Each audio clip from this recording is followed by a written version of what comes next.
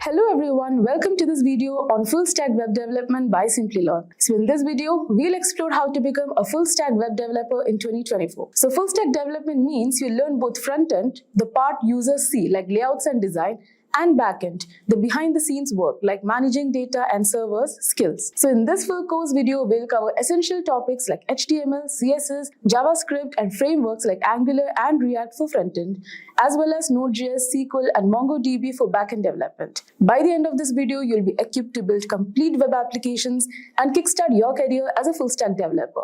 Let's get started. Now, if you want to advance your career as a MERN stack developer with our full stack development course, master MongoDB, Express.js, React, and Node.js, along with Git, HTML, CSS, and JavaScript to build and deploy interactive applications. In collaboration with IBM, the 6-month online bootcamp offers hands-on learning through professional projects, advanced AI coding tools, and job assist services. Join us to gain expertise in full stack development and secure your future in tech. The course link is in the description box and pinned comments. Hey everyone, I'm sure you're all aware that every application that we use today has something called the front end, which is the user interface, and the back end, which is the software that accesses data for us, and finally we have the database to store the data.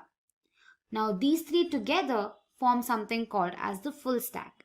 So hi guys, welcome to this video on what is full stack by Simplilearn. But before we begin, if you haven't subscribed to our channel already, make sure to hit the subscribe button and the bell icon to never miss an update. So here's what's in store for you. First, we'll have a look at what front-end development is. Then we'll see some of the front-end languages. Then we'll move on to some front-end libraries and frameworks. Then we'll see what back-end development is, understand some of the popularly used back-end languages and frameworks. And finally, we'll have a look at the database. So now what exactly is front end? Every time you open a website, it has several UI components. And once you click on a particular icon, say sign in this case, you get navigated to the sign in or the login page, right? So what happens is that all of these items facilitate navigation and utility. These are collectively called as the front end. So the front end is the visible part of the website or the web application which is responsible for user experience. The user directly interacts with the front end portion of the website or the web application. So now let's have a look at some of the front end languages. So I'm sure you've heard of HTML, CSS and JavaScript. So these are collectively called the front end languages. When it comes to HTML, it defines the structure of websites and formats the web pages. It also defines text documentation. So let's look at a simple example. So here I've made use of the h1 tag, which is the heading tag in HTML, and I've displayed the message hello welcome. So correspondingly, my website displays the same message.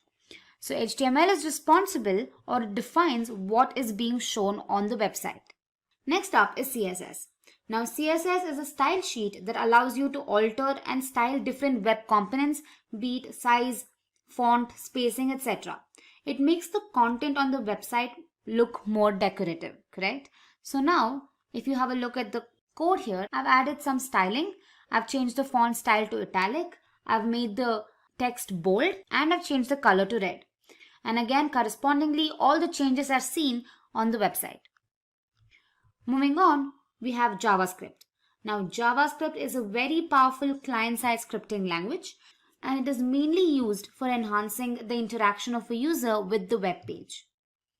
So again, if you have a look at the code here, I've created a form wherein the user can enter their name, and I've also displayed the message, please enter your name. As a result, an input box is made available where the user can type in their name. Now this is facilitated by JavaScript. So as I mentioned earlier, it is used to make web pages interactive and bring the web applications to life. So next, let's have a look at some front-end frameworks and libraries. Now most of these are JavaScript frameworks and libraries. First we have React, then there's Angular, there's Vue, there's jQuery, and then there's Bootstrap. Now all of these help develop the front end of the application. However, when it comes to React, Angular and Vue, it's not necessary that you must know everything to create a website. One of them will be sufficient. However, the usage of React is on the rise and most of the developers prefer using React. jQuery and Bootstrap are also powerful frameworks that can be used to create interactive web pages. Now that you know what front-end development is, you must be wondering how the data is being fetched and how this data is being presented in front of you on your screen, correct? Now this is all facilitated by the back-end of the application. So let's understand what back-end development is. Now back-end basically refers to the server-side development of the application. It is responsible for managing all the database with the help of queries and APIs. So every time the user makes a request, it queries the database and retrieves the data from the database and presents it to the user. And lastly, it ensures data consistency. So now let's have a look at some backend languages and frameworks. Firstly, we have Node. Node and Express.js are packages provided by JavaScript. Then there's Python, which is a very popularly used language. Python frameworks like Django and Flask are popularly used to create the backend of applications. Then there's Java, and Java provides Spring and Java Server Faces, which are also used for backend development. Then there's C#, which provides frameworks like ASP.NET Core and ASP.NET MVC. And other popularly used backend languages are PHP, there's Perl, and Ruby. Database is the collection of interrelated data which helps in efficient retrieval, insertion, and deletion of data from database and organizes the data in the form of tables, views, schemas, reports. Now, some of the commonly used database management systems are MySQL, there's PostgreSQL, there's Microsoft SQL Server, there's Oracle Database, and then there's MongoDB. But how can we at Simplilearn help you? If you wish to make a career as a full stack developer, then a certification will come in handy. For that, you could head to our official website and look for full stack development courses. Now we offer the full stack Java Developer Masters program. We also provide the postgraduate program in full stack web development, and we also provide the full stack web developer mean stack masters program. You can go ahead and click on the program and have a look at the overview. If this suits your requirements, you can go ahead and purchase the course. If getting your learning started is half the battle, what if you could do that for free? Visit SkillUp by Simplilearn. Click on the link in the description to know more. Mobile and web applications are something that we practically can't live without. From ordering food, to booking flight tickets, to making important bank transactions, these apps have made our lives easier.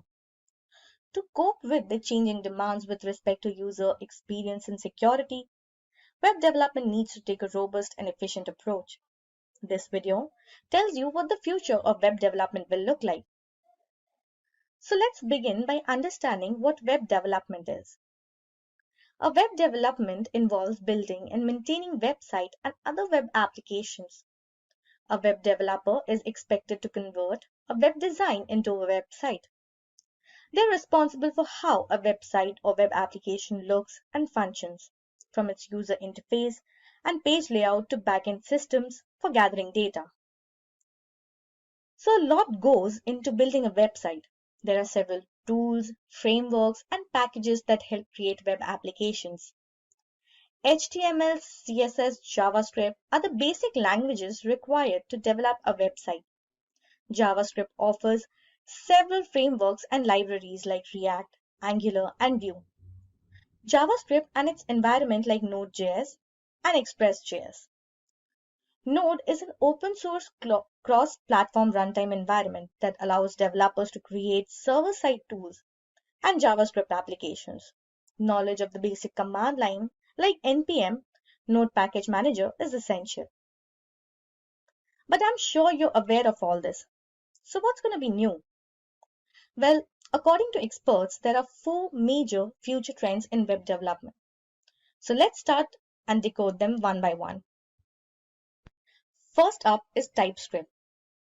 TypeScript is a superset of JavaScript and is an object-oriented programming language.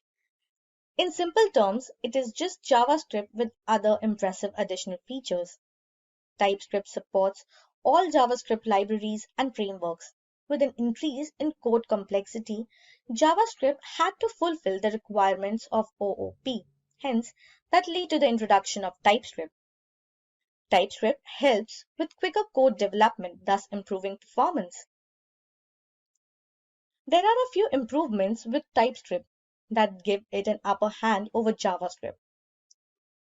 Only at the time of development does TypeScript bring out compilation issues. This reduces the chances of mistakes occurring at runtime. A property of TypeScript is that it is strongly typed or enables static typing. Static typing allows type correctness to be checked at compilation time. In JavaScript, this isn't possible. TypeScript is nothing but JavaScript and some additional features, i.e. ES6 features. Some of these features are interfaces, generics, namespaces, null checking, and access modifiers. TypeScript supports IntelliSense, which provides active hints as the code is added. So considering all these advantages, TypeScript is something that will be widely adopted by teams across the globe. Next up is WebAssembly. WebAssembly is a new way to run on the web. WebAssembly, or WASM, is the second universal programming language that all web browsers can understand and run. However, you're not going to be writing scripts in WebAssembly yourself. It's a low-level assembly language designed to be very close to compiled machine code and very close to native performance. What this means is that JavaScript is no longer the only language you can run on the web. Web browsers can run any language now, if that language has a WebAssembly compiler. Even traditional desktop languages like C++ and Rust can be compiled down to WASM with relative ease. WASM currently runs in 94% of users' browsers, with IE, UC Browser, and Opera Mini support being the main things holding it back, as per usual. However, it's backed by developers from Mozilla, Microsoft, Google, and Apple, and support in modern browsers is fast moving. Next up, we have package managers. Packages, a package manager or package management system, is a collection of software tools that automates the process of installing, upgrading, configuring, and removing software packages for a computer's operating system in a consistent manner. It typically maintains a database of software dependencies and version information to prevent software mismatches and missing prerequisites. NPM is the package manager for the Node JavaScript platform. It puts modules in place so that Node can find them and manages dependency conflicts intelligently. It is extremely configurable to support a wide variety of use cases. Yarn is another package manager that replaces the existing workflow for the NPM client or other package managers while remaining compatible with the NPM registry. It has the same feature set as exciting workflows while operating faster, more securely, and more reliably. Lastly, we have JavaScript dialects. Compiler to JavaScript, there are many JavaScript dialects like CoffeeScript, Dart, Babel, TypeScript, and Svelte that offers better features than JavaScript and ultimately compile to JavaScript. It is likely that these languages will be the future. There are several other predictions like better appreciation for web standard, less client work, and more focus on personal projects, and the need to know more languages. Regardless, the future of web development looks more promising than ever. If you wish to make a career as a web developer, start now. Today we will be discussing the roadmap to become full stack professional or developer. So let's understand this with the help of an example. Imagine having the ability to build an entire web application from the user-friendly interface that people interact with to the powerful server-side logic that processes and stores their data. For instance, think about creating a popular app like Instagram.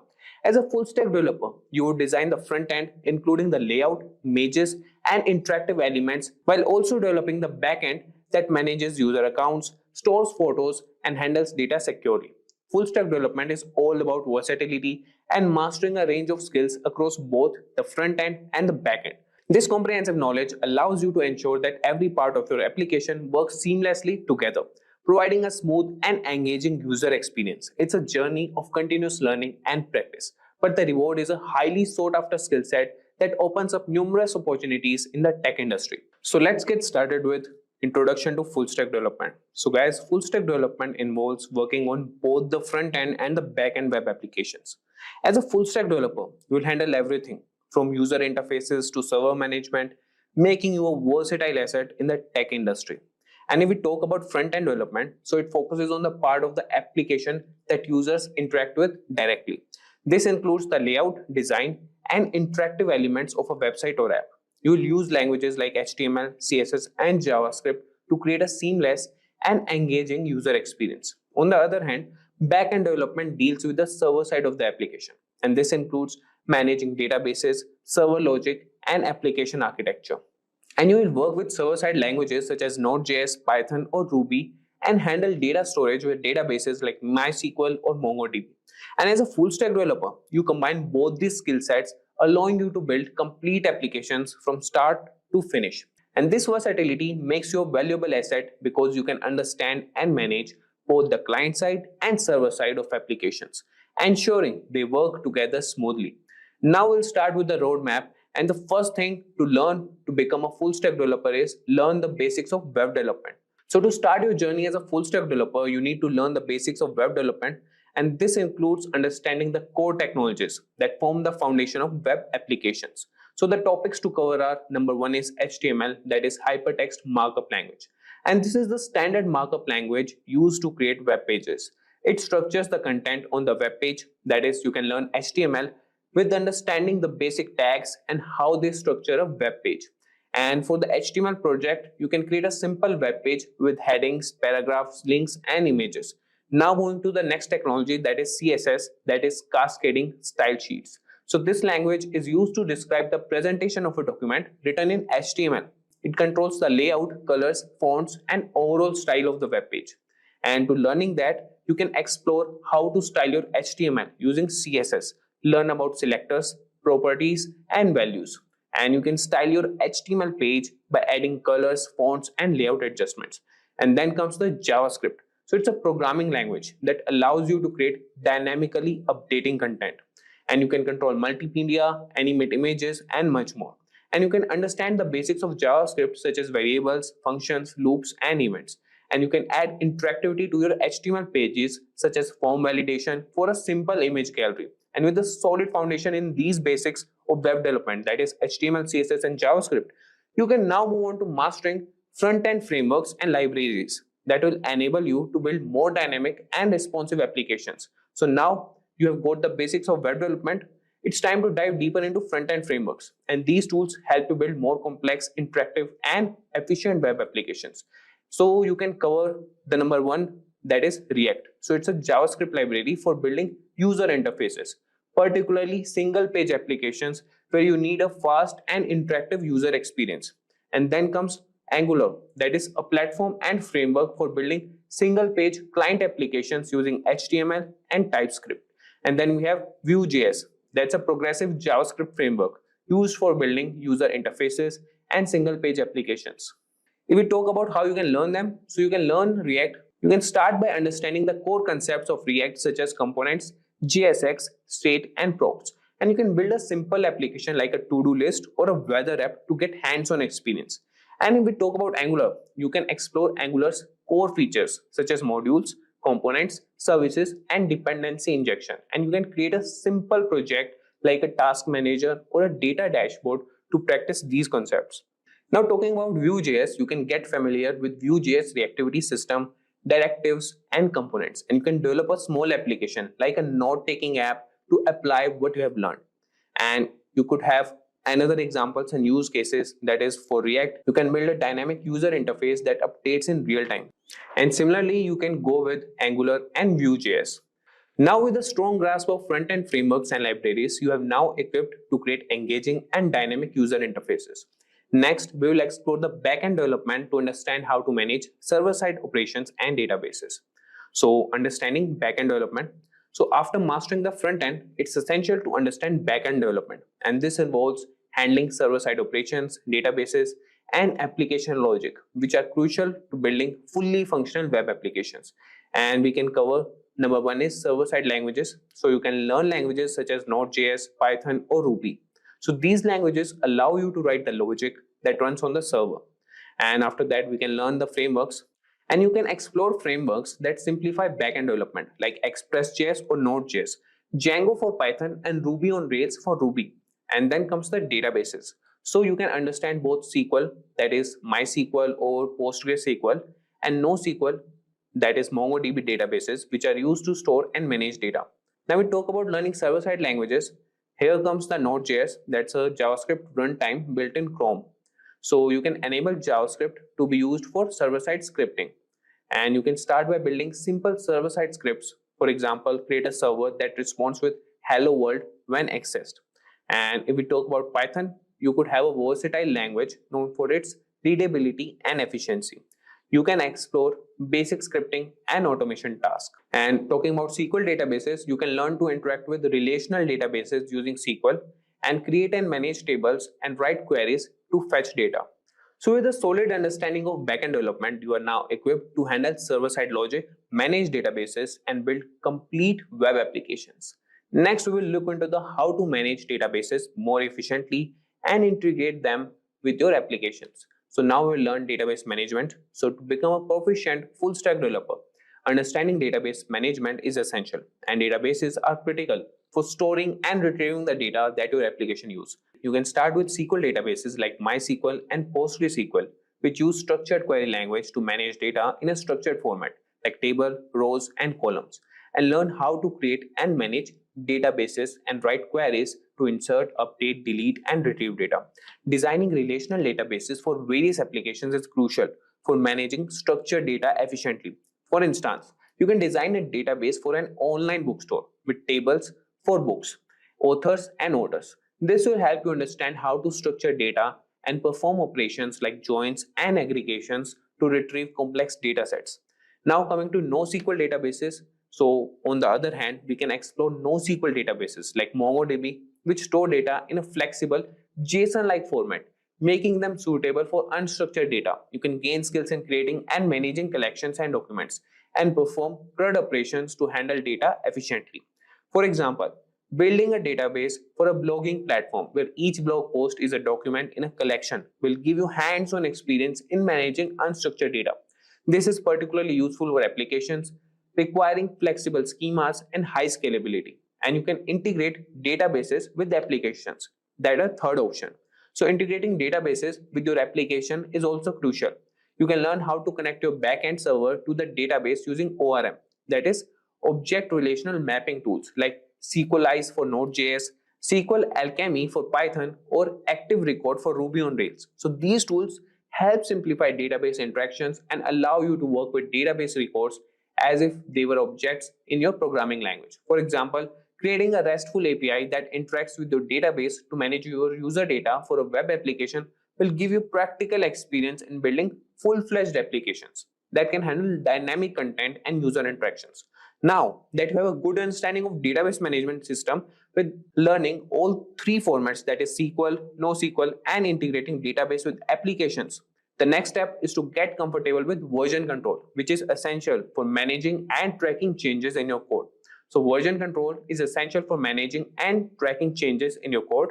You can start by learning Git, that is a widely used version control system that helps you keep track of different versions of your code and collaborate with others. You can use platforms like GitHub, GitLab, or Bitbucket to host your repositories and manage your code online. You can practice creating repositories, making commits, branching, and merging changes. Understanding these concepts will allow you to work effectively in teams, contribute to open source projects, and ensure your code is organized and error-free. For instance, create a GitHub repository for your projects to track changes and collaborate with others seamlessly. And with a strong understanding of version control, you are now ready to explore DevOps practices and deployment, which are crucial for delivering your applications efficiently. So after version control, you should learn this, that is understanding DevOps. So DevOps practices and deployment are crucial for delivering applications efficiently. DevOps combines software development, that is dev, and IT operations to shorten the development lifecycle and provide continuous delivery. You can learn about continuous integration and continuous deployment, CI/CD pipelines, which automate testing and deployment processes. You can familiarize yourself with cloud platforms like AWS, Azure, and Google Cloud, which offer services to host and manage your applications. And practicing deployment on your projects on these platforms will help you understand how to manage servers, databases, and networking, ensuring your applications are always available and scalable. And with knowledge of DevOps and deployment practices, you are well equipped to deliver robust applications. Next, let's focus on building projects and creating a portfolio to showcase your skills. So, building real world projects and creating a portfolio are essential to showcase your skills and attract potential employers. So, start by developing projects that incorporate both front end and back end technologies. Examples include an e commerce site, a blog platform, or a social media app. Document your projects well, highlighting the technologies used and the challenges you overcame. Create a personal portfolio project or website to display your projects, share your resume, and provide a way for others to contact you. This portfolio will serve you as a testament to your capabilities and make you stand out in job applications. Now that you have a solid portfolio, you are ready to start applying for jobs and advancing your career as a full stack developer. So keep learning and building to stay ahead in the dynamic field. And now coming to last point, that is stay updated and keep learning. So the tech industry is constantly evolving. So it's crucial to stay updated with the latest trends, tools, and best practices. Join developer communities and follow tech blogs and participate in online forums like Stack Overflow and Reddit. And you can attend webinars, conferences, and workshops to network with other professionals and learn about emerging technologies. And you can continuously take online courses to keep your skills sharp and learn new programming languages or frameworks. So, by staying updated and continuously learning, you ensure that your skills remain relevant and you can adapt to the ever changing landscape of full stack development. So, with that, guys, we have come to the end of this session. You can utilize free resources like YouTube tutorials, community forums, and documentation to guide your learning. And you can also join courses, as I mentioned in the starting, that you can have a Stack development certification. By 2025, if you are not using AI to code, you might be falling behind. That might sound extreme, but the truth is AI is changing how we develop software at lightning speed. Whether you are a beginner or an experienced programmer, AI tools are opening up new opportunities you might not have thought possible. In this video, I will show you the top AI coding tools that will make you feel like you have got a full team of developers at your disposal. No matter if you're working on web apps, mobile projects, or data science, AI coding assistant can seriously boost your productivity. Before we get into the list, let me quickly explain what AI coding tools actually are. These tools use advanced machine learning to enhance your coding experience. They can suggest smart code completion, generate full code snippets, and handle repetitive tasks for you. Think of them as a helpful assistant, always there to make coding faster and easier. So now let's check out the best AI coding tools used in 2025. So welcome to the demo part of best AI coding tools for 2025. So in this, I will show you top 5 coding AI tools, right? First, we will start with ChatGPT. So I'm not talking about the simple one because simple one is everyone know, but recently ChatGPT launched GPT-4o with Canvas. So we will open this. Here I will write, give me login page code using HTML, CSS and CSS. Okay, see the magic. See, like that. So right now it's in beta version. Okay, so I guess those who have paid version, so they can use this. So now see here, what if I want to change these background color, only particular background color. I don't want to change all the code, but I just want to change these color, H2 color, or you can say display, it will block or something else. Okay, I want to change the padding of this particular class, right? So here what I will do, I will select this and one pop-up will come, ask ChatGPT. So now you can just here you can write, please change background color to blue. I don't know which color is that, but again I want to change it to blue. See, it will change only the background color. See, rest will be the same. right? See here, edited. So this is the best upgrade I can see with ChatGPT with coding, for coding. Okay, so let's see one more. Okay, so here what I will do, let's change the padding. Okay, here I will write increase, what is this, border radius, border radius. Okay, see here is 8, it will increase. See, it did 16, and the rest all is same. So this is one tool. Okay, ChatGPT 4o with Canvas. The second is Gemini. Okay, I'm not going to use Gemini into Gemini prompt, but I will open one thing, Google Colab. Okay, so here is Google Colab, and I will open new notebook.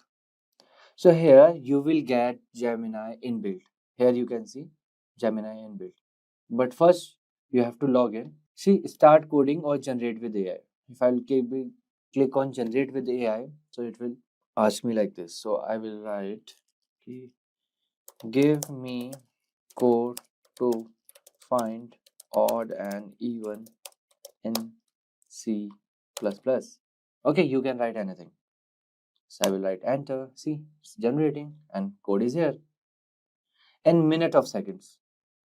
Okay, if I will write in Java, the code is here in minute of seconds. Okay, in seconds it will give you. So this is the second. You can use Gemini as well in the, see, while giving prompt here, or you can open Gemini, right? You can open Gemini as well, but it's better if you are using Gemini for code, so use in Google Colab. Why? Because you can use or you can run code directly. Okay, let's try to run it. Let me run it. See, it's running. Wait. Okay, some error is there. Invalid syntax. Why?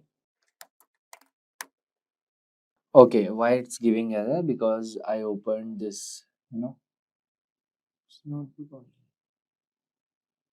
Okay, this is the Python notebook, right? That's why it's giving error. Okay, let me run this in Python. Oh my god. See, it's running nicely in Python because it's Python notebook. Okay, so these are the odd numbers and these are the even numbers, and numbers are already given here, right? So this is the second one, and the third one is Claude. Okay, I have to log in it first. So here, so in Claude as well, we have many models. You can say Claude 3.5 Sonnet and Haiku is there, and some more things are there. Okay, and here I will write. Okay, please give me code to make snake game in Python. Okay, so see, now it's generating. So some tools are to generate code from the scratch, and some tools are the suggestions tools. Okay, we will see the next one, the suggestion tool, what I am talking about. Okay, so here all the details for this particular code, and yeah, so third model is Claude. So this is how you can use Claude. So there are many models of Claude, like I told you already, 3.5 Sonnet is there, Haiku is there, and there is one more. Okay, where I can't see. Okay, but again, it's it's paid thing. Okay, and the next is Codium. Okay, so I will show you Codium. This is the Codium, right? This Codium is this. So I have already installed this Codium into my VS Code. Okay, see, Codium generate control plus I. See, this is the command. Just write. This is again Python one. Okay, give me code to find the prime numbers in Python. Okay, just submit and the code will be here. See, okay, code will be here. Or if you write here, find the prime numbers. See, it will give you suggestion. Okay, if I will write define prime and then see again suggestion. If I will write this again suggestion, then yeah, the code is complete. Okay, so it will give you suggestions as well. Okay, this is a Codium. So just like Codium, so this is our fourth tool, Codium, and just like Codium, there is one amazing tool which is called AWS Q Developer, Amazon Q Developer. This is the amazing tool. Okay, so recently they jumped into this thing, AI coding, and you can install it to Visual Code directly as well. Okay, you can go here and from where the extensions are there, you can write Amazon Q here. Okay, this thing you can install. Okay, it's like this Codium only. Let me show you some videos. What are the videos? Okay, so how Codium works. Okay, not here. I will show you in this. See, this is how Codium works. Again, same thing. See, if you write this, again the suggestions will come. Okay, lambda function to publish user, like Codium. Okay, so the fifth one is our Amazon Q. Okay, so there are many models like Copilot. This GitHub Copilot is there. Copilot is there. GitHub Copilot is there for this AI coding, AI developer tool.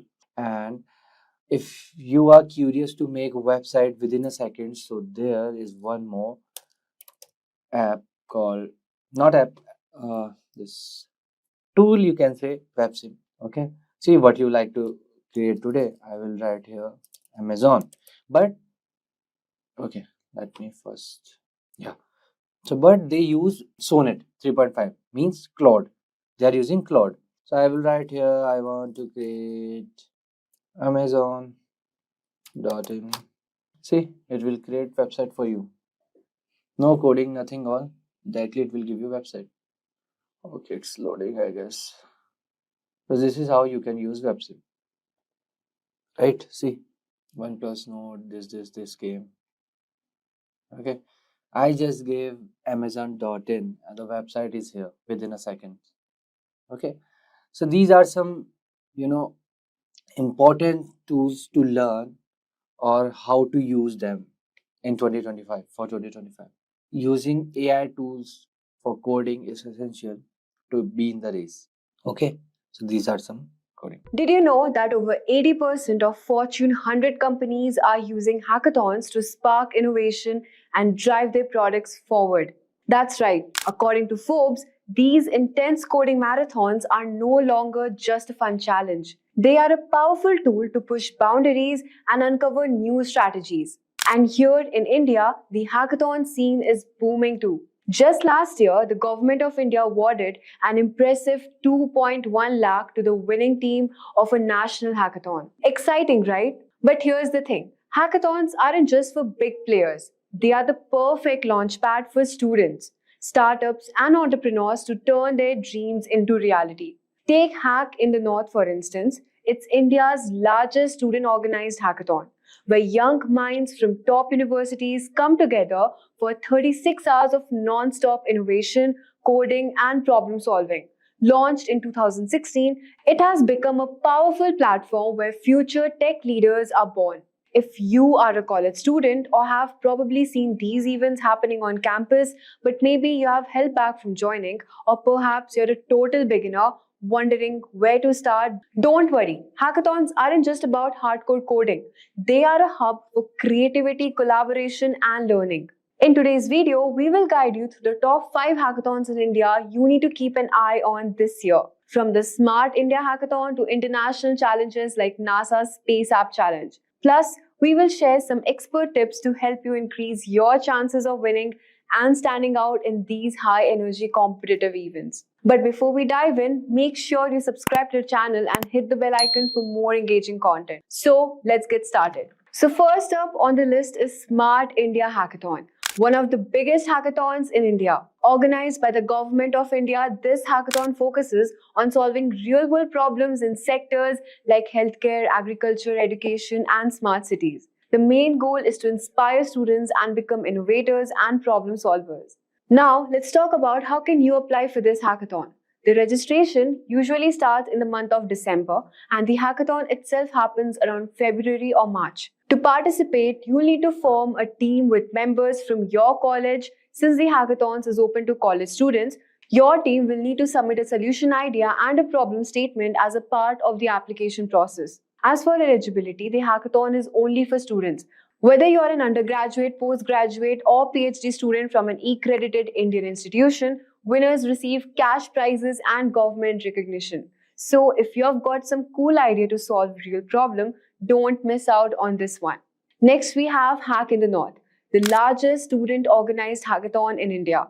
Hosted by IIIT Allahabad, it's a 36-hour tech marathon where you can work on software or hardware projects, and the best part is it's completely free to join. Now, how can you apply for this hackathon? Well, applications for Hack in the North typically open in the month of January, and the event takes place in March or April.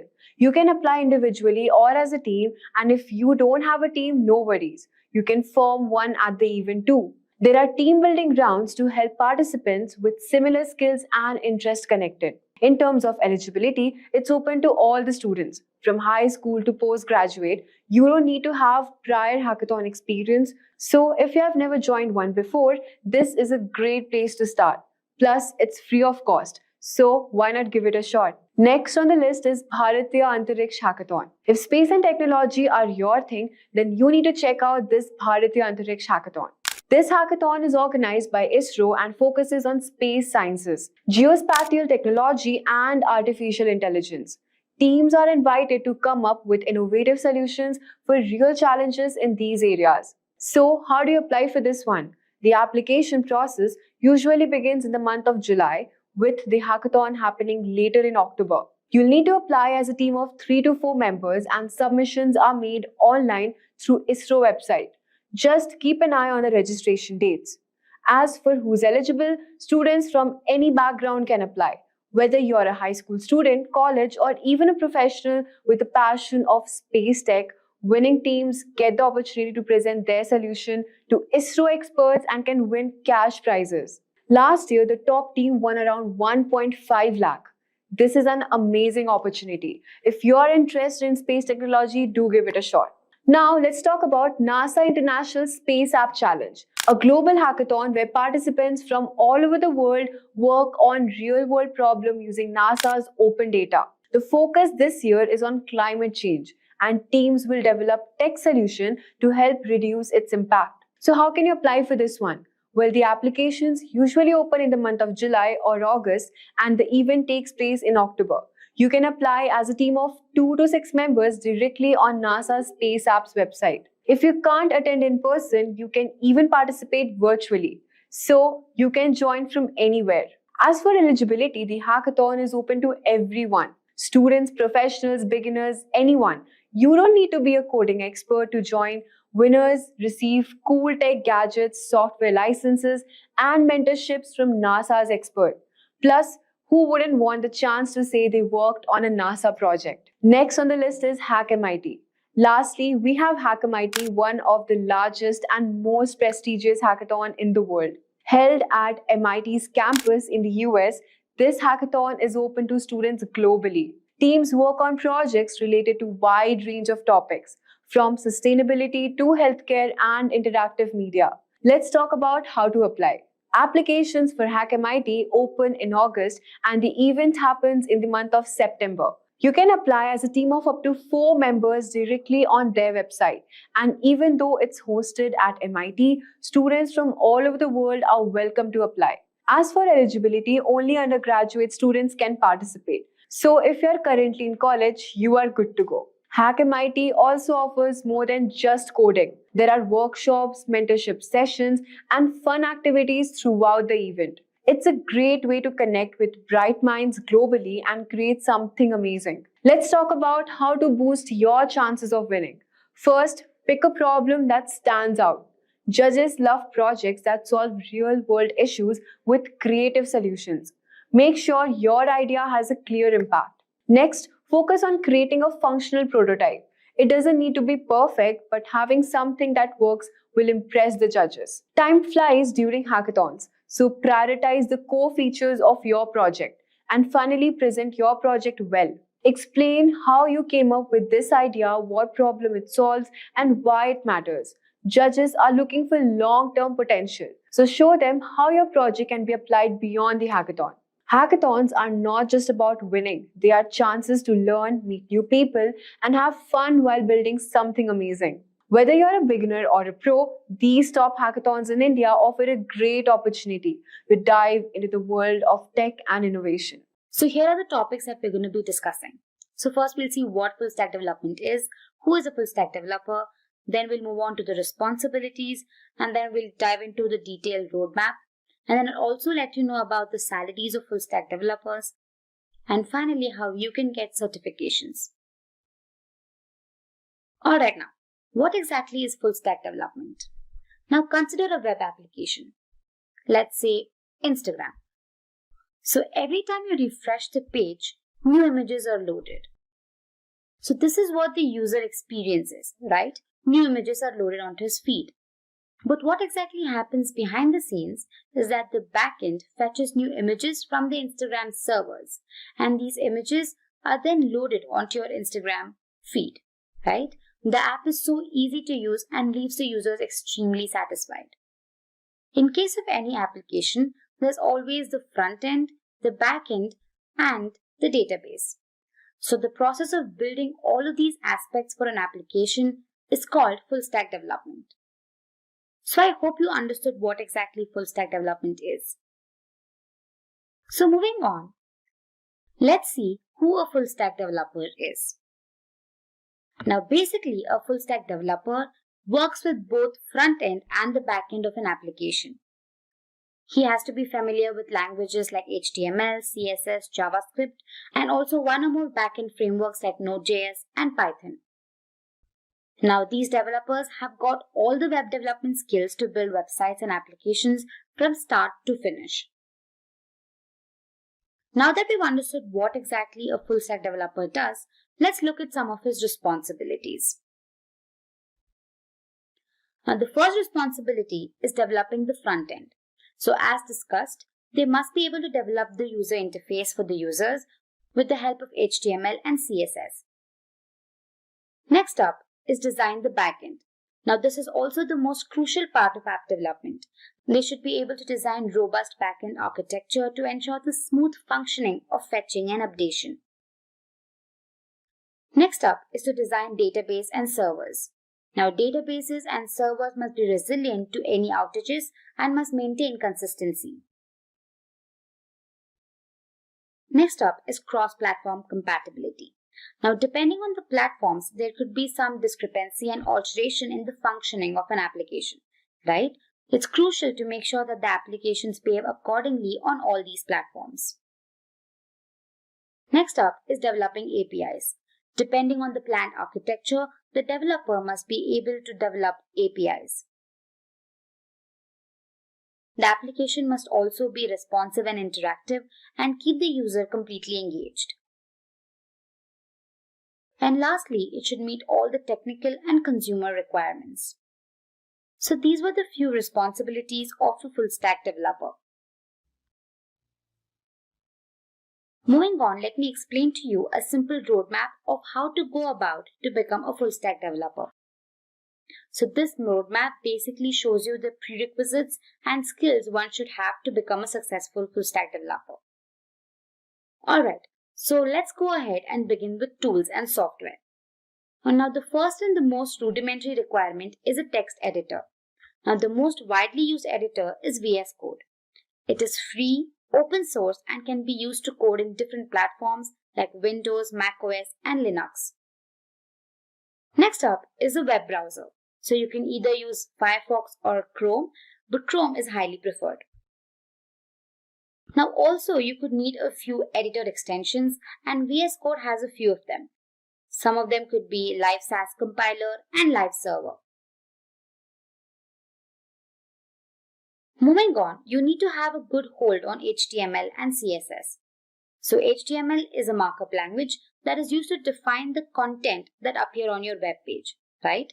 The developer can incorporate images, text and videos depending on the requirements. And moving on to CSS, it is basically a style sheet which is used to decorate your entire application. It is used to define the appearance of the content, say in terms of shape, color, size, spacing, etc. Next up is JavaScript. Now this is the most widely used front-end language and enhances the interaction with the web page. Now you might want to brush up your knowledge on simple concepts like arrays, functions, objects and loops. You can also learn ES6 features like callbacks, promises, async await, DOM manipulation and event, fetch API and JSON. All of these are required when you're making use of different JavaScript frameworks and libraries. So I'd recommend you brush up your knowledge on all of these topics. React, Angular, Vue and jQuery are some of the JavaScript libraries and frameworks that one can use. Now, all of these topics that we discussed earlier, be it ES6 features or basic concepts, they come in very handy when you're using these frameworks. Among React, Vue and Angular, over the last couple of years, React has gained immense popularity, followed by which Vue is also being widely used. Now, Angular has seen a downward curve over the past few years. So depending on your requirements, you can choose one of these frameworks. Next up is version control. Now, Git and GitHub are the most widely used version control systems. Now, Git basically helps you manage project files. Git basically keeps track of the entire history of things that the user is working on, right? So it makes sure that it allows the user to backtrack and see what he's worked on until then. Moving on to GitHub, it is basically a web-based service for version control using Git. Now the user can also look into other people's code, identify issues or errors, and also even propose changes. Now this comes in extremely helpful when you're working in a team. Let's move ahead and look at some of the backend environment. Now the most popularly used environment is Node.js. Now this is basically an open source cross-platform runtime environment that allows developers to create server-side tools and applications in JavaScript. Now Node is typically used to create real-time applications with two-way connections, wherein both the client and the servers can communicate and exchange data without any hassle. Now I really recommend you have a basic knowledge on command line as well. That is, now knowledge on basic command line like npm, that is Node Package Manager, is also essential. So this was a simple overview on Node.js. Moving on to other backend languages, there's Python and the most commonly used framework, that is Django. Now Python is the easiest programming language out there and I'm sure everybody will agree with me with this. So it also offers many libraries and frameworks for different technologies. So when it comes to backend in full stack development, Django is a clear winner. Now it is a high-level Python framework that enables rapid development of websites. It is also free and open source and has a huge active community of users. So I'd really suggest you get your hands on Django and work on it extensively. Moving on, let me give you a brief overview on the trends in 2020. First up is blockchain. Now, blockchain is an emerging technology and has seen tremendous growth in the last few years. Now, it has also entered into domains like healthcare and finance. Next up is AI and chatbots. AI is booming and there is no doubt in that. So languages like Python and JavaScript frameworks like TensorFlow are widely used. Mobile app development. This is one of the top trends you should look out for in 2020. Now there are mobile applications for practically anything these days. So frameworks like React Native and Flutter can be deployed to develop these applications. Next up is progressive web applications. Now these are like a hybrid of mobile and web apps. They are faster to load and provide some amazing features like push notifications.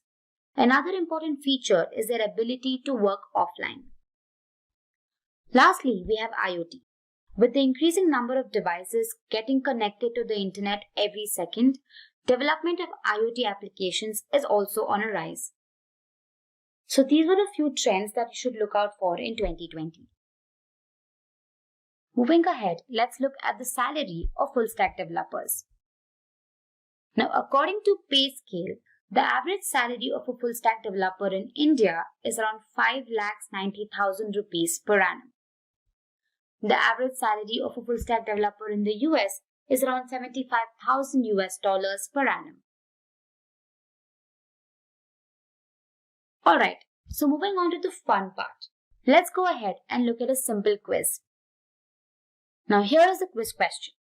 Which of the following is not a JavaScript framework or a library? Option A, React. Option B, Angular. Option C, Pandas. Or option D, Vue. So let us know your answer in the chat section. One lucky winner will get a voucher. So I'll keep this on the screen for a while.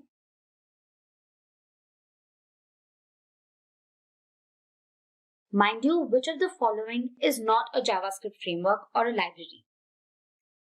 So comment your answer immediately. Alright. So moving ahead, let me tell you how Simplilearn can help you. Now there are several online certification courses, but if you're looking for something that is concise and well structured, then head out to the Simplilearn website. And here you can see a few options. You have the Full Stack Java Developer Masters Program. You have the Full Stack Developer .NET Masters Program. And you also have Full Stack Web Developer Mean Stack Masters Program. You can also go through the overview, and depending on your requirement, you can choose the appropriate course. Hey guys, I'm sure you all have heard about phrases like web development, full stack development, front end and back end development. But if you are not sure about what exactly they mean or how they're different, then don't worry. You're in the right place. This video on front end versus back end development will help you differentiate the two. But before we begin, if you haven't subscribed to our channel already, make sure to hit the subscribe button and the bell icon to never miss an update. Now let's jump right in and look at what's in store for us. So first, we'll look at what exactly web development is. Then, we'll look at the different types of web development. Going ahead, we'll look at what front-end development is and understand what exactly back-end development is. And lastly, we'll be comparing the two on the basis of languages, libraries and frameworks, skills, job roles, and salary. So now let's begin by understanding what web development is. Web development is the process of creating a website on the internet. It refers to the non-design aspects of a website, such as creating features and functionality using programming, markup, and scripting languages.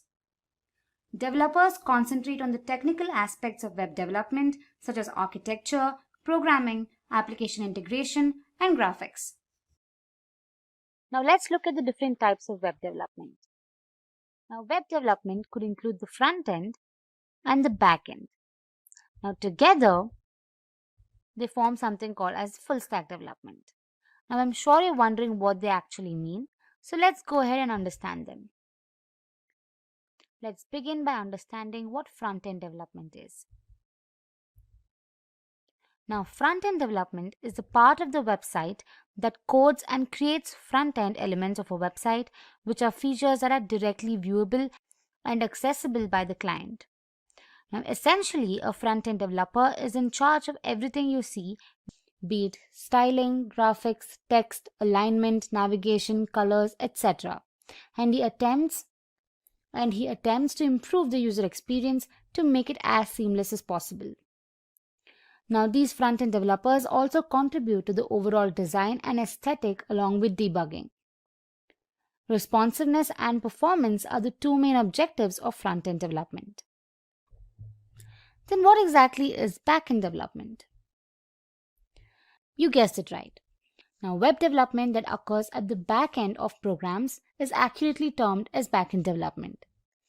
Now, this back-end development covers server-side web application logic and integration and activities like writing APIs, creating libraries, and working with system components as opposed to front-end development, which focuses on customer-facing services and programs. Now, back-end developers create code that allows database and an application to communicate with each other. Essentially, a back-end developer handles what you don't see. They are in charge of the back end of the website, which includes servers, databases, and applications. So now that you have a brief understanding of what front-end development is and back-end development is, let's go ahead and compare the two. So we'll be comparing the two based on 5 different features. That is languages, libraries and frameworks, skills, job roles, and salaries. Now let's begin with languages. Now, front-end development typically includes coding using languages like HTML, CSS, and JavaScript. Now, as you all know, HTML is a markup language that is a standardized system for tagging text files to achieve font, color, graphics, and hyperlinks. Now, CSS is used to format the layout of these web pages, and JavaScript is used to create interactive elements on the web page. When it comes to backend, the languages include Python, C#, Java, Perl, PHP, Ruby, and some JavaScript. Now, Java in particular was built from ground up to run on the server side, so Java is extremely useful. Python is also one of the most popularly used languages, and C# language is the preferred architecture for backend programming in Windows environments. Now, talking about libraries and frameworks, front-end libraries and frameworks include React.js, Angular, Vue, jQuery, and Bootstrap. While talking about backend frameworks, we have Express.js, Node, Spring, Django, Flask, JSF, ASP.NET, and .NET MVC. Now, front-end and back-end developers work very closely, so it's helpful to have a foundational understanding of front-end developer technologies like HTML and CSS as well. Moving on to skills. Now, front-end developers are in charge of bringing visual elements to a website as well as interactive elements such as navigation, buttons, and anything else that improves overall usability. HTML, JavaScript, and CSS are frequently used to ensure that a site's visual side operates well. So it's crucial to know these languages, and a good understanding of JavaScript frameworks and libraries is also essential. And other general skills include a good grasp of front-end programming languages, the ability to create a responsive design, the knowledge of testing and debugging, and an understanding of front-end development tools like automation, content management, version control systems. Talking about the skills required for backend development. Now, backend developers deal with backend languages and frameworks like Java, Ruby on Rails, etc. Now, backend developers deal with languages like Java, Ruby on Rails, etc. to make web pages and applications operate. Now, it's vital to know commonly used backend languages and frameworks like Django, Node.js, Express.js, and so on. Other important skills include database management, framework utilization, programming, knowledge of accessibility and security compliance, and understanding requirements and ensuring data consistency and integrity. Now, moving ahead, let's look at some of the job roles for front-end and back-end development. Talking about front-end, we have the front-end developer, the CSS or HTML developer, we have front-end web designer, we have front-end SEO expert, full-stack developer, and a UI developer. Talking about back-end, there's back-end developer, Java developer, full stack developer, DevOps engineer, software engineer, and an iOS developer. And lastly, let's look at the salaries offered to these front-end and back-end developers. In India, the average salary of a front-end developer is around 6 lakh rupees per annum, while a back-end developer earns about 7 lakh rupees per annum. In the US, a front-end developer earns around 100,000 US dollars per annum, while a back-end developer earns about 121,000 US dollars per annum. Session will be about today's topic, which is become a front-end developer. So let us begin. We are going to discuss the things you need to know to become a web developer. First, we will start with basic skills which every web developer must know before moving into more advanced web frameworks. Then, we will understand what React is and why it is so popular. After that, we will go through another web framework called Angular. Then, we will also get to know about a comparatively new front-end framework called Vue. In the end, we will go through the front-end developer salary trends, which will give you an insight of the job market. So without further ado, let's get started. First, the basic skills. Let us understand what basic skills are required to become a web developer. There are a few recommendations in that you must learn for either path. These are the common things every programmer should know. The first one is the GitHub. So Git is a free open source version control system that enables collaborations in a particular project. It is designed to handle both small and large scale projects. Git is a tool used to save code and create different versions to better manage the feature updates in the product or an application.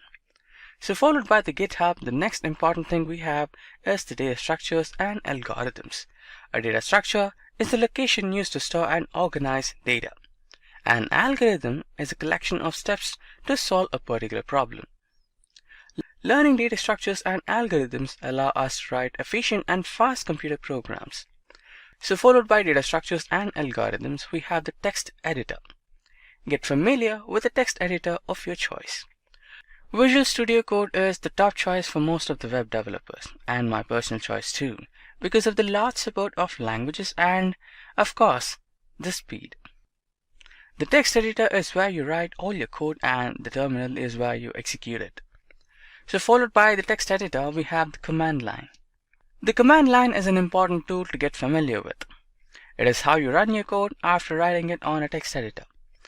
The better you are on the command line, the more efficient you will be as a developer. So followed by the command line, we have the HTTP and HTTPS. The HTTP protocol is the backbone of the internet. It handles requests and responses from a web application. It is mandatory for a web developer to have good knowledge of both HTTP and HTTPS in order to build fast and responsive web applications. Now that we know what basic skills are required to become a front-end developer, let's discuss about the most popular front-end library, that is the React. Now, what exactly React is? So, React is a front-end JavaScript library used for building beautiful user interface components. It is an open source, meaning it can be used in your commercial projects without any restrictions. It is also component-based, and these components can be used again and again, promoting code reusability. It is an MVC or Model View Controller architecture. React is the V responsible for how the application looks and feels for the end user. Now, why should you learn React? React has always been in high performance as it uses virtual DOM rather in real DOM. So basically DOM stands for Document Object Model and is used by every internet browser for rendering a web page or an application. React can also be easily integrated with other JavaScript frameworks like Node.js, resulting in the development of a completely new web application including front-end and the back-end. It is comparatively easy to maintain large-scale applications written in React because it highly promotes code reusability and code readability. So followed by React, the next important thing we have is the Angular. We have an idea of what React is, but it is not the only framework used for building user interfaces. So now let us know about Angular. So now what exactly Angular is? Angular, unlike React, is a fully fledged framework for web application development, which usually does not require additional libraries for implementing additional functionalities like routing. It is also open source and backed by Google and is regularly updated, resulting in constantly improved performance and addition of new features. In terms of performance, it was pegged to be much slower than React, but with the recent versions, performance seems to be on par with React. Now, why should you learn Angular? Angular is one of the most stable frameworks out there. It is also the most complete, meaning you don't have the need to integrate with other frameworks since it pretty much includes everything for the web development of a complete web application. Angular, backed by Google, is a safe choice for using in long-term projects since it is not going anywhere anytime soon. Angular is obviously used by Google for its web applications and also used by other large-scale companies, creating a lot of job opportunities. Now, followed by Angular, the next one we have is the Vue. Now that we know quite a bit about the two popular front-end frameworks, namely React and Angular, let's now go ahead into Vue and learn a bit more about Vue.js library. Now, what exactly is Vue? Vue is a lightweight and open source progressive JavaScript framework used for developing interactive web user interfaces. It is meant to be integrated with other libraries to develop a complete web application. Like React, Vue.js is mainly focused on the Vue part of the web application and hence it's a bit faster when compared to Angular, which is a complete web application solution.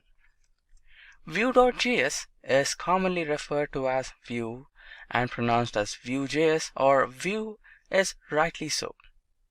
Now, why should you learn Vue? Any beginner web developer can easily understand Vue and start building their own web user interfaces. Like React, Vue also uses virtual DOM, resulting in better performance, and it also uses the component-based code design, promoting code reusability and code readability. Vue.js has become popular in recent times, and many companies are starting to use it, owing to its lightweight performance and easy integration with other web libraries and frameworks. Now with this, let's move into the next section where we will discuss about the front-end developer salary trends. Now that we know what skills we need to become a front-end developer, let's now have a look into the salary trends of a front-end developer. Front-end developers are always in high demand since new web applications are launched and managed continuously. There are generally offered generous salaries across the globe. The salaries also depend on the factors like frameworks, skills, and the work experience. The average salary of a front-end developer in India is 5,06,000 rupees per annum. The average salary of a front-end developer in United States is $76,929 US per annum. Website architecture. Website architecture basically defines the design and structure of a website. A website contains two important parts, the front end and the back end. The front end of any website is something the user came across. We can also state it as the client side of any website. Whatever the user of the website sees while going through any particular website is considered as front end. HTML, CSS, and JavaScript are the three most popular and mainly used technologies which are responsible for the development of the graphical user interface. The combination of these three technologies is responsible for giving a smooth and appealing user experience. On the other hand, anything the user doesn't witness while going through the website but actually exists somewhere in the website and the server is known as the backend of a website. Whenever we visit a page and send a request for the content, the server goes through the database and then creates a response that is sent back to the browser. The browser then interprets the response and displays the content on the screen. Several technologies are used for backend development. Few of them are JavaScript frameworks like Node.js and Next.js, Python frameworks like Django, Ruby frameworks like Ruby on Rails, C++ frameworks like Apache, and many more other technologies.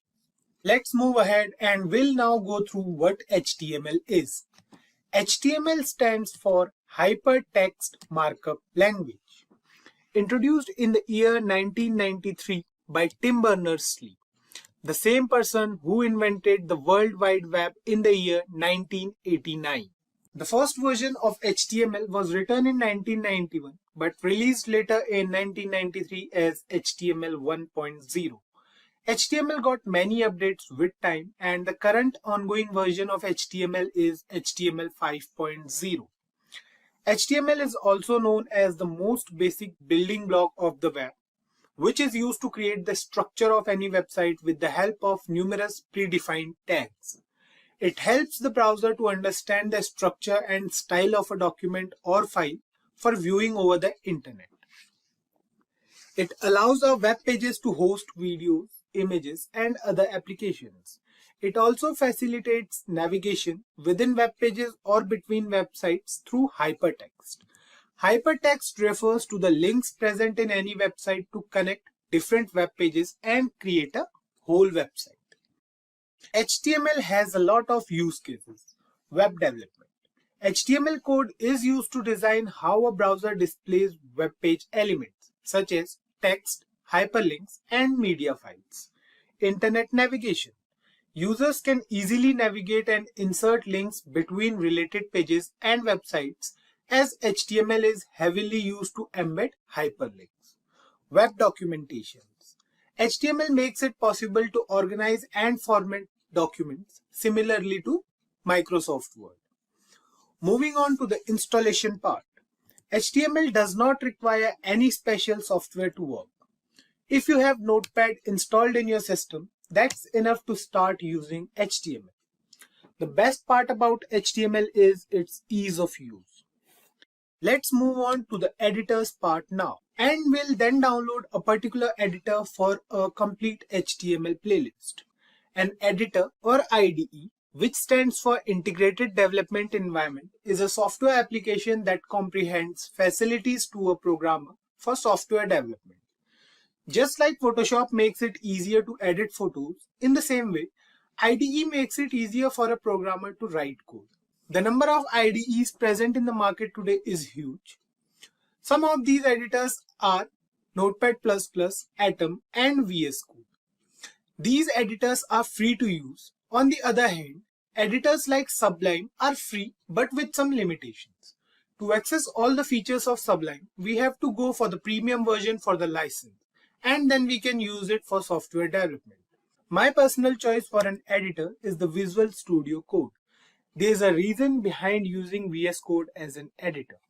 Let me tell you a few advantages of VS Code over other editors. First of all, it is free to use as it is open source software, so we can get it at no cost. It supports multiple programming languages. There's nothing like we need any web support or work on different editors for different programming languages. We can use VS Code for different languages as well. Extensions are also one of the main reasons behind using VS Code. Suppose we want to use a programming language, it does not support. All we have to do is to add an extension and we are good to go. It also does not affect the editor's speed as it runs as a different process. Besides all these properties, one main key factor behind using VS Code is its availability in different platforms, like it is available for Mac, Linux, and Windows. So I think there are enough features we have discussed till now. There are many more features that we'll discuss while installing and working with VS Code. Let's start with the installation part now. The installation process for VS Code is pretty simple. Just go to Google and write here VS Code. Press enter and the next page which will open will show us the results. Click on the first link over here and we are here at the website of VS Code. Right. Now you can see the download button in front of your screen. You can click on it and you can download the stable version for your operating system from here only, or you can go to the other download button present at the top right corner of your screen.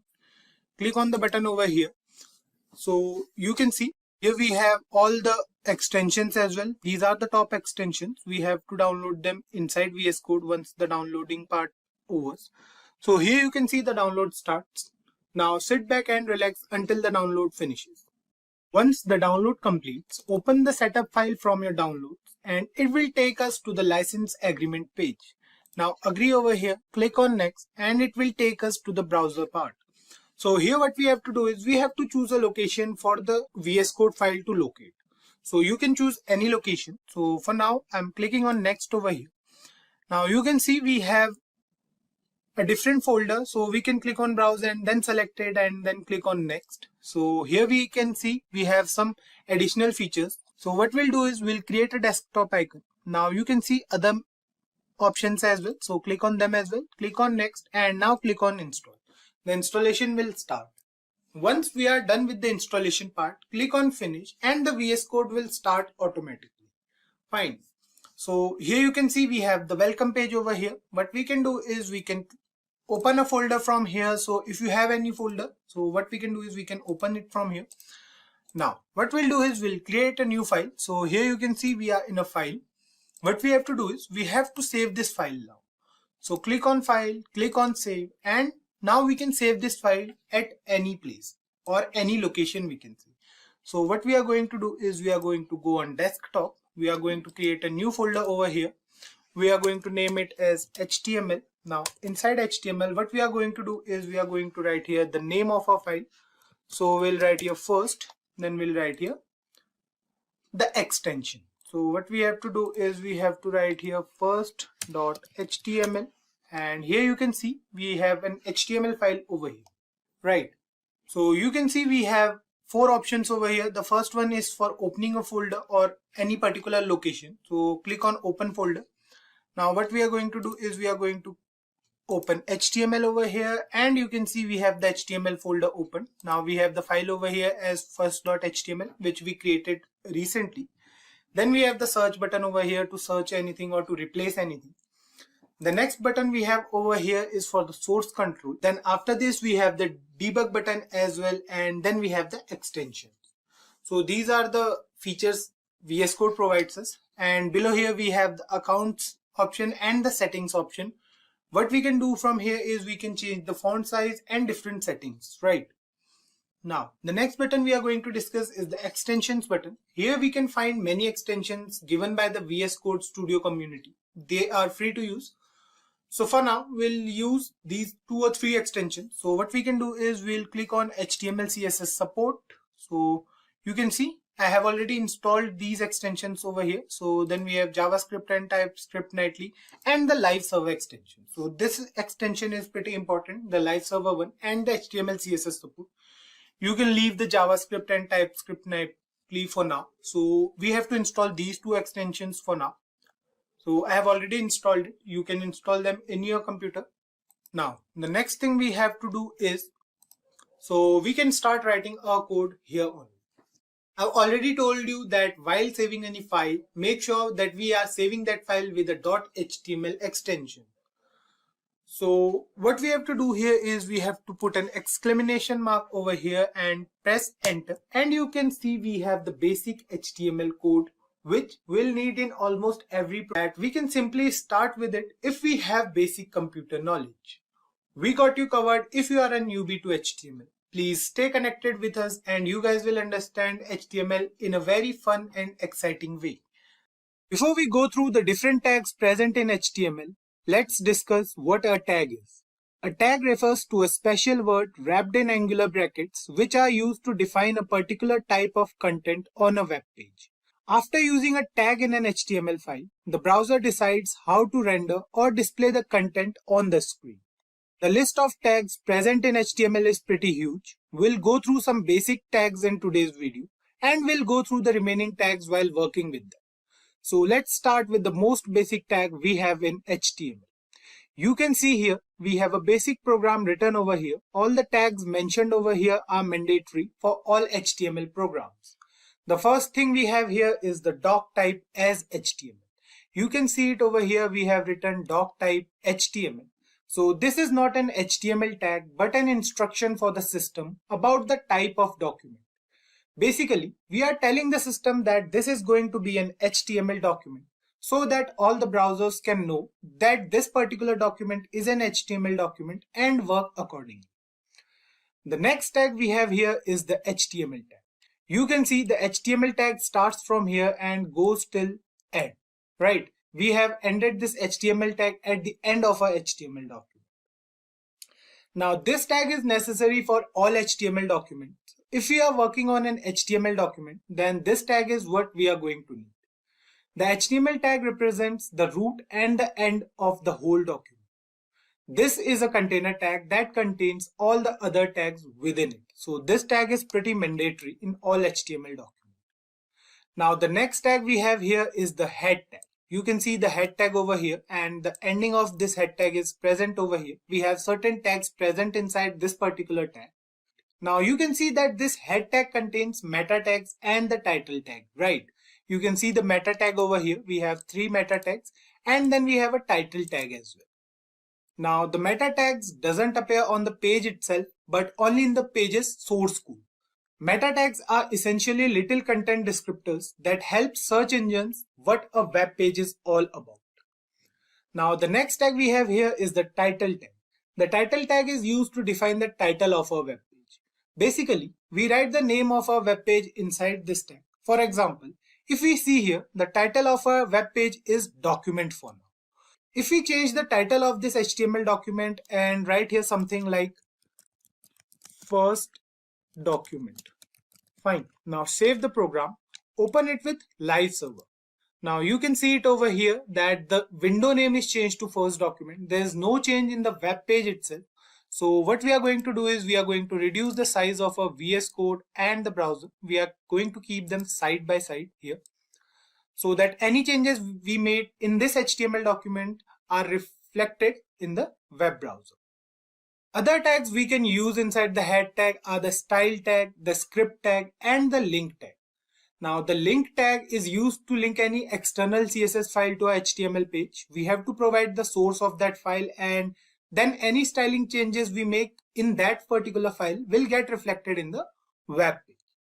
For that, so let's create a CSS file first. What we are going to do is we are going to create another file over here. Let's name it as style.css. Now this particular file has .css as extension. This will tell the browser that this particular file is a CSS file, and we are going to use it for styling purposes. Fine. So we have this style.css over here. Now we are going to link this with our HTML document. For that, what we have to do is we have to write here link. So this is the tag. Now we have to write here rel, and we have to write here style sheet. Fine. Now the next thing we have to do is to provide the source code of this particular file. So for that we are going to use href. Href is going to be style.css. Now close this link tag. Now this rel tag over here specifies the relationship between the current document and the linked document. Now you can see it over here. We have this rel as a style sheet. This means that this particular file is a style sheet, and we are going to use this for styling purposes. Another important tag we have inside the head section is the script tag. This tag is used to declare or use any script within the HTML document. Basically used for JavaScript. So it's not necessary to use this tag within the head section only. We can use it anywhere, but for now we are going to use it inside the head tag. The syntax is also easy. We have to write it like script src. Now src is going to be the file name. So let's add another file over here. We'll write first.js. So this will tell the browser that this particular file is a JavaScript file. So we are going to write here inside this. Now we are going to write first.js. Now we have to define the type as well. So type is going to be text, and the file is a JavaScript file. So we'll write here JavaScript. Fine. Now close this tag, and the script tag will closes automatically. You can see it over here. Fine. The script tag is closed. Keep one thing in mind, that we have to close the script tag every time, but the link tag is not necessary to close. The next tag we are going to discuss is the body tag. The body tag defines the document's body. Now you can see it over here. If we go back to HTML page, you can see the body tag over here. Now the body element contains all the content of an HTML document such as headings, paragraphs, images, hyperlinks, tables, lists, etc. There can only be one body element in an HTML document. Any tag we are going to use within the body tag is going to define the structure of a web page. Now the next tag we are going to use is the heading tag. There are 6 different types of heading tags starting from H1 and goes till H6. H1 refers to the most important heading and H6 refers to the least important. The font size of H1 is the largest and the font size of H6 is the smallest among all. So let's use them all here. What we'll do is we'll write here H1. Now inside this H1 we'll write this is heading 1. Save the program and you can see it over here. We have a heading in our web page which says this is heading 1. Similarly, we have the H2 tag as well. So if we write here H2 and inside this if we write this is heading 2. Save the program. You can see the change in the font size. You can see the difference over here. The font for H1 is greater and the font for H2 is a bit smaller than H1. Similarly, we have H3 and for H3 we are going to write here this is heading 3. Fine. Then we have H4 as well. So we are going to write here H4 and inside this we are going to write this is heading 4. Fine. Similarly, we have H5 and H6 as well. So we are going to mention them first here. So we'll write here this is heading 5 and finally we have H6 which is used for heading 6. So we are going to write here this is heading 6. Fine. Save the program and you can see the difference in all the headings over here. The size for H1 is the largest and the size for heading 6 is the smallest. We can use any of these headings according to our needs. Similarly, we have the paragraph tag as well in HTML. It is used to write a paragraph or any content within the web page. The syntax is simple. We have to use the P tag for that. So if we write here P and now inside this paragraph tag, whatever thing we'll write. So let's say we are writing here, this is a first HTML document. Fine. Now save this program and you can see it over here. We have some text present in the web browser, right? So these are the most basic HTML tags we discussed in today's video. As we said, the list of tags is large and we'll discuss them while working with them. So please go through these tags on your own and let us know if you face any issues. We have already discussed about tags in the last video. We came across several important tags in the previous video like the HTML, head and the body tags. A simple definition of tags states that a tag refers to a special word wrapped in angular brackets, which are used to define a particular type of content on a web page. After using a tag in an HTML file, the browser decides how to render or display the content on the screen, right? Now, keeping this definition in mind, the definition of an element in HTML states that an HTML element is the collection of a start tag, its attributes, an end tag, and everything in between the tags, right? So an HTML element is basically a collection. Let's understand this with the help of an example. What we'll do is we'll write over here inside the body of this HTML document. We'll write P. Fine. Now this paragraph tag over here is an example of a tag. It has opening tag and a closing tag. So this whole thing is a tag. This paragraph is a tag over here. Now if we add an attribute to this tag like an ID or a class, so what we'll do for that, we'll write here, let's say ID is equals to para1. Fine. This tag now has an attribute within it. ID makes this whole tag unique. We can access the content of this tag with the help of ID attribute. We'll discuss attributes in detail in the upcoming video. For now, let's add some content inside this tag. So what we'll do is we'll write inside this tag. We'll write over here, let's say this is a paragraph. Fine. So we'll write here paragraph. So this is the content of a paragraph tag. Now we have 4 different parts present over here. We have the starting tag over here. So this is the starting tag. This whole thing over here is the starting tag. Then we have attribute. So ID here is the attribute. Then we have the content of this tag. So this is the content present inside whole tag. And then we have the end part of a paragraph tag. So this represents the end part, right? So the combination of these 4 things is known as the HTML element. Now let's talk about the case sensitivity of HTML tags. So HTML tags are not case sensitive. So you can see we have paragraph tag over here with small p present inside angular brackets. What we can do is we can write here capital P as well. So these 2 things are pretty same. So let's write something inside this as well. So let's say we are writing here, this is paragraph 2. Fine. So this is the content present inside this paragraph tag with capital P inside angular brackets. Now save the program. And you can see we have 2 paragraphs over here. The first one says this is a paragraph and the second one says this is a paragraph 2. So what we have to do is we have to remove A from here. Save it now, and now it says this is paragraph 2. Fine. So I hope you guys got that HTML tags are not case sensitive. Fine. Now let's move ahead and we'll now discuss empty elements in HTML.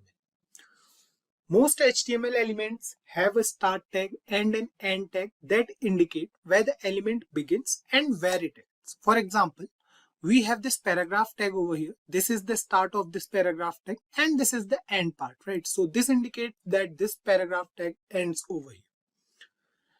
Now there is a group of elements that are exceptions to this rule. So these elements are called empty or void and only have a start tag since they have no content present inside the tag.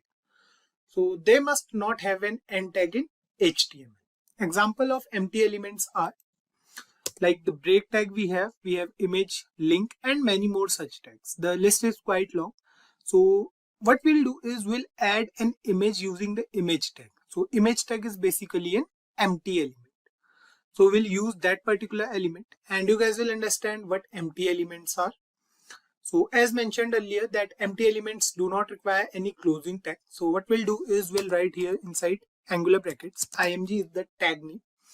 Then we'll write here src. So src over here is attribute. We'll discuss attributes in upcoming videos. So inside this we'll provide the path of our image. So let's say we have this image present inside images folder, which is a folder present in a system, so where we are saving all our HTML programs. So the next thing we'll write here is alt stand for alternate. So if the image is not shown over the browser, then the alternate text will be shown. So let's say we are writing here image1. Now we'll close this image tag. So that's all. We don't have to close this particular image tag. We don't have to write here like this. So you can see we don't have to write here like this anything. So if we not write it over here, that's fine because image element is an empty element. So let's save the program and you can see we have an image over here in the browser. So the image size is quite large. What we'll do is we'll reduce the size. So we'll write here this for now. We'll discuss all these things in the upcoming videos, so don't worry about it. For now you can see that we have an image over here. So this is our image. This particular image is what we have added using the image tag. So this is done. Now the last thing we'll discuss in this video is the nesting of elements. Nesting means we can use a tag or element within another element. For example, you can see we have a paragraph over here. So this is a paragraph which says this is paragraph 2. Let's add some more things over here. So let's say we are writing over here HTML stands for hypertext markup language. Fine. And save the program. So this is the paragraph over here. You can see. Let me increase the size of our browser a bit. So now I think you guys can see it much better. Now what we'll do is we'll use a particular element or tag within this paragraph tag. So let's say we want this HTML to be cursive and bold in nature. So what we'll do over here is we'll use the B tag over here. So B stands for bold. So what we'll do next is we'll cut HTML from here and we'll paste it inside this B tag. Now save the program and you can see HTML is bold in nature now, right? Similarly, what we can do is we can nest one more tag inside this bold tag. So what we can do is we'll write here I. Now we have to put this HTML inside both these tags, save this program, and you can see the HTML is cursive in nature now. So you can see we have three different tags, or we can say we have two different tags inside a particular tag. This is known as nesting of elements. So we can do it with HTML as well. I hope you guys must have got an idea about what HTML elements are and how elements are different from tags in HTML. In the last part, we came across HTML elements. We saw the difference between HTML tags and elements. Now that we already have an idea about elements, let's discuss what attributes are. Let me write the basic syntax of an HTML element over here first. So what we'll do is we'll write over here. Let's use the paragraph tag. So we are writing over here. This is a basic example of elements in HTML. Fine. I hope you guys must have got an idea about what this is. This is actually a basic HTML element. We have nothing else over here, just a simple example of HTML element. An element consists of a start tag, an ending tag, and the content within the tag, right? So this particular thing is an element. Now, attributes in HTML refer to the additional properties or characteristics of an element. For example, if we write here, let's suppose we are writing over here. Let's say we are writing over here ID as para1. Fine. Now save this program and you can see over here that we have a paragraph which says this is a basic example of elements in HTML. Now we have this whole element with ID as para1, or we can give any ID of our choice. Now this ID is unique for this particular element. For now, you don't have to worry much about this ID or any other attribute. Just focus on what attributes are. We are going through the working of attributes basically. So we can use the ID of this attribute to style this particular element. So basically this ID attribute defines what this HTML element is. We have to use the style tag element, or we can say we have to use the style element for styling this particular paragraph. You will understand it once we go through the tag. So let's do it over here. What we'll do is we'll use the style tag over here. So we'll write here style. You can see this is a style element basically. It has start tag, it has ending tag. Now we'll write some content inside this particular tag. So let's say we are writing over here hash para1. Now inside this what we'll do is we'll define some styling properties. So let's say we are writing over here background color as red, and we'll write here color. So this color here refers to the font color basically. So we'll write here blue. Now save this program and you can see the paragraph in our browser is changed. So what we did here is inside this style element, we access this particular ID. So ID is unique for each element. We'll discuss it later on. So basically this particular paragraph tag has an ID named para1. So we are using that particular ID. Then we have some CSS properties. So these properties are used to style a particular element. So we have used it over here. You can see it over here. If I zoom out a bit in the browser, you can see the background color of this whole paragraph is red and the font color is blue. Fine. What we want to say here is this ID over here is basically an attribute. It is used to identify or change a particular element. We have many attributes present in HTML. So we'll go through some of them. Let's say we are adding an image over here. So let's add an image and you guys will understand about HTML attributes here as well. So we'll write here img. So this is basically an empty element. We have discussed it in the previous part wherein we went through HTML elements. Now what we'll do is we'll write here src. Now src is also an attribute. This attribute is used to provide the system with the source of a image. So if we go back to this particular HTML folder, so here we have a HTML folder. You can see we have a folder here named as images, and we have an image present inside this particular folder, right? So what we have to do is we have to provide this path inside a HTML file.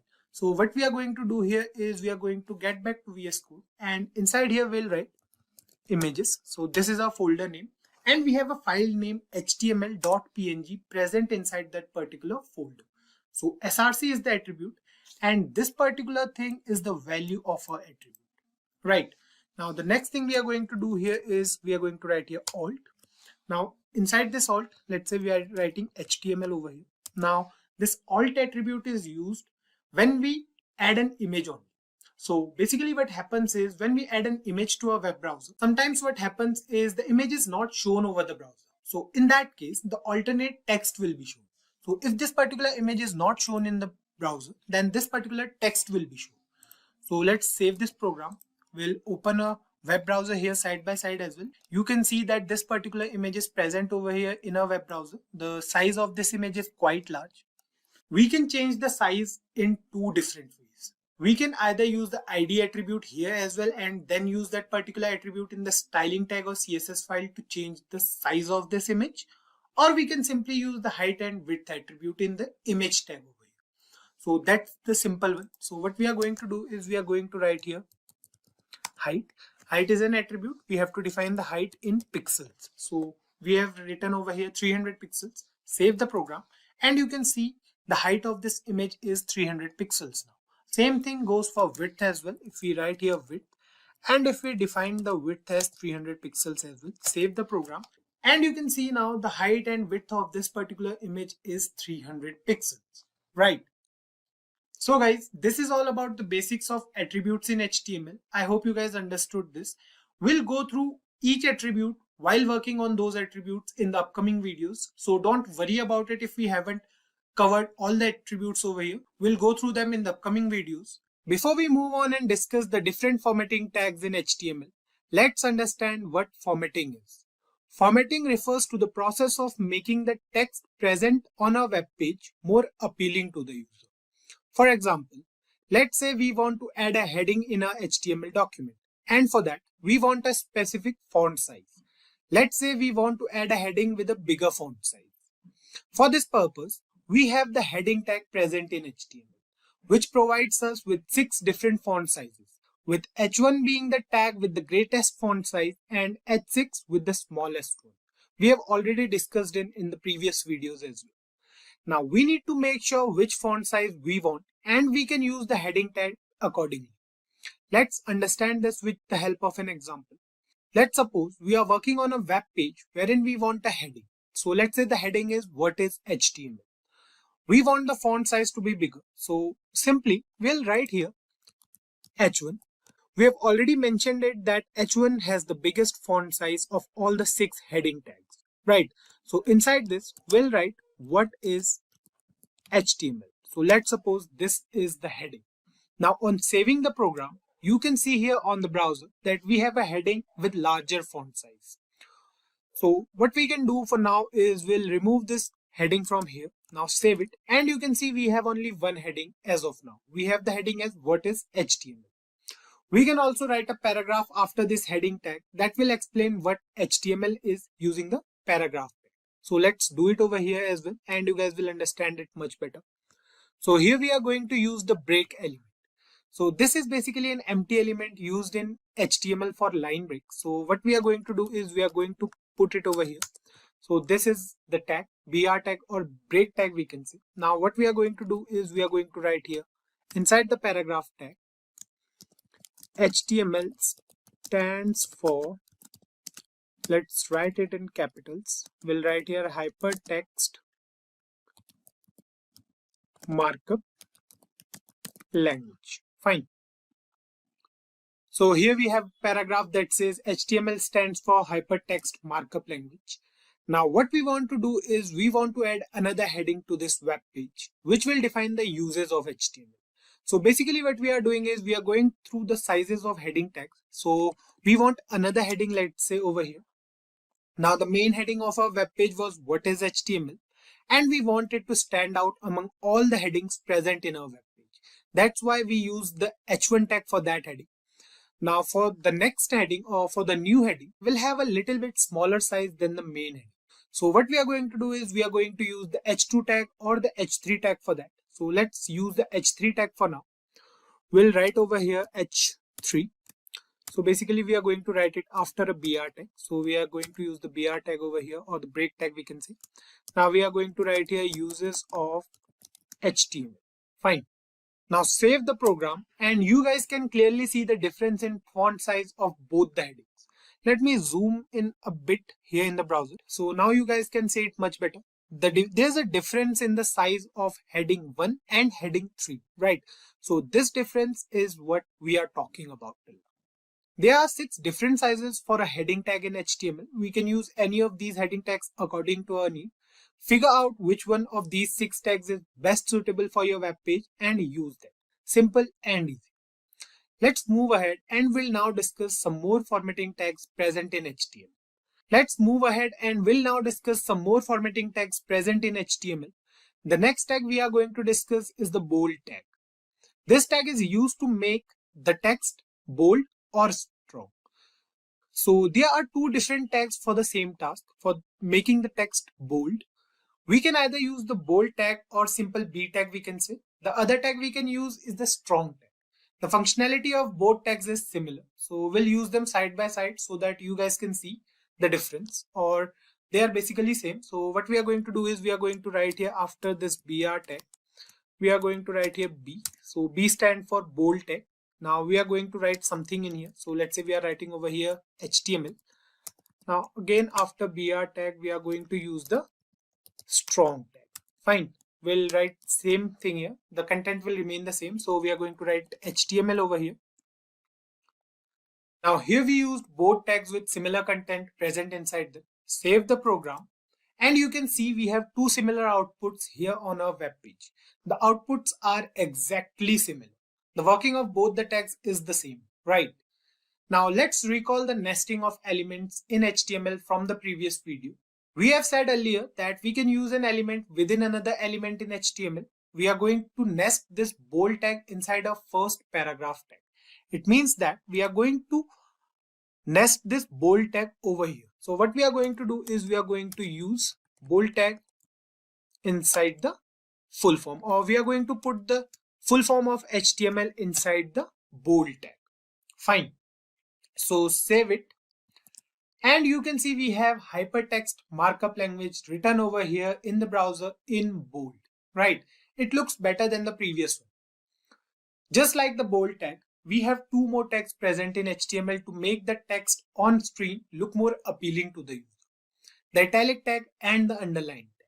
Now you guys must be thinking that these 3 formatting techniques are also present in Microsoft Word. You are right. These 3 tags are present in both MS Word and HTML. The working is also same. So let's use these tags here once. What we are going to do is we are going to use these tags over here only. So we are going to put this hypertext markup language inside 3 different tags. So we are going to put them inside italic, we are going to put them inside bold, and we are going to put them inside underline as well. So we are going to do this over here. Now you can see the nesting of elements over here. If I zoom in a bit on Visual Studio Code, you can see we have a paragraph tag, then we have 3 tags present inside it. So we have bold tag, we have italic and underline. So this is called nesting of elements. Now save this program and you can see the text over here. We have hypertext markup language in italics, it is underlined and it is bold in nature, right? The next tag we are going to use is the delete tag. We have 2 different tags present for this task as well. Let's say we want to put a line through the center of any text, crossing it out basically. Let's say that this text is not relevant. Fine, so let's go through an example first. What we are going to do is we are going to use the break tag over here, and now after this break tag, we are going to use a paragraph tag. We are going to write a paragraph. So let's say we'll write here, I would like to have a cup of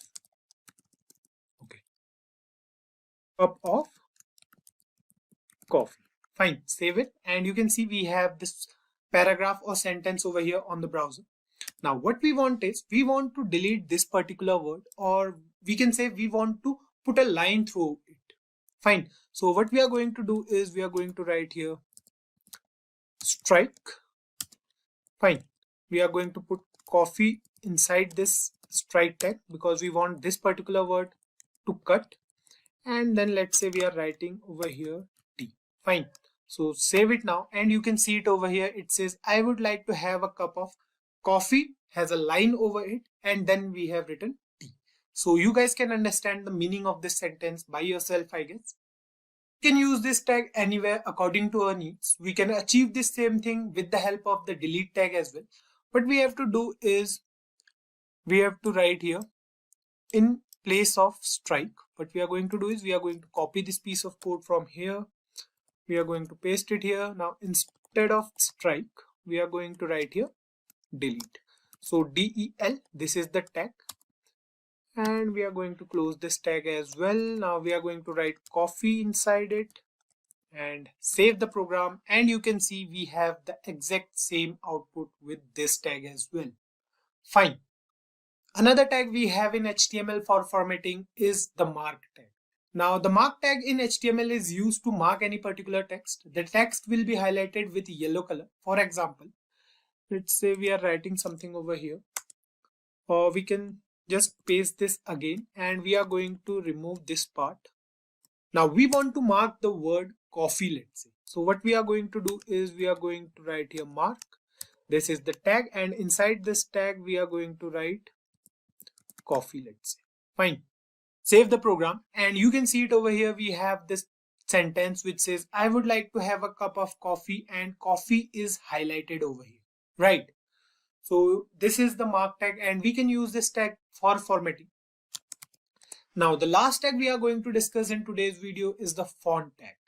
The font is an inline element used to change font sizes, font colors, and font styles of the text in a web page. This element has its own attributes. So the three attributes we can use are size, color, and face. Fine. Size is used to change the font size of the text. We can write values between 1 and 7, with 1 being the smallest and 7 being the largest font. Exactly opposite to the heading tag. So you can learn it that way. Color refers to the font color. We can simply write the name of the color, or we can use the hexadecimal values for colors. The hexadecimal numbers are specified according to the RGB value for each color. The last thing we have is face. Face refers to the font style. The default HTML font is Times New Roman. We can use any font style of our choice using this attribute. So let's use this tag over here, and you guys will understand it much better, I guess. So what we'll do is we'll write here. Let's say we are using a paragraph tag. So we'll write something over here. Let's say I prefer. Now we are going to use the font tag over here. So this is a tag.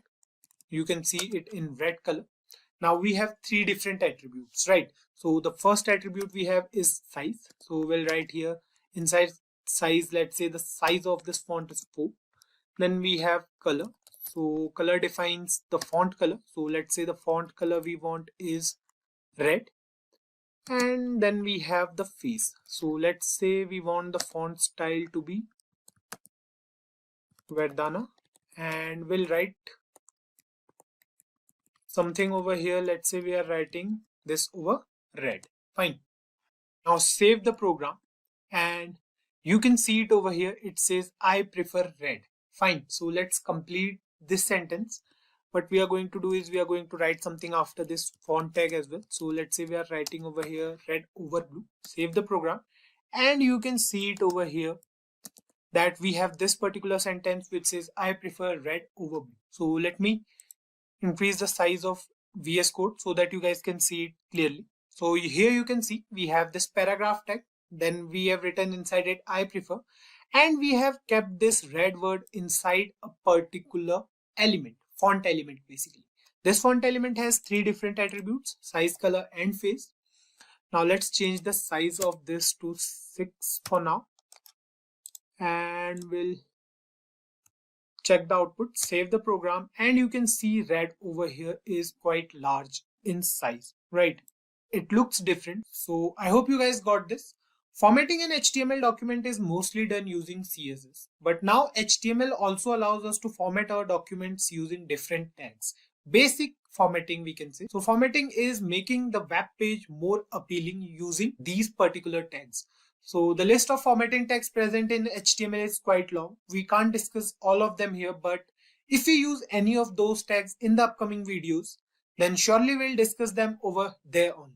Now the task for you guys is to use these formatting tags and let us know if you find any difficulty in using them. In HTML, a phrase tag is used to give structural meaning to a block of text. What does that mean? Let's try to understand this with the help of an example. We'll first take a paragraph for this example, a small one maybe. So let's do it here. What we'll do is we'll write here P. So we are going to use the paragraph tag. Let's write something over here. So let's say we are writing over here, hello everyone. Then I'll write this is caution. And let's suppose we are writing over here, please subscribe to a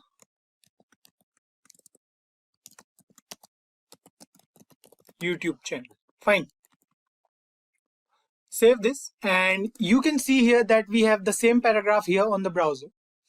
Now what we said earlier about the phrase tags is they are used to give structural meaning to a block of text, right? So here we have a paragraph and we want to provide meaning to a block of text. Let's say we want to put some emphasis on the word YouTube over here. Fine. We want this word to stand out differently from the rest of the paragraph. For this task, we have the emphasize tag in HTML. The syntax for this tag goes like this. So what we'll do is we'll cut this sentence into two different parts so that it will be easy for you guys to understand. Now, we have the emphasize tag in HTML. The syntax is pretty simple. What we have to do is we'll write over here. So we are going to make changes inside this particular paragraph tag only. So we are going to use the emphasis tag over here. So what we have to do is we have to cut the word YouTube from here and we have to paste it here. Now the syntax is so simple. We have a two-word tag. So it says EM. It stands for emphasis. Now save the program. And you can see here in the browser, you can see the difference basically. The word YouTube stands out from the rest of the words present in the paragraph. To lay some more emphasis on the word YouTube, we can use the title attribute. Now title attribute will be used inside the emphasis tag. So let's do it here once. So what we are going to do is we are going to use the title attribute over here. So let's say the title says check a YouTube channel. Fine. So let's break it a little more. So here you can see we have these three lines. So inside this paragraph tag, what we are doing is we are using the emphasis tag, and inside that emphasis tag, we are using the title attribute. Fine. On saving the program, you can see nothing changes over here on the browser. To witness the change here, we have to take our mouse cursor over YouTube, and you can see we have a small pop-up here that contains the value of a title attribute. Let me zoom in a bit here. So here you can see on taking the mouse cursor, we have this small pop-up with the value of a title attribute, right? Another thing we can do for this task is we can add a link over here on the word YouTube. We'll discuss it in the upcoming videos when we'll go through text links in HTML. So you guys will understand it much better then. Now, you guys may have a question in your mind that we can do this exact same thing with formatting tags as well, right?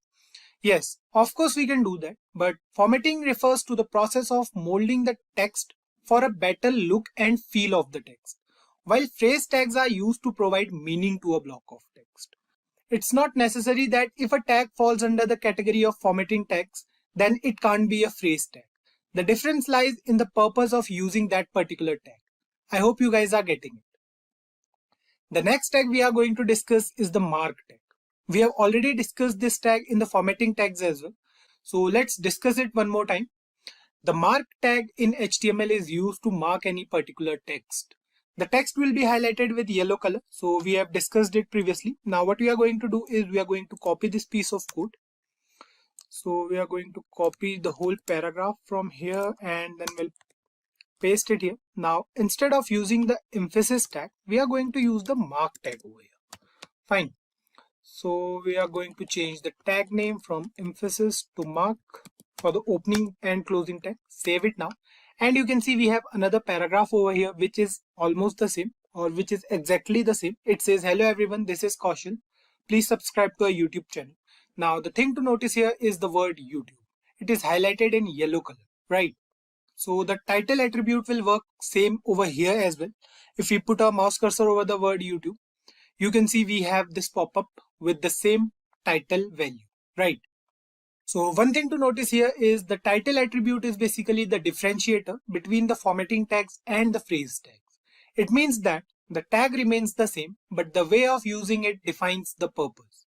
So let's move ahead and we'll now discuss the abbreviation tag in HTML. The word abbreviation in general terms refers to the short form of a word. That's it. We have the answer here. If we are using any abbreviation for any word, we want the user to know that this particular word has a special meaning.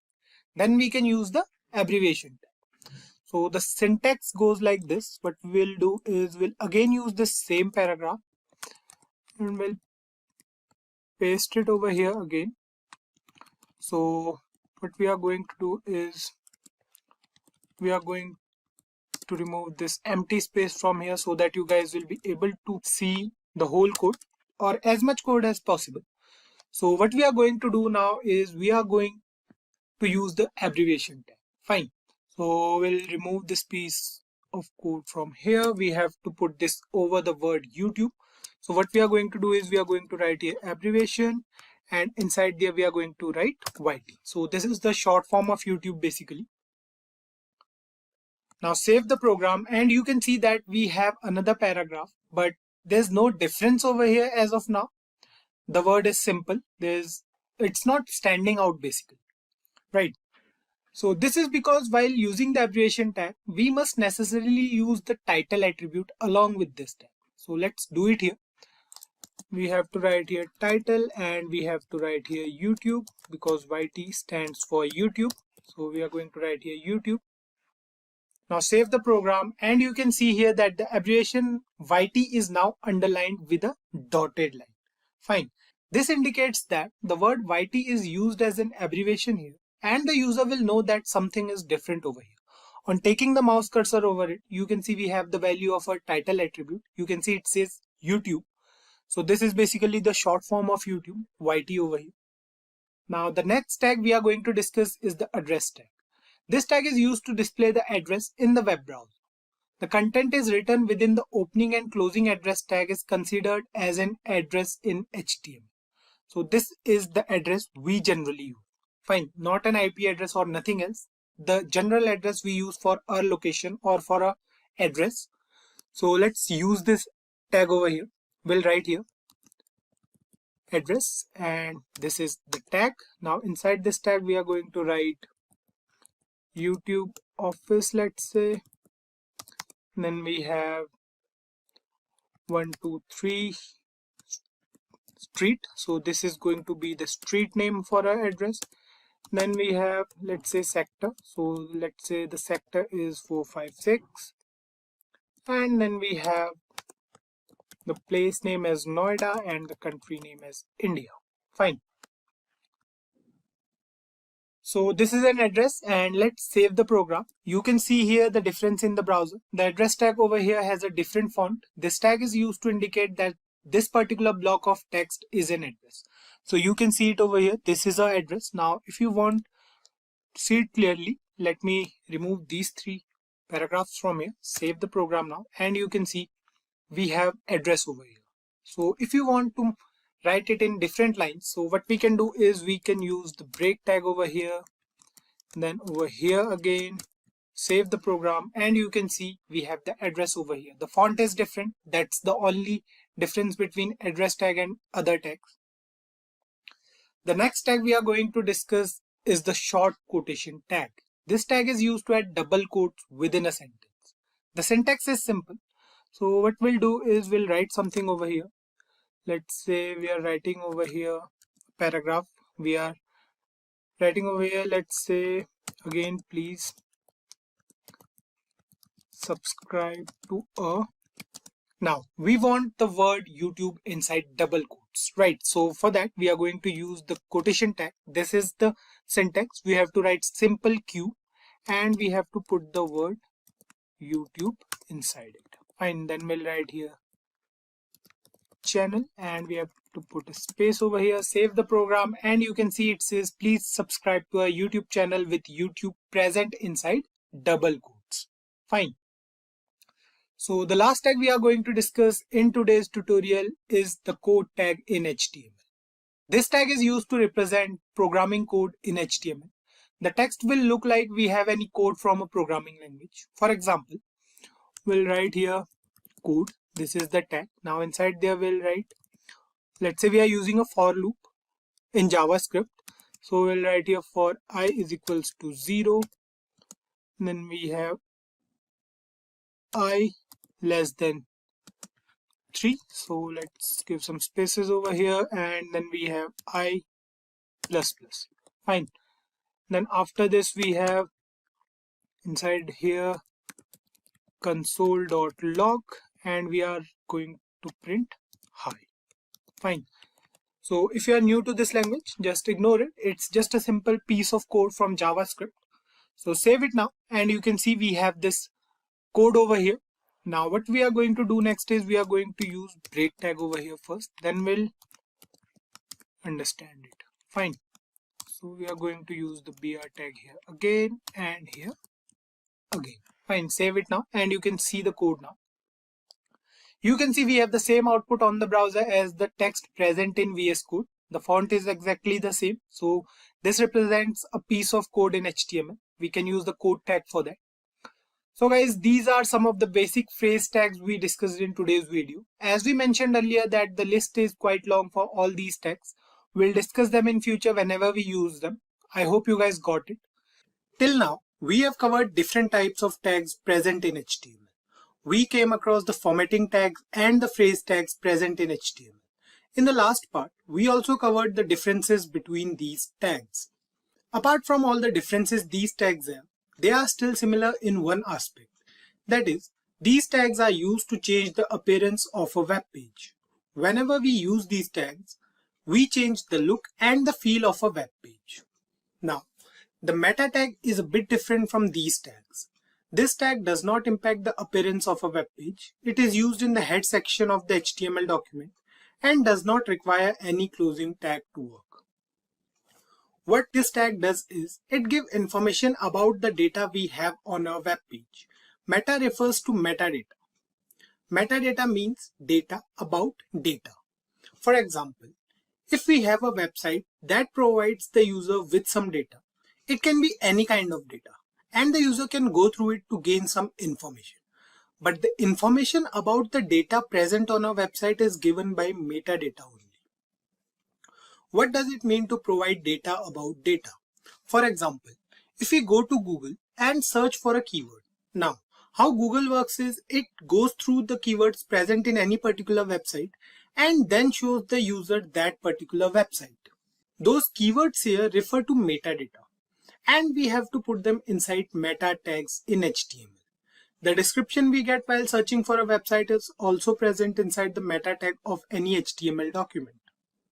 Basically, what we are trying to say is this tag is used to give essential information about any particular web page. Meta elements can be used to include name-value pairs describing properties of HTML documents. For example, if you want to put any keyword for a web page, the name attribute inside the meta tag will contain the keyword, and the value attribute will contain the actual keyword name. There is no closing tag needed in meta elements because these elements contain information within attributes only. We can use multiple meta tags for different information. An interactive web page cannot be created with just this structure. So, you will employ aiding technologies like JavaScript and CSS to bring interaction and beauty to your HTML respectively. That's where CSS comes into picture. Making web pages attractive is made easier with the help of CSS, often known as cascading style sheets. The style and experience of a web page are handled by CSS. The color of the text, the font style, the spacing between paragraphs, the size and arrangement of columns, the background pictures or colors used, layout designs, differences in display for various devices and screen sizes, and a variety of other effects can all be controlled using one single language, which is CSS. Although CSS is simple to grasp and learn, it offers strong control over how an HTML document is presented to the user. It depends how you are presenting your HTML document, how you are styling it, because the user will get an impression on the first view itself. CSS is most frequently used in association with HTML or XHTML as markup languages. Now, when it comes to front-end web development of any web page, the three most widely used technologies are HTML, CSS, and JavaScript. HTML is used to create the structure of a web page, CSS makes it look more attractive to the user by adding styles to it, and JavaScript adds interactivity to the web page. So let's move ahead and now we'll discuss the advantages of using CSS.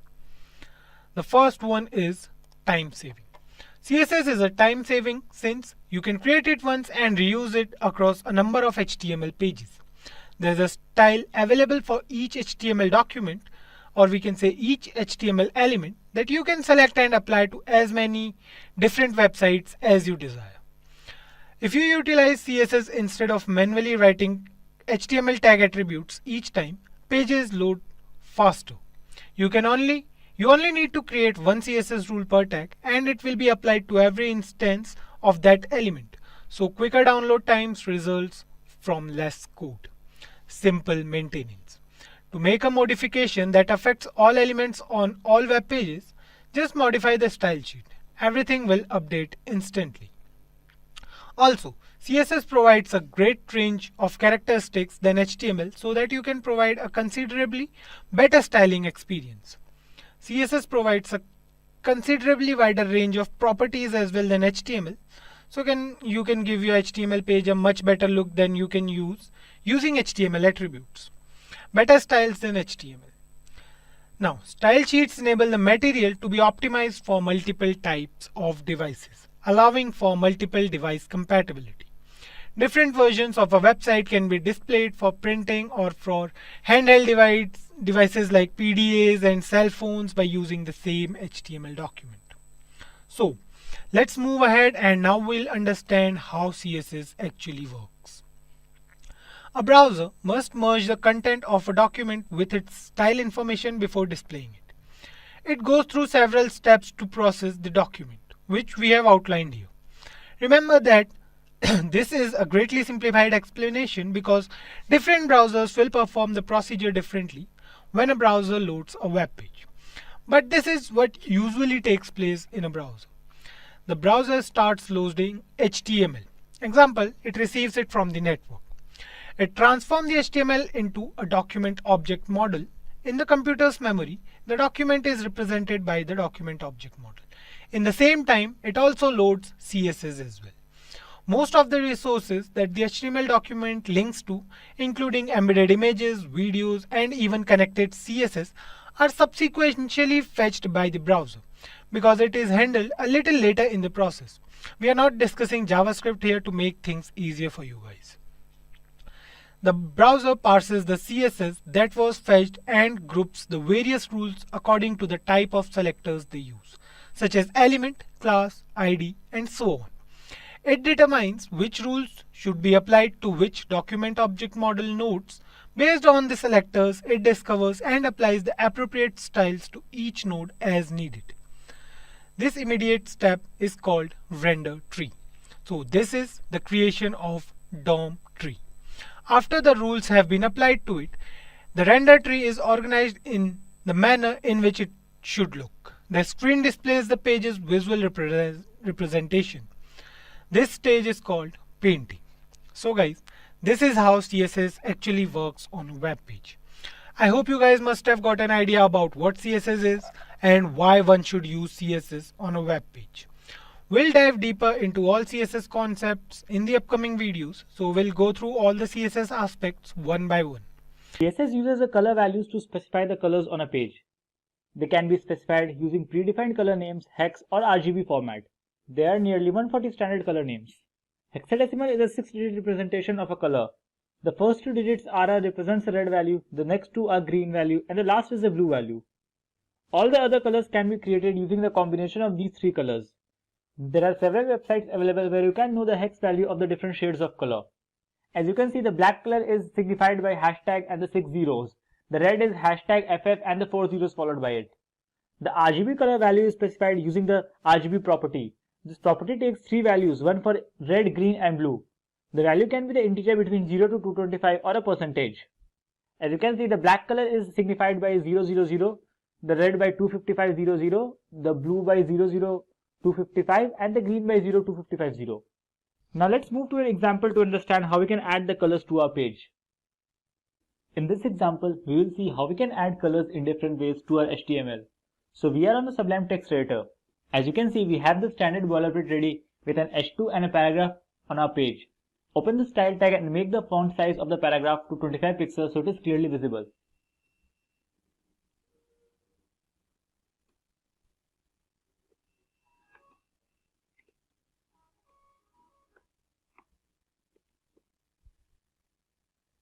Let's start by adding colors to our text just by color names. HTML supports nearly 140 standard color names. We'll make the color of the paragraph green. For that, just type color and set the color to green. As you can see, our paragraph is changed to green.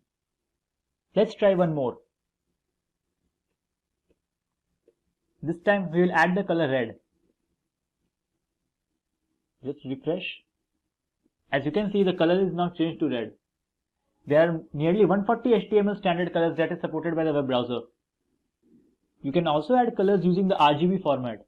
There are many websites available to know the RGB or hex value of the desired color. One such is htmlcodes.com. As you can see, in the htmlcodes.com we have the hex value and the RGB value of the desired color. Let's try one. We'll add this color with the RGB value 171, 229 and 27 to our paragraph. So for that, just type RGB and the color code you want.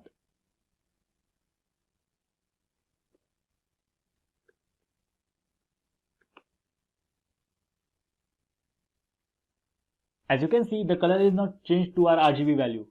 Let's try one more.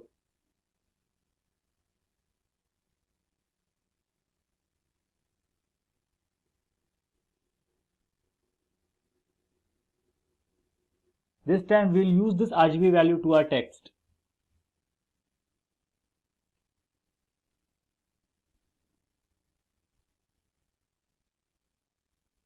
You can see the color is changed to our desired value.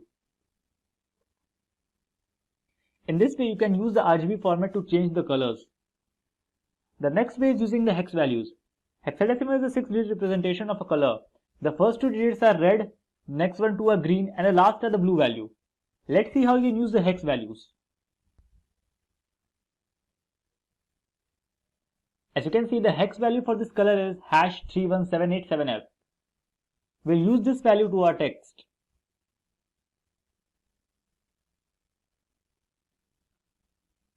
To add the hex value, you have to use the hashtag followed by the color code.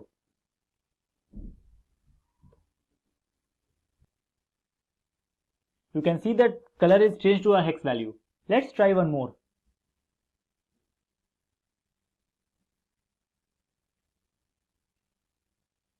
You can see the hex value for this color is #F14A07. Just copy the desired value to your file.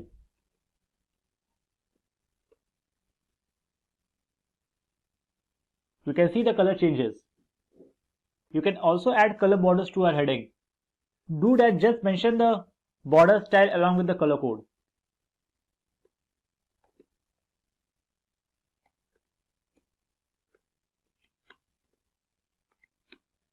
We'll add the border color red to our H2.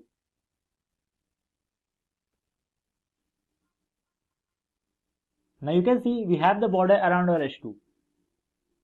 I hope you have understood how to use the color values to a web page. There are mainly 3 ways by which you can add the colors to a web page. They are hex, RGB values and the color names. In the last 2 sessions, we have discussed what is CSS and the CSS color property.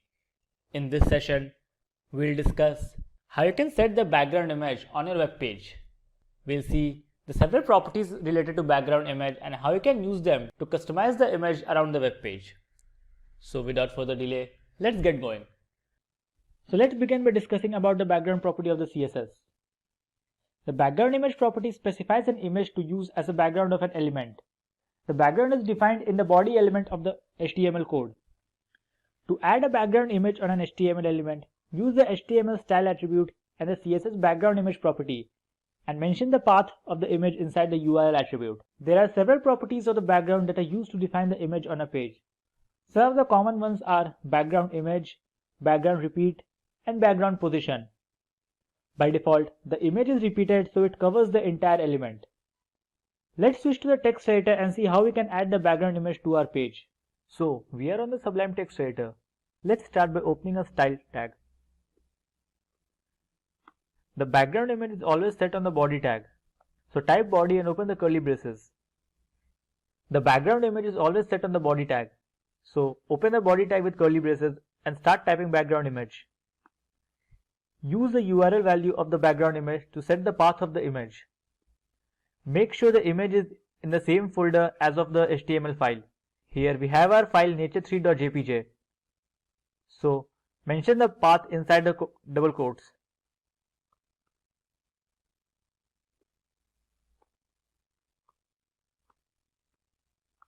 Save the file and let's see how it looks on a web page.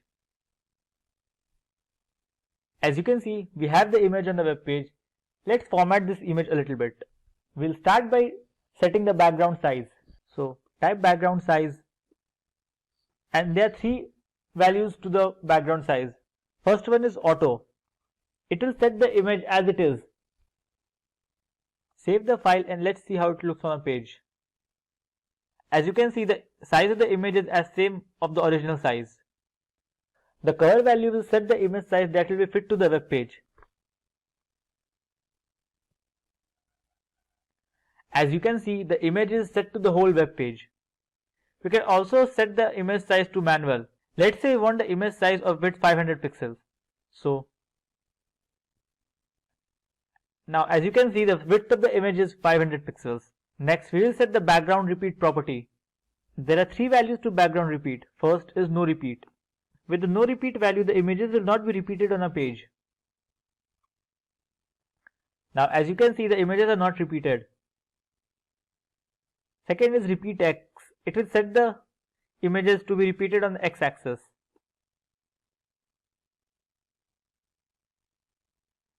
As you can see, the images are not repeated on the X axis. Similarly, repeat the images on the Y axis. As you can see, the images are not repeated to the Y axis. And there is a default value repeat which will repeat the images on the web page.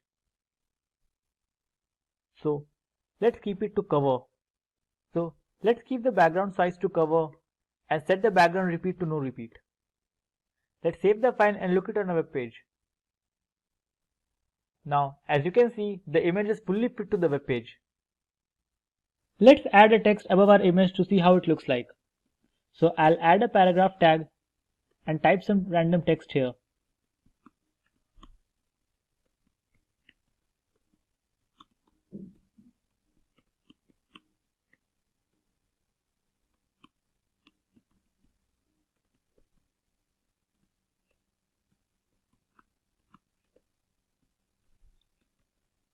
Let's set the text color to red and align it to center. I'll type P and open the curly braces. I'll set the color to red.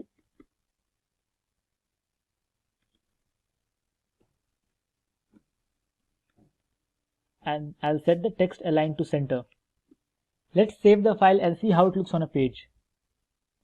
As you can see, we have a text above our image which is centrally aligned and the text color is red. In this video, you will learn what are CSS selectors and what are their different types. So let's start by discussing the agenda for this tutorial. So in this tutorial, we will learn what are CSS selectors and what are their different types. We will also look at an examples to how to work with CSS selectors. So what are CSS selectors? CSS selectors allow you to select and style HTML elements. Selectors are used to find elements based on their ID, classes, types, attributes, value of attributes, and much more. Let's discuss the most common selectors. There are several different types of CSS selectors. The most common of them are CSS element selectors, CSS ID selector, CSS class selector, CSS universal selector, and CSS group selectors. So, what is a CSS element selector? The element selector selects element based on the element name. This is a CSS selector. It means it will select all the P elements on the page. It will style all the P elements to the central aligned having blue color. This is a CSS selector. It is set to P. This means it will select all the P elements on the page. It will style all the P elements to be center aligned having blue color. Let's look at what it looks on a page. So as you can see, all the elements are centrally aligned with a text color blue. CSS ID selector. The ID selector uses the ID attribute of an HTML element to find a specific element. An ID should be unique within the page, so you should use the ID selector to find a single unique element. To find an element within a specific ID, use a hash character followed by the ID of the element. So here we have used the hash para1. So all the rules will be applied to the HTML element with ID equal to para1. So this is an ID selector. It will be applied to all the HTML element with ID is equal to para1. As you can see, it is applied to the element having the ID para1 and all the other elements are defaultly styled. CSS class selector. The class selector finds the element with a specific class set by the HTML class attribute. To select an HTML with a specific class, use a period character followed by the name of the class. So this style will be applied to all the elements having the class name class1. This is a class selector. It is denoted by a period symbol. All the elements having a class name class1 will be styled with centrally aligned and color blue. As you can see, the element having the class name class1 is styled and all the other elements are set to default. CSS universal selector. The universal selector selects all the elements on a page. The universal selector is assigned by a star character. The universal selector selects all the elements on a style sheet. As you can see, it is denoted by a star mark. All the elements inside our web page will be centrally aligned and the color will be set to blue. As you can see, all the elements are centrally aligned and the colors are set to blue. CSS group selector. In style sheets, there are often elements using the same style. To minimize the code, you can group selectors. To group the selectors, separate each selectors with a comma. Here, we have group selectors for H1, H2 and P. So style is applied to H1, H2 and P elements only. It is better to group the selectors to minimize the code. Here we have group selectors P, H2 and H3. So style will be applied to only elements having P, H2 and H3. As you can see, so all the elements of P, H2 and H3 are centrally aligned and colored to red. Every element that can be displayed on a web page is comprised of one or more rectangular boxes. CSS box model typically describes how these rectangular boxes are laid out on a web page. These boxes can have different properties and can interact with each other in different ways. But every box has a content area and options surrounding padding, border, and margin areas. The following diagram demonstrates how the content, padding, border, and margin CSS properties determine how much space an element can take on a web page. The content area consists of content like text, images, or other media. It is bounded by the content edge and its dimensions are given by the content box width and height. The border area is the area between the box padding and margin. Its dimensions are given by the width and height of the border. The margin area consists of spaces between the border and the margin. The dimensions of the margin area are the margin box width and margin box height. It is useful to separate the element from its neighbors. The padding area is the area that includes the element's padding. This area is actually the space around the content area and within the border box. Its dimensions are given by the width of the padding box and the height of the padding box. Now let's jump to an example to understand the box model better. So we are on the Sublime Text Editor. To get started, I have created a box named Simplilearn with background color pink. The font size is 30 pixels and we have set the border to 0 solid green. Let's see how it looks on our page. So as you can see, we have a box named Simplilearn with background going all the way to the end. I have also removed all the padding and margin from the page so that the boxes are pushed just at the corner of the page. As you can see. Let's start by adding a padding of 20 pixels to the box.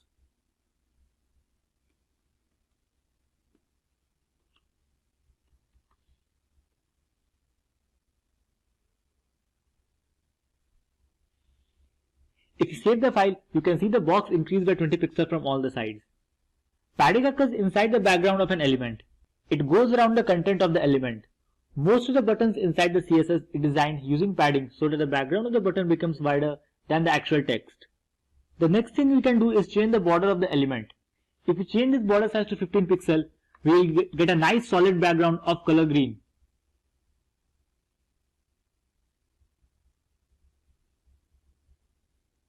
The border goes around the padding of our element. So we have the 20 pixel of padding around the content and 15 pixel of border around the padding which is around the content. Now we'll see the working of the margin. If we add 30 pixel of margin to our element, you can see the spacing on the outside of our border. So let's add the 30 pixel margin and refresh. You can see the spacing on outside of the border. Margin is used to space two elements apart from each other. Now let's change these values to see the difference. Let's make the margin 40 pixels. We'll make the padding 30 pixels. And let's keep the border 20 pixels. And make it color red. This is 40 pixels. Let's observe the changes. So as you can see, our border now has a red background. The padding is 30 pixels. The margin is 40 pixels. Let's inspect the elements to understand it better.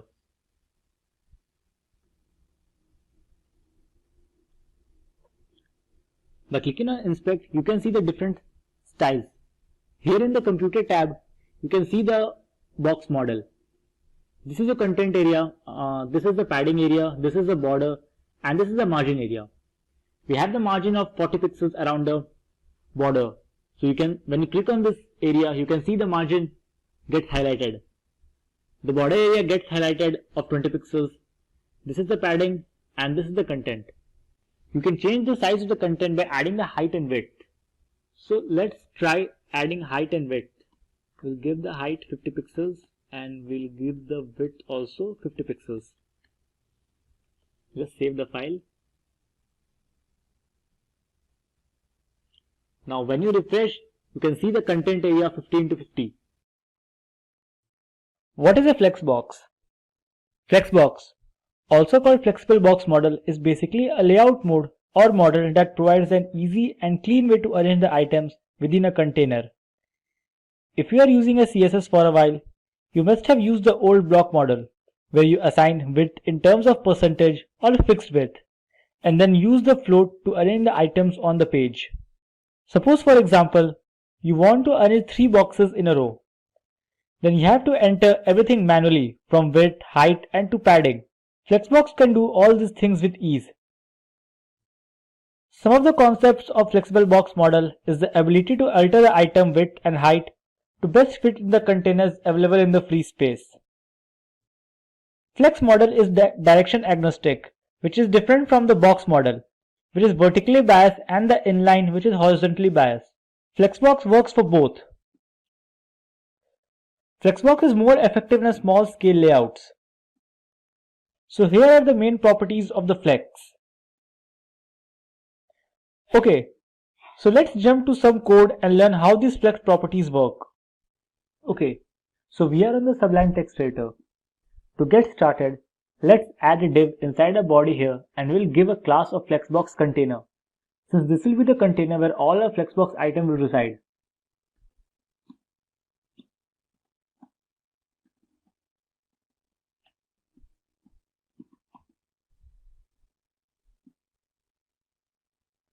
Then inside this container, we will add another div and give it a class Flexbox item and one more class Flexbox item 1, which will help us to understand which items we are referring to when we style our elements individually.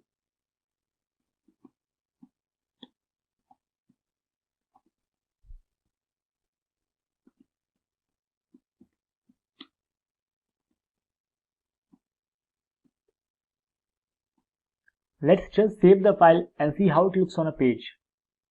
Now if you save the file, you can see we have the box because I have already applied some of the styles to these Flexbox items.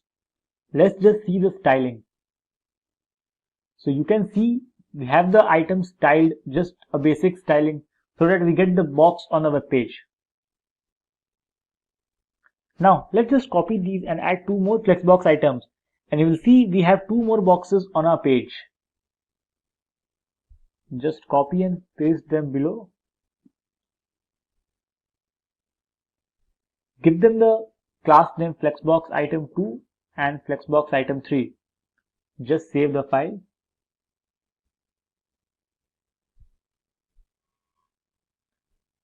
Now you can see we have 3 boxes on the page. Now to create a flex container, we will add display flex to our flex container, and this is how we create a flex box container.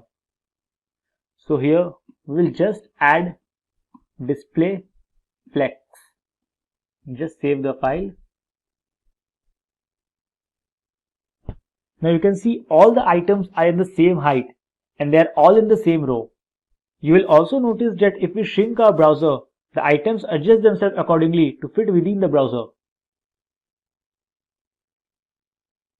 Now if we want to style the elements on the main axis, we will use the property justify content inside a flexbox container. Let's make it a center. Save the file. Now you can see that all the elements are in the center of the page. Another thing we can do is, if we want our layout to have a spaces between the elements, we will set the justify content to space between.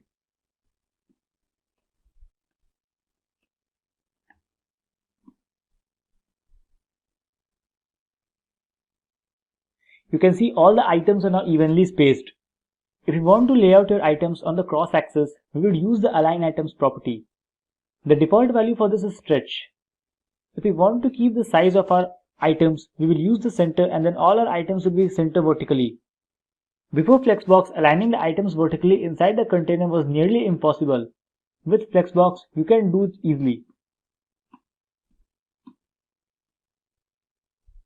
Now you can see the items are aligned vertically inside the container.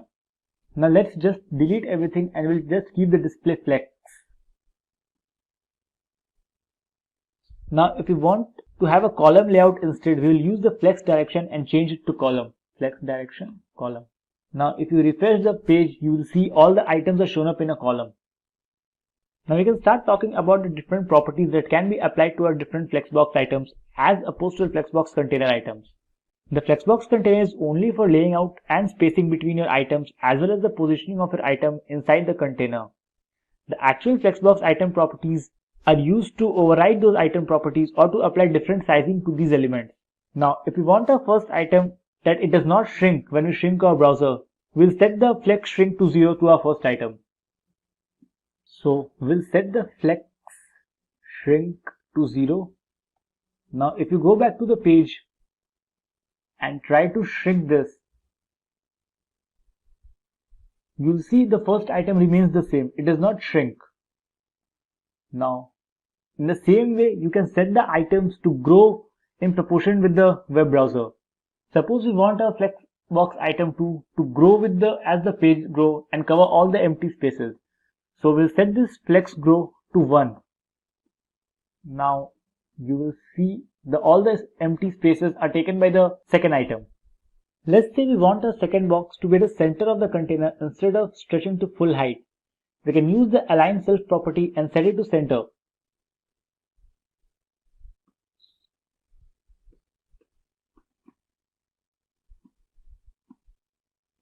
Now you will see that the align self property overrides the align content property of the container. You can see it is centrally aligned. So this is all you need to understand and get started to work with the Flexboxes. I hope you guys enjoyed this video and learned something new about the Flexbox and how you can use the Flexbox to create the dynamic layout for your site. What is a grid? A grid is a set of intersecting horizontal and vertical lines defining the rows and columns.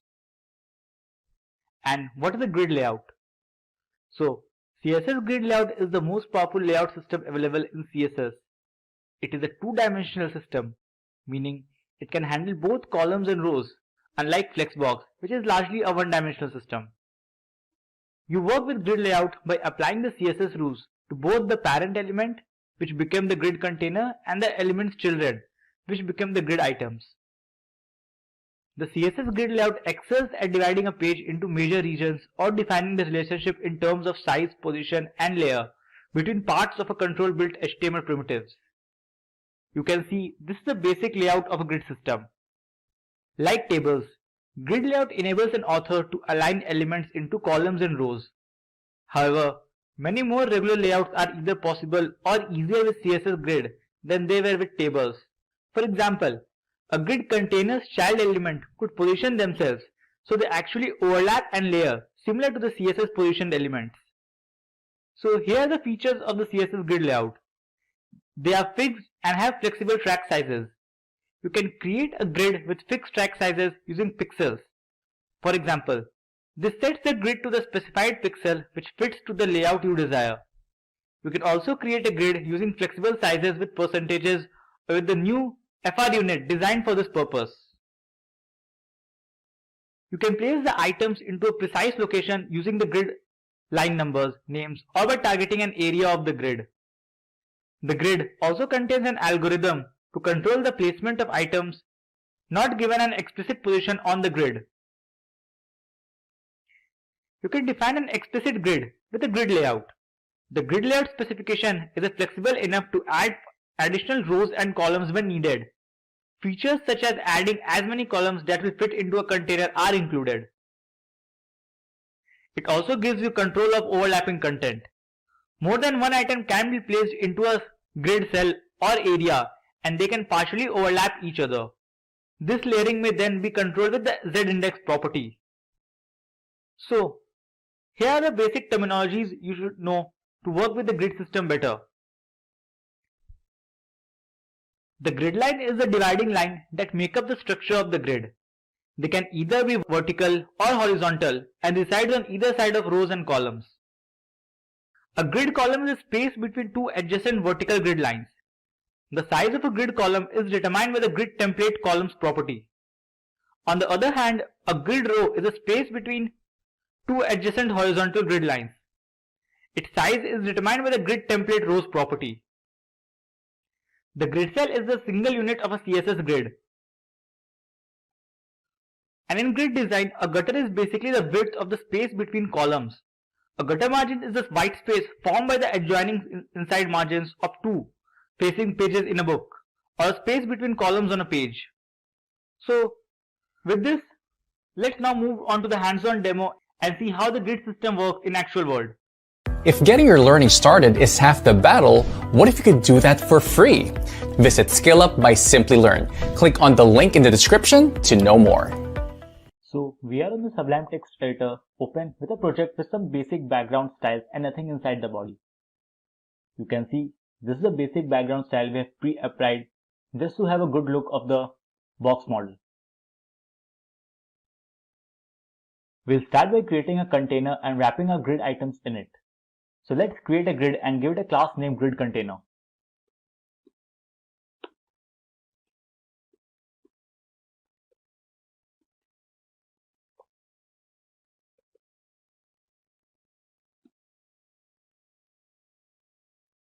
And inside of it, we'll put our different grid items. So we'll just create different grid items and give them a class grid item followed by a class number they belong to, so that we can easily distinguish between them.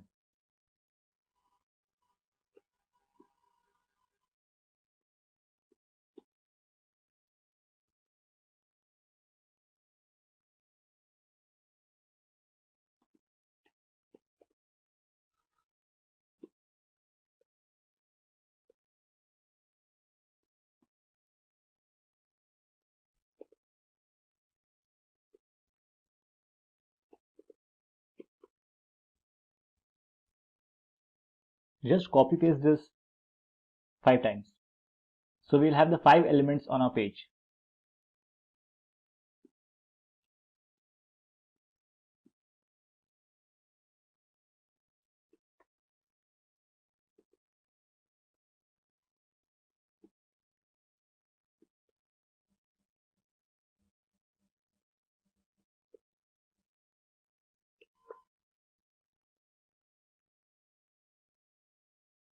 Let's save the file and see how it looks on the page. So you can see we have the different grid items on the screen, so that it's easy for us to visualize. We have not applied any styles to them other than the visual styles. So we'll go back to our code. Let's go back to the CSS styling sheet. So to create the grid, we'll open our style sheet. We need to display grid on our grid container. So we'll select our grid container and set the display to grid. If you save now, you will see nothing changes. This is because the grid itself doesn't define any rows and columns for us to work with. It just, they give the alignment properly. Therefore, by default, it looks just exactly the same. To make the grid look actually grid, what you need to do is define columns and rows for a grid. So to do this, you will use a set grid template and set the column if you want to set the size of the column. We'll set the size to 100 pixel and 150 pixel.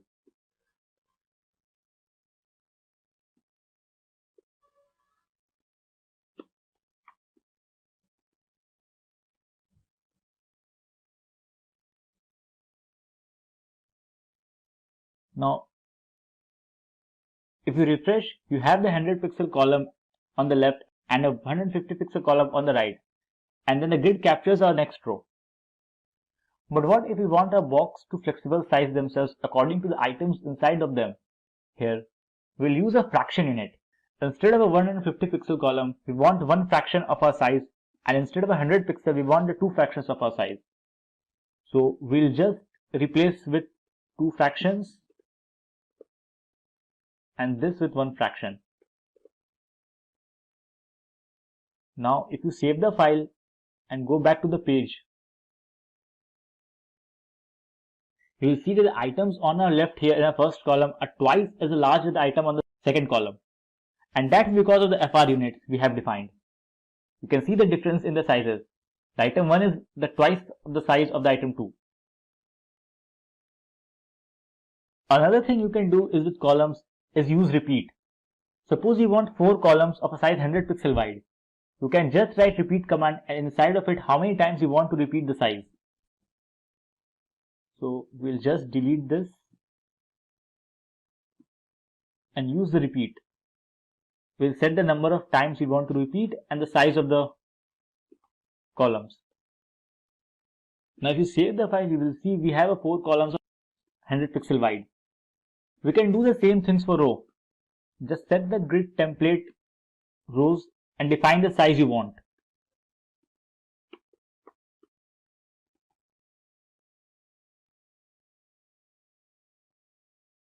Now you can see we have the symmetric size all around our container. If you don't know how large your grid is going to be, you can use the grid auto rows and this will determine the size of all the rows that is added after the template rows. Suppose we want all our rows to be 100 pixels.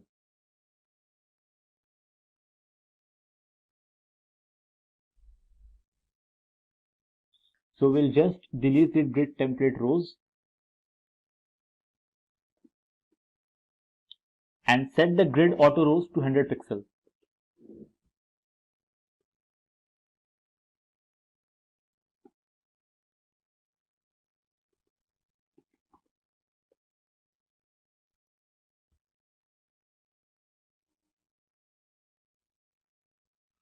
Now you can see all the rows are now 100 pixel tall. Let's change our column back to 100 pixel and 150 pixels so that it will be easier for us further.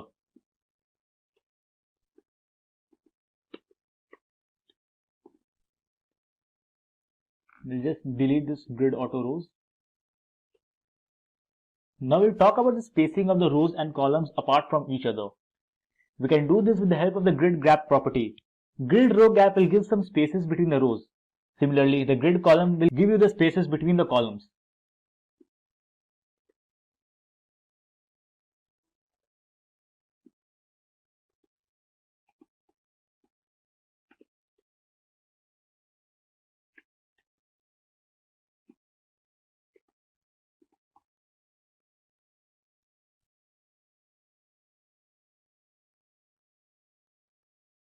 Now you can see the gaps between the rows and columns. Now if we want the same value for both the columns, you can use the grid grab property and mention the space. We'll just delete this too. And instead of it, we will use just the grid gap.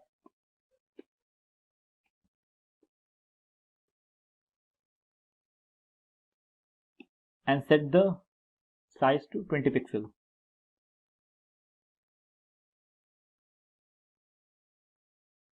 Now you can see the evenly spaces between the rows and the columns.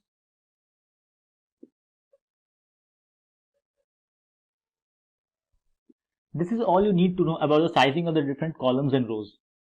Now let's talk about the positioning items within its grid cells. So for horizontal positioning, we could use the justify items and we can set that to center.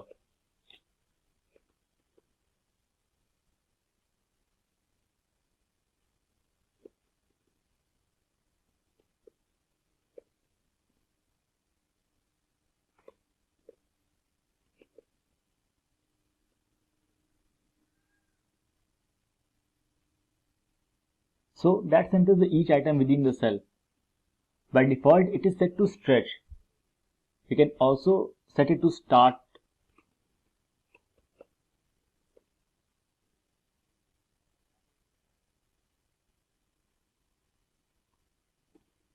Or end.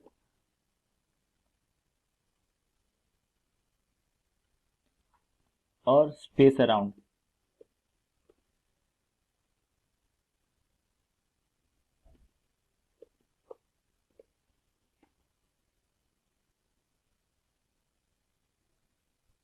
We will leave this to center.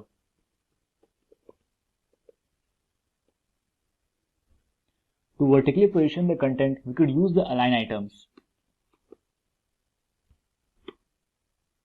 The align items also accept the same values. We can set it to center. We can also set this one to start or end.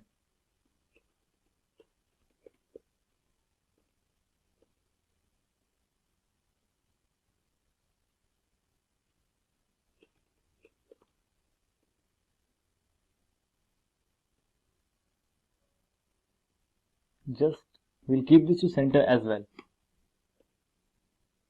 You can also align the entire grid within the container. So let's get rid of these to just demonstrate them in a proper manner. We could use the justify content and that will align the content horizontally within the container.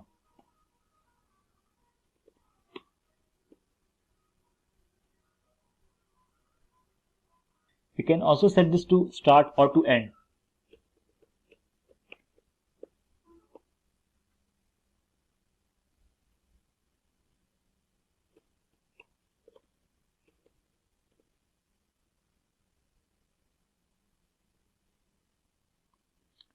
Just set this back to center. To align the content vertically, we could use the align content and the align content also accepts the same value. We can set it to center.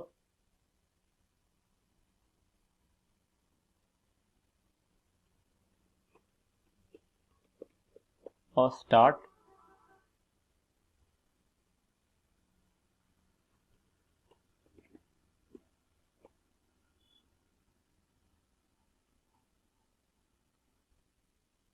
If you inspect the elements,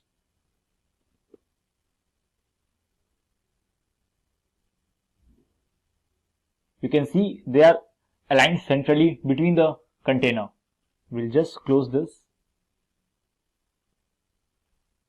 Okay, so this is everything you need to know to get started with the grid layout. Grid works very similar to the Flexbox, but it allows you too much in terms of laying your elements because of its 2D nature. Here you can see we already have the HTML file with us. In this video tutorial, we are going to create the structure of a form with the help of HTML, and then we are going to style it with the help of CSS. So before we begin with the programming part, let's discuss what is a form. Basically, forms are very essential part of any website. It is a way to take users' input and process the data acquired from the user. The form offers controls for almost every use of an application.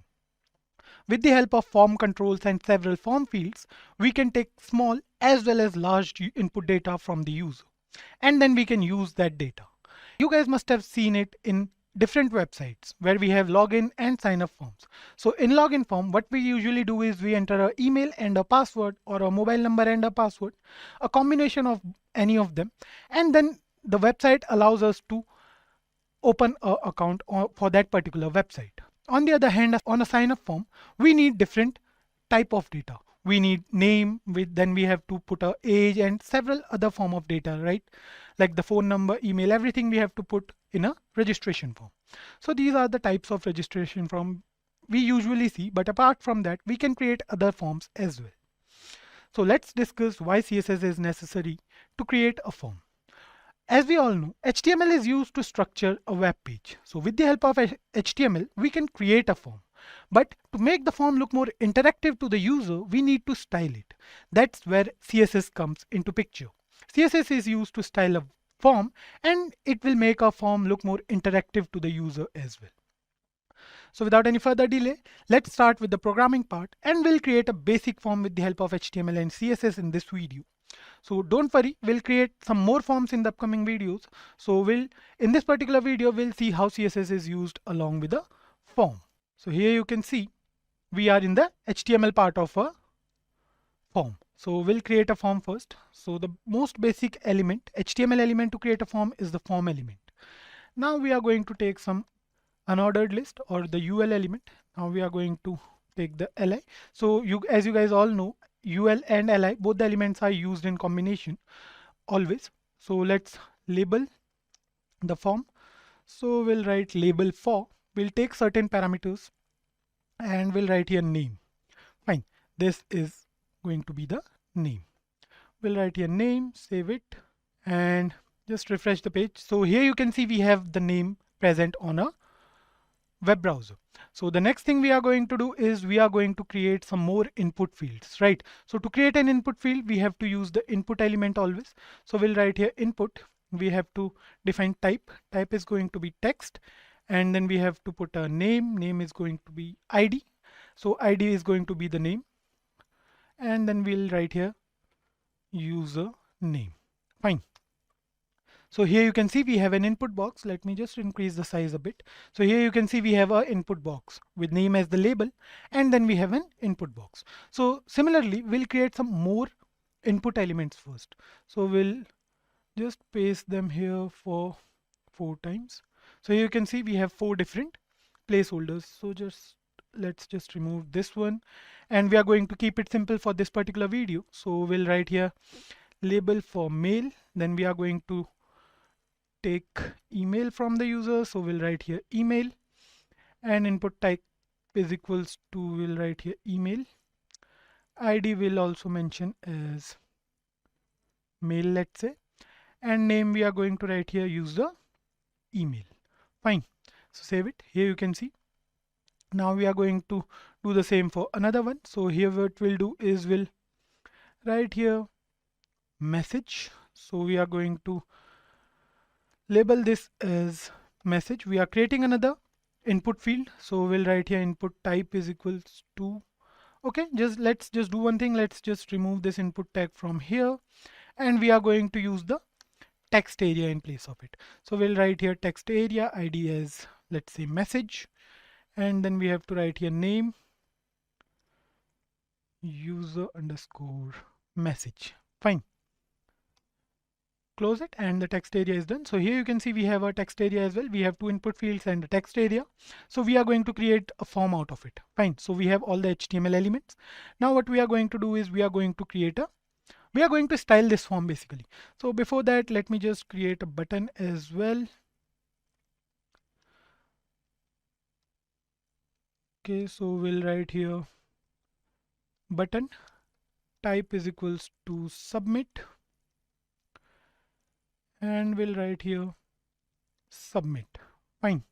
Save it, and here you can see we have a button as well. So let's move to the CSS part of this form now. So what we are going to do is we are going to style this form with the help of CSS. Now we already have the structure of a form. So to style this form, we are going to use certain IDs, or we can say elements name, or whatever we want to use, we can just use them. So first of all, we are going to center the form on the web page. So we are going to, let me just show you in this way. So here you can see we have all the HTML elements present on the left side of our web page. So we are going to center them first. So we are going to put them here. For that, we are going to use basic CSS. So we'll write over here margin. Margin is going to be 0 and auto. 0 for up and down, auto for left and right. So then we are going to write here width, the actual width of our form. So let's say the actual width is going to be 400 pixels. Then we'll write here padding. Padding we are going to write as 1 em, and then we'll write here border. Border is going to be 1 pixel. Solid, and let's use any color for this form. So let's just write here this. Save it. So here you can see we have a border, the border of our form. So here you can see our form is present at the center of our web page. It looks different from what we had in our HTML part, right? So we have a border, all the elements are present at the center. Let's style it more. Then we are going to define the border radius. Border radius is going to be, let's say, 1 em. Save it, and here you can see the curved border, and we'll write here background color. Background color, give any. Let's use beige. So here you can see this background looks nice for this form. So we are actually done with the outer styling of our form. We have a form here. Now what we are going to do is we are going to style these elements as well. So we'll write over here UL and list style type. So we are going to remove these bullet points from here. So we'll write over here none for the first, and here you can see all the bullet points are gone. Then we are going to write here padding is 0 and margin is 0. Fine, save it. So here you can see we are done with the unordered list. Now we are going to write here form li, and we are going to do it for every list element. So we'll write it here like this. We are going to give margin top to every list element. So we are going to give margin top to every element. So let's say the margin top is going to be 1 em. So here you can see it's equal for each element. So the top margin is also 1 em. Then we have a difference of 1 em between each input field, right? So that's how it works. Now we are going to style the label. So we are using a HTML element name, right? So here you can see now what we are going to do is we are going to align all the labels. Fine. So we'll write here display as inline block. Save it, and here you can see. Then we'll write here width as 90 pixels. Save it. So here you can see the width. It started taking the form of a form, the shape of a form basically. Then we'll write here text align to the right. Okay, here you can see.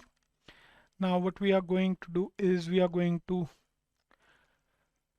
take a input element and text area together. So we'll write here text area as well. So we need to make sure that all the text field have the same font settings by default. So what we'll do is we'll write here font 1 em, and we are going to use sans serif here. Fine. Let's just write something over here and now save the program, and here you can see. So the font size is changed, and the next thing we are going to do is we are going to give uniform text field size as well. So we are going to write here width as 300 pixels, and then we have box sizing property. Box sizing we are going to write here border box. So here you can see all the boxes are of same width. So here you can see the form looks nice now. And the next thing we are going to do is we are going to write here border as 1 pixel, solid, and let's use this color. Save it, and here you can see the border changed. Now what we can do is we can also use the focus property of CSS to focus on every input box, but we are not going to do it right now. So the next thing we are going to do is we are going to write some code for the text area, and we are going to align it vertically. So we are going to write here vertical align as top, and here you can see the message is now present at the top. It looks nice. And we are going to give height as well to the text area as 5 em. And here you can see the text area is a little bigger in size when compared to name and email. Now what we are going to do is we are going to write here dot button. We are going to align the button with within the text field. So we'll write over here padding left. Basically we are going to declare it as 90 pixels, and here you can see it looks nice. And let's just use 95 pixels here, maybe, or we can use 93. Yeah, it looks aligned, right? So the button is done, and we are going to just use the button element here, margin left 0.5 em.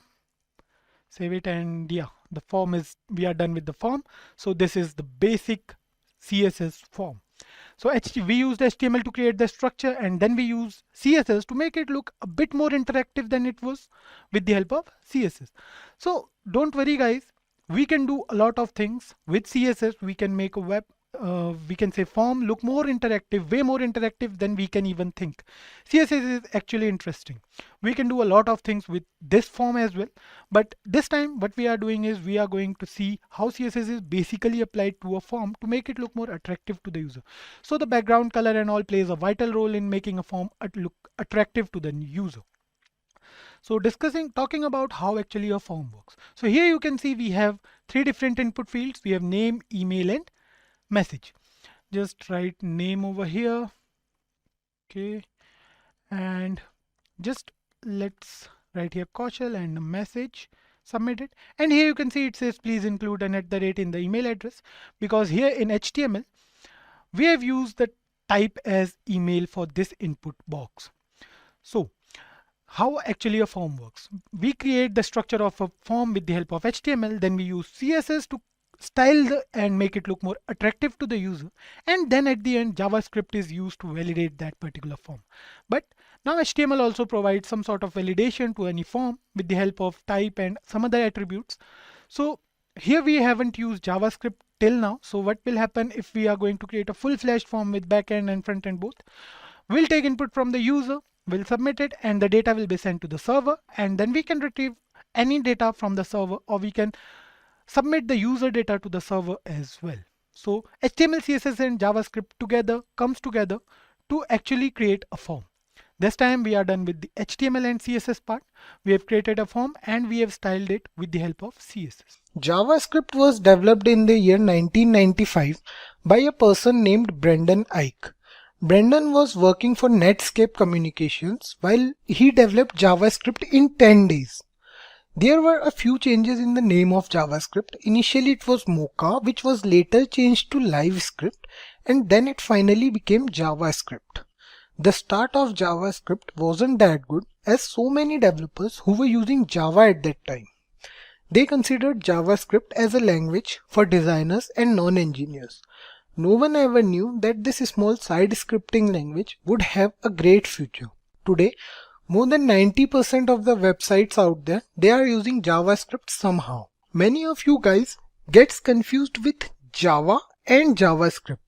Let me clear it for you that both Java and JavaScript, they are different languages. They have almost nothing in common. Many people say that JavaScript was named after Java as a part of a marketing strategy to gain wider acceptance and recognition. In 1995, Java was a buzzword when JavaScript was developed. That's why they renamed JavaScript after Java. Let's move on to what is JavaScript. Have you guys ever been through a website where you can see images that slides automatically? One such website is Amazon. The home page of Amazon, where we can see different types of ongoing sales, is an example of JavaScript. In layman language, JavaScript is a lightweight scripting language used to make web pages more interactive and more lively. Earlier, when JavaScript was developed, it was only a side scripting language to do basic tasks, like you can add pop-ups in your web page or you can make your web page more interactive. Nothing more than that. But now the whole scenario has changed. With the help of JavaScript, we can create applications as well.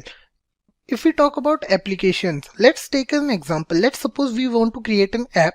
We can create it in Android or in iOS.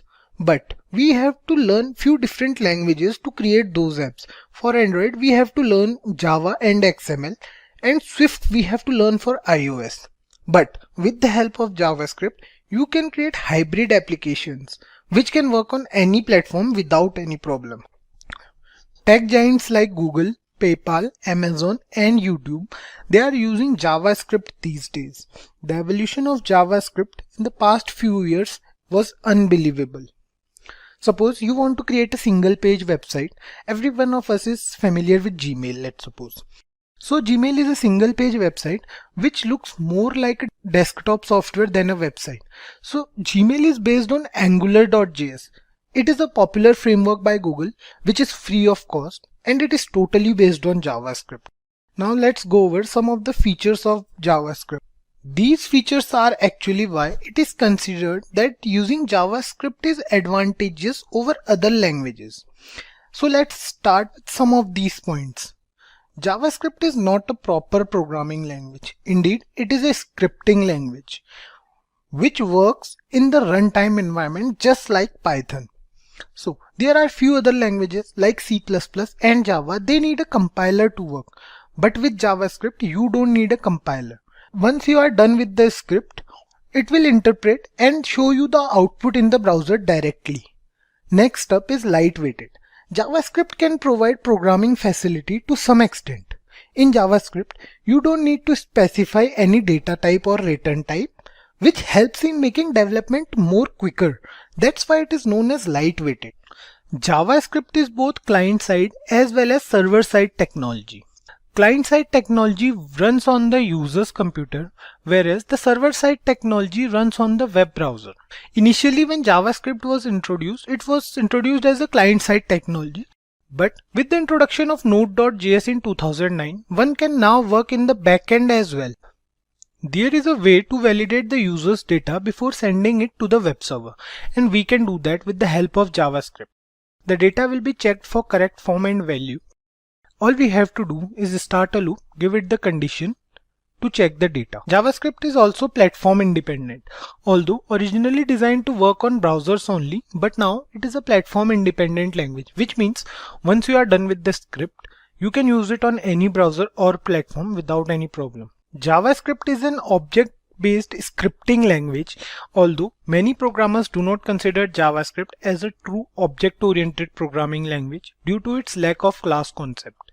It does support other features of object-oriented programming, like it supports encapsulation, it supports polymorphism, and also it supports prototypal inheritance. The last but not the least feature of JavaScript is case sensitive.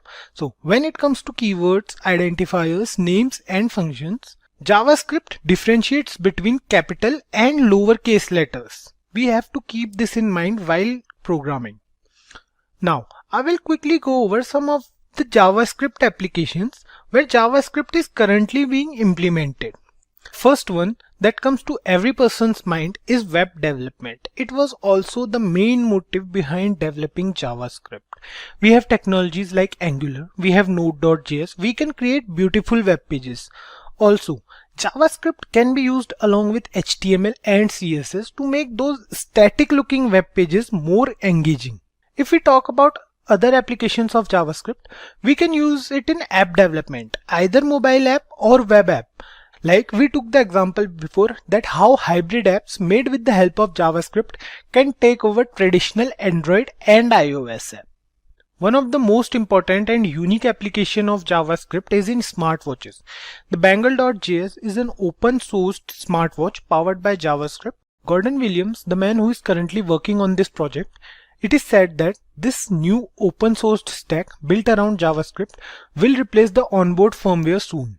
The next application of JavaScript is client-side validation. As we discussed earlier, JavaScript is used to validate the user data, whether the user's input is correct or not, by cross-checking it with the given condition. Like the user wants to enter in your website and you want it to be a user with @gmail.com in his email ID. So you will give that condition to JavaScript and it will cross-check it with the user's information. Like when the user will try to enter in your website, it will check that if @gmail.com is there or not in the user's email ID. So it can validate the user also. Apart from that, one more application of JavaScript is game development. JavaScript can be used to make fully fledged 2D or 3D games using different libraries. Although most JavaScript game development focuses on creating games used in browsers only. Let's start this video with the introduction to DOM. DOM stands for Document Object Model. It is an API for HTML and XML documents, which helps JavaScript to understand what is there written inside the HTML document. API stands for Application Programming Interface. To understand API better, let's take an example of a restaurant. Imagine yourself in the restaurant. You are sitting at the table with the menu. The chef in the kitchen is also part of the system. The waiter here works as a messenger between you and the chef. That's what API does. It works as a moderator between JavaScript and the HTML document. DOM defines the whole HTML document in a hierarchical form to make it understandable for JavaScript so that other JavaScript functions can work over it. It represents the entire document in the form of object and nodes. Whether it be elements or text or anything stored in the document, the entire page content can be accessed or manipulated by JavaScript. DOM is not used with JavaScript only. Other languages like Python also uses DOM. DOM was designed to be used independently. To begin with DOM, there is nothing special you have to do. Different browsers have different implementation of the document object model.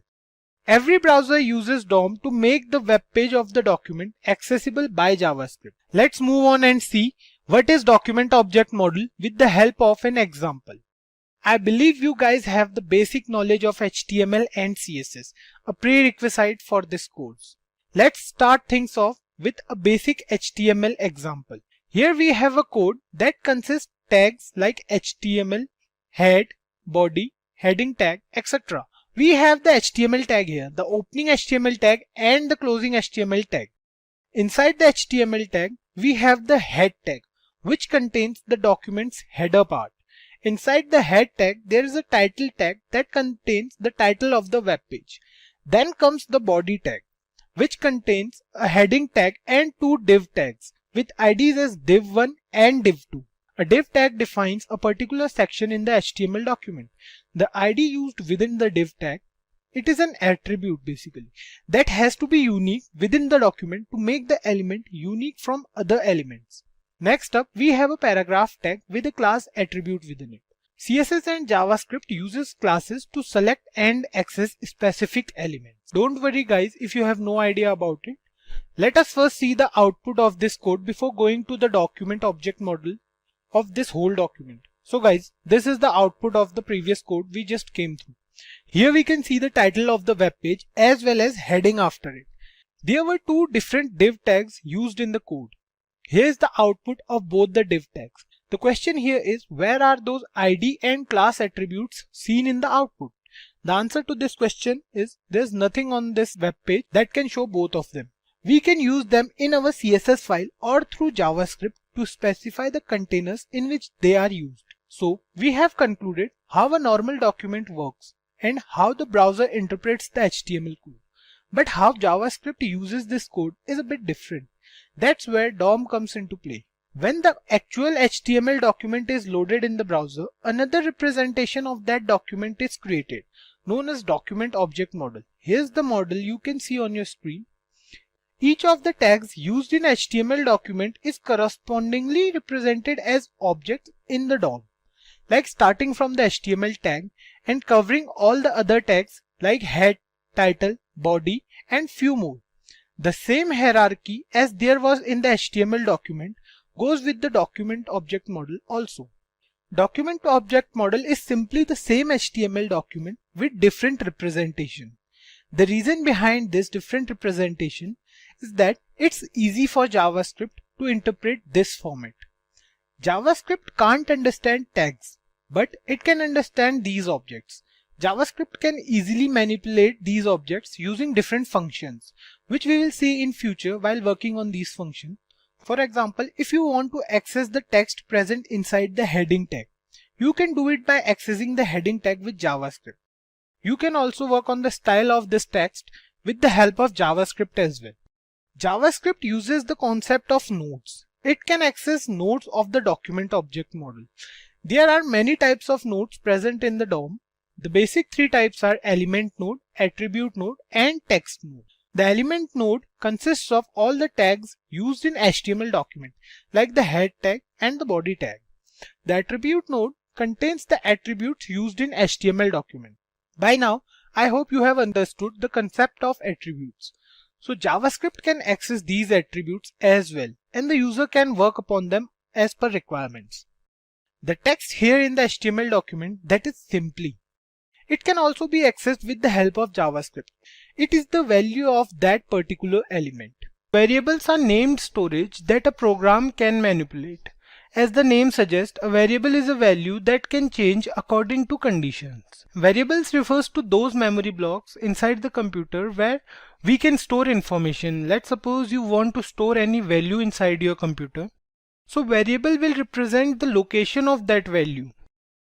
In simple terms, variables are cups with stuff inside them, and you can use that stuff later again and again according to the way you want to. Before the introduction of ES6 or ECMAScript we can say, which is the updated version of JavaScript, variables were declared using a single keyword only, which is where. We'll try to declare a few variables here. We'll see how where keyword works. So let's comment this thing first. So let's declare a few variables. Let's suppose where a equals to 15. We will declare where b and the value of b will be 6. We will declare where c and the value of c would be a plus b. So here we have defined three variables a, b and c. A is a variable with value 15 stored inside it, and so is b. The value of b is 6. But c is a variable that will contain the value of a plus b. Let's try to print this on browser. Document.write, and we will print the value of c.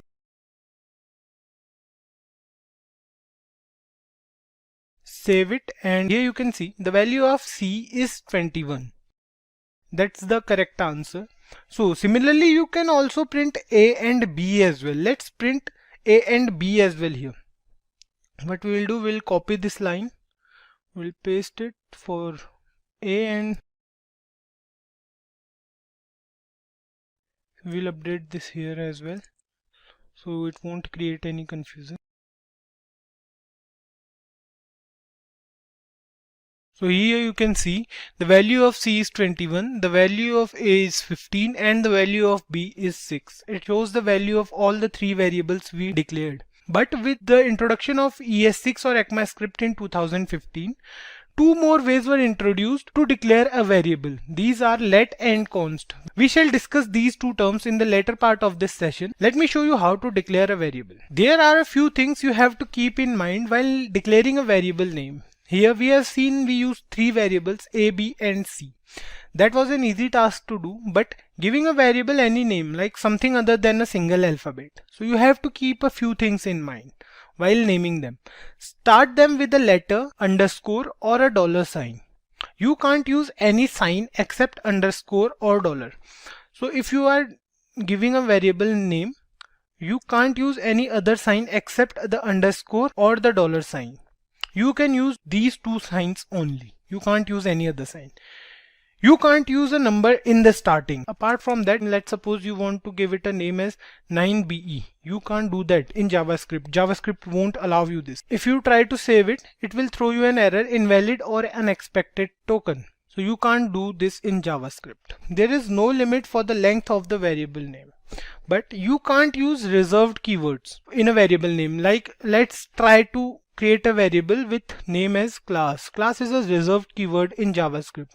We will save it and see. Here it throws an error, unexpected token class. But you can use a class with capital C. Let's save it and here it will work fine. Why it works? Because JavaScript variables are case sensitive. If we try to create a variable with same name, let's see, we try to create a variable with var girl and the another variable will be var girl with capital G this time.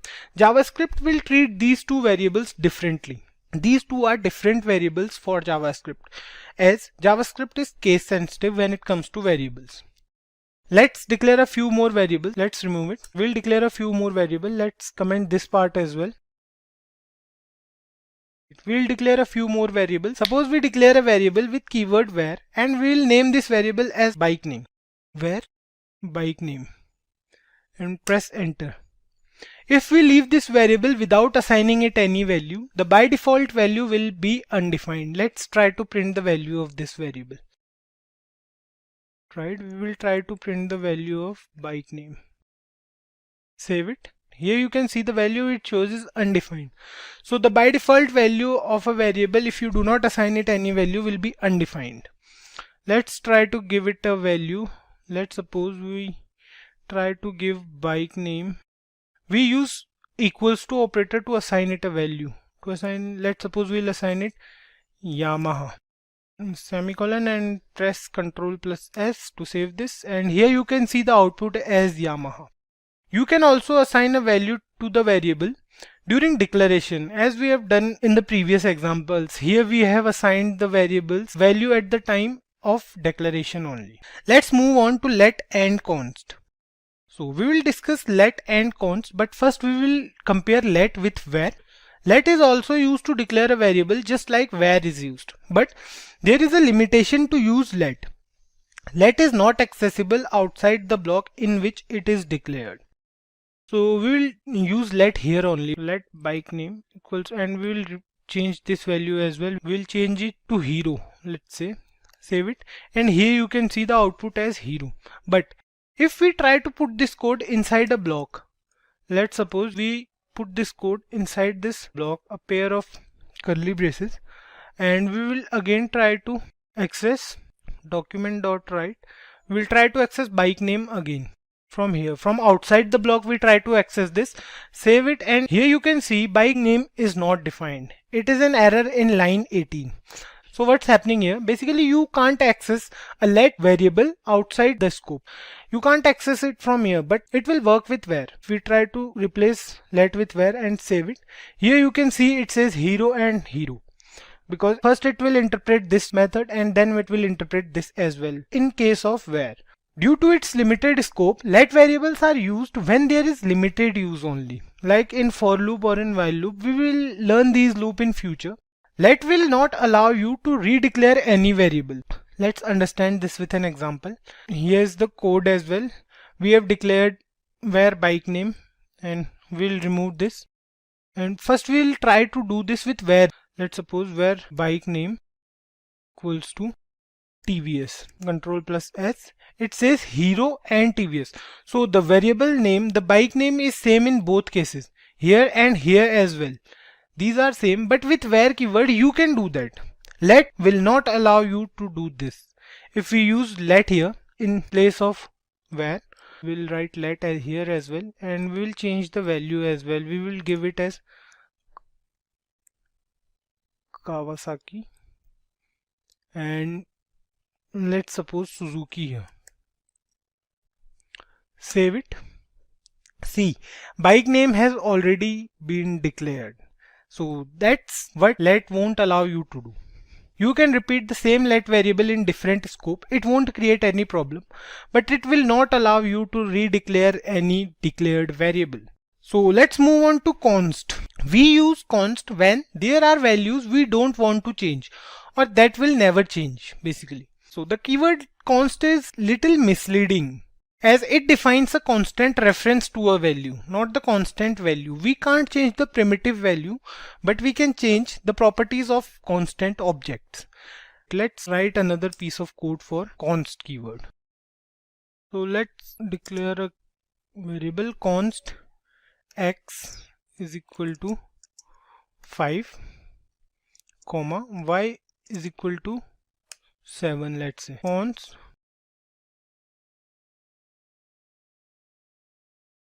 So here what we have done, we declared a variable x and a variable y with value as 5 and 7. We declared this time with const keyword, and a variable z which is x plus y. We printed z on the browser and it shows the value as 12, which is x plus y. 7 plus 5 is equal to 12. Now what we will do, const will let you do this, but if you try to update the value of x, let's suppose we try to update the value of x as x equals to x plus 10. We'll print x this time.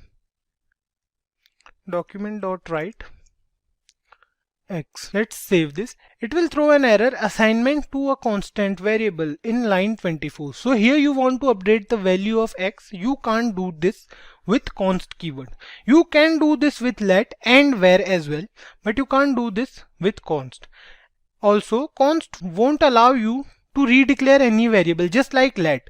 So if you try to use const x again is equal to 10, save it. So here it says identifier x has already been declared. This thing you can do with const. The scope of const is the same as let. It can be used within the block where it is declared.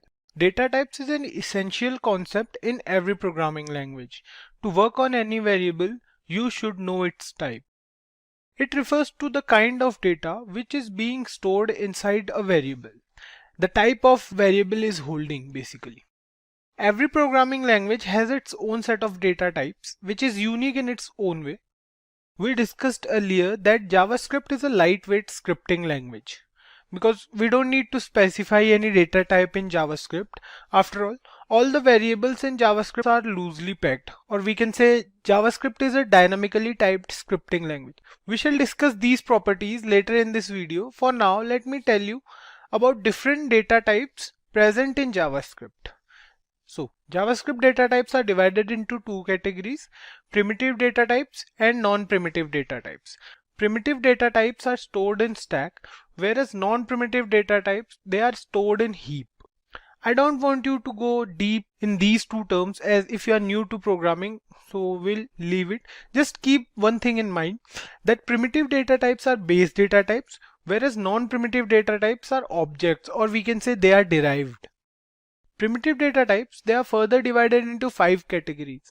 They are divided as numbers, strings, boolean, undefined and null. Non-primitive data types or complex data types, we can say, on the other hand, they are divided into two parts: arrays and objects.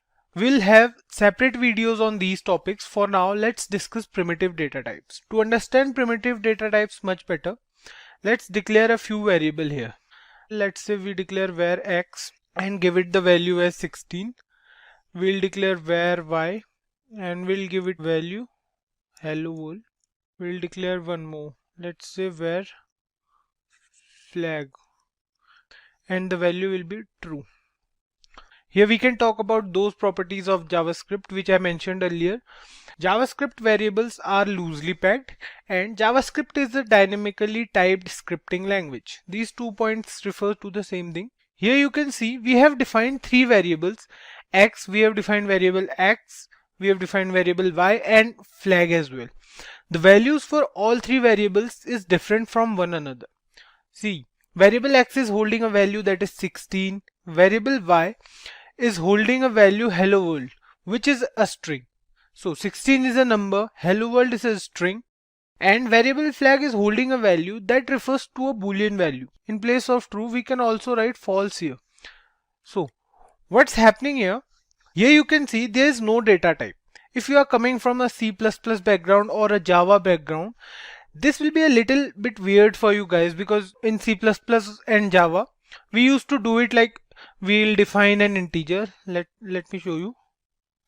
So how we will define an integer in C++ or Java? What we'll say, we'll use int x equals to 5 or something like that. We already had a data type. For string as well, we have char in C++, but here in JavaScript, we have no data type. We are only using the where keyword. That's what we call as loosely typed. This line means that you don't have to define the data type of the variable. What happens in JavaScript is whatever the type of value you will pass to the variable, the data type will change accordingly. So you don't need to worry about if you are passing a number or if you are passing a string. Just relax. Just when you pass the value to the variable, it will be determined automatically. So these are the three basic primitive data types present in JavaScript, which are number, boolean value and string. So let's move on to the next one, which is undefined. We'll define a variable p and we'll leave it as it is. So this variable p has an undefined data type. It means that any variable which is already declared but has no value inside it, it has an undefined data type. I'll tell you a basic operator, the type of operator. We'll go through the operators in later videos, but just try to understand the basic need and use it with me. For now, this operator will help you know the type of value a variable is holding. See, let's use it here. We have declared a variable p. We'll check the type of p. So to use this operator, you have to use it with document.write now. So we'll do document.write and we'll use two brackets, and inside it we'll write type of, and whatever, like if you want to know the type of variable x, let's suppose we'll write here x, semicolon, save it, and you can see here it says number. This means that this variable has a value which is a number. Similarly, we will check for all the variables present here. We'll check for every variable. We'll check for y, we'll check for flag, and we'll check for p as well. Let's copy this and paste it 3 times, and let's change the value here from x to y in this line, and from x to flag here, and here we'll change it to p. So we have done it. We'll save it and see. Here it says number first. Variable y, it says it's a string, because you know hello world is a string. It's a sequence of character. For variable flag, it says boolean, so it's defined as true or false. And for variable p, it's written here undefined. With this, we are left with only one primitive data type, the null data type. There's a difference between a null value and an undefined value. Undefined means lack of value, whereas null means the absence of any value. Suppose you are using null as the value for any variable. The type of operator will return this variable as an object. But if you are not giving any value to this variable, you are leaving it after declaration, the type of operator will return undefined. Here's an example for this. See, we'll declare one more variable here. We'll declare var num. Let's name this variable num, and we will give it the value as null. We'll use document.write type of, and we will check with the help of type of operator that what type of value the variable num is holding. So let's give here num. We are good to go. Press Ctrl plus S and see. Here it says it's an object. So a null value will always be shown as an object. We'll talk about the complex types or composite types in further videos. We'll have separate videos for each of these types. Don't worry about it. The term control statement is pretty self-explanatory and straightforward, right? We came across JavaScript statements in previous videos. JavaScript statements are the instructions that tells the browser to perform specific actions. Control statements are also instructions, and they govern the flow of control in a program. So let's take a look at control statements with the help of an example. Let's suppose we have a piece of code that has n number of statements. Here, let's say we have this code, and so the conventional workflow will be, it will first execute the first statement, then second, then third, and so on till statement n, right? So this is the basic flow, right? From statement 1 till statement n, and it will execute each statement in between. However, in real world, the scenario is different. Like, we don't write the code in same manner every time. For example, let's suppose you are in line 5 and you want to print this line 10 times. So what should you do? You can write this line 10 times, or you can copy paste it, right? Okay, let's forget about 10 times. Let's suppose you have to use this code, or we can say, let's suppose you have to print this statement 100 times. Doing this, like copy pasting it for 100 times or writing this statement for 100 times, that's useless and unnecessary, right? So that's where control statements comes into picture. We'll discuss them in a while. Let's assume another situation. This time you want to make a choice based on certain conditions. You can use conditional operators, but then it has limitations, right? To tackle this problem, we have control statements in JavaScript. So these are the very basic reasons why we need control statements for performing a certain activity. Like if we want to perform a certain activity n number of times, or if you want to make a certain decision making kind of scenarios in your program, that's where we need control statements in JavaScript. In JavaScript, we have two different types of control statements depending upon what action we are performing. So we have the conditional control statements and we have the iterative, or we can say looping control statements. Talking about conditional statements, as the name suggests, we use conditional statements when we have to make decisions based on conditions. When we have two choices, or when we can say when we have two different conditions and we want to make choices accordingly, so that's where we use conditional statements. We have two different types of conditional statements, the if-else statements and the switch case.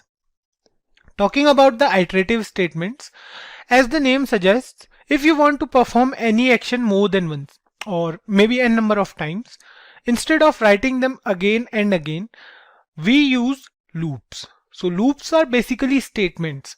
We use loops to perform any activity n number of times with specific conditions.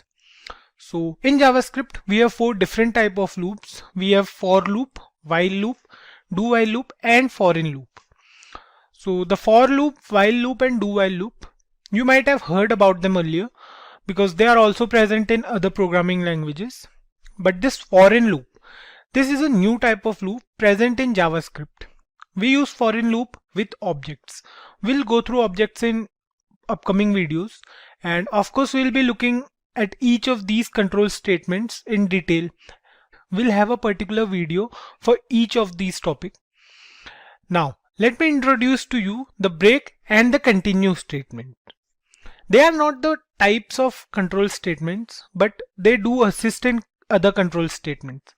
The break is used to exit a switch statement or loop. Like when used in a loop, it breaks the loop and continues executing the code after it. And on the other hand, the continue statement breaks a single iteration. When used in a loop, when we use continue statement in a loop, it breaks a single iteration, and it breaks the iteration only if the specified condition occurs, and then it will continue with the next iteration in the loop. So the if-else conditional statement is used whenever we work with condition. It can be either a single condition or maybe more than one condition, or multiple conditions we can work with. So let's try to write a basic program with a single condition. So then we'll move on to multiple conditions using the else if statement. So we'll create a new file today. So I hope you guys know the importance of creating a separate file for every topic. You know, it will be easy for you to work to find out that separate file later if you want to revise that topic. So here is the program where we have taken a variable x and the value of x is 10. So what we are doing in this program is we are checking if the value the variable x is holding, that is the value 10, and if the value is less than 10 or if the value is greater than 10. So we have only two conditions, either the value can be less than 10 or the value can be greater than 10 or equals to 10 as well. So here in this program, what we'll do, we'll update this value as 8. So the variable x is holding the value 8. So to check the output, let's save it, and here you can see it says the value of x is less than 10. Of course the value 8 is always less than 10, right? So for 8, that's fine, it will say the value is less than 10. And similarly, if we do the same for, let's say, 11, save it now and see, it says the value of x is greater than 10. So that's quite simple, right? But what if we are giving the value as 10? We know 10 is equals to 10. So save it now and see. Here you can see it says the value of x is greater than 10. This is happening because what we did, as we told the interpreter to check the value if the value of x is less than 10. We didn't mention that what to do if the value is equals to 10. So it will check for only x is less than 10, not for equals to 10 or greater than 10. So here what it is doing, it is checking if the value is less than 10. So that it says okay, let's print this statement if the value is less than 10, or if the value is not less than 10, or if the value is equals to or greater than 10, it will print the value of x is greater than 10. To avoid this type of misunderstanding, we use an else if statement. So the concept of else if statement is the same as if statement. What we are doing, we are using multiple conditions, right? We are giving it more than one condition. So how to use else if? It's quite easy, and the syntax is also similar to the if statement. The only difference is that it contains an else before if. So it's an else if. So what we are doing is we are giving it a condition that else if x equals to 10. So now what it will do, it will check for two conditions, that if the value x is holding is less than 10 or equals to 10. And what we'll do, we'll update it as. So let's check the output now. Save and see. Here it says the value of x is equals to 10, right? So I hope you guys are getting this. The execution flow for this program will be like, it will check for the first condition if x is less than 10. If yes, it will print the value of x is less than 10. If no, it will move on to the following condition. Like under the else if statement, it finds a condition that if x is equals to 10, it will check for it. If yes, if x is equals to 10, then it will print the value of x is equals to 10. Or if not, then otherwise it will move to else statement and print the value of x is greater than 10. We don't need to specify any particular condition for this, because we have already specified the two conditions, that if x is less than 10 or if x is equals to 10. Now we'll take a look at some basic programs. Other than this one, we'll take a look at a few more basic programs. So here's another program. What we are doing here is we are taking a variable x and the value of x is 5. So what we are doing is we are checking if the number is an even number or an odd number. The thing you have to keep in mind is the logic to find whether a number is even or an odd number. So to check whether a number is even, what we do, we'll divide that number with 2, right? What basically we want is we want the remainder as 0 when we use the modulus operator. So what we'll do, here we have written x mod 2 equals to 0. So if the remainder is 0, then the number will be an even number because it is divisible by 2. Else it will be an odd number. So that's quite simple, right? Let's save it and check the output. For 5 it says odd number. Yeah, 5 is of course an odd number, right? So that's for even and odd number. So here we are with another program. Here it says we have a variable y and the value of y is, let's say, 8. And what we are doing here is we are checking if a number is positive or negative or 0. So we have 3 different conditions. Either number can be positive or it can be a negative number. Any number greater than 0 is a positive number, right? And any number less than 0 is a negative number. And the third one is a number 0. It's neither positive nor negative. So let's check for the number 8, save it and see. Here you can see it is a positive number. Let's see for -2. Save it now. It says a negative number. For 0 it will say 0. So these two programs are quite simple, guys, right? The conditions are pretty simple. We use modulus operator, we used greater than or less than sign, and that's quite easy to use, right? So let's move on to the next program, which is a bit tricky than these two. So what we'll do in our next program is we'll check if a number is positive or negative, and at the same time we'll check for even and odd also. If we are giving any number as input, like let's suppose we are using 5, we'll check if the number is positive or negative and odd or even. So we'll do this simultaneously. Let's move on to this program. So there are two ways to check whether a number is positive or negative and odd or even. So the two methods, we'll discuss them one by one. The first one here is to use nested if, and the another one is when we use logical operators along with the if else if statement. So this one here you can see right in front of your screen is the nested if method. So here you can see we have used the if statement. We have given one more condition inside another if statement. So first it will check whether a number is positive or not. For x greater than 0, it will check if the number x is greater than 0. Then if yes, if it will find it that yes, this number is greater than 0, then it will move on to the nested if and it will check for odd or even. For odd number and even number, it will check if it finds that the number is even, it will print that the number is positive and even. If the number is not even, it will print the number is positive and odd. So here you can see the difference. What the interpreter is doing is it will check for the number as positive, and if the number is positive, then it will move on to the nested if and check for the even or odd. So if it finds that the number is even, it will print positive and even, otherwise it will print positive and odd. Then it will move on to the next condition, which is for negative number. If x is less than 0, then it will again move to the nested if and it will check for even and odd. So if it finds that the number is even, it will print negative and even, otherwise it will print negative and odd. And the last condition is for the number 0.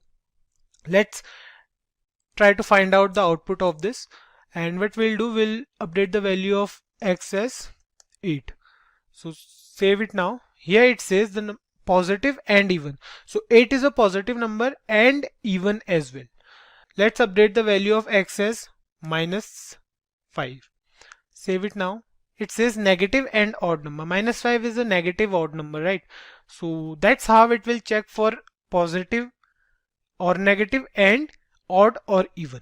So we are doing both the things simultaneously in a program. We have an alternate method as well. Here you can see on your screen we have written a program, and here we have taken a variable x. The functioning of both the programs is same. Both of these programs will check for positive or negative and odd or even. So here you can see I have taken a variable x. Let's say the value of x is 7. It will check for x greater than 0 and x mod 2 is equals to 0. So we have 4 different conditions, right? A number is greater than 0, that means a number is positive and even. A number is positive and odd. A number is negative and even. A number is negative and odd. And the final one is a number is 0. Okay, we have 5 conditions and we have to specify these 4 conditions here. So here you can see we are using the logical AND operator. This means it will print this statement. Let's suppose for this statement, it will print this only if both the conditions are true, right? If the value x is holding is both greater than 0 and an even number. So if you try to find out the output now, save it and see, here it says number is positive and odd. So the number 7 is greater than 0, but the number 7 is not an even number. That's why this line is not there on the browser. It will print this line because the number is positive and odd, right? The switch case is another conditional control statement, just like the if-else control statement. There's a difference between the usage of if-else and switch case statement. Now both if-else and switch case works with conditions, and we have to choose when to use switch case over if-else. Switch case is generally preferred over the if-else when there is n number of test cases present, or we can say when we are working with a lot of conditions. Let's say we are working on a program and you ask the user for an input between 50 and 100, a numeric input basically. And in the output, we have to print the textual form of that number. Suppose if the user enters 75, right? The output will be like this. So what we are doing, we are taking a number from the user as an input and we are printing the textual form of that number, right? So we can use the if-else or we can say else-if control statement, but the program will be so lengthy and not so clean.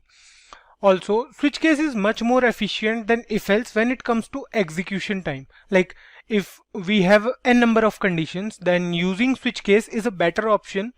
We'll get to know why in a bit.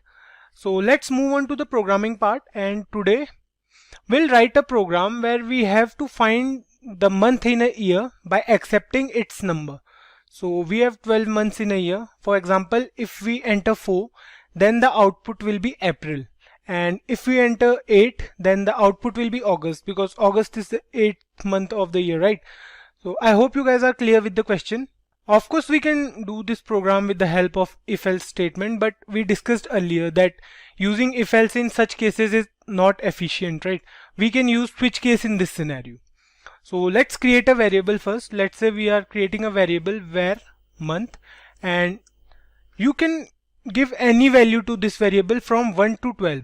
You can provide it with any initial value.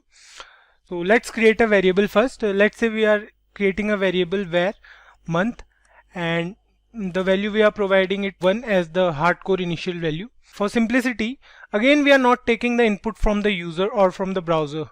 To do so, we have to first go through the DOM manipulations, and we'll go through it in later videos. So let's start with the switch case now.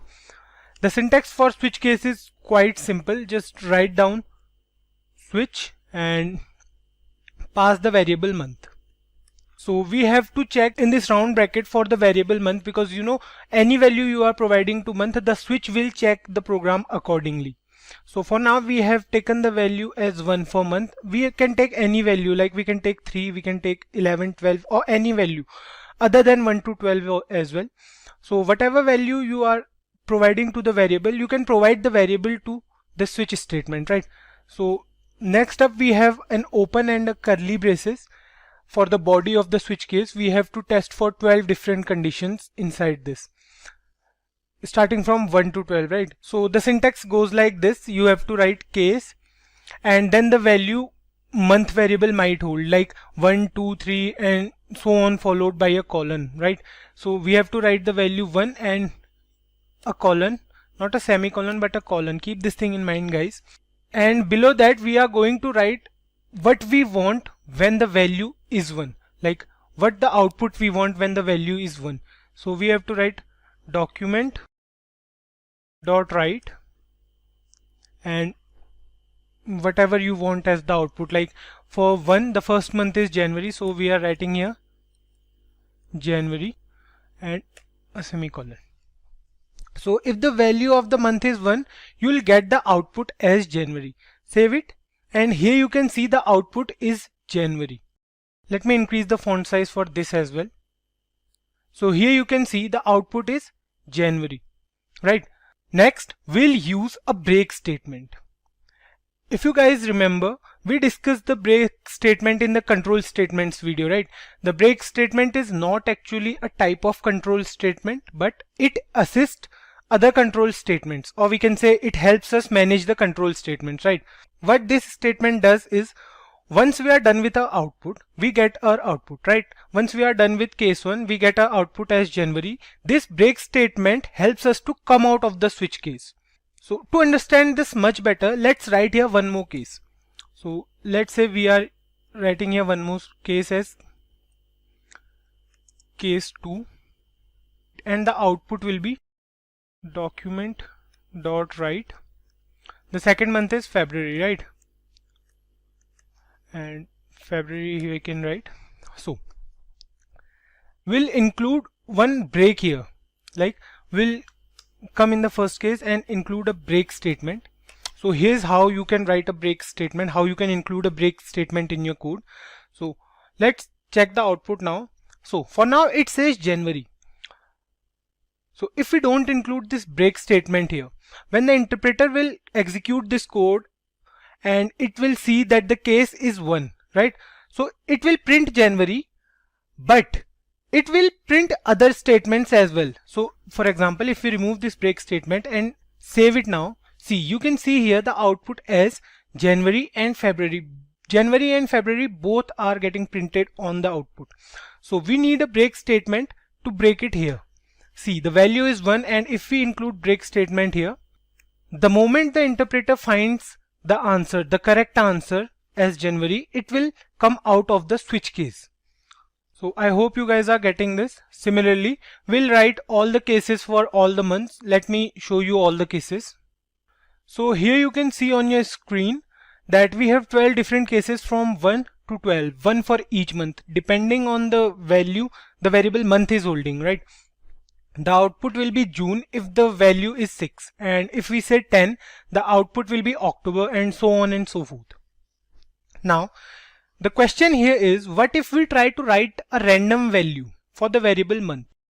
By random value, we mean that if we try to write any value other than these 12 values from 1 to 12, if we leave these values, then if we try to write another value, like if we write here 13, so what will be the output now? Let's save it and see.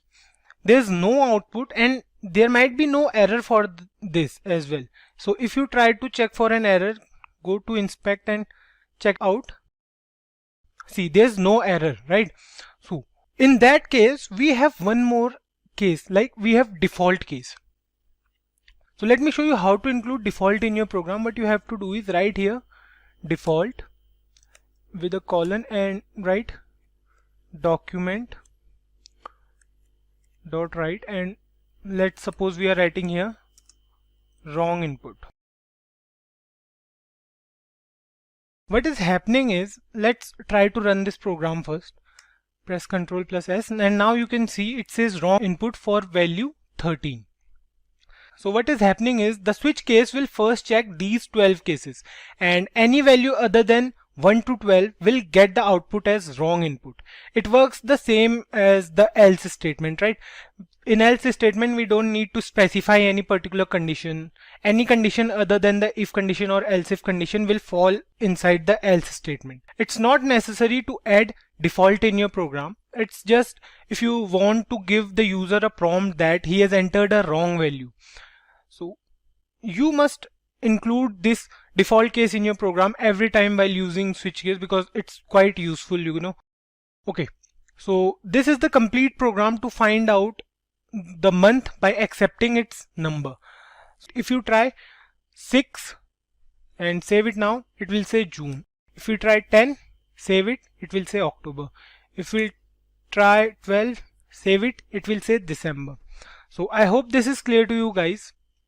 Next up, let's discuss about switch case in detail, because the switch case in JavaScript works differently from other languages. Like, switch case is also present in C++ and Java, but in JavaScript it is a bit different. So in JavaScript, switch case can accept numbers, it can accept strings and boolean values as well. Now let's have a look at how the switch case works with string values. So here is an example of string values. You can see the value variable month is holding is June, right? And you can use this string in case as well. So here you have to give the case as a string value, right? Because we are using switch case statement with strings. So the first case here is when the value will be June, the output should be 6th month. And when the value is July, the output will be 7th month. So let's check it out if this is working or not. Let's save this program and see. For June, it says 6th month. And similarly, we can check it for July as well. Let's check for July. Save it and see, it says 7th month. You can include the default case as well if you want to. It will be similar, like there's no difference for default case. Let me show you how. We'll write here wrong input.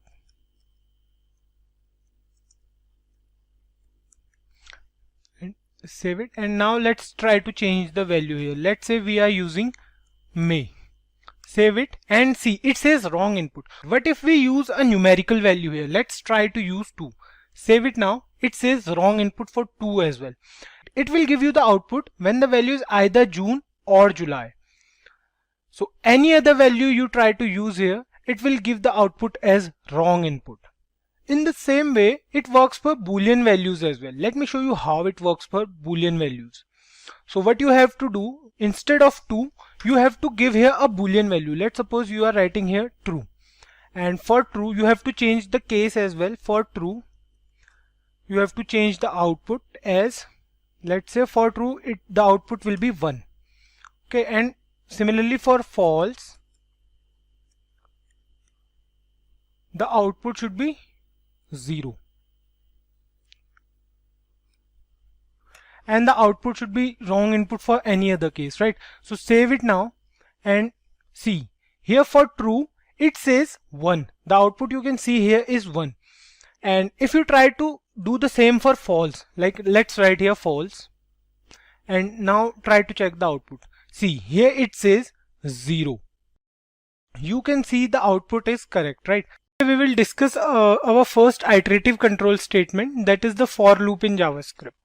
So iterative statements or looping statements, we can say, are used when we want to perform an activity multiple times or n number of times. So we don't have to copy paste that code every time, but we can use iterative statements.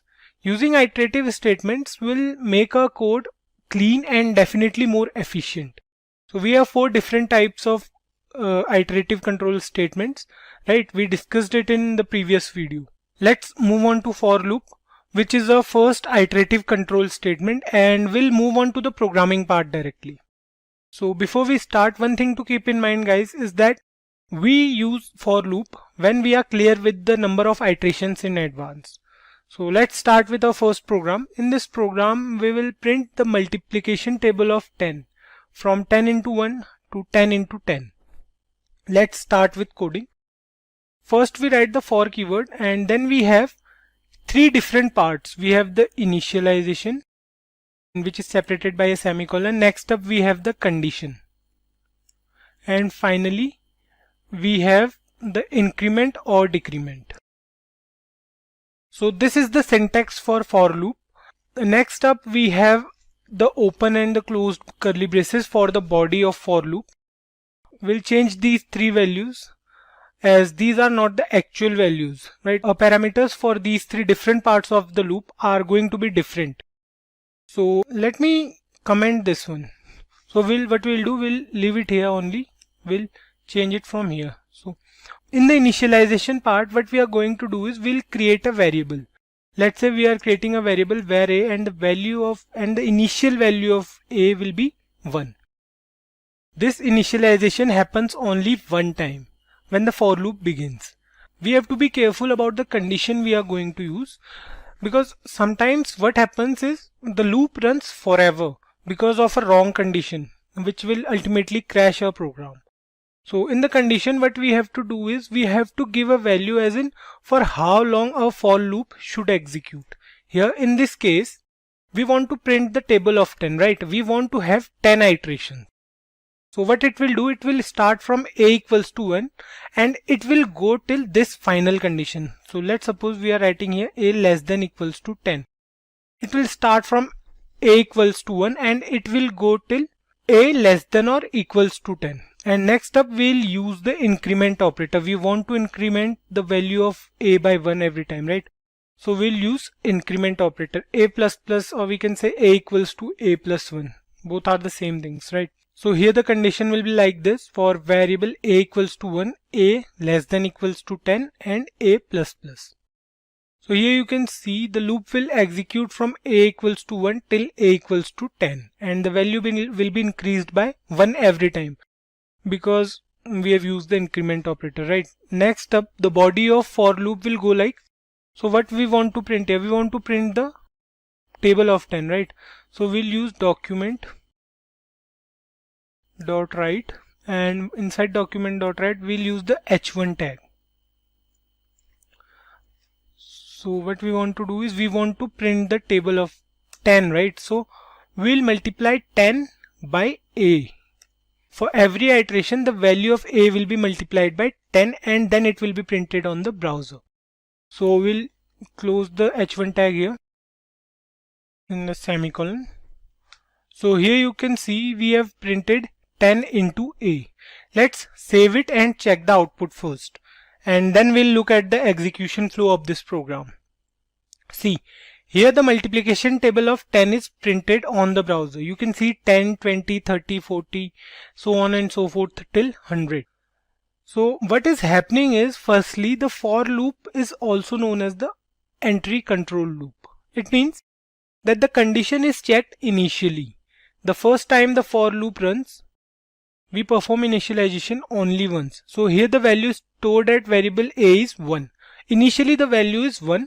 Next up it will check for a less than equals to 10. Is a, which is 1, is 1 less than equals to 10, then true. The control will be shifted to document.write and it will print 10 into the value of a is 1, right? So it will print 10 here.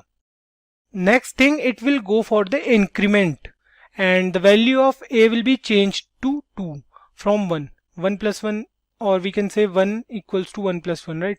So it will be 2. Now next thing, it will leave this now because the initialization happens only once. Now it will go for the condition directly. Now it will check for is 2 less than or equals to 10.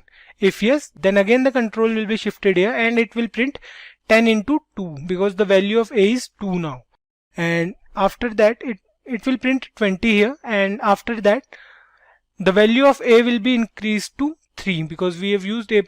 Then it will check for 3 is 3 less than 10, and same thing will happen, it will print 30 and so on and so forth till the value of a is 10. Now if the value of a is 10, it will print 100, right? And when the value is incremented, it will become 11. So what will happen? Now it will check for 11 less than equals to 10. No, we know that 11 is not less than equal to 10, right? Then it comes out of the loop and it will print nothing after that. So this is the basic working of the for loop. We'll go through one more program wherein we'll print the odd numbers between 1 and 10. So what are odd numbers? Odd numbers are those numbers which are not divisible by 2, right? So we have the odd numbers as 1, 3, 5, 7, 9 and we want to print them. So the difference between each number is of 2. The 1 plus 2 plus 2 plus 2 till 9, right? So what we have to do is we have to write here a plus equals to 2. We have to increase the value of a by 2. And instead of writing here 10 into a, because this time we don't want to print any multiplication table, we want to print a number only, right? So we'll use a only. Save it and check the output. It says 1, 3, 5, 7, 9. So these are the odd numbers present between 1 and 10. Keep one thing in mind, that you have to give the condition wisely every time. So next up we have the while loop. Like the for loop, while loop is also an entry control loop, which means that the condition will be checked first. So the question here is how while loop is different from the for loop. If you guys remember, when we discussed that we must know the exact number of iterations, then only we can use the for loop, right? So the while loop is preferred when we are not aware of the number of iterations, or we can say we don't know if the condition will be true for a certain number of times. We'll start with the programming part now, and then we will discuss more about when to use while loop over for loop. So let's start with the program. In this particular program, we will print odd numbers up to a specific number. Let's say we want to print all the odd numbers up to 50. So we want to print all the odd numbers from 1 till 50, right? We came across the same program in the previous video as well, but this time we will use the while loop instead of for loop. So the syntax for the while loop is relatively easy to use. The code goes like, we start with the while keyword, then opening and closing round brackets, and finally the body of while loop in curly braces. If you guys remember from the previous video wherein we used the for loop, we had 3 different parts, right? We had the initialization, we had conditions, and the increment decrement part. Here we have only one condition, and until this condition holds true, the while loop will be executed. For example, here we want to print all the odd numbers from 1 to 50, right? So we'll first initialize a variable. Let's initialize a variable first. Let's say we have a variable x and the value of x will be 1. We used here 1 because 1 is the very first odd number, right? After that, inside the condition, what we want to do is we want to print the odd numbers up to 50. So while the condition will be like while x less than equals to 50. So the loop will go till x is less than or equals to 50. Or we can say x less than 15. That depends on us if we want to check for 50 or not. So the odd numbers will go like 1, and then we have 3, then we have 5, then we have 7, and up to 50. So the last odd number will be 49. So inside the while loop, we will print the value of x. So here we will print the value of x. Let's print it. Document.write. And inside this, we will print the value of x inside the h1 tag. Suppose we try to run this program now. It will go on an infinite loop. And the reason for this is we are not doing anything to increment the value of x. Just like in for loop, if you remember, we had the initialization first. We had the initialization here as well. Then we had the condition. We have a condition here as well. And then finally it has an increment or decrement part, right? So here we don't have that same increment or decrement part. We have to do it separately. So we'll increment the value of x here only. So here we will write x plus equals to 2, or we can say it is same as x equals to x plus 2. You guys are aware of it, right? So the reason is simple, because we want to go from 1 to 3 to 5 and so on. That's why we use x plus equals to 2. We incremented the value of x by 2. Save it here and let's check the output. So here you can see it says 1, 3, 5, 7, 9 and so on and so forth till 49. So 49 is the last odd number before 50, because we are checking between 1 and 50, right? So 49 is the last odd number. Let me show you how the program goes into an infinite loop. So for that, what we have to do, we will comment this whole line here. Let's check the output now, save it, and here you can see it is refreshing forever. And this is basically how a program in an infinite loop looks like. The output of this program is the program will ultimately crash. So what we have to do, we have to open a new tab and then again we have to run the program with correct increment part. So here you can see, you can wait for it to become responsive or exit the page. So here you can see we have all the odd numbers from 1 up to 50 and the last one is 49. Coming back to the difference between the while loop and the for loop. We did the same program previously, right? Using the for loop. So where to use while loop over for loop? So consider a scenario where we are taking input from the user and the input from the user is y. We want to do something. Let's say we want to print something on the screen. Or if the input from the user is n, we want the process to be stopped. We can give the condition in the while loop, which will go like when the character y becomes n, the process will be stopped. We'll go through one such program once we are done with the DOM manipulation part, wherein we take the input from the user. Let's move on to the do while loop in JavaScript. In the previous videos, we have already discussed that both for loop and the while loop are entry control loop. That means the conditions are checked first, right? But the do while loop is a bit different, or we can say it is an exit control loop, wherein the condition is checked after the execution of the loop's body. Thus, an exit control loop executes at least once.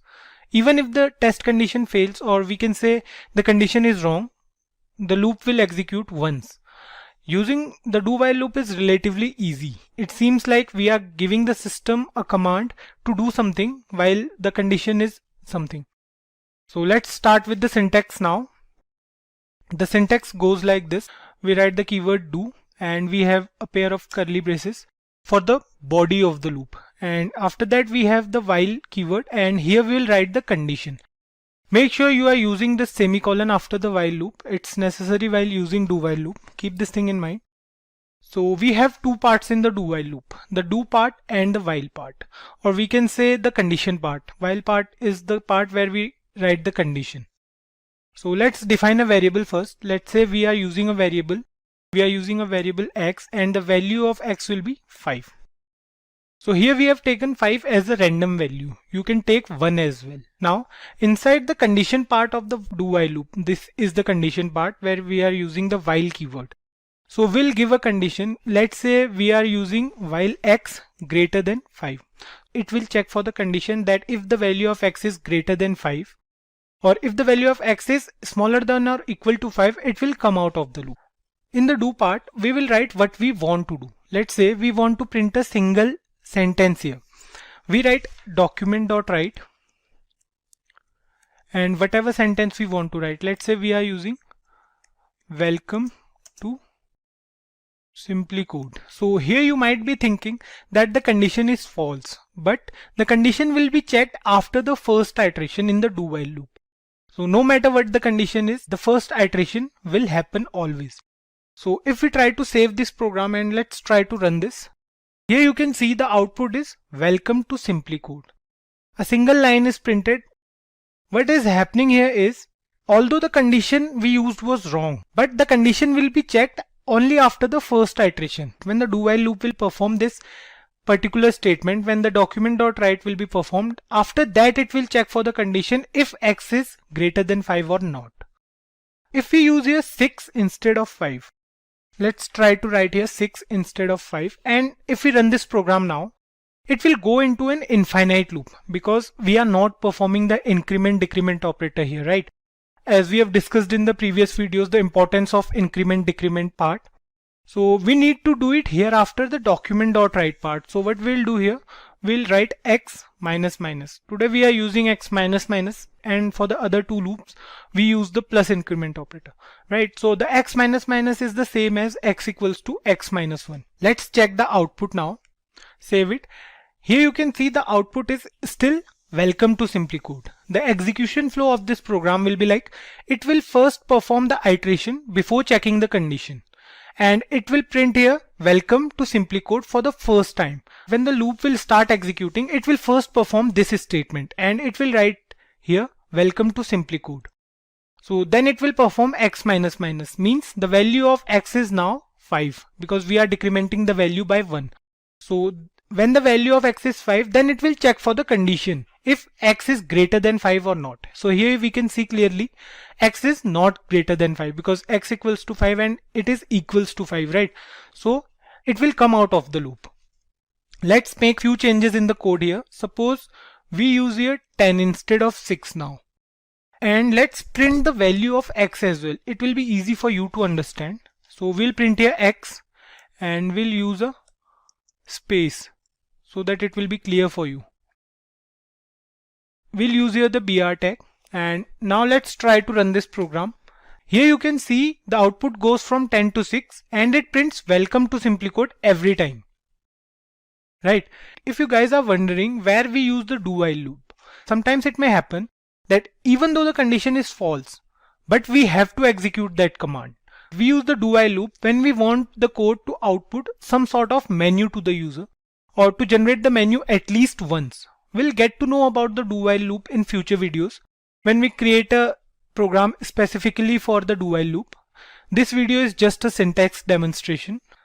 We'll go through the examples of all the 3 loops present in JavaScript. So today we have 3 different problems for 3 separate loops, right? We'll go through each of the problems and we'll discuss the execution flow for each loop we'll go through. So let's start this session with the first problem statement. So the first problem statement goes like this.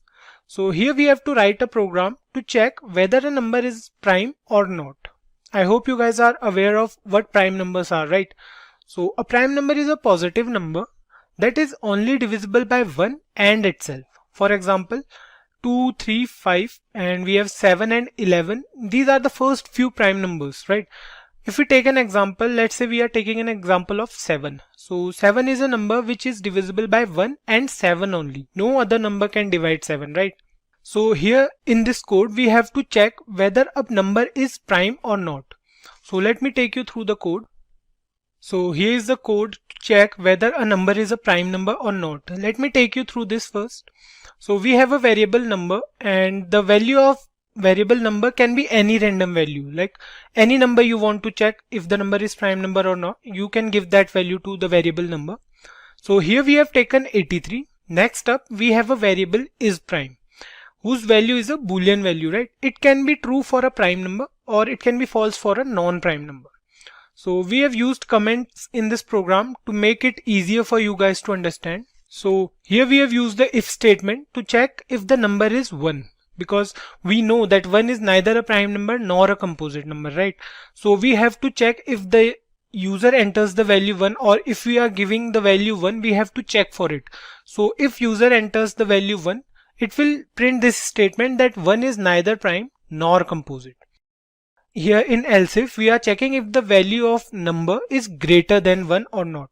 So if the value of number is greater than 1, the control will be shifted to for loop present inside the else if statement, right? Here you can see we have the for loop here. The control will be shifted to this for loop. So here you can see we have initialized a variable I, and the initial value is set to 2.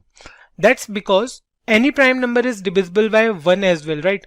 So it won't make any sense to include 1 here. We'll start from 2 and we'll check until the value of I becomes half of the value of number. So if we take an example of 10, we'll check until 5, because you know any number greater than 5 won't divide 10, right? It's practically not possible. So we'll check for number by 2, or we can say we'll check till 5 only, and the value will be increased by 1 every time. Till now I hope you guys are aware of how to use for loop and why we are using for loop here. We can do the same program using while loop as well, but to make it more clear how to use for loop, we are doing this program with the help of for loop. So then we have the I++, or we can say we have increased the value of I by 1 after every iteration until the value of I becomes half of the number. So the condition number % I equals to 0. So here is the main condition to check if the number is divisible by I or not. So the execution will be like, if we are taking here a number 10, it will start from 2 and it will check if the remainder is 0 or not. So if the remainder is 0, then the value of is prime will be changed to false and it will come out of the loop. Next, it will check for the value of is prime if the value of is prime is true or not. Here you can see if the value of is prime is true, then it will print n, or we can say then it will print that the number is a prime number, else it will print that the number is not a prime number if the value of is prime is false. For example, when we took the example of number as 10, so the value of is prime will be changed to false, because you know 10 divides by 2 is equals to 0, or we can say the remainder will be 0. So the value of is prime will be changed to false, and for false it will print number is not a prime number.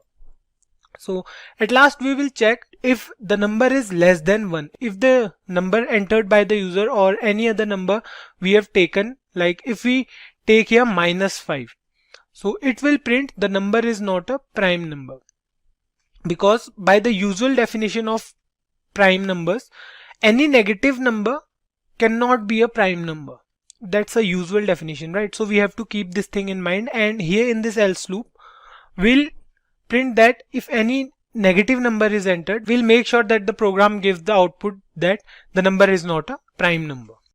So let's try to run this program and check the output. Let's save this program, and the output says 83 is a prime number, as 83 is not divisible by any number except 1 and 83. For example, if we take here any number which is divisible by, so let's say we are taking 75. Save it now and see, it says 75 is not a prime number. Okay, here's a spelling mistake. It says 75 is a not prime number. So here we'll correct this.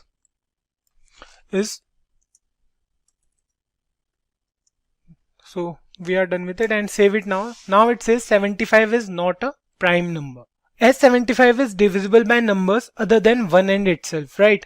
It is divisible by 3, it is divisible by 5, 15 and 25 as well. All these numbers divide 75 basically. So let's take a different value here. Let's say we are taking -7. Let's change the value here as, or we can take it as -75. Let's save it now. So it says the number is not a prime number.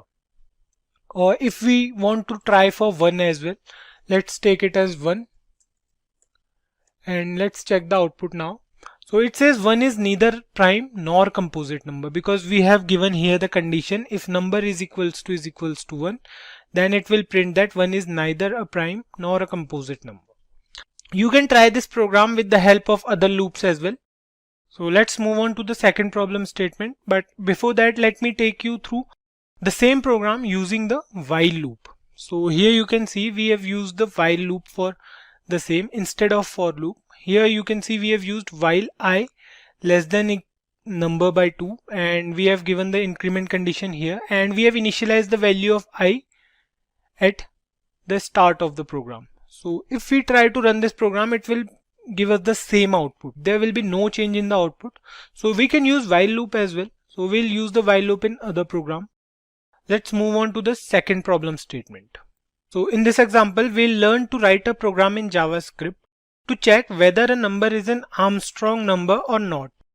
So we'll do this with the help of while loop. Let's have a look at how to implement this program. Before proceeding to the coding part, let's have a look at what is an Armstrong number. So an Armstrong number of 3 digits is an integer such that the sum of the cubes of its digits is equal to the number itself. So for example, 153 is an Armstrong number since 1 into 1 into 1, it means the cube of the digit 1 plus the cube of 5, that is 5 into 5 into 5, which is equal to 125, and the cube of 3, which is 3 3s are 9 and 9 3s are 27. So it will go like 125 plus 27 plus 1. So which is equal to 153. So an Armstrong number of 3 digits is an integer such that the sum of the cubes of its digits is equal to the number itself. So here we have the code for the same. This is the code to check whether the number is an Armstrong number or not. So here we have taken a variable and the value is 153. The value of the variable number is 153, right? Because we already know that 153 is an Armstrong number. There are a few more numbers like 371 is also an Armstrong number. Next up, we have taken a variable sum and the initial value of sum is 0. We have used the variable sum to store the value of the cubes. And next up, we have a temporary variable so that we can break a 3-digit number, and we need the number after all this program, all these loops and all. We'll need the number, we'll need the original number to compare it with the sum of the cubes, which will be held in sum. So but we need to break the number as well, right? So we need a temporary variable to break it. Here we use the while loop, and the loop will run until the value of variable temp is greater than 0. So the initial value of temp will be 153 here. In this particular case, the initial value will be 153, and the loop will run until the value of 153 is greater than 0. Next up, we have a variable remainder that stores the last digit's value as we are dividing 153 by 10. So the remainder here will be 3. So the value saved at variable remainder will be 3 for the first time. Then what will happen will we are updating the value of sum, and the new value of sum will be 0 plus 3 into 3 into 3. So 3 3s are 9 and 9 3s are 27. So the updated value of sum will be 27. Next up, we are removing the last digit from the number. So for example, we have here 153, and if we divide 153 by 10, the answer will be 15.3. That's why we are using here %, because what %, will do, it will convert the float value into an integer. So if we try to perform a simple divide in JavaScript, like if we try to divide 153 by 10, it will give us 15.3. It will give us a float value, but we want an integer value, right? So %, will change this value to the nearest integer. So 15.3, the nearest integer will be 15. So the new value of temp will be 15. Then again this loop will be executed, and for this time the variable remainder will hold the value of 15 modulus 10, and the remainder will be 5, right? So the new value of remainder is 5, and the value of sum is 27 plus 5 into 5 into 5, which is 27 plus 125, right? So the new value of sum will be 152. And then again it will go to the temp and it will divide 15 by 10, and it will change the value to an integer. So 1.5 will be changed to 1. And next up, the final value of temp is 1, which is greater than 0, right? So it will divide 10 by 1 and the remainder will be 1. So next up, it will add 152 plus 1 into 1 into 1, that is 153, right? And then it will divide 1 by 10 using the %, but this time the value will be 0 because there's no remainder, right? Next up, we'll compare the value of the sum and the number variable. So the sum variable here, it is holding the value as 153. We break this number into 3 different parts. Then we took the cube of these 3 numbers and added them. So the final value of the variable sum is 153 and the initial value of number, or we can say the value we gave to the variable number, is 153. So right, it will print here that 153 is an Armstrong number. Or if we use any other number instead of 153, let's suppose we are using 121. So it will print 121 is not an Armstrong number. Let's check out the output once. Let's save it and see the output here is 153 is an Armstrong number. So if we change the value of 153 to 121. So let's check the output now. It says 121 is not an Armstrong number. Why? Because if we take the cube of each of the digit and we'll add them, suppose the answer here will be 10 because the cube of 1 is 1 and the cube of 2 is 8 and the cube of the final one is 1. So 8 plus 1 plus 1 is equals to 10. So that's why 121 is not an Armstrong number. Let's move on to our last problem statement where we'll use the do while loop to find the factorial of a number. So here's the problem statement where we'll have to write a program to find the factorial of a number.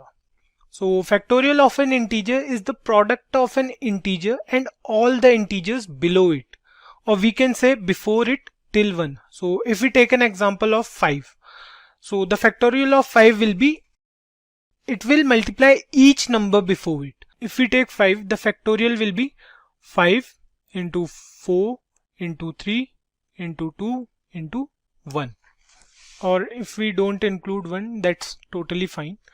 So this program is pretty simple as compared to the previous two we did. So this is a small one too. Let me take you through this. So here we have the program and here we have 3 variables, right? We have a variable I which is initialized as 1, then we have a variable n which is 5, and then we have a variable f whose value is 1. F is for factorial and n is for number we want to check the factorial of, and I is for checking the condition.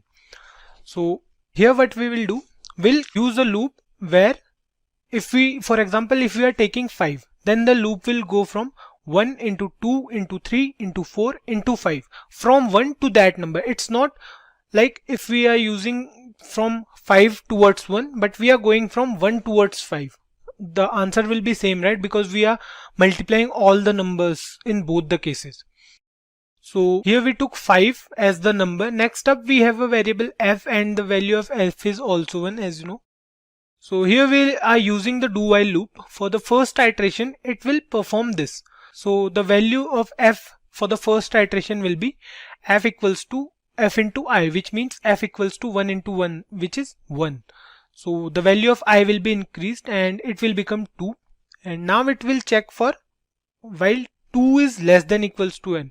Yes, 2 is less than n. So it will again go up and it will update the value of f, and the new value of f will be 1 into 2, that is 2. Then again the value will be increased and it will become 3, and then it will change the value of f as well. If it will become 6 and the value of I will become 4, then it will check if 4 is less than 5. Yes, 4 is less than 5, and then it will multiply 4 with 6 because the value of f was 6, right? So 4 into 6 it will become 24, and then finally the value of I will be 5, and it will check if the value of I is less than or equals to 5, right? While I is less than equals to 5, yes, that's true because now 5 is equals to 5, and it will again execute the loop and the value of f will be 24 into 5, which is 120, and then again the value of I will be increased. Now it will become 6, which is greater than 5. So it will come out of the loop and it will print the factorial of a number. So let's save this program. So the factorial of 5 is 120, because see here we have used the factorial of n is 5 and the factorial is 120. So if we try to give any other number here other than 5, let's say we are using here 10. Save it. It says the factorial is 3628800, or it's 36,28,800. So if you try to multiply 10 into 9 into 8 into 7 so on till 2, or we can say 1, the answer will be this. You can check it, you can Google it, or you can go through it in your calculator. For today's session, the topic of discussion is how to become a backend developer. So if you're wondering how to become a backend developer, what skills are required and what the responsibilities are, then you're in the right place. But let's wait for a while for more people to tune in.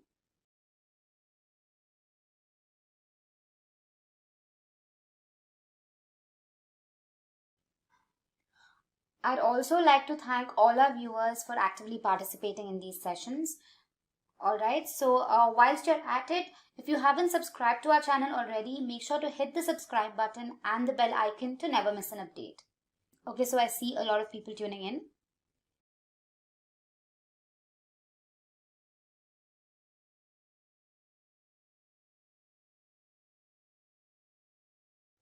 Alright, so I think we're good to begin. Now, I'm sure all of you use social media applications. Now, every time you click on a video, scroll through a feed, perhaps search for something, the corresponding information is displayed on your screen. Now, these applications provide an excellent user experience. But how is this achieved? You must know that every application comprises of two parts. There's the front end and then there's the back end. The front end is what the user deals with and the back end is what makes this happen. In other words, the back end includes an application, a server and a database. The back end application fetches the data from the database and processes all client requests. The result of this is made visible to the user.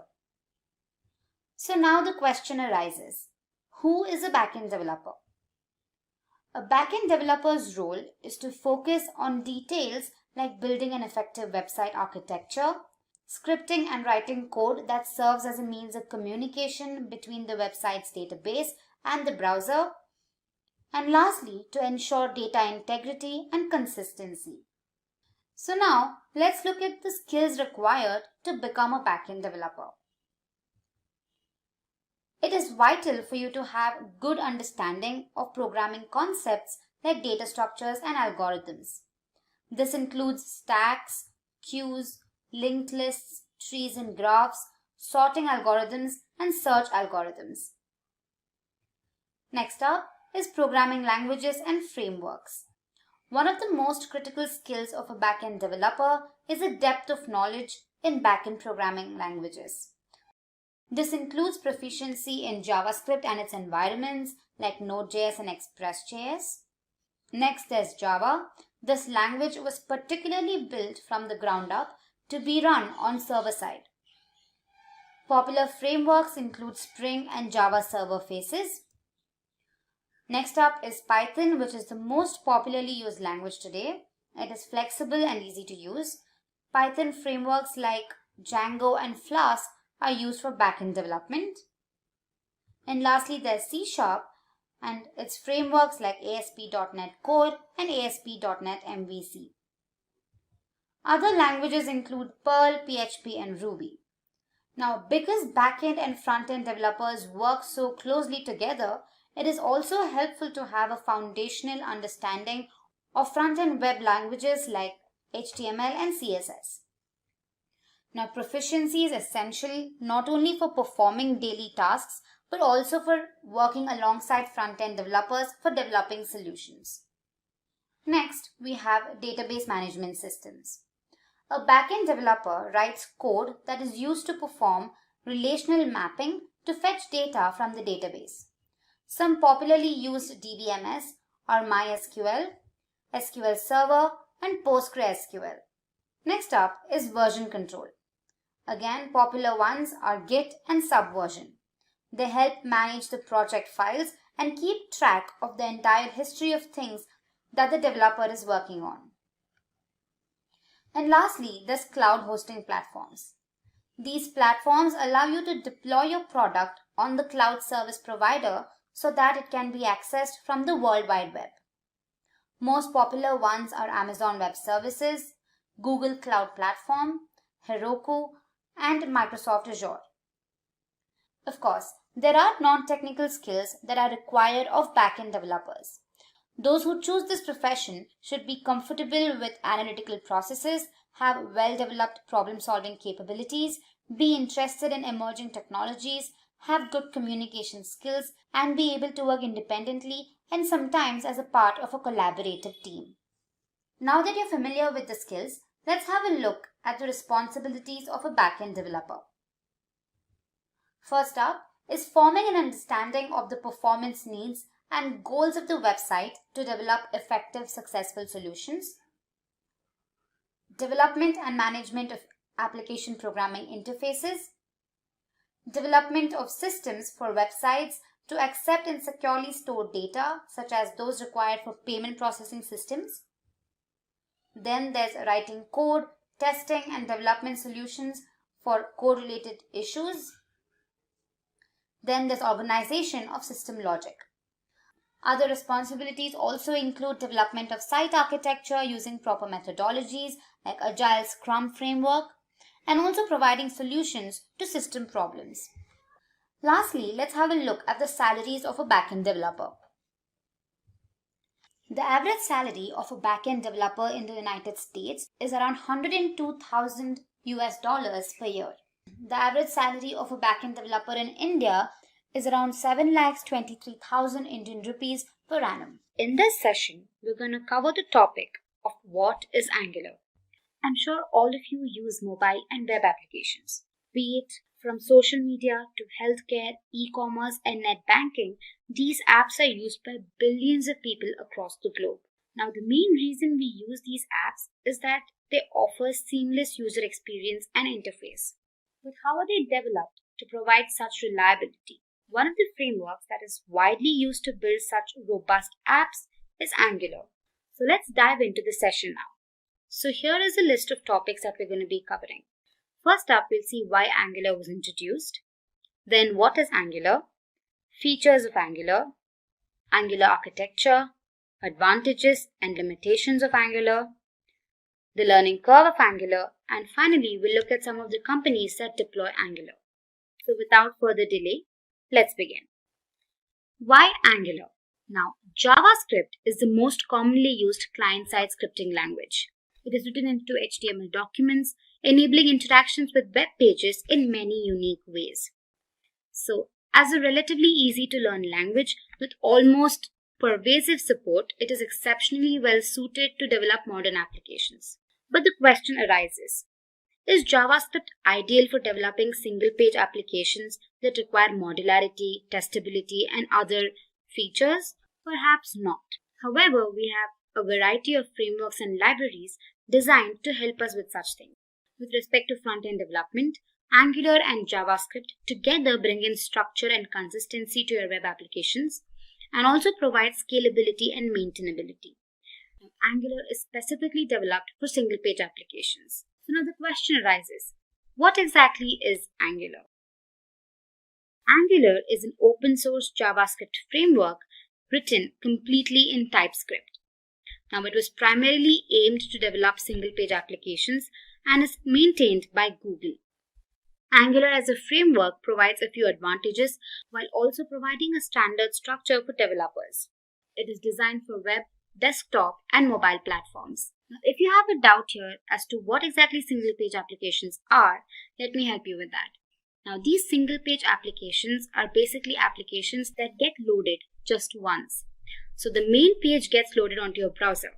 So any further interactions does not lead to loading of subsequent pages.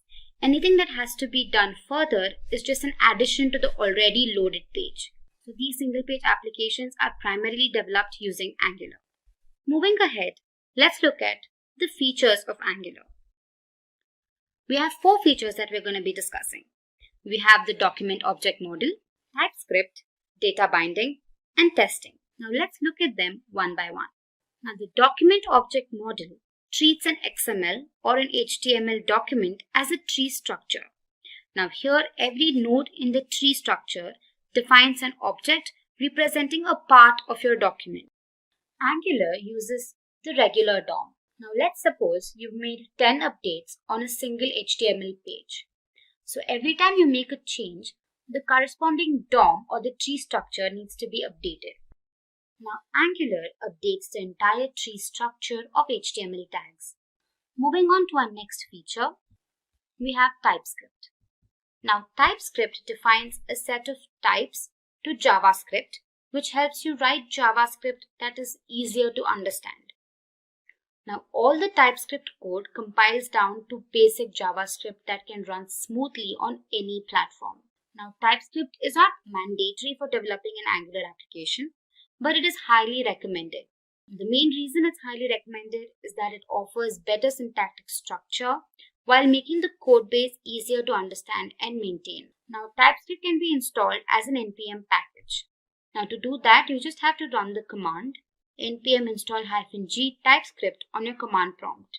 Next up is data binding. Now data binding is a process that allows you to manipulate web page elements using the web browser. Now it mainly employs dynamic HTML and does not require complex scripting or programming. It is used in web pages that include interactive components like calculators, tutorials, games, etc. Now, incremental display of a web page makes data binding extremely convenient when pages contain a large amount of data. When it comes to Angular, it uses two-way data binding. So, any changes made in the UI element is reflected in the corresponding model state. And conversely, any changes made in the model state are reflected onto the UI state. Now, this allows the framework to connect the DOM to the model data via the controller. The last feature we're discussing is testing. Angular uses Jasmine to run its various tests. The Jasmine framework allows various functionalities to write different kinds of test cases. Karma is a task runner for the tests that use a configuration file to set the startup, reporters, and testing framework. So with that, we've covered the features of Angular. So let's go ahead and understand the architecture of Angular. Now, Angular is a full-fledged MVC framework. It provides a strong opinion on how the application should be structured and offers bidirectional data flow and updates the real DOM. MVC, short for Model View Controller, is an architectural pattern that separates the application layer into model, view, and controller. Now, model here relates to all the data-related logic. View, on the other hand, is used for UI logic of the application. And controller is the brain of the setup. Now, it is an interface between the model and view. Moving on, let's look at the advantages of Angular. First up, we have custom components. Angular allows you to build your own components that can pack functionality along with rendering logic into reusable pieces. Data binding. As discussed, Angular allows you to effortlessly move your data from your JavaScript code to the view and react to user events without having to write any code yourself. Dependency injection. Angular allows you to write modular services and have them injected wherever they are needed. This greatly improves the testability and reusability of the same. Don't worry if you can't wrap your head around these topics. We're going to discuss them further in the coming videos. Next advantage is testing. Angular has been built from the ground up with testability in mind. You can literally test every part of your application. Comprehensive. Angular is a full-fledged framework and provides out-of-the-box solutions for server communication, routing, and more. Lastly, we have excellent browser compatibility. Angular is cross-platform and browser compatible. An Angular application can typically run on all browsers, be it Chrome, Firefox, Safari, and platforms like Windows, macOS, and Linux. Now, many versions of Angular have been released ever since its inception. All of these versions have added to the efficient working of the framework. Now, here are the different versions released. First up was Angular 1. It was built on JavaScript and completely based on controllers. Next release was Angular 2.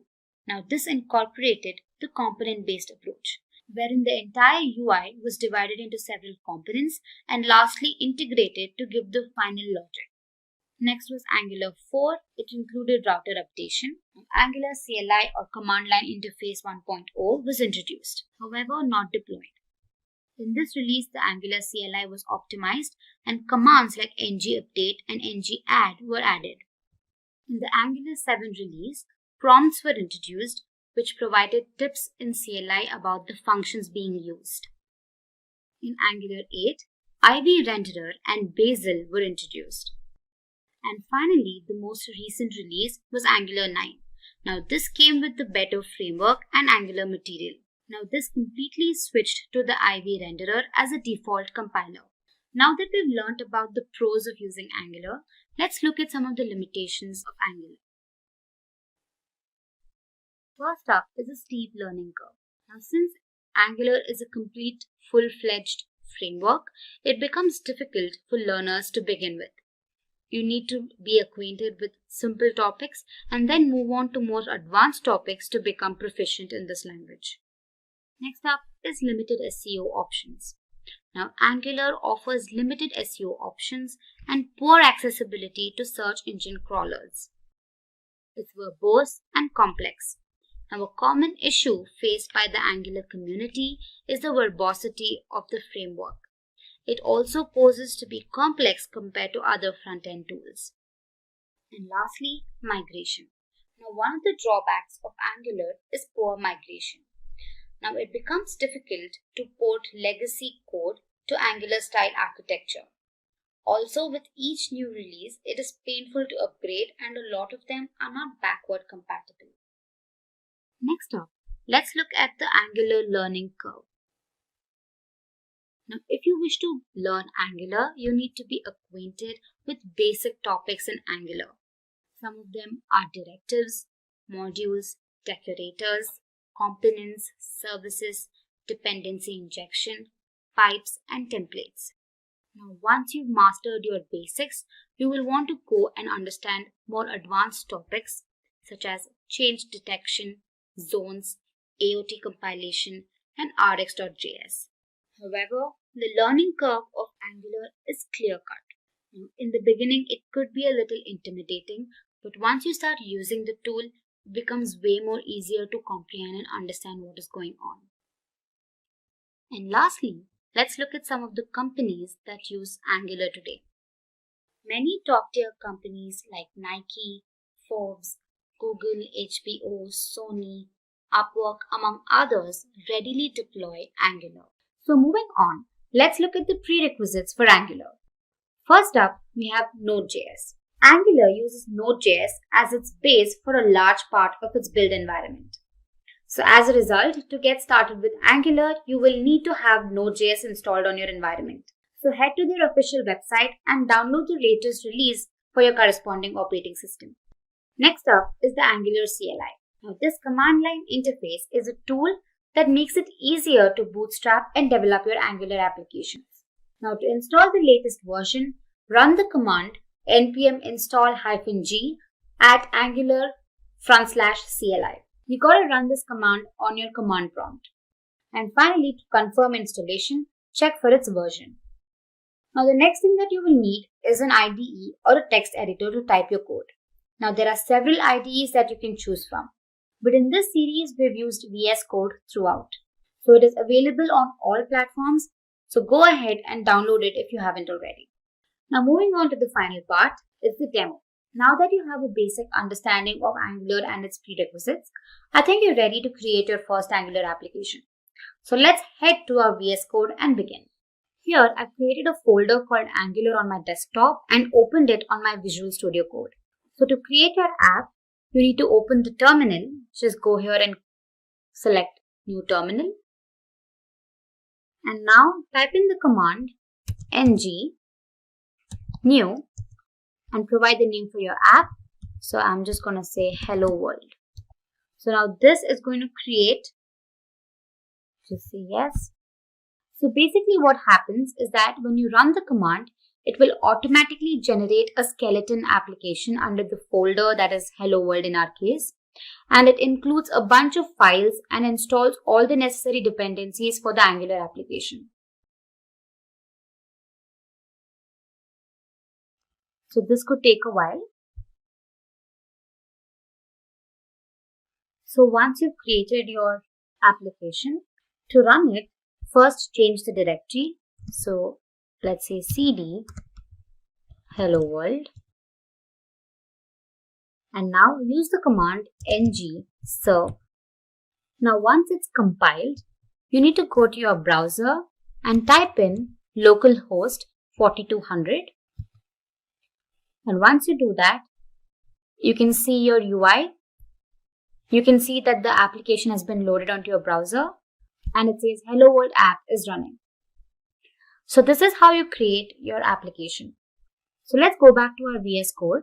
Now as you can see here, there are many files and folders that are created, right?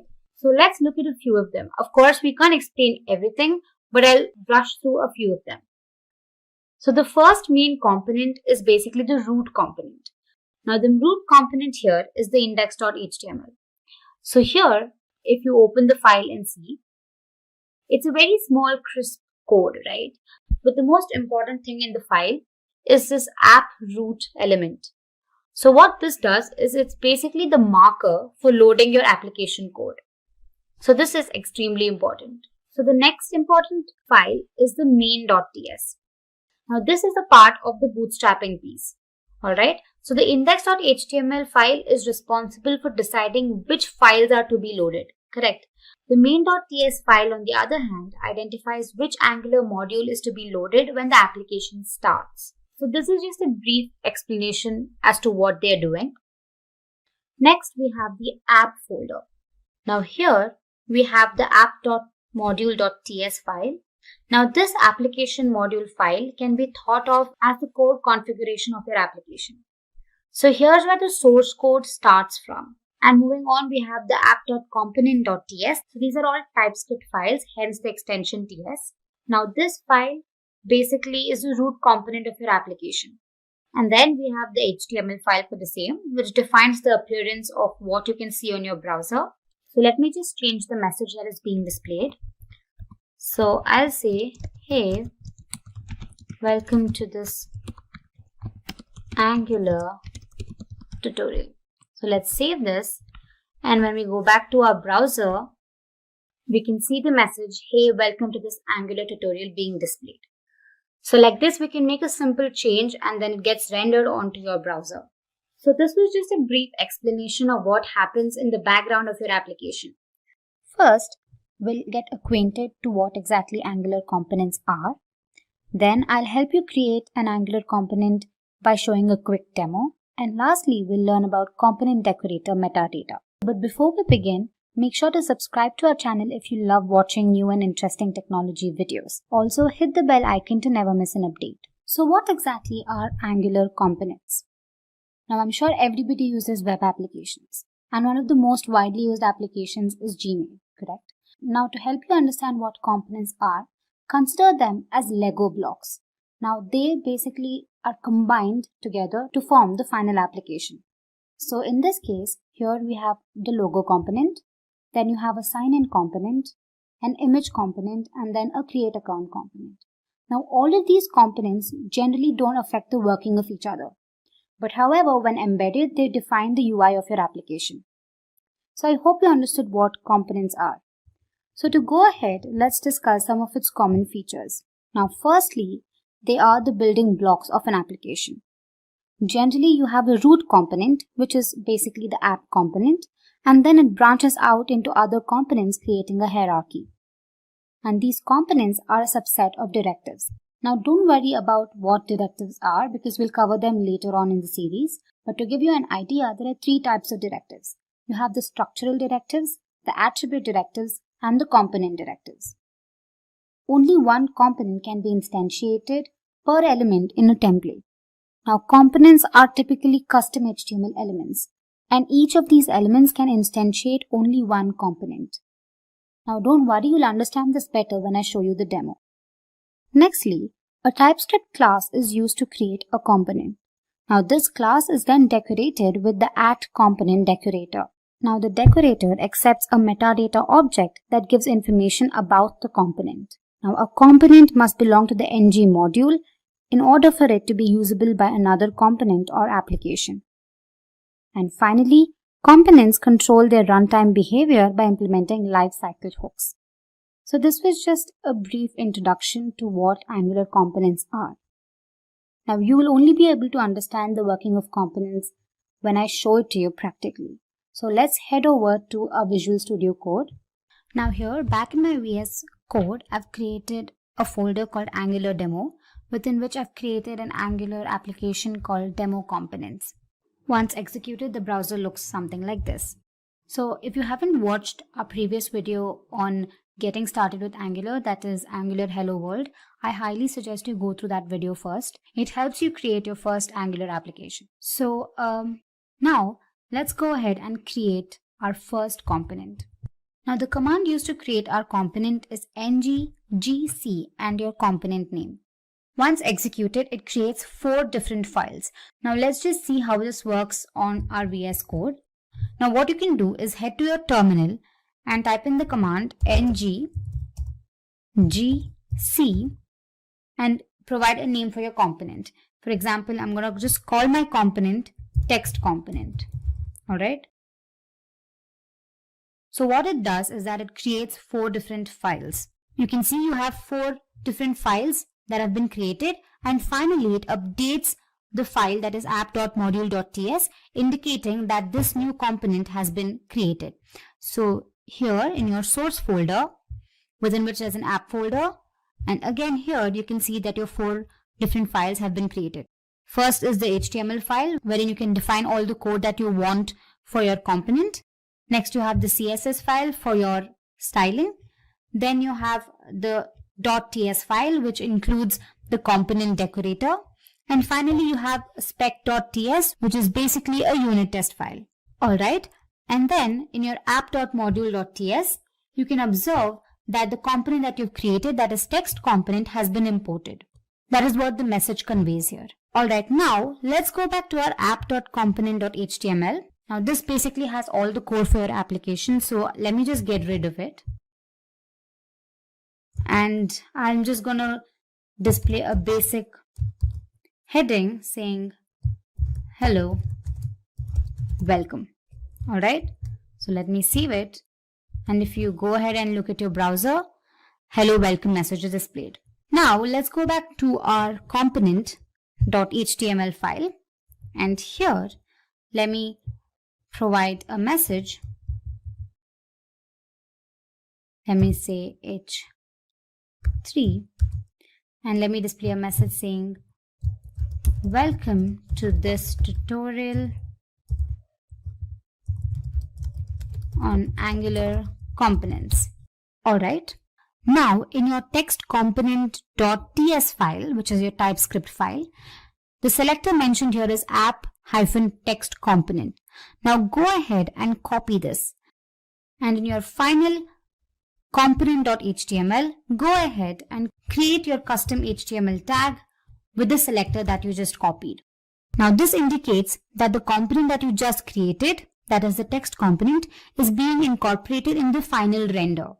So what happens is that whatever is defined in the component.html file is also being rendered in your final output. So when I save this, let's go ahead and check our browser. You can see that the message welcome to this tutorial on Angular components is displayed.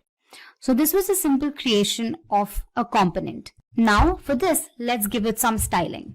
So here, go to your .css file and provide some styling. Say for example here I just say text align, and let me say center. And also in my app.component.cs, I'm going to give the same thing. I'll say h1 text align is center. Alright, so let me save this, and there we go. Now we can also create multiple components and define the tags in the app component. Now the components are executed sequentially. So now let's create another component just to give you a brief insight into it. Let's say ngGC image component. Now here I'm going to be adding the Simplilearn logo. So I'll show you how that works. Now you can see that a new component has been created with 4 files again. So in my assets folder here, I've added the logo. So what I can do is back in my HTML file, I can go ahead and create an image tag. So first, let me just display another message here just to avoid any confusion. And let me say this is the image component. And then let me say image source equals, so the source is basically assets / logo .png and class equals center. Alright, so you can also head to your CSS file and provide any sort of styling that you need. So let me just say text align to be center, and then let's create a styling for the image, and here I mentioned the code for the image. So let's save this, and from the .cs file let's copy the selector and create a custom HTML tag in our final component.html file. So there we go. Let's save this and check the output, and there we go. First, the hello welcome message is displayed. Next, you have the message displayed from the first component, and then you have the second component. So this is how you can create your own components, and don't forget to incorporate these selectors into your final HTML file. So moving on to our next topic, component decorator metadata. Now, as mentioned earlier, the @component decorator accepts a metadata object that provides information about the component. Correct? Here is a list of properties of the metadata object. First up is the selector. Now, basically, the selector is a CSS selector that identifies this particular component in a template. Now, this corresponds to the HTML tag that is included in the parent component. You can create your own HTML tag. However, the same has to be included in the parent component. So to help you understand that better, let's head back to our VS Code and say, for example, in our text component here, the selector says text component, correct? For the time being, let's change it to say n component. All right. Now, when you save it and look at the browser, the message is not displayed. So what we can do is you can copy this selector and then include this here. And now you can see that the same component has been rendered onto your output. Alright, so the selector plays a crucial role in that. Next up, we have the template. Now, a template is an inline defined template for the view. Now, the template can be used to provide some particular markup. The markup could typically include some headings or paragraphs that are displayed on the UI. Next up, we have template URL. Now, it is the URL for the external file containing the template for the view. So here you can see, this is basically the external file that contains the template for the view. Next up, you have styles. Now, these are also inline defined styles that can be applied to the components view. So any code that you provide in the .css file can also be included here. Next, you have the style URLs. Now, this is a list of URLs to your style sheets that are applied on your components view. Next up, you have providers. Now, this is again an array where certain services can be registered for your component. Lastly, we have animations. As the name suggests, these are animations that can be listed for your components. First, we'll understand what exactly dependency injection is. Then we'll understand the demerit or the drawback of not using dependency injection. Then we'll understand dependency injection as a design pattern. And finally, I'll help you understand the entire concept with the help of a demo. So let's begin.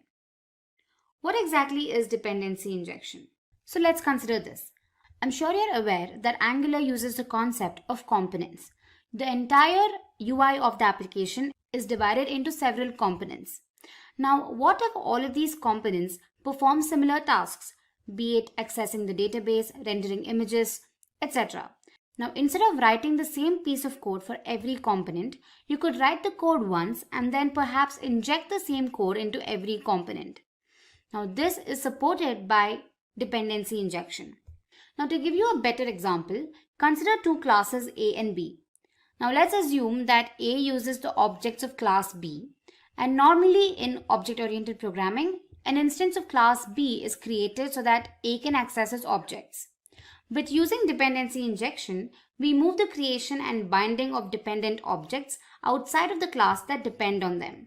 So dependency injection or DI keeps the code more flexible, testable, and mutable. Also, classes can inherit external logic without having to create on its own. And lastly, DI benefits directives, pipes, and components. Next up, let's have a look at the drawback of not using dependency injection. Now let's consider class postal details that is dependent on the number and the address class. In the postal details class, the constructor creates copies of the number and address. So when you instantiate a new postal details class, the constructor instantiates a unique number and address. Now, although this looks simple, there's a problem with this code. Let's assume that the number and address class constructors now accept parameters. When we change the numbers class, the postal details class gets broken. Now to overcome this, what we need to do is we need to pass parameter to the number constructor. So this applies to address as well. The first drawback of using this traditional method is that the code is not very flexible. Anytime the dependencies change, the postal details class needs to be changed as well. And the second drawback is that the code is not suitable for testing. Once you instantiate the new postal details class, you get the same number and address. Even if you change the number and address classes every time, what if these classes are in turn dependent on other classes? Then it's going to be a chain reaction. So to overcome this, we make use of dependency injection. Now let's look at DI as a pattern. Dependency injection, as you all know, is a coding pattern where a class receives its dependencies from an external source rather than creating them on its own. So here in the above example, we have moved the definition of dependencies from inside the constructor to the constructor's parameters. So the postal details class doesn't create the dependencies anymore. It just consumes them. So the postal dependencies class doesn't create the dependencies anymore. So with that, we overcome the drawbacks of not using DI. So now that you know what exactly dependency injection is and how vital it is, let's look at a simple demonstration to understand the concept better. Now, services, classes, modules, components, all of these are benefactors of dependency injection. So in the demo, I'm going to be showing how dependency injection can be used with the help of services and injecting these services into classes. So the main thought behind this is normally components are used to ensure just a good user experience. These components do not generally execute tasks. So to execute these tasks, we make use of services. So a component can delegate tasks like fetching data from the server, any network related issues, etc. to a particular service. And these services can be made available to components. With the same thought, what I'm going to be doing is I'll be creating a service that performs the task of displaying an employee list. Later, we're going to inject this service into the class using dependency injection. So let's head to our Visual Studio Code for the demonstration. Alright, so as discussed, I'll have to first create a component that displays a button for the employee, and then I have to create a service class and inject it into my component. Now this service holds the employee details such as name, employee ID, email ID, etc. So first, let's go ahead and create a component.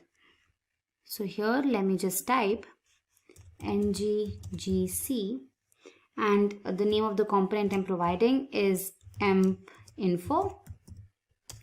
If getting your learning started is half the battle, what if you could do that for free? Visit SkillUp by Simplilearn. Click on the link in the description to know more.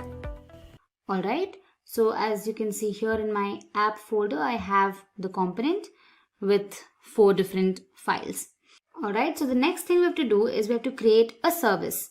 So to create that, we make use of the command nggs. You can either give s or service, and the service name I'm providing is records. So let me just say records here. Alright, here you can see 2 files are created. There is a spec.ts file and the .ts file. Alright, so now the service contains all the employee data that needs to be displayed. Right, so let's go ahead and write the data. So first we're going to make use of 3 arrays. I'm going to be displaying employee records for 3 employees. So I'll have to create 3 arrays and provide certain information. So let's go ahead and do that. Alright, so the array I'm creating is called info1 for the first employee, and I'm going to be passing information like name, employee ID and the email ID. So the array is of type string, and within which, let me just mention the details. I'm giving random information. I'm just saying Adam Taylor and some random employee ID, and let's say at@abc.net. Alright, so I'm going to be creating 3 records, so I'll just copy the same thing and paste for the rest too.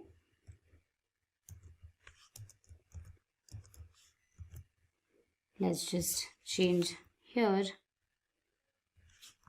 provide a different name here.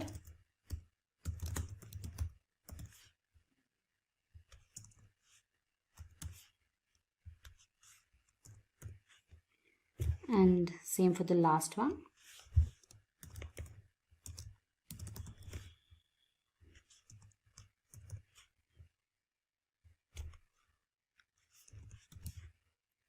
And let me change the name of the array as well. Alright, so with the agenda to retrieve this data in our component, we make use of the method for the same, right? So this method returns the employee data. So let's go ahead and create this method. I'm going to call it Get Info, and then just say string, and then this will just return this .info1. Alright, I'm going to be calling it Get Info1 for better understanding. Same for the rest too as well.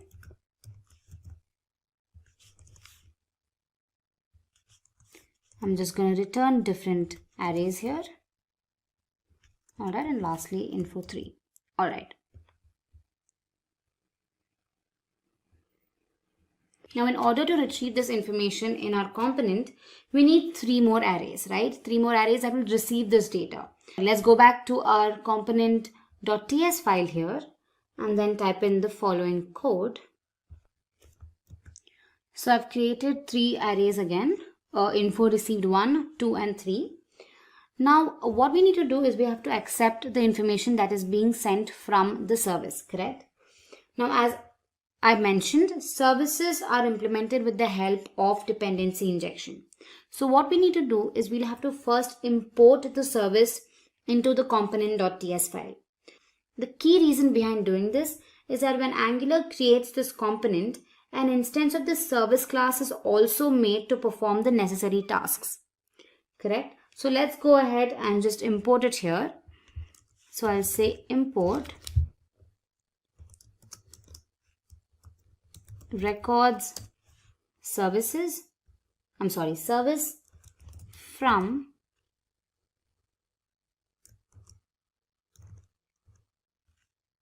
and let's say records.service.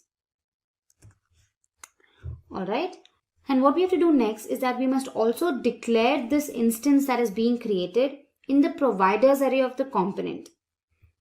Alright, so let's just say providers and then say records service. Alright, now we've created the instance of this class, right? However, to access this instance, an object is also created. So this object will in turn access the methods and variables of the service class. So for that, we have to create another object. So let's do that here in our constructor method. Let's say constructor private, and the object I'm creating is called our service. You can give a name of your choice, and then I'm going to just say records service. Alright, now this object will help me retrieve data from the service. So let's go ahead and use this in order to get the employee details. Alright, so I've created 3 different methods here: get info from service class 2, 1 and 3. And these methods will retrieve the data and add it to our array here, that is info received. Alright, and lastly, we'll have to create an unordered list in our HTML file here. We haven't added anything, so let me get rid of this. So now I have to create 3 different buttons for 3 different employees, and when the user clicks on the button, the data is retrieved from the service and then displayed on the UI, right? So as you can see, I've created buttons for 3 different employees, and then I've made use of a bootstrap class called list group info, and then I've interpolated info which displays the contents of the info variable. Alright, now in order to call the methods in the .ts file, we have to bind them with the button. So since it is bound with the click event, every time you click on the button, the information is displayed. So now the last thing we have to do is we'll have to create a custom HTML tag for the component and then add it to the main component. So let's just do that. Let me copy this here. And then in my app component.html, let me get rid of this. And then let me just create this.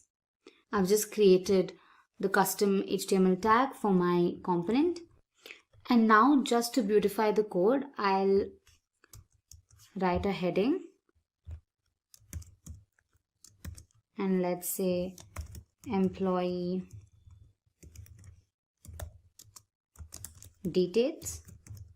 And then I'll also add the Simplilearn logo, say image source. I've added the image here, so let me just say logo.png.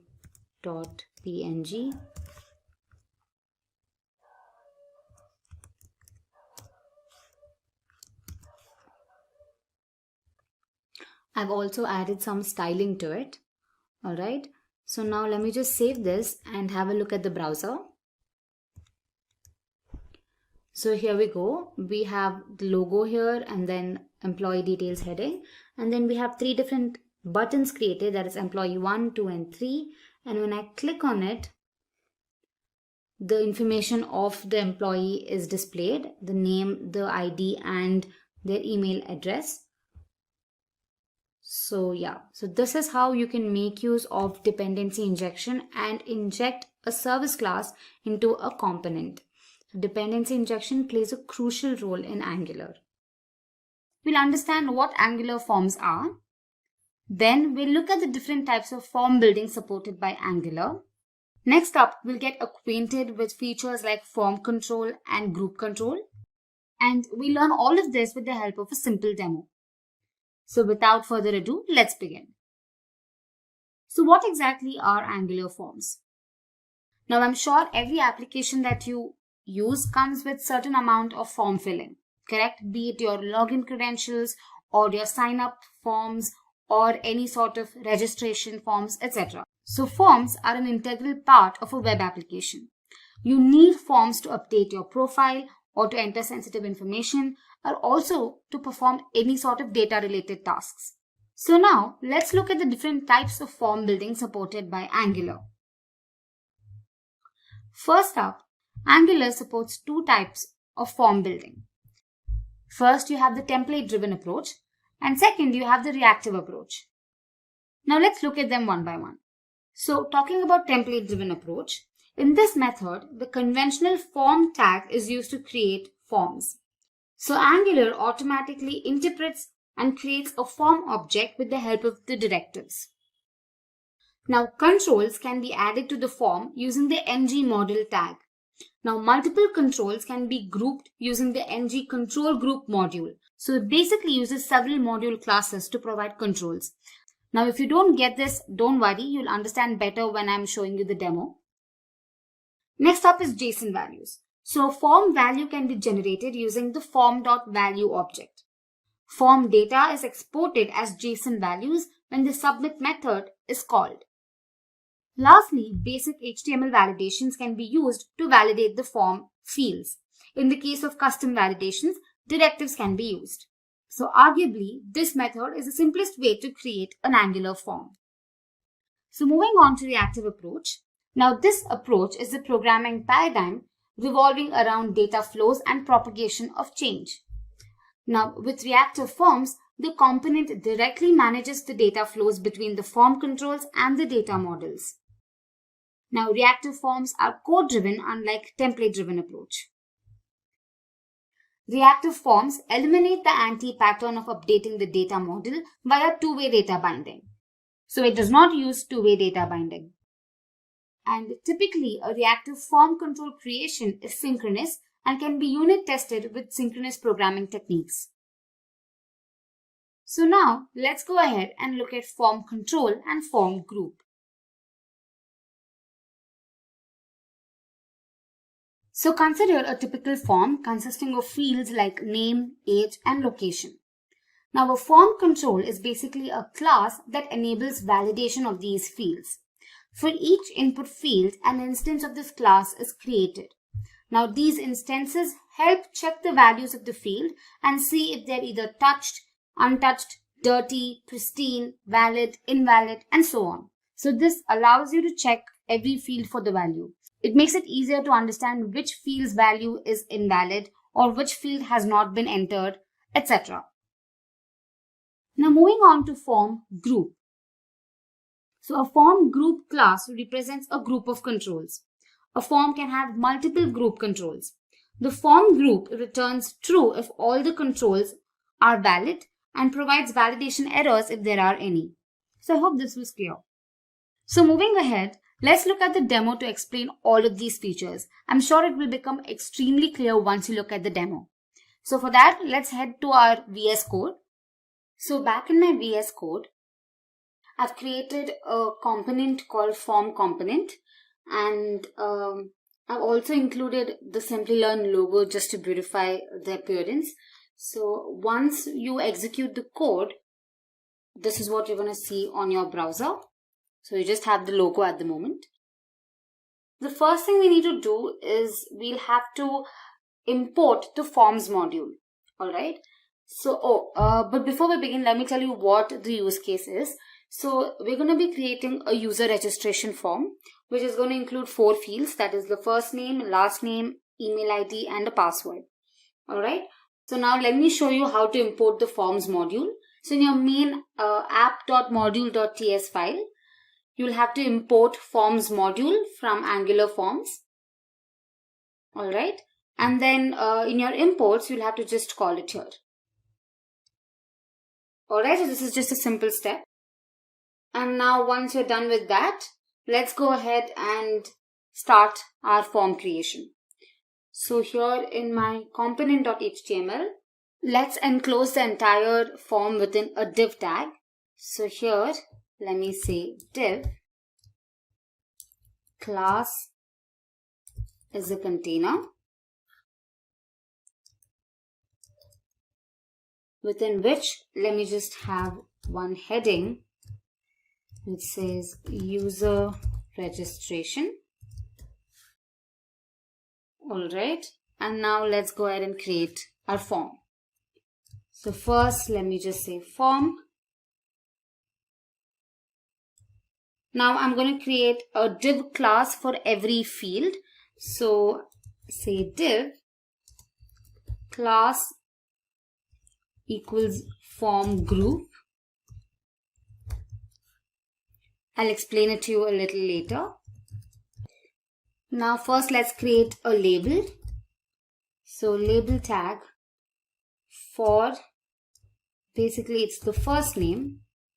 So let me just say first name. And the tag will basically have first name again.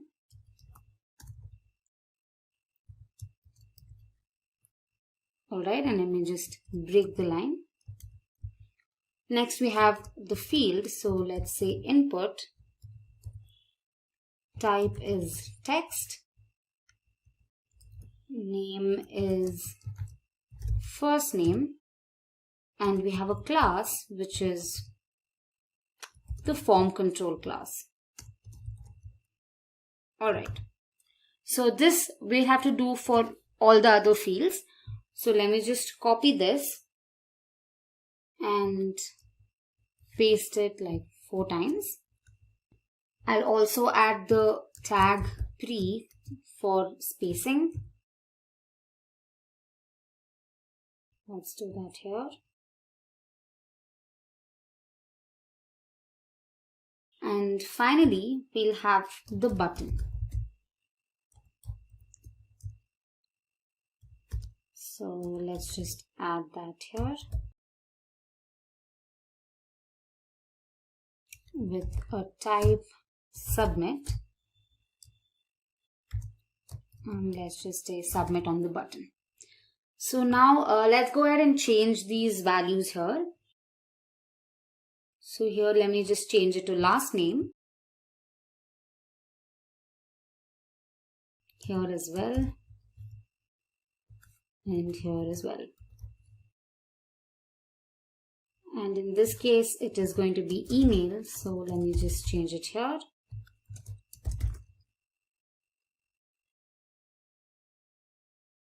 And finally we have password. So let's add that here.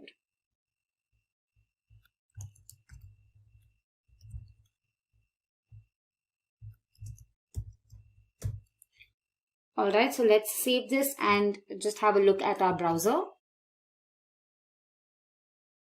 So there we go. We have our user registration form ready, but I would like to align it to the center. So let me just do that. So here in my CSS file, I'm just going to align all the div tags to the center and the label tag to the left. So let me save this and look at the browser now. And there we go. We have our registration form with a logo. So this is how you create a simple form. Now we'll have to add a directive called ngModel. Now this directive, when added into the input tag, will provide form controls to every input field. Alright, so here let's just go ahead and say ngModel. That is it. So let me just copy this and paste it for every other field. Alright, let me save this. And back in my browser, let me inspect. And here you can see different types of classes like ngUntouched, ngPristine, ngValid are added. Right? So this indicates that Angular has recognized the form tag and it has added these classes to the form as well as all the fields. So this is achieved when you add the ngModel directive in your input tag. Now, back in my VS Code. Now every form has an output property attached to it called ngSubmit. Alright, so this property can be bound within a method called the submit method. So once submitted, this method is called. Right, so once we click on the submit button, this method has to be called. So to include that, we'll have to just say form ngSubmit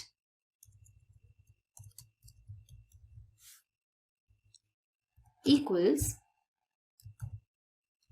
submit. Alright, so now we'll have to define the submit method in our component.ts file. So here, let me just go to our component.ts file and let me just get rid of unnecessary code here.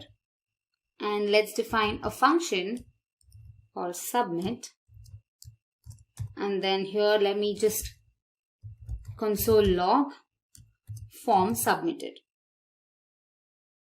Alright, so let me just get rid of this as well. It's unnecessary here. Let's save this. So what it means is that every time you click on the submit button, this method is called. Alright, so let's just have a look at the browser. So first let's go to our console. And when I click on submit, it says form submitted. Alright. So the next crucial step is to generate JavaScript representation. Now we'll have to make use of another directive called ngForm that is assigned to a template variable. Okay, so this JavaScript representation helps with validating all the fields. So I'll help you understand that better. So back in our HTML file, let's just create a variable first. Let's call it login. Alright, and say ngForm. Okay, now the ngForm object includes the JavaScript representation. So now while you're calling the submit method, you're going to pass login as a parameter. So let's just say login here. And in my TS file, again, let's just say login. And along with it, I want login to be displayed. So I say login again. So now let's save this. And if you have a look at the browser, let's click on submit. And now here you can see the JavaScript representation. So within form, I can check for email or say first name. And here for this field first name, you can see different properties attached. You can see invalid. Is it invalid or is it untouched, which is true, or are there any errors? So this basically gives you all information about the particular field. So we can make use of this feature to validate the information. So we're going to learn about that in our next segment. Moving on to form validation, one way to ensure that incorrect fields are not submitted is by disabling the submit button. Correct? Now apart from this, you can also specify certain properties in your input tag for the corresponding input field. Now let's say that the fields can't be empty and the form only accepts names with a minimum length of 2 and the maximum length of 7. Alright, so here in my input tag, I just mention required, meaning this field cannot be empty, and min length to 2 and max length to say 7. Alright.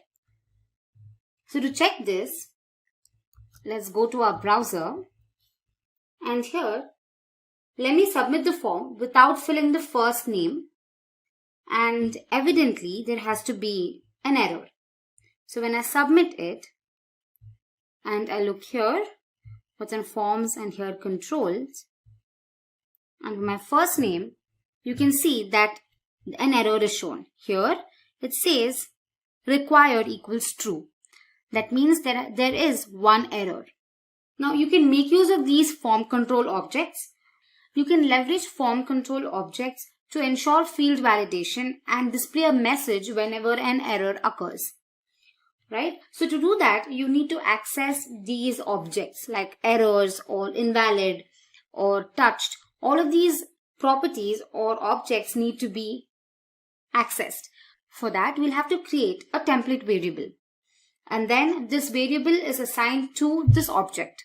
So back in our VS Code, let's create a variable. Let me call it name. And let's say ng model. Alright. Here the variable name receives the control object. So here back in my browser, when I submit again without the first name, you can see that the invalid property is set to true, correct? So this helps us use this property to alert the user with the help of a simple if logic. So back in my VS Code, let me create another div tag within which I mention ngIf, within which I'm going to use a simple if logic.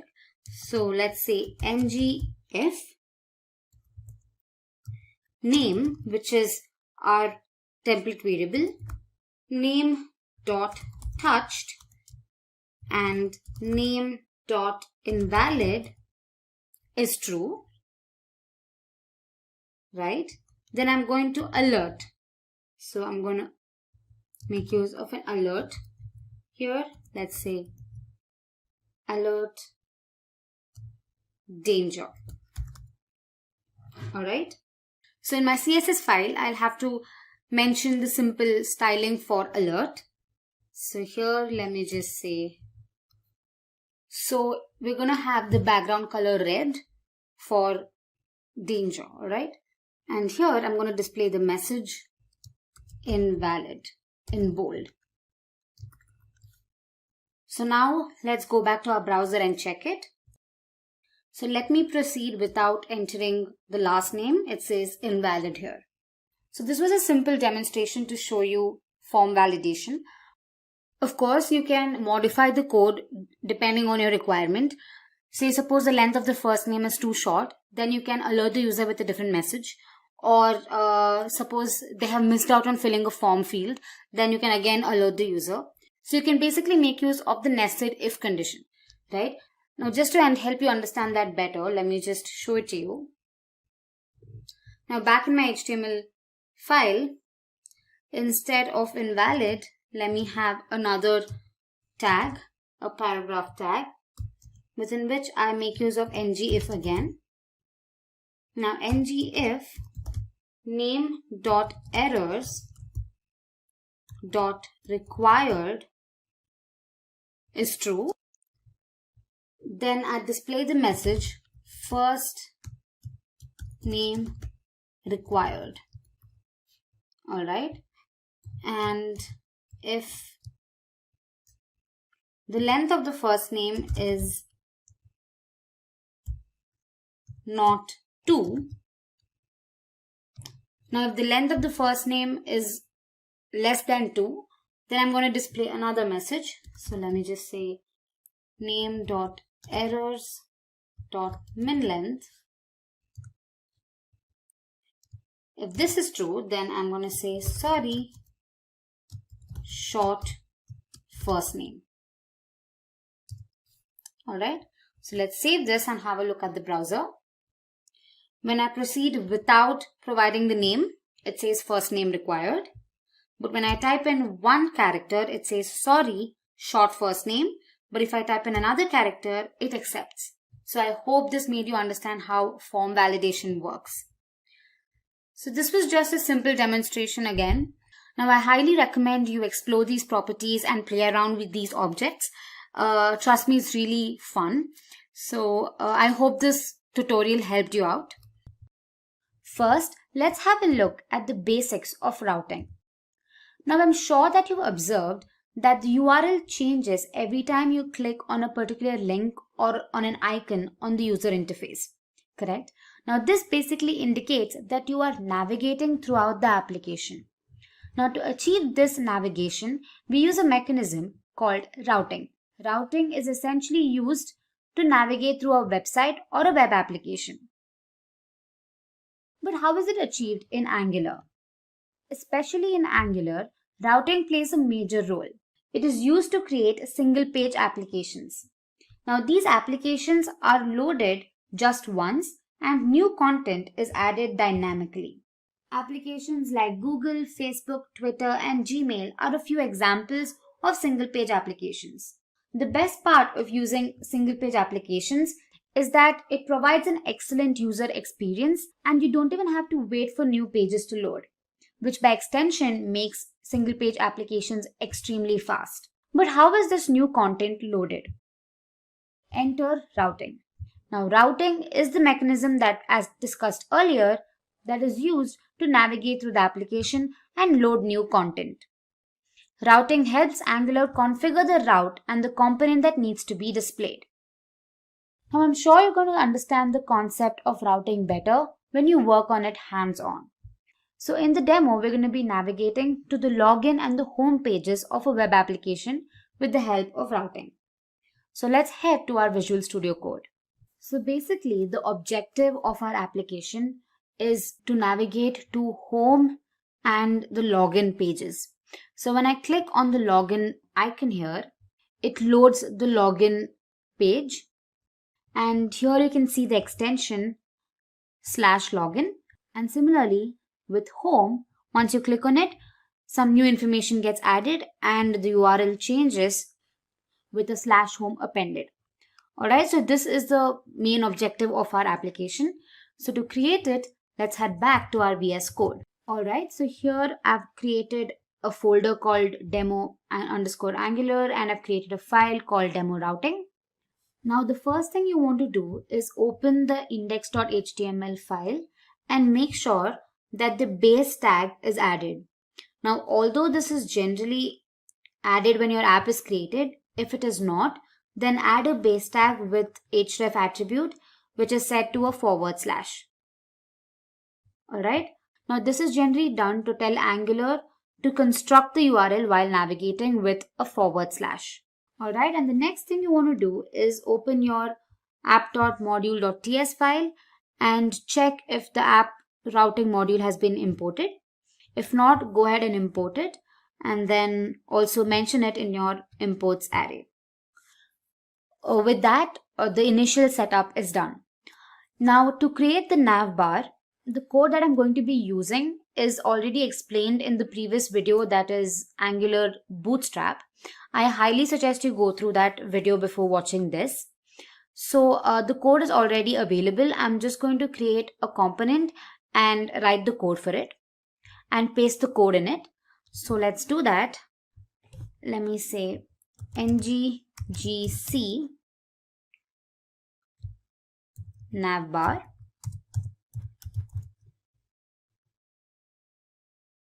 Alright, so this component is now created. Now here in my HTML file, I'll just get rid of this and paste the code for the navbar. So here we go. I've pasted the code for the navigation bar. And back in my app.component.html file, I'll just remove all the unwanted code here and just specify the custom HTML tag for my navbar. So let me just create one here. Alright, let me save this. Let me just run the application and see if it's displaying correctly. Alright, so when I open the browser, the navigation bar has been created along with these different options, that's home, about, services and login.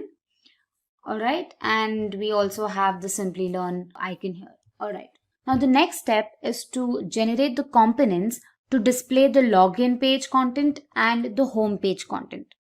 Now again, I have used Bootstrap to define the user interface for these files. You can easily find the code online. Just search for Bootstrap login templates, and depending on your requirements, you can choose the appropriate one. So first, let's create the components for my two files, that is for the home component and the login component. So let's go ahead and do that. nggc, I'm just going to call it login for my login component. Alright, and then I'm going to say nggc home for the home component. Alright, so I'm just going to copy the code for the login component. So back in my login.html file.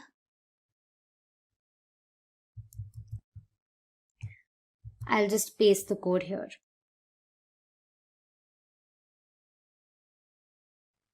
Okay.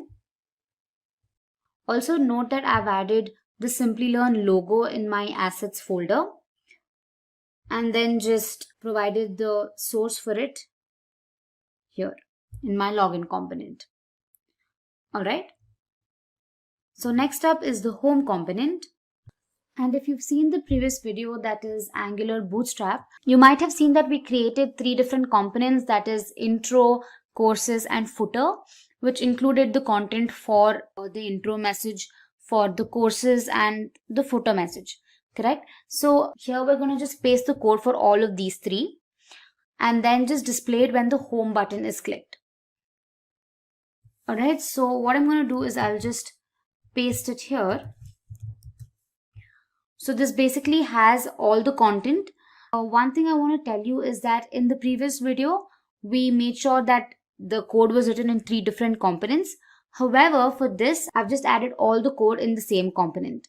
Now, I agree that this is not the best practice. So if you want, you can go ahead and create 3 different components and separate the code into these 3 components and just add the custom HTML tags in your home component.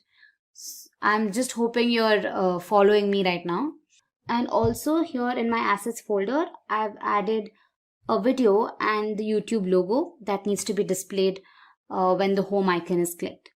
Alright, so now that we've created the home and the login components, the next step is to configure the routes for the application.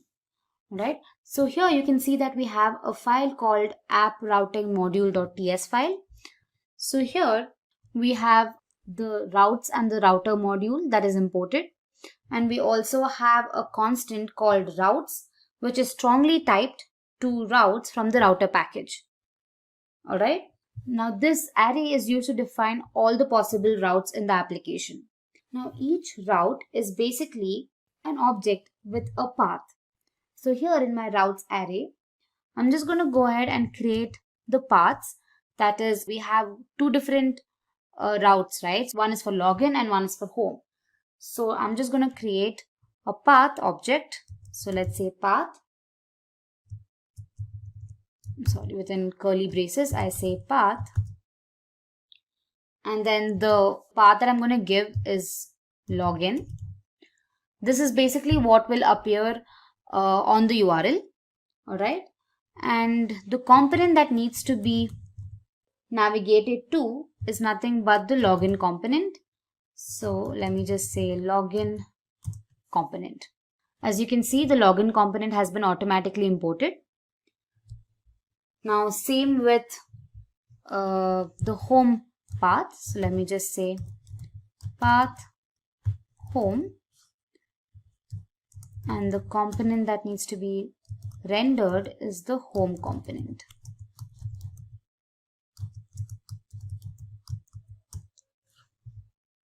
Alright. Now the next step is to link these routes to a button in the nav bar, that is the home and the login button, right? So we're going to make use of the nav tag and an anchor tag for this.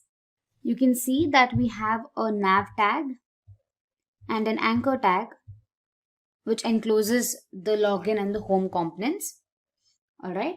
Now we're going to make use of 2 directives from the router package called router link and router link active. Now these are specified within the anchor tag. The router link basically holds the path to the page, and the latter, that is the router link active, specifies 1 or more CSS classes that will be applied when the router link is active. Alright, so to do that, let me just add router link. Alright, in our case it is home here, and we're going to have another directive called router link active, and we're just going to say active here. Alright, same for the login icon here. Let me just copy this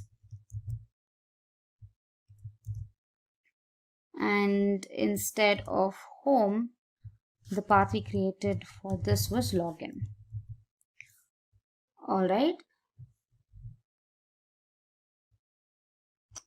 So this is how you can bind the route to your specific button on your UI. Now, despite of all this, how are we specifying where these components are to be displayed? Right? The answer to this is using the router outlet directive. Now again, this directive is available in the router package. So we have to add that in our app component.html file. So here, just go ahead and type router outlet. All right.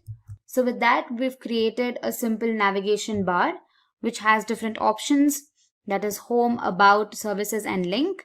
And once the user clicks on the home icon, it displays the content that is in the home component.html file. And once the user clicks on the login component, it displays the content in the login.html file. All right, it's as simple as that. So now let's go to the browser and see if it executes correctly. So, all right, we have the navigation bar. And once I click on the home icon here, all right, yes, we see that all the content has been loaded. You can see we have the intro section, we have the courses section and the footer section as discussed. And in today's video, we'll be learning all about React.js. So let's jump in and see what's in store for us. So we'll be covering topics on what is React, why React, features of React, React prerequisites, and its industry trends. Let's go ahead and begin with what is React. React is a JavaScript library used to build fast and interactive user interfaces for both web and mobile applications. Now, one thing that makes React extremely powerful is the fact that it's open source. Any user can access its source code, modify it, and enhance it. In a typical model view controller architecture, React defines the view part of the application. It is also responsible for how the app looks and feels. Fun fact, React was built by Jordan Walke, an engineer at Facebook. Now let's go ahead and see how React works in real time. Consider a typical web application, say Instagram. The entire UI of the web page is divided into several components. We have the search component, a profile description component, stories component, and a post list component. These components make the code easier to debug and always remain discrete. Components also make development and maintenance of web applications faster, as multiple developers can work simultaneously on different components of the same web application. Now let's see why React is so popular these days. React helps in creation of dynamic web applications. It also provides performance enhancements. Now there are several performance enhancements like virtual DOM and one-way data binding. We'll learn about these topics a little later in the video. React uses reusable components. Now this helps decrease the development time. React involves unidirectional flow of data. React also has a small learning curve. Compared to other frameworks like Angular, React is much easier to learn. React can also be used for mobile applications. React recently released an extension called React Native that is used for developing mobile applications that are cross-compatible. It also has dedicated tools for easy debugging. Now let's dive in to the features of React. First, let's understand JSX. JSX is a syntax extension to JavaScript. Using JSX, we can add HTML to the JavaScript file. All coding in React is done using JSX. It also helps in making the code easier to understand and debug. Ultimately, JSX is a combination of JavaScript and HTML. Now let's consider a small example. Const simple here is a JavaScript notation. H1 tags indicate HTML. Again, the semicolon indicates JavaScript. Note that the semicolon is not mandatory. However, it's a good practice to include it.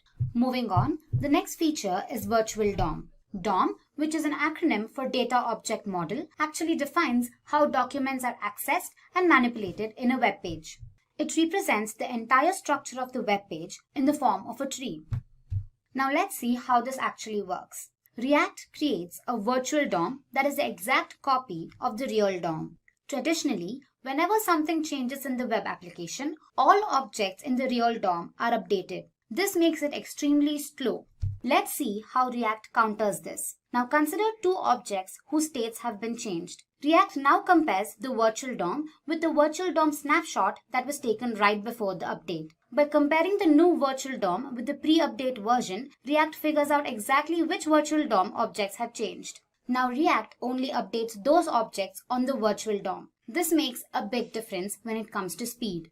Coming to the next feature, performance. React uses virtual DOM. As discussed earlier, virtual DOM impacts the speed of the web applications. We also took an example of Instagram and learned how multiple components can affect the development time. They help improve performance drastically. The next feature is one-way data binding. This means information flows in only one direction. One-way data binding is specifically used when information is displayed and not updated. Remember that the components of React are functional in nature. That is, they receive information through arguments and pass information via their return values. The next important feature is extensions. React has many extensions that we can use to create full-fledged front-end applications. It provides server-side rendering, which means that the application is rendered on the server rather than in the browser. React Native, which is a React extension, is used for developing mobile applications. There are many other extensions that React provides for every scenario in web development. Now let's look at a few of them. React Native lets you build mobile applications using only JavaScript. A React Native app is a real mobile application and not just a web application running on your mobile devices.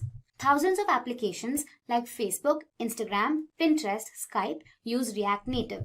The next popular React extension is Flux. Flux is the application architecture that Facebook uses. Flux implements a unidirectional flow, which makes it easier to understand what actually is going on. Now let's see how it works. When we trigger an action, the dispatcher will get notified. The dispatcher receives actions and dispatches them to the stores. A store is what holds the data of an application. Stores will register with the application's dispatcher so that they can receive actions. Data from stores is displayed in views. Actions define the internal API of your application. They capture how anything might interact with your application. The last feature of React is debugging. React applications are easy to debug thanks to the large and active developer community. You can practically debug React codes within your browser. Now notice the small React extension icon at the top right corner. This developer tool allows the user to inspect the code and also easily debug it. Moving on, let's learn about the building blocks of React. Components, state, and props are the essential concepts that one should know before implementing React. They are the foundation on which React is built. Now, what exactly are React components? Components are the building blocks of any React application. React divides the user interface into multiple components, wherein each component defines how a particular element is viewed in the application. React components remain discrete and are processed independently. Another feature is reusability. Components can be reused multiple times across the application. This reduces the development time. Consider the following code snippet. A component is implemented as a JavaScript class having some state and a render method. State is the data which we want the component to render. The render method is responsible for how the UI looks and feels to the user.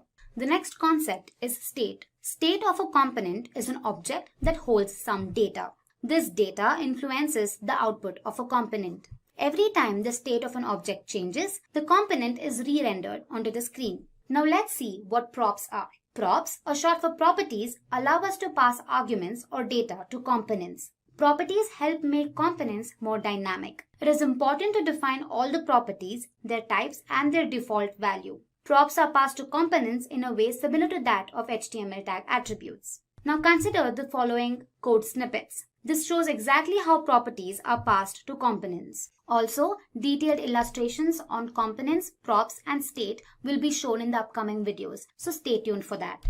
Moving on, let's go through some of the things that you should know before you can actually start working on React. You should be familiar with programming concepts like functions, objects, arrays, and classes. One should also have a basic knowledge of JavaScript and a familiarity with HTML. Don't worry if you feel like you're not good at them. Once you start working on them, you'll get a good hang of it. Finally, let's go through the impact of React on the IT industry and get insights into the salaries of React developers.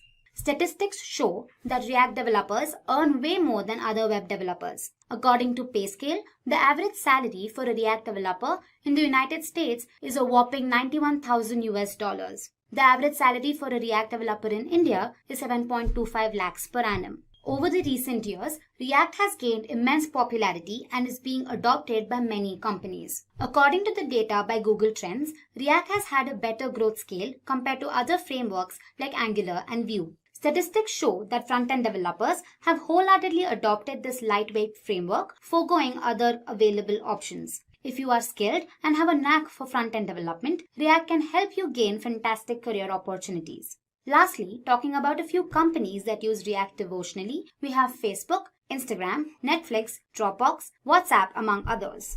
In today's video, we'll be learning all about React installation on Windows. So without further ado, let's get started. To set up the React development environment, we need two things installed: Node and a text editor of your choice. So let's begin by installing Node.js. We can head to the official Node.js website, say download Node.js. So here you can see the Windows installer. Depending on your system, you can either download the 32-bit version or the 64-bit version. So I'm going to go ahead and click on the 64-bit version. Since it's already installed on my system, I'm not again installing Node. You can follow the installation guidelines and download it.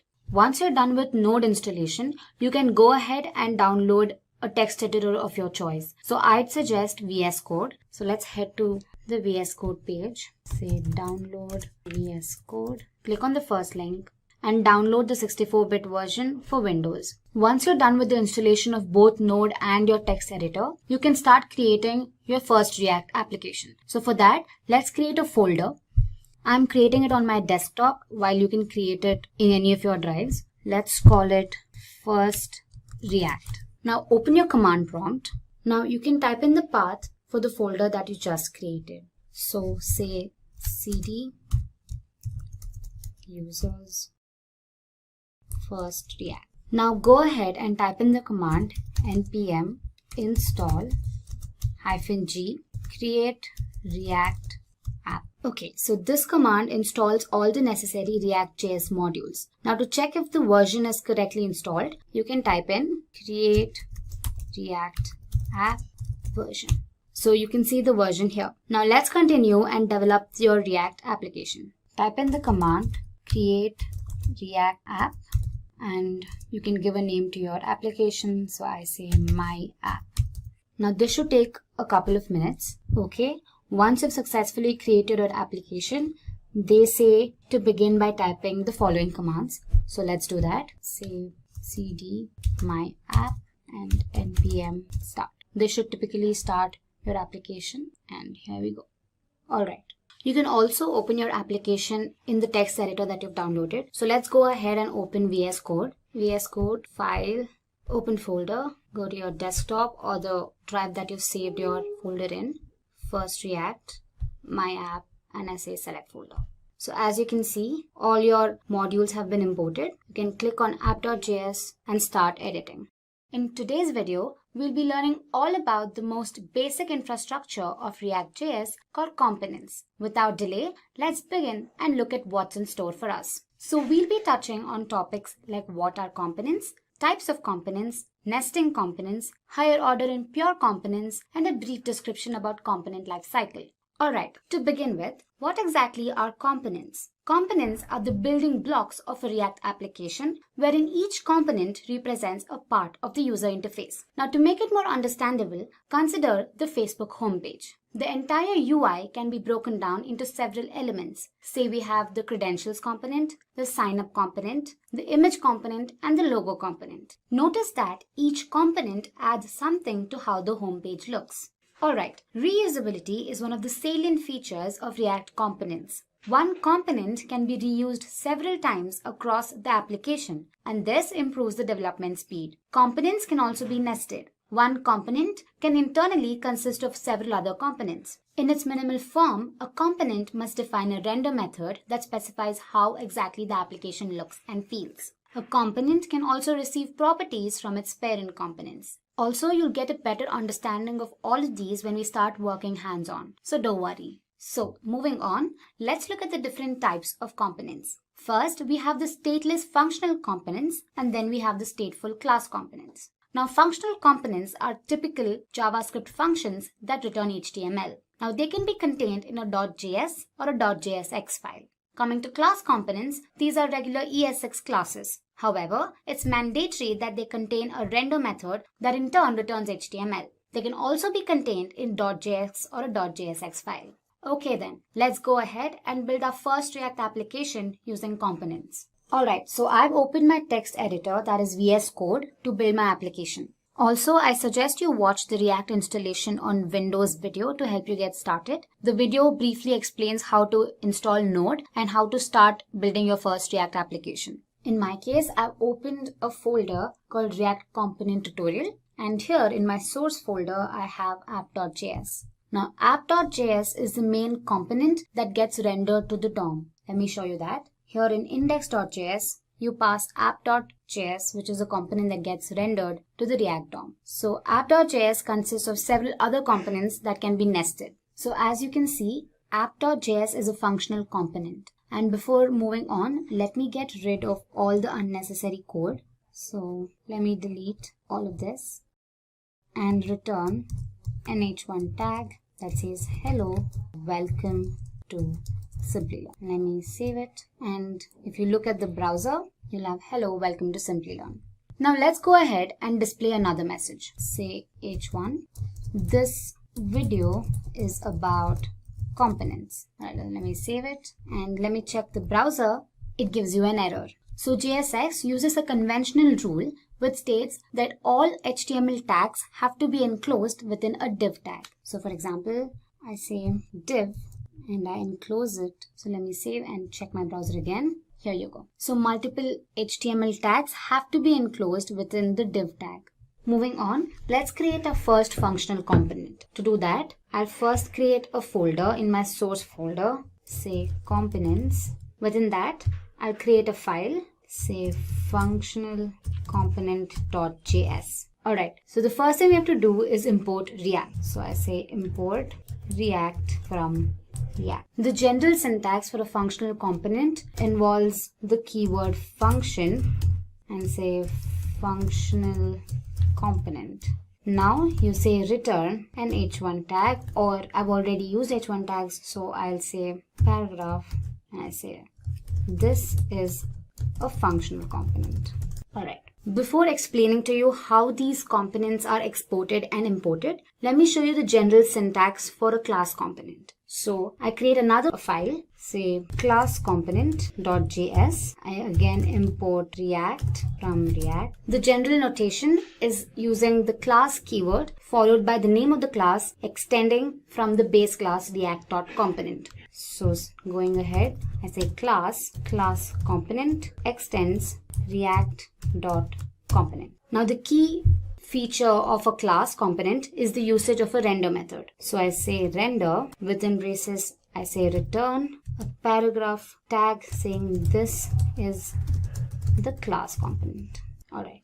So moving on, let's see how these components can be nested into the main component, that is app.js. Components can be nested into the main component using import and export keywords. So as the name suggests, export feature is used to export a particular file or a module, and import is used to import a particular file or a module into the current existing module. So we have two different types of exports. You have default export and just export or named export. So a default export is used to export just one object, be it a function, a class, a variable, from the file, and there can only be one default export per file. And when you're importing it, you can specify the address and use the word import before it. So let me show you how it works. Let's go back to our editor and then functional component. And here I say export default and the name of the functional component, that is functional comp. So let me save this, and going back to my app.js, I say import name of the functional component, that is functional comp from,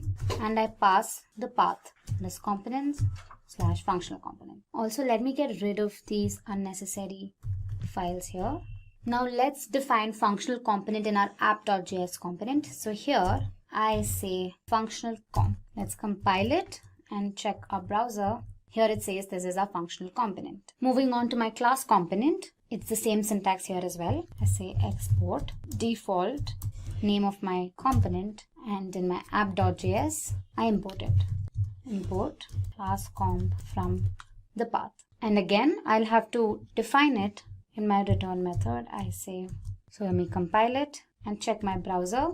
It says this is the class component. One unique feature of default export is that I can rename the file while I'm importing it. So for example, I can rename it as say FC, and while I'm defining it, I'll have to make sure I use the same naming conventions. So I say FC again. And when I check it, it says this is the functional component. There's literally no difference. The next type of export is the named export or just export. So a named export can be used to export multiple objects, be it functions, class, etc. from a file. Now there can be several named exports from a single file. One hack is that while you're importing, it cannot be renamed. So let me show you how this works. Okay, so let's create another class in our class component. So I'll just copy paste this.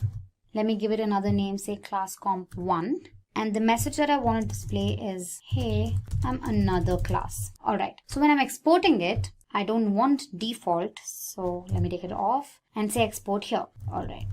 In my app.js, while importing it, I want to import both the classes. So I'll include them within curly braces here. I say class comp, comma, class comp1. And then again, I define it here, class comp1. Let's compile it and run it, and here we go. Here you can see, hey, I'm another class. So we've successfully exported both the classes from the class component and imported it back in our app.js component. One advantage of using named export is the fact that I can choose to import the classes that I want to. Now say for example, I do not want to import class component here. So let me take it off, and here, let me comment this. Now let's compile and see. Hey, I'm another class. The second class got imported while the first class that was defined earlier is not imported here. Alright, so next up we have higher order and pure components. Now I won't get into the nitty-gritties of it because they're advanced topics, but to give you a brief insight, higher order components are basically functions that take in a component and return a new component. The whole ideology behind higher order components is to facilitate the reusability of component logic. Okay, so let's see how this works. Let's go back to our code editor. Let's create a component. In our components folder, let's call the component click.js. Alright, so here we define a class. I use the snippet RCE. Here we go. We get the entire format using the small snippet RCE. And here I'm going to make use of a button. Now say I use the tag button and I'll say clicked one time. Every time the user clicks on the button, the value gets incremented. So for this, I'm going to use a variable say count, and I'm going to use the concept of states. So let's go ahead and define our variable count and initialize it to 0. So for that, I'm going to use another snippet called rconst. And here, this dot state equals my variable count, initializing it to 0. So let's define the count variable in our render method. So I say const count equals this dot state. So every time we click on the button, the count value has to get incremented, right? So we make use of an event called onClick equals this dot update click. Now update click is going to be another method that we have to define now. So every time the button gets clicked, this method is called. So let's go ahead and define the function. So it is update click equals, it's going to be an arrow function, and I say this dot set state is nothing but count this dot state dot count plus 1. Okay, and here we say count times. Alright, so once this is done, let's import our component in app.js. So here again, I say import click from components click, and let's define it here. So let's check our browser. Every time we click on the button, the value gets incremented. Alright, so let's go ahead and create another component, say counter.js, wherein every time the user hovers the mouse on the button, the count value increases. So let's go ahead and do that. I say counter.js. I'm again going to use the snippet RCE to create a class component. And here in my div tag, I define a button and say incremented to, for now I say X. So now let's go ahead and add the event. Say button on mouse enter, I'm going to call the method this dot increment count. Okay, so once you're done with that, let's go ahead and define the increment count method. I'm going to copy the same code that I've mentioned in my click.js. So I say copy this. Alright, so one change is that I'll change the name of the method and call it increment count. Again, let's define the count in our render method. So I say const count equals this dot state. And here I change x to count. Now let's go ahead and import it in our app.js. So I say import counter from components and counter. And let's define it here. Alright, let's save it and let's run the code. Okay, so as you can see, you see another button here incremented to 0, and every time I move my cursor on the button, it increments. Mind you, I'm not clicking, I'm just hovering my mouse. Okay, to learn how higher order components work, we'll have to pass counter.js and click.js as parameters to give birth to an entire new component. So for that, let's go ahead and create another component for our HOC. Let's call it higher order.js. Okay, so I say import react from react. After that, I say const updated component equals original component. That's going to be an arrow function again. And within curly braces, I define my class. That is class, say, new component extends react dot component. Inside, let's define a render method that returns the original component with a modification. That is, I want to type the user. I want to append the user before the actual message is displayed. Alright, so let's go ahead and close the tag and return new component, and let's export this. Say export default updated component.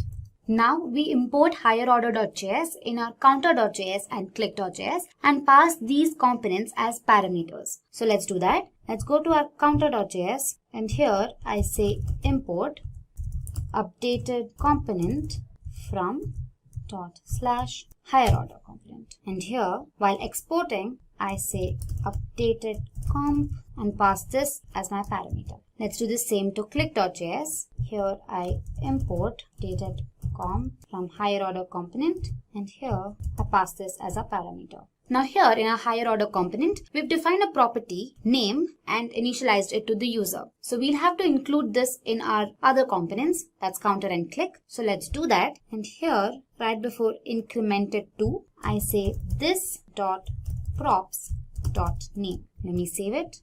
Let me do the same thing here and say this dot props dot name. So if you go back to our browser, here you can see it says the user clicked 0 times and the user incremented to 0. Okay. So this basically shows how React implements reusability of components. Moving on, our next topic is pure components. Now, another way to create class component is by extending pure component from React. A pure component avoids unnecessary re-renders. Now, how does it do it? It does not implement the should component update method. Now, you'll learn about this method a little later in the video. Now, this method enables re-rendering of components to the DOM. But a pure component, on the other hand, ensures a shallow comparison of states and props and checks if a re-render is actually necessary. Only then does it render to the DOM. A React component can be considered pure if it renders the same output for the same state and props. So let's take an example to explain pure components. So let's go back to our VS Code and create two component classes, one for a regular component and the other for a pure component. Now using this example, I'll show you exactly how pure component is more helpful. Okay, so let's create a pure component.js file. I say pure comp.js. So here I'm going to use a snippet rpce that is going to create a pure component class. Let me get rid of this export. And here in my div tag, I'll display the text, say I'm the pure component. Alright, now let's go ahead and create a regular component. I may call it regular component.js. And here I'm going to use the snippet rce. And the message that I'd want to display is I'm the regular component. So to draw a comparison between the regular component and the pure component, let's create a parent component for the two. So let me create one here. I'll call it parent component.js, and this is again going to be a regular class component. And here I display the message, I am the parent component. To change the state of the component, we're going to make use of a constructor. So let's use the snippet rconst, and here let me create name. You can give anything, and I say Simplilearn. Now we make use of the component didMount lifecycle method to set a time interval. Now don't worry about this, we're going to learn about it a little later in the video. So moving ahead, I'm going to make use of the method and say component didMount, and here I say set interval. And the first argument is going to be an arrow function, and the second will be the time interval, and I'm going to be setting it to 3 seconds. Now within the arrow function, I'll make use of the setState function to set the state of my property. However, I do not change the name, I keep it Simplilearn itself. Moving on, let's import pure component and the regular component into our parent component and then pass name as a property. So to do that, first import pure comp from pure component, and then I say import regular comp from regular comp.js. And here let's say regular comp name equals this dot state dot name, and I say pure component name equals this dot state dot name. Now let's include the property name in both our regular and pure components. So to do that, let's just say this dot prop dot name, and here I again say this dot prop dot name. And finally, let's import parent component into our app.js component. So here I say import parent comp from, okay, and here let me define parent comp. So now if you look at the browser, we have I'm the parent, I'm regular component Simplilearn, and I'm the pure component Simplilearn. We've got the result as expected. Now to check if the pure component is actually re-rendering or not, let's include simple console.log statements. So here I say clg snippet, and here I say pure component render. And in my regular component, I do the same thing. I say console.log regular component render. Now let's do the same in our parent component as well. Here I say parent component render. Alright, so let's go back to our browser and inspect it in our console.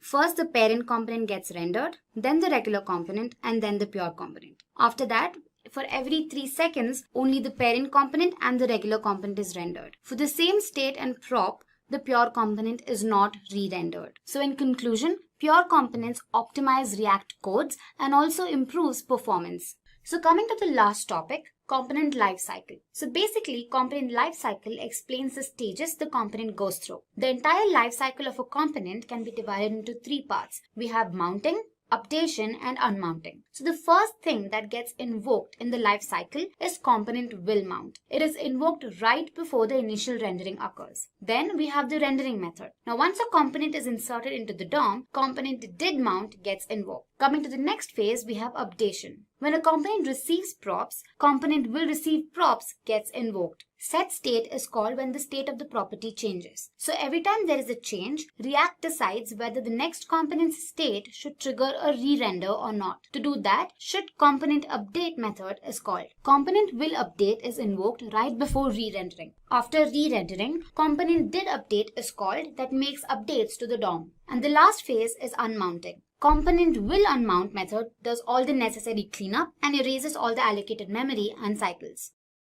In our previous video, we learned about React.js components in detail. And now, moving ahead, let's learn about another striking feature of React.js called props. Props, short for properties, allow the user to pass arguments or data to components. A parent component can pass additional information to its children using props. Properties help make components more dynamic. Props are passed to components in the way similar to that of HTML tag attributes. Now we'll look at this a little later in the video. Props in a component are read-only and cannot be changed. One thing to remember is that props are sent by the parent to the children components. Hence, the children components cannot make any changes to these props. Now that we've learned about props in brief, let's go ahead and create our application using props. If you're new to this tutorial, I suggest you go to the React installation and React components video on our channel. So back in my code editor, that is VS Code, I've opened a folder called React Props. And now I'm going to create a component, a class component, and I'll call it class props.js. So let's create the class component. I give RCE, the snippet, and here I display a message saying an h1 tag basically. Alright. Now let me get rid of export here and import it in my app.js main component. Here I say import class props. Alright. Now we define the class component in our render method. Let's say, alright. Now if we go back to the browser, you see hello learners, welcome to Simplilearn. Now let's say we want to individually welcome every student. Instead of retyping the message for everybody, we can pass their names as props. Now let's see how to do that. Now we pass the name as a property from the main component, that is app.js, to the child component and render this onto the browser. So let's do that. So here, while I'm defining my child component, I say name, I save it, and here in my child component, instead of learners, I use the keyword this dot props dot name. Let me save it, and if you look at the browser, we'll have hello learner 1, welcome to Simplilearn. Now let's go ahead and welcome learner 2 and learner 3. So I again say class props name equals learner 2. Alright, so if we save and look at the browser, we'll have all the 3 learners displayed on the browser. We can also pass multiple props to the child component. Now say for example, we want to welcome the student from a particular place. So we say welcome learner 1 from place X. So I can here define another property, say place, and say place. Similarly, I can do it for the rest too. Say place Y. Now let's go back to our class props.js component and here say hello learner 1 from this dot props dot place. Let me save it, and if you look at the browser now, we have hello learner 1 from place X, place Y, and place Z. We can also display whatever we want between the opening and closing tags when invoking a component. Now this is facilitated using props.children reserved keyword. Now let me explain to you how it's done with an example. Here, let's split the self and closing tag into an opening and a closing tag. And in between them, let me display a message within the paragraph tag. Let me say, and in my child component, after my h1 tag, let me use a paragraph tag, and here let's use the reserved keyword this dot props dot children. So let's save it, and now if you look at the browser, you can here see the message displayed child component. So props.children can be used when components do not know about their children ahead of time. This is commonly seen in components like sidebar and dialog that represent generic boxes. So let's go ahead and create a button tag and check again. So here I'll split it and add a button tag and say click. And let's check our browser. Here we go. We get the output as expected. Alright, we saw the usage of props for class components. Similarly, we can use it for functional components. So let's go ahead and create a functional component. Let me call it, I say import React from React, and then I say function props, and here I return an h3 tag. I'll say this is functional component, and I'll return another h3 tag saying hello learner. So let me save this and let's export it export default function props and import it in our app.js again. Import function prop from function prop. And here in our render method, let's define it. Let me call function prop name. Let me give learner 4 and place say A. Let me close it. And back in our functional component, instead of learner, I say props.name. Let me save it. Now, if you look at our browser, it gives us an error. It says props is not defined. So let's go back to our code editor and pass props here to our functional component. Also, let me define hello props.name from props.place. Let me enclose it within the div tag here. Let me save it. And now if you look at our browser, here we go. We get the output as expected. So let's begin and learn what exactly is a state in React. Typically, a state is an object that stores the values of properties belonging to a component. Now, these values can change over a period of time either via user interactions or network changes. And the state helps facilitate this functionality. Every time the state changes, React re-renders the component to the browser. The state is initialized in the constructor. A state can also store multiple properties. A method called setState is used to update the value of the state object. Now this function performs a shallow merge on the new and the previous state. Conventionally, a shallow merge ensures that the previous state values are overwritten by the new state values. Moving on, in our previous video, we learnt about props. And although props and state dictate and control the behavior of a component, they have significant differences. So let's go ahead and draw a comparison between the two. Firstly, props in a component are used to pass data and event handlers to its children, while state on the other hand is used to store the data that has to be rendered on the web page. Props are immutable. Once set by the parent, they cannot be changed. State holds volatile data and can be changed over time. Props can be used in functional and class components, while state is restricted to class components. Props are set by the parent component, while a state is generally updated by event handlers. Now that we've learned all about state, let's go ahead and build an application to see the working of state. Alright, so in my code editor, that is VS Code, I've created my application, say state, and here in my source folder, I have my app.js file. Now here, I'm going to get rid of all the unnecessary code that I'm not going to be using. Also, I suggest you go through the React installation on Windows video to help you get started with creating your first application. So let's create our class component, say class app extends react.component. And inside, I have a render method that returns an HTML tag.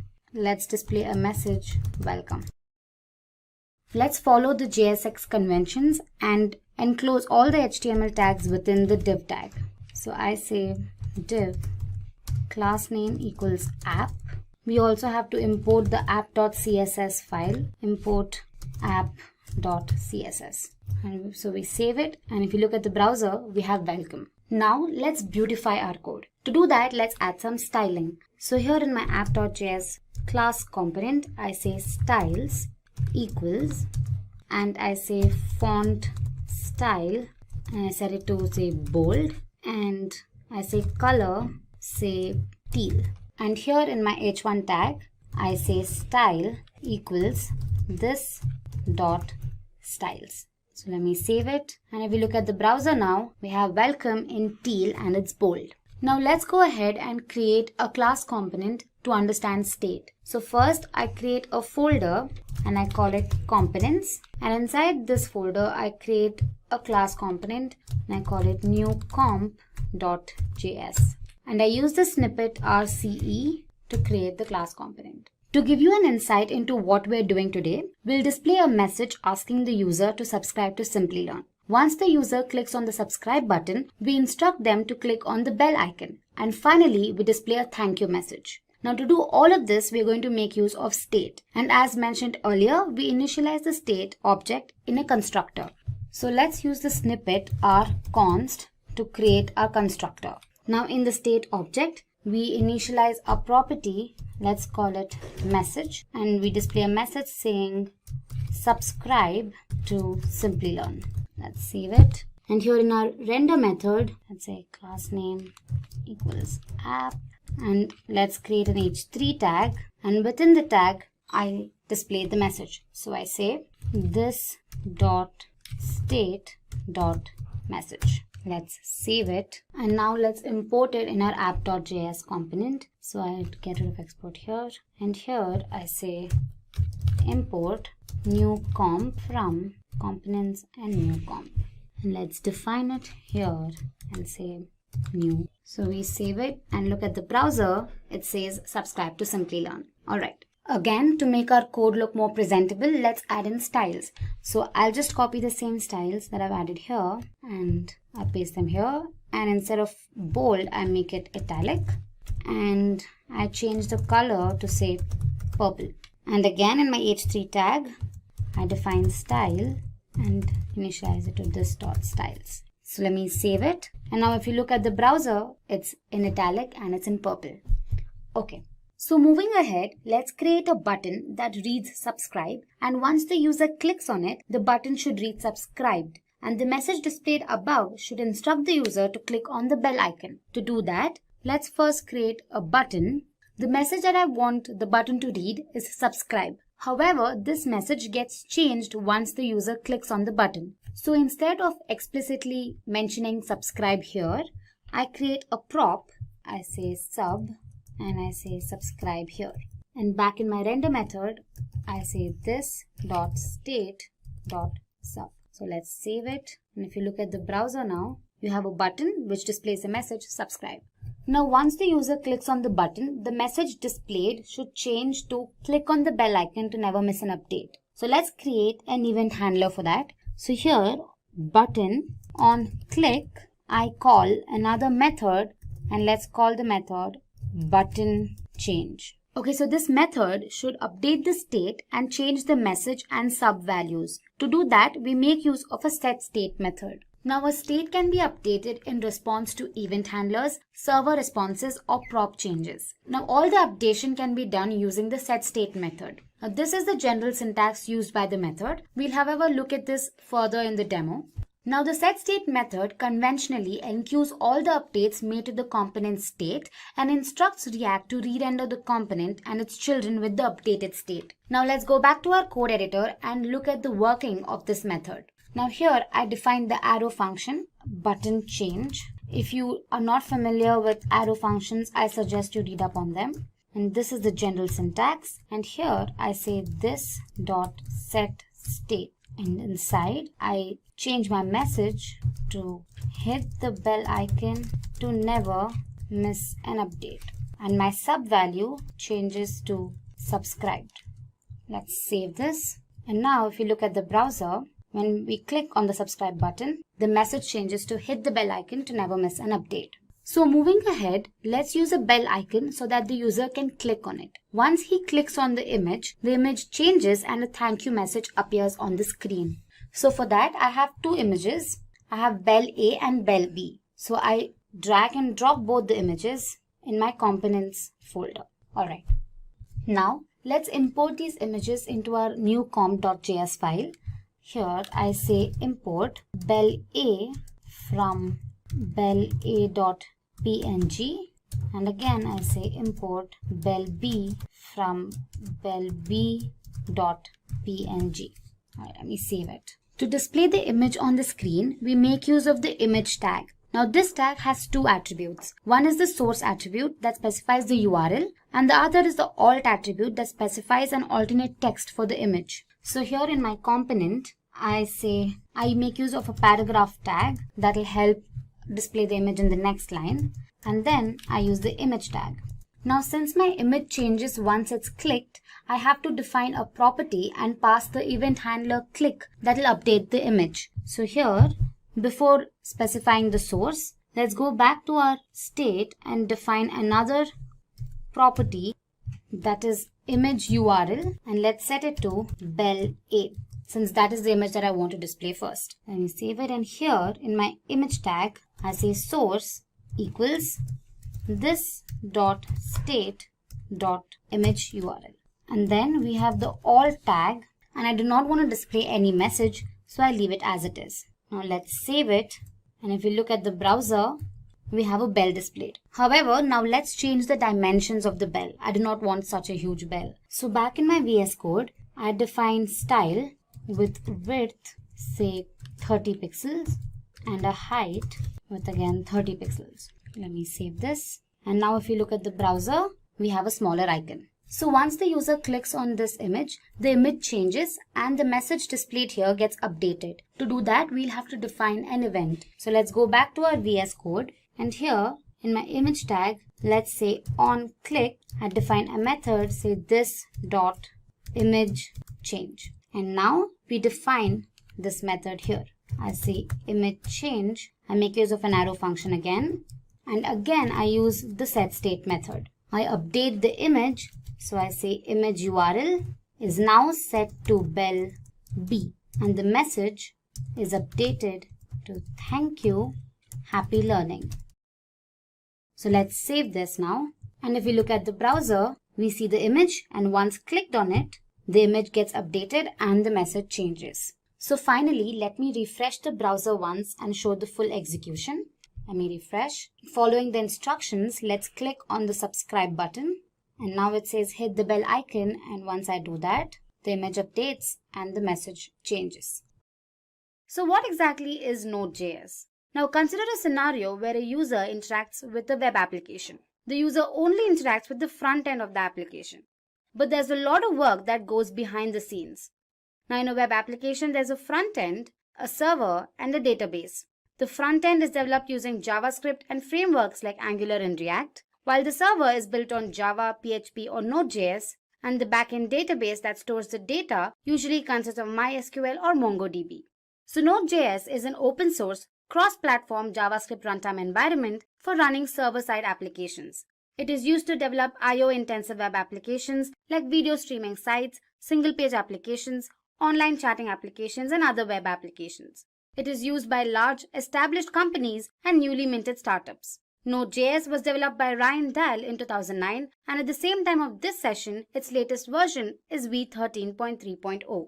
Now that we know what Node.js is, let's go ahead and look at why it was so prevalent in the field of web development.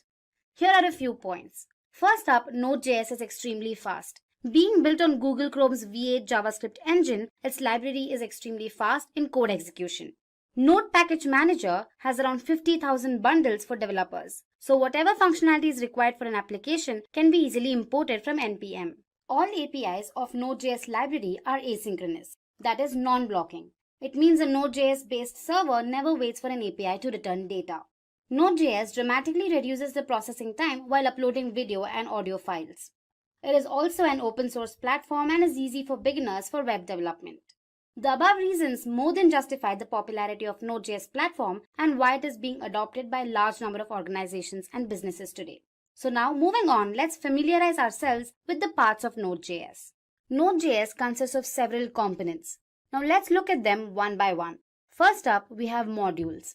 Now modules are like JavaScript libraries which are used in a Node.js application to include a set of functions. Now we can use required function with a parenthesis to include a module in a Node.js application. Node.js application has many modules to provide basic functionality needed for a web application. Some of them could be HTTP, util, fs, URL, query string, stream, and zlib. Next up, we have console. The console module provides a simple debugging console that is similar to the JavaScript console mechanism provided by web browsers. Now the console can print messages to stdout that print standard output messages and stderr to print the error messages. The next component is cluster. Now Node.js is built upon the concept of single threading programming. A single instance of Node.js runs in a single thread. To take advantage of multi-core systems, the user will sometimes want to launch a cluster of Node.js processes to handle the load. A cluster can be added to an application in this way. Here's a small code for you. The next component is global. Now global objects in Node.js are available in all modules. Now these objects are functions, modules, strings, etc. Some Node.js global objects are mentioned in the table. You have dir name, that is the directory name, file name, exports, module, and require. The next component is error handling. Now, Node.js applications experience 4 types of errors. We have the standard JavaScript errors, system errors, user-specific errors, and assertion errors. Now, errors in Node.js are handled through exceptions. Now, for example, let's handle an error that would occur when we divide a number by 0. Now, this error would crash the Node.js application, and so we should handle this error. Here's a small code for you. Next up, we have streaming. A stream is an abstract interface for working with streaming data in Node.js. Streams are objects that let you read data or write data continuously. There are 4 types of streams. First one is the readable. These are the types of streams from which data can be read. Writable, these are the types of streams to which data can be written. Duplex, these are both readable and writable streams. Lastly, we have transform. These streams can manipulate the data while it is being read or written. Moving on to the next component, buffer. The JavaScript language has no mechanism for reading or manipulating streams of binary data. Buffer is a module that allows handling streams that contain only binary data. An empty buffer of length 10 can be created by this method. Next up, we have domain. Domains provide a way to handle different I/O operations as a single group. Domain module intercepts errors that remain unhandled. There are 2 types of methods that are used for intercepting these errors. Firstly, we have internal binding. In this case, the error emitter executes its code inside the error method. Next up is the external binding. Now here, the error emitter is explicitly added to a domain via its add method. The next component is the DNS. The DNS module enables name resolution. For example, it is used to look up the IP addresses of host names. DNS module is used to connect to a DNS server and perform name resolution by using the method dns.resolve. The DNS module is also used for performing name resolution without a network communication by using the method dns.lookup. The next component is the debugger. Node.js includes an out-of-process debugging utility accessible via a V8 inspector and built-in debugging client. This Node.js debugger is not feature-packed but supports simple inspection of code. It can be used in the terminal by using the inspect keyword before the name of the JavaScript file. In order to inspect a file, say myscript.js, you can use the following method. Now that we are familiar with all the major parts of Node.js, let's go ahead and learn about the Node.js Express framework. Express is a flexible Node.js web application framework that provides a wide set of features to develop both web and mobile applications. You can assume Express as a layer built on top of the Node.js that helps manage the server and the routes. Now let's have a quick look at some of the core features of Express framework. It is used to design single-page, multi-page, and hybrid web applications. It allows the setting up of middleware to respond to HTTP requests. It defines a routing table that is used to perform different actions based on the HTTP method and URL. It also allows dynamic rendering of HTML pages based on passing arguments to templates. Now moving on, let's take a quick example of a simple Hello World program. Now this is developed using Express framework to gain a better understanding. Alright, first up we have the where express. Now this is used to import Express framework into our Node.js application. Now the app.get method is a callback function with parameters request and response. The request object represents the HTTP request and has properties for the request query string, parameters, body, HTTP headers, etc. The response object represents the HTTP response that an Express app sends when it gets an HTTP request.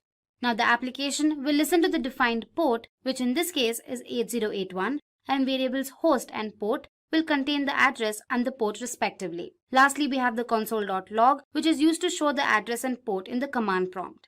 So this is what the command prompt would look like. And finally, the output is displayed on the web browser. Having learned about the Express framework, now let's move on and look at the Node.js use cases.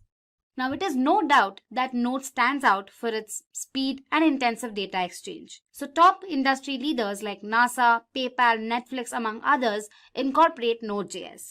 First up, we have Netflix. The world's leading internet television network with over 117 million users is one of the top companies that trusted their services to Node.js. The reasons why the company chose to use Node.js were application scalability and data-intensive application.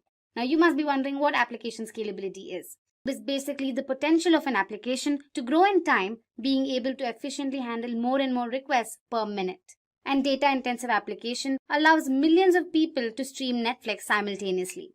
Next up is Walmart. Now, Walmart is the world's largest company by revenue with around 514 billion US dollars according to the Fortune Global 500 list in 2019. Again, the reasons why the company chose Node.js were asynchronous I/O and efficient handling of concurrent requests. Now, asynchronous I/O, which is a form of input-output processing, allows other processing to continue before the transmission has finished. Node.js is able to efficiently handle concurrent requests with the use of thread pool and event queues. Uber. Uber is an American multinational ride-hailing company offering services that include peer-to-peer ride-sharing, ride service hailing, and food delivery. The reasons why the company chose Node.js were asynchronous I/O, quick iterations, and active open source community. As mentioned earlier, asynchronous I/O permits other processing to continue before the transmission has finished. Now, quick iterations. Now, Node.js is continually being updated and added new features that help in further improvement in the performance of web servers. And finally, active open source community resolves many problems that an organization may face in a particular scenario. Next up, we have NASA. Now, NASA is an independent agency of the United States federal government responsible for the civilian space program as well as aeronautics and aerospace research. The reasons why the company chose Node.js were reduced access times, handling of data-intensive tasks, and the fact that the servers are active 24/7. Now, NASA has lots and lots of data, and using Node.js has really helped them in reducing the access times. It is also continuously handling and working with large streams of data. Node.js is highly stable, which helps in keeping the server active 24/7. Next up, we have PayPal. Now, PayPal is an American company operating a worldwide online payment system that supports online money transfers as opposed to traditional methods like checks and money orders. The reasons why the company chose to use Node.js were the fact that Node.js has extremely fast build times. It allows tasks to be carried out with fewer lines of code when compared to other server technologies like Java and PHP. And Node.js, being data intensive, efficiently handles a large amount of data. Next up is Medium. Medium is a popular online publishing platform developed by Evan Williams and launched in August 2012. The main reasons why the company chose to use Node.js were A. Data-driven applications. Now, these applications are ideal for being interfaced with Node.js servers. B. To run A/B tests. Now, A/B testing is essentially an experiment where two or more variants of a page are shown to users at random, and statistical analysis is used to determine which variation performs better. Lastly, Node.js server maintenance is simpler than its counterparts. Moving on to the last topic of this session, industry trends. Now, Node.js developers are in demand across the globe since many companies are adopting JavaScript libraries. According to Forbes, it is one of the top 10 most in-demand jobs. According to NodeSource, the total number of Node.js downloads increased by 40% in the last 1 year. The use of Node.js in production has increased dramatically since its release in 2010. With early adopters such as LinkedIn, PayPal, and Netflix, among others, Node.js has seen an exponential increase in its use in web development. The popularity of Node.js is also accounted to JavaScript. Now, since JavaScript is the most popular language, as evident from a survey conducted by Stack Overflow in 2019, many developers can start working on Node.js library with not much of a learning curve. Node.js developers are being offered better salary options than other web technology developers. According to PayScale, the average salary of a Node.js developer in India is around 6,13,000 rupees per year. The average salary of a Node.js developer across the United States is around $105,000 US dollars per year. In this video, we'll help you install Node.js on your Windows system. So without further ado, let's begin. The first thing you need to do is download Node.js from their official website. So go ahead and type download Node.js. Navigate to their official website, and here you can see the 64-bit version. So go ahead and download that. Once the download is done, go ahead and run the downloaded Node.js installer. Accept the license agreement. Keep the default settings as it is. And then say install. So with that, we finished the installation process. Once Node has been successfully installed, the next crucial step is verification. Now, this process ensures that Node has been properly installed. To do so, we first open the command prompt and then type in a few commands. To verify the successful installation, we type in this command, node-v. Now this command returns the version, and if it returns the version, it means it has been successfully installed. So here we go, it returns the latest version. Now the final step is to update the Node package manager. Now this npm is bundled with Node.js, which consists of all the repositories and packages required for development purposes. So to do that, type in the command npm install npm -- global. Now that we're done with the installation of Node, let's go ahead and implement a small program. For that, we make use of a text editor. In our case, we've installed VS Code. So go ahead and download VS Code. Once you're done with the installation, this is what VS Code looks like. So go ahead and click on File and create a new file. It's going to be a simple program where you're going to print a hello world message on the web browser. To do that, we make use of HTTP modules. So Node comes with built-in HTTP modules to transfer data across it. So for that, we make use of a require method. We create a variable first, say var HTTP equals require, and just say HTTP within single quotes. Now the HTTP module can create an HTTP server that listens to the server ports and gives a response back to the client. To do that, we make use of the create server method. So let's go ahead and type the code. Say HTTP dot create server, and internally it consists of a function. Now the parameters to this function are request and response. Now the response is basically used to write to the client. So we say response.write, and here we type in the message. We say hello world,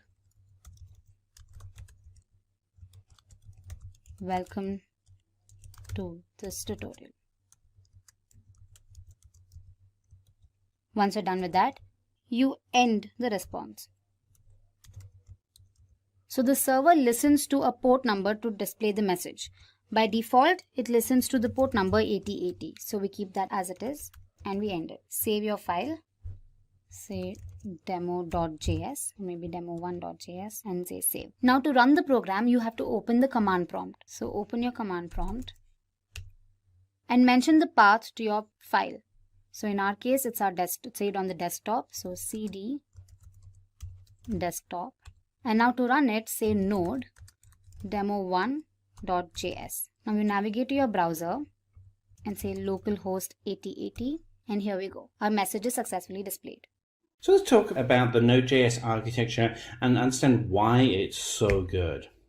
So to begin with, Node.js has what's called a single-threaded event loop architecture, and this allows you to be able to handle many concurrent clients at the same time. It's just a very flexible way of being able to scale up your support for many clients.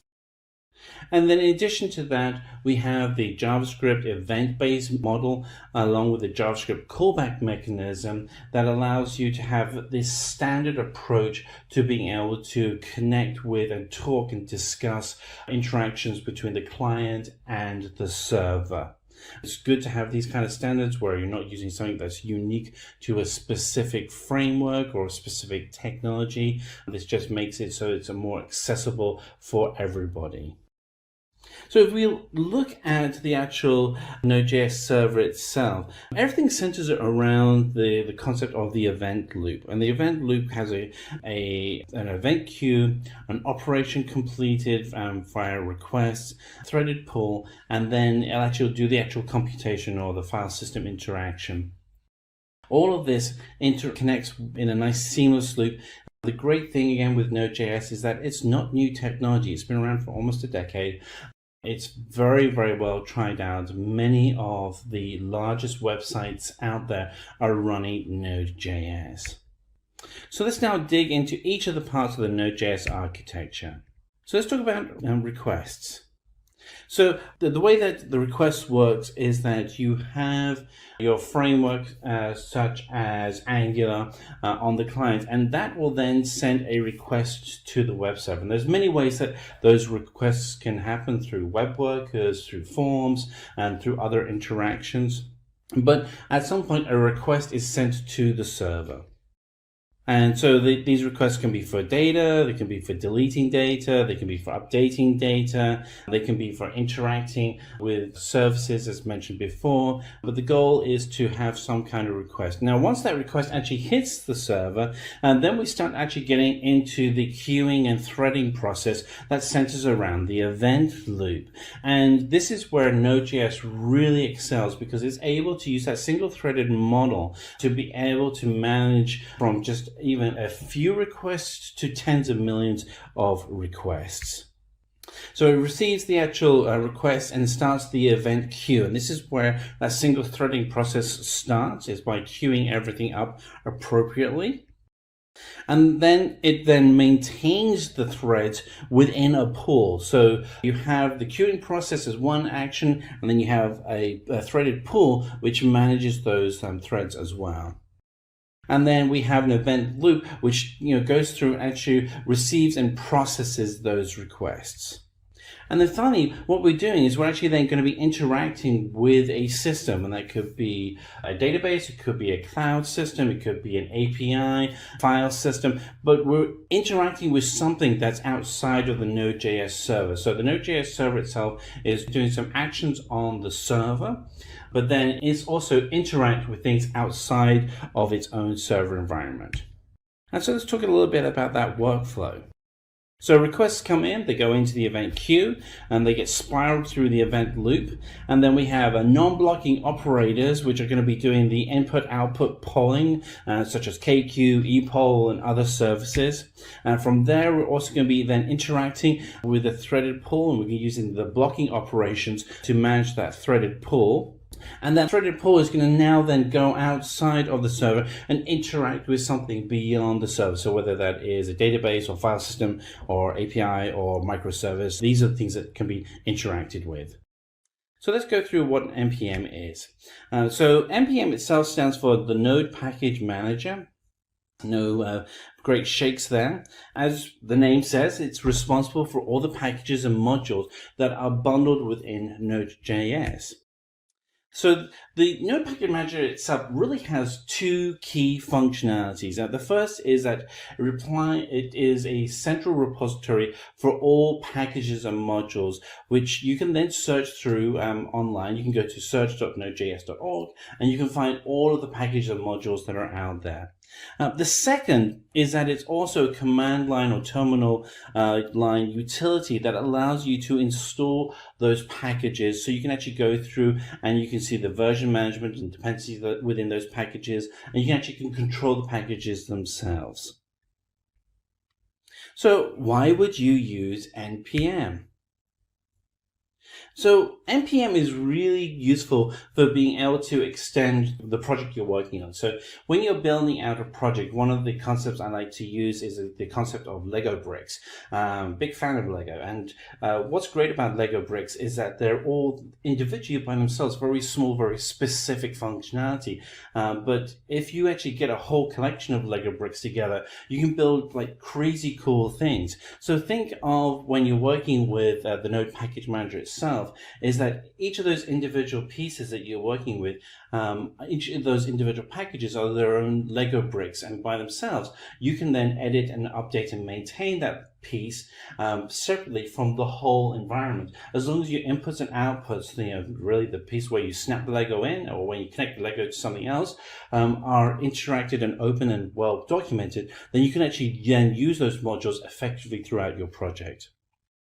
So you can actually then be able to do that. You can do version control on your codes and dependencies. You can do testing very easily. And then once you actually get to the point where you go, yes, I want to release a new module, you can do that effectively using NPM, and it will actually go through and do the actual deployment for you. So let's go through the NPM installation. So the actual package manager itself is included with the installation of Node.js. So if you've installed and you're running Node.js locally, then you've already installed the package manager. But you can also access it through command line or terminal window on your data server or in your server farm or via the cloud. If you haven't now downloaded Node.js, here's the website where you can go down to install it, and there's Windows and Mac versions of that code as well with the installers, which allow you to get up and going very quickly. You want to be able to run the installer and accept all the default settings. To begin with, you want to kind of have the standard setup so that you are most familiar with the normal settings before you start getting to the point where you're a master and you're tweaking things. There is a way that you can open up the command window or the terminal window. And once you've actually installed Node.js, to verify that it's actually installed, you can write the command node-version, and it'll actually then pull out the version of Node.js that you have installed, and then you'll be able to see that you've got it actually up and running. And then you can also do the same thing for npm. You can do npm --version, and it actually will then show you which version of the Node package manager you have running, so you can actually take full advantage of that program and verify that it's actually up and running. Now, so we're actually going to go ahead and actually run a demo of using npm. And to do that, I've got 3 windows in front of me right now. So I have this window here, which is my terminal window, where I'll be doing all of my instructions. Then I also have a folder which shows where I'll be putting all of the files. And then finally, I'll actually have a text editor. In this case, I'm using VS Code because it's free, but you can use any text editor you like to be able to go in and show what the code that's been created by npm in the JSON file, so you can actually see what it looks like. And then we'll modify it a little bit. So first thing we want to do is we want to go ahead and create a new project folder. So I'm going to go in, I'm just going to move into, I'm going to do change directory, and go into the project folder, and we'll see down here that we have an empty project folder, but for this one I'm actually going to go ahead and I'm going to create a new directory in this one, and I'm going to call this one Simplilearn. And there we are, we've created a new Simplilearn folder, and we are going to move into the Simplilearn folder. And so we're now in the Simplilearn folder. There's nothing in there right now. So the first thing we want to do is we want to go ahead and initialize this folder as a project folder for working with npm. Now to do this, you will have to have already installed npm. If you have Node.js, npm comes with it. And if you want to see whether or not you have npm installed, so you can just do npm -version. And that will actually tell you what the version of npm you have installed is, and it also verifies that npm is installed. So I've gone ahead and I've been able to validate that I have npm installed. So what I'm now going to go ahead and do is I'm going to initialize this folder. So to do that, just do npm init, and you'll see that the path is that we're already in the Simplilearn folder. And then when you do that, it's going to ask you some questions. So what is the package name? We're going to go with the defaults for right now, and then I can show you how we can edit those in a little bit. We're going to go with, just say yes to all of these just by hitting return. And you'll see here that we're going to create a new folder called a package.json folder. This is the instructions that we have in the folder. Do we want to go ahead and create this? We want to. And it's going to go ahead and do that. And we can see now in our folder here that we actually have package.json. So we go ahead and open this up with VS Code. Here we are. We can actually see what all of the information is. We can go ahead and we can actually go and update this metadata if we want to. I'm going to leave it as is for right now because I want to show you a couple of other things. So a lot of times when you're actually working with npm, and the reason why you're using npm is that you want to take advantage of packages that are freely available in the open source community that are supported by Node.js. And one of those is a package called Express. And Express is a lightweight framework for building out web applications, similar in concept to Angular or React.js. I like using it, and it's also a great way to be able to show how we can install this using npm. So to install this, you just start with the command npm and then you type install, and then we type the name of the package and we hit enter, and it goes ahead. And what you'll actually see is a couple of things. One is we have a dependency in our package path. We also have, so this is in our JSON package, that is now a dependency that's written in there. We can also go in and under our node modules, we actually see that we have, we scroll down, we should see Express. There it is, Express. Now, if we decide that we don't want to use Express, we can actually just come in and we can write command npm uninstall. I can type Express. Oops, I did a typo there, so let's try that again. npm uninstall Express. And a couple of things can happen. One is in our JSON file, the dependency for the Express file has now been removed. And we can also see that under our node modules, there are no extensions there. So this is kind of cool. This allows us to be able to see that we can easily add and remove packages. So let's just go ahead and I'm going to install Express again. So install Express. Oops. npm install Express. All right, so it's gone ahead and it's installed Express.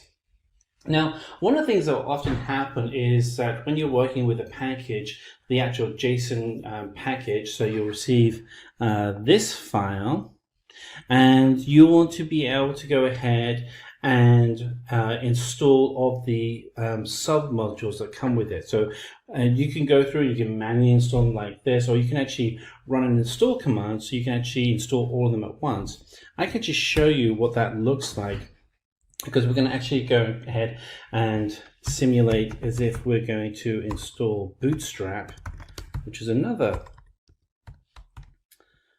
popular framework. Bootstrap. And we're actually going to go with, and then we'll save that. And what we'll see is under the packages that Bootstrap isn't listed in there. We do have Express. There it is right there. So if we now come over to our new commands, we can actually write the command npm install, and now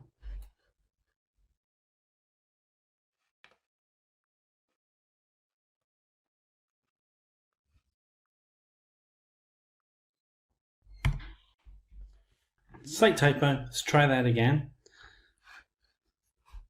Let's do npm install.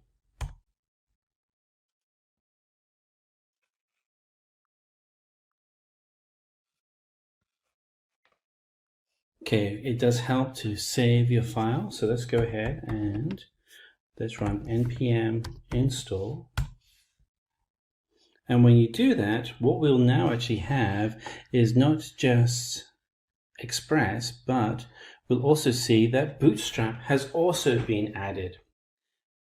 Now, I don't recommend that you use the star symbol, which will install the latest version of Bootstrap, because you obviously haven't tested your application against that, but it gives you an idea of what's happened here. Now, if we want to, we can actually go in here and we can say install Bootstrap, and it will actually remove that from your JSON package. So there we are. That's how you work with using npm, from getting started with a setup for a base initialization of your package, going through to creating the first package, being able to set up and control the naming convention for each of the items within the metadata that provides the instruction for the package, how you can then put in dependencies such as Express and Bootstrap, how you can install them and remove them, and actually do all of this through command line. If you have any questions, please let us know. Hello everyone, welcome to this video tutorial on SQL Basics for Beginners by Simplilearn. In this session, we will learn about the database and the need for a database. Then we will transition to SQL and see some basic SQL queries. After knowing what a SQL query is, we will see the features and applications of SQL query. And then we will have a hand on some of the basic SQL queries. So hey everyone, I'm Abhisar Ahuja from Simplilearn and welcome to this video on SQL Basics for Beginners. But before we begin, if you love watching tech videos, subscribe to our channel and hit the bell icon to never miss an update. Let's start with database. A database is a vast collection of data that is stored and retrieved electronically from a system. In today's world, data has become the new oil, which has mandated companies and businesses to rely on an excellent database to store their vast amounts of data. Every millisecond, the tech giants are accumulating vast amounts of data that need to be stored. The database comes with features to update and effortlessly manipulate data, and not only that, these database provider companies ensure the data to be safe and secure. They also provide tools to extract useful information to help the companies make meaningful decisions. After knowing about the database, let's see how SQL communicates with the database to get desired results. SQL stands for Structured Query Language. The Structured Query Language is the standard language used by database operators and developers to carry out different operations, from manipulating, updating, and retrieving data from relational databases. Now let us see how we write a basic query. There's a customer table with columns, customer ID, customer name, age, gender, date of purchase, address, item, and price. And we need to extract the customer ID and customer name from this table. So we will write a query, select customer ID, customer name from customers, semicolon. When we will execute the query in MySQL Workbench, we will get the desired result, that is the output table, with customer ID and customer name. This is how we write a query to extract the information from the database. We'll see some more queries as the session proceeds. Now we'll see what the features of SQL are. SQL lets you access any information stored in a relational database. With SQL queries, data is extracted from the database in a very efficient way. The structured query language is compatible with all database systems from Oracle, IBM to Microsoft, and it doesn't require much coding to manage databases. Now we will see applications of SQL. SQL is used to create a database, define its structure, implement it, and lets you perform many functions. SQL is also used for maintaining an already existing database. SQL is a powerful language for entering data, modifying data, and extracting data in a database. SQL is extensively used as a client-server language to connect the front end with the back end, thus supporting the client-server architecture. SQL, when deployed as data control language (DCL), helps protect your database from unauthorized access. After knowing SQL with its features and applications, let's go through some basic queries in SQL. That is DDL, Data Definition Language, DML, Data Manipulation Language, DCL, Data Control Language, TCL, Transaction Control Language. DDL or Data Definition Language consists of the SQL commands that can be used to define the database schema. Let's see DDL commands. Create command is used to create the database or its objects like table, index, function, views, store procedure, and triggers. Drop is used to delete objects from the database. Truncate is used to remove all records from a table. Alter is used to alter the structure of the database. DML or Data Manipulation Language consists of the SQL commands that deals with the manipulation of data present in the database. Insert into command is used to insert data into a table. Update is used to update existing data within a table. Delete is used to delete records from a database table. Select. This command helps you to select the attribute based on the condition described by the where clause. TCL or transaction control language. These commands deals with the transaction within the database. Commit commands commit a transaction. Rollback command rollbacks a transaction in case of any error occurs. Save point. It sets a save point within a transaction. Set transaction. It specifies characteristics for the transaction. DCL or data control language. It consists of the commands such as grant and revoke, which mainly deals with the rights, permissions and other controls of the database system. Grant command gives user access privileges to database.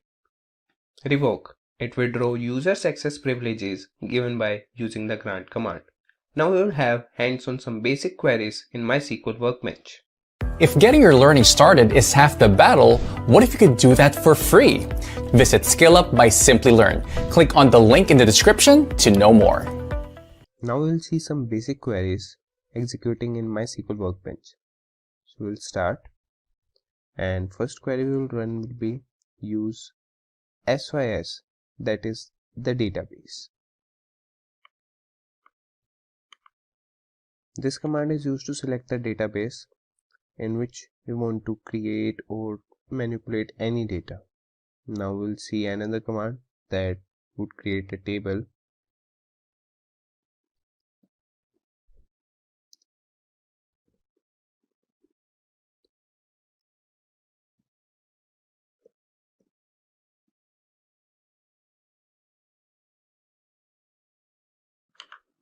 Now we will add attributes to the customer table. That would be the columns. First would be the customer ID, and we will act at it as a primary key.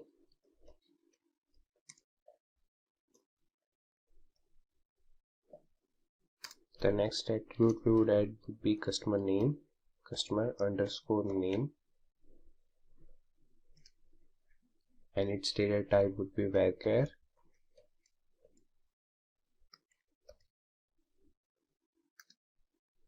Next attribute we would add would be age with int data type.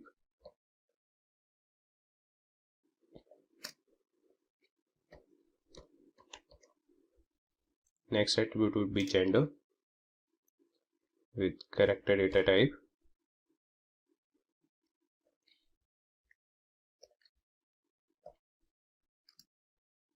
Next we will add as date of purchase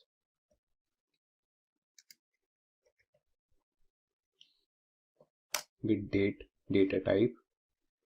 Now we'll add another attribute that would be address with data type varchar.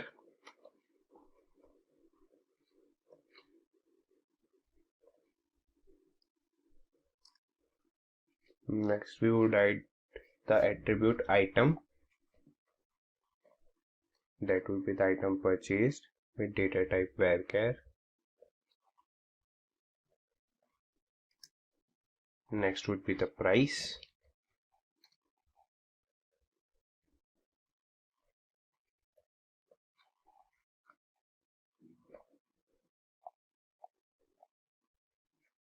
Okay, for price we will make it as float.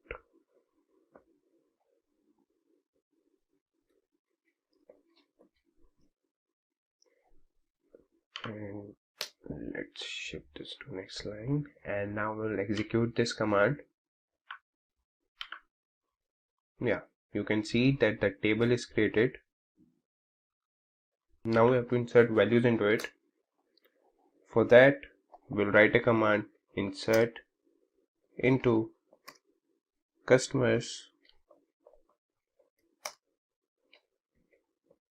values, and I have all the records written in the notepad, so I will copy these and paste it here. These are 20 records, like all the attributes, they are in the order, so we have written all the records in the order only. like customer ID, that would be 101, customer name, that would be Joseph, age, that would be 22, gender, male, date of purchase, this is the date of purchase, address, Pune, item, that is vegetable purchased, price, that is 80. So now we will run this command and all these records, they would be inserted into the table. And these are 20 commands, 20 records.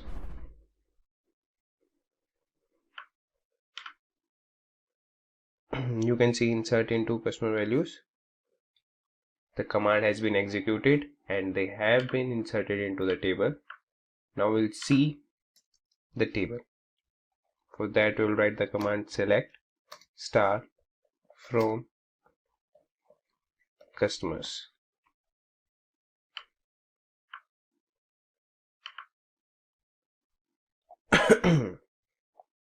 Here you can see the table in the output grid. Okay, I will make sure you will see the whole table with all the 20 records.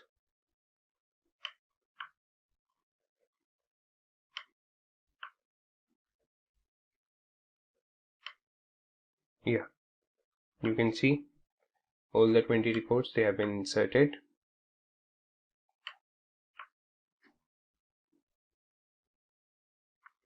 Now you see another command, and for that we would just get the output as customer ID and customer name in the output grid. For that we'll write the command select customer ID, comma,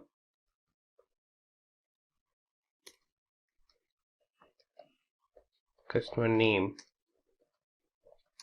from customers, semicolon, and we'll run this command and we will get both the columns customer ID and customer name in our output grid.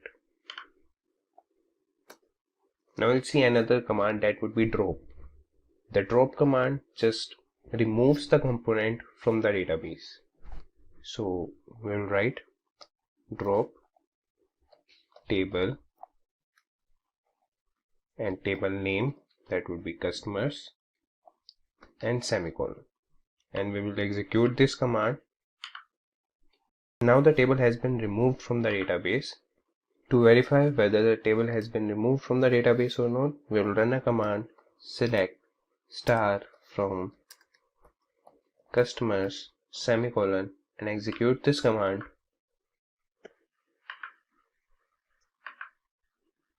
And what we will get is select star from customers, error code, table says customers doesn't exist. The table has been removed from the database, so the drop command worked here. Now we don't have any table, that is the customer table has been dropped from the database, so we have to create that table again. So we'll go at the top. Okay, yeah, and we'll create the table again, and we'll insert all the records again into the table. Both the commands have run. Now we'll run this command to see whether the table has been created and the records have been inserted into the table or not. Both commands have worked. Now we'll see another command, that would be truncate. The truncate command just vanishes all the records from the table. Truncate table, table name, semicolon, and just run this command. The command has been executed. Now we'll see.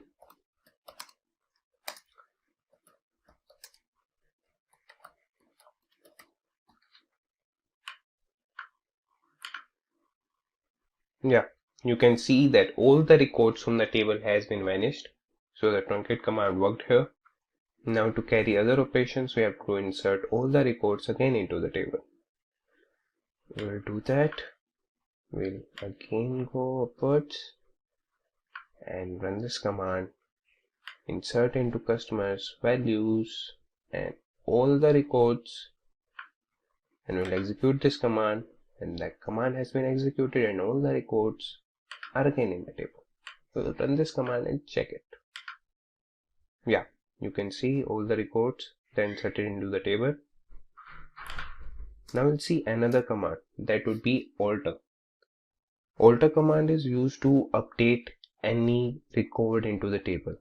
We'll see alter table name, that is customers. And now what we should do, okay, we'll drop the column age from the table. So we'll write command drop column age semicolon. Now we'll run this command. The command has been executed, and now we'll check whether the age column has been dropped or not.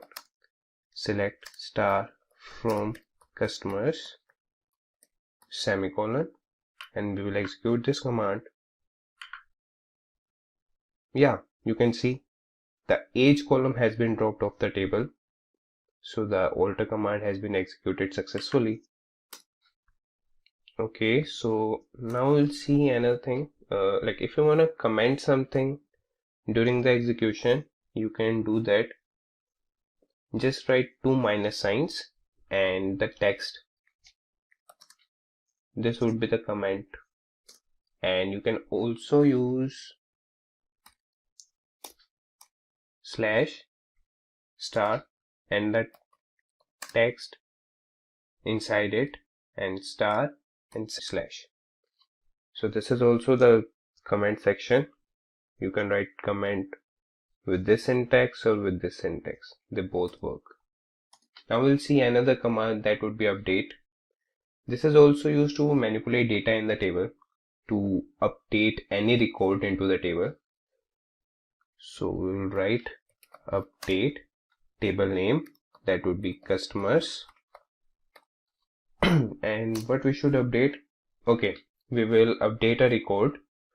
We will change the customer name and address, and we have the primary key as customer ID, so we will use that.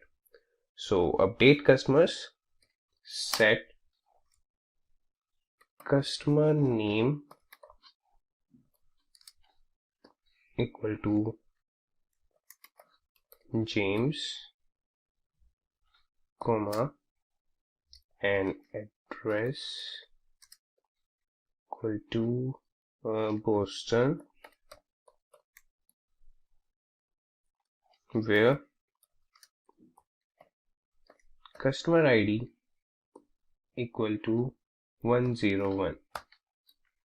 Okay, you can see here in the table 101 customer ID, the customer name is Joseph, and the address is Pune. We have updated command and we will execute it. Let's see, okay, we have an error here. Yeah, that's correct. We will execute this command. Yeah, the command has been executed successfully, and now we'll check the table with the command select star from customers semicolon. You can see the row has been updated. The customer name is James here, and the address is Boston. So the command has been executed successfully. Now we'll see another command, that would be delete. So delete command is used to delete any particular record or any particular row. So we'll write the command delete from customers where customer ID equal to 102 semicolon. So the second row, that is with customer ID 102, that would be deleted when we'll execute this command. Now we'll check into the table.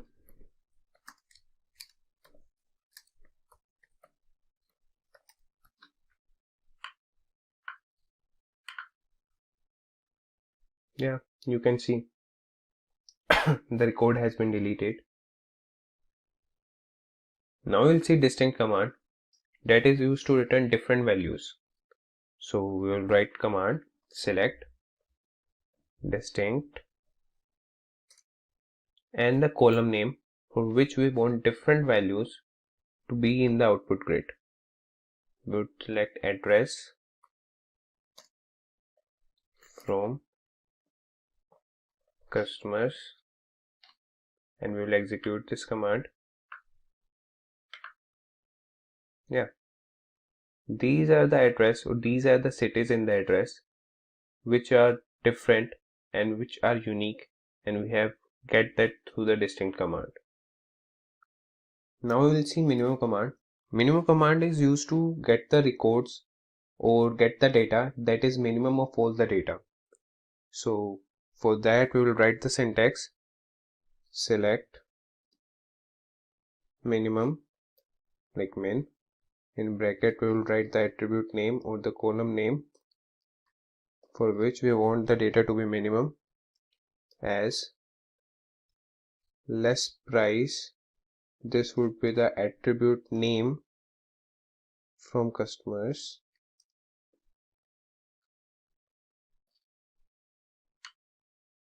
So we will execute this command, and what we would see is that 60 would be the less price. Like the customer table, they have the column price, and in that we have all the prices, and from that the minimum price is 60 and we have get it at less price. Similarly, we have the maximum command. To get the maximum amount from the column, we will use the maximum command.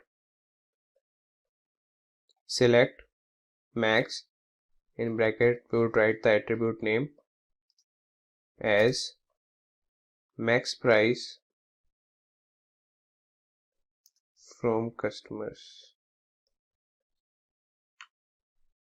and we will execute this command, and what we get is 3400. It's the maximum price from the price column. Now we'll see another command that would be count. Count command, it returns the number of rows according to the query. So we'll run the query and see like how it works.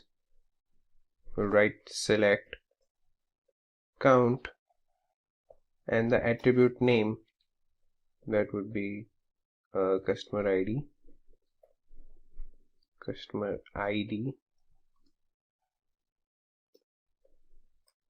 from customers semicolon, and when we'll run this command we will get 19 as a result. That is, it counted the number of customer IDs, that is 19 in the table.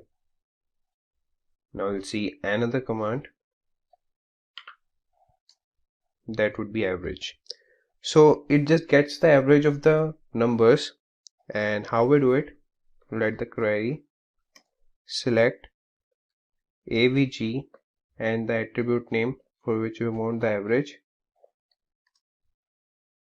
from table name semicolon, and we'll execute this command and we'll get the average of the price from the customers table. Now if you want to add up all the prices from the customer table, you can use the command sum. So how we will execute that command? Select sum, in bracket we will write the attribute name, that would be price from customers semicolon, and we'll run this command and we'll get the sum of the prices from the customer table. Now we'll see where command. Where command is used to filter records. Let's see it through syntax. So we will write select star from customers where address we will where address equal to Pune semicolon, and then we will run this command, and this is the table we will get the records with address as Pune. So this is the functioning of where command. Now we'll see group by command, that is used to just group the number of rows that have the same values. We will see it through the syntax. Like we will write select count, attribute name, that would be customer ID,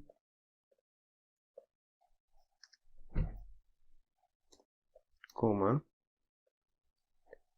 address from table name,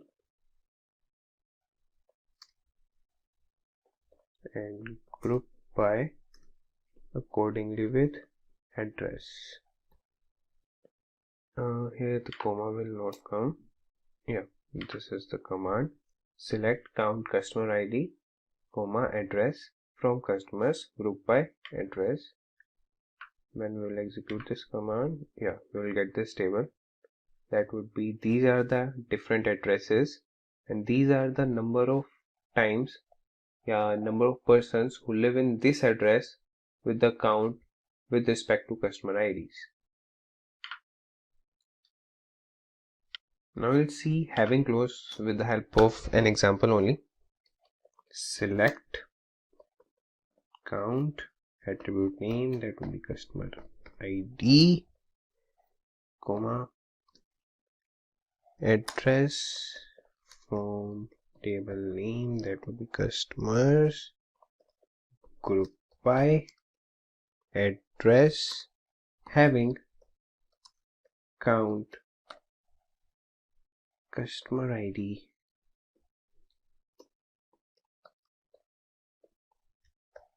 greater than 3, we have 4, 4, 3 to 3 only. Semicolon, and then we will execute this command, and you can see the output we have got through this command, that is group by command, was this. And when we have added having close, having count customer ID greater than 3, we just got the customer ID count with 4. Now we'll see another command, that is order by.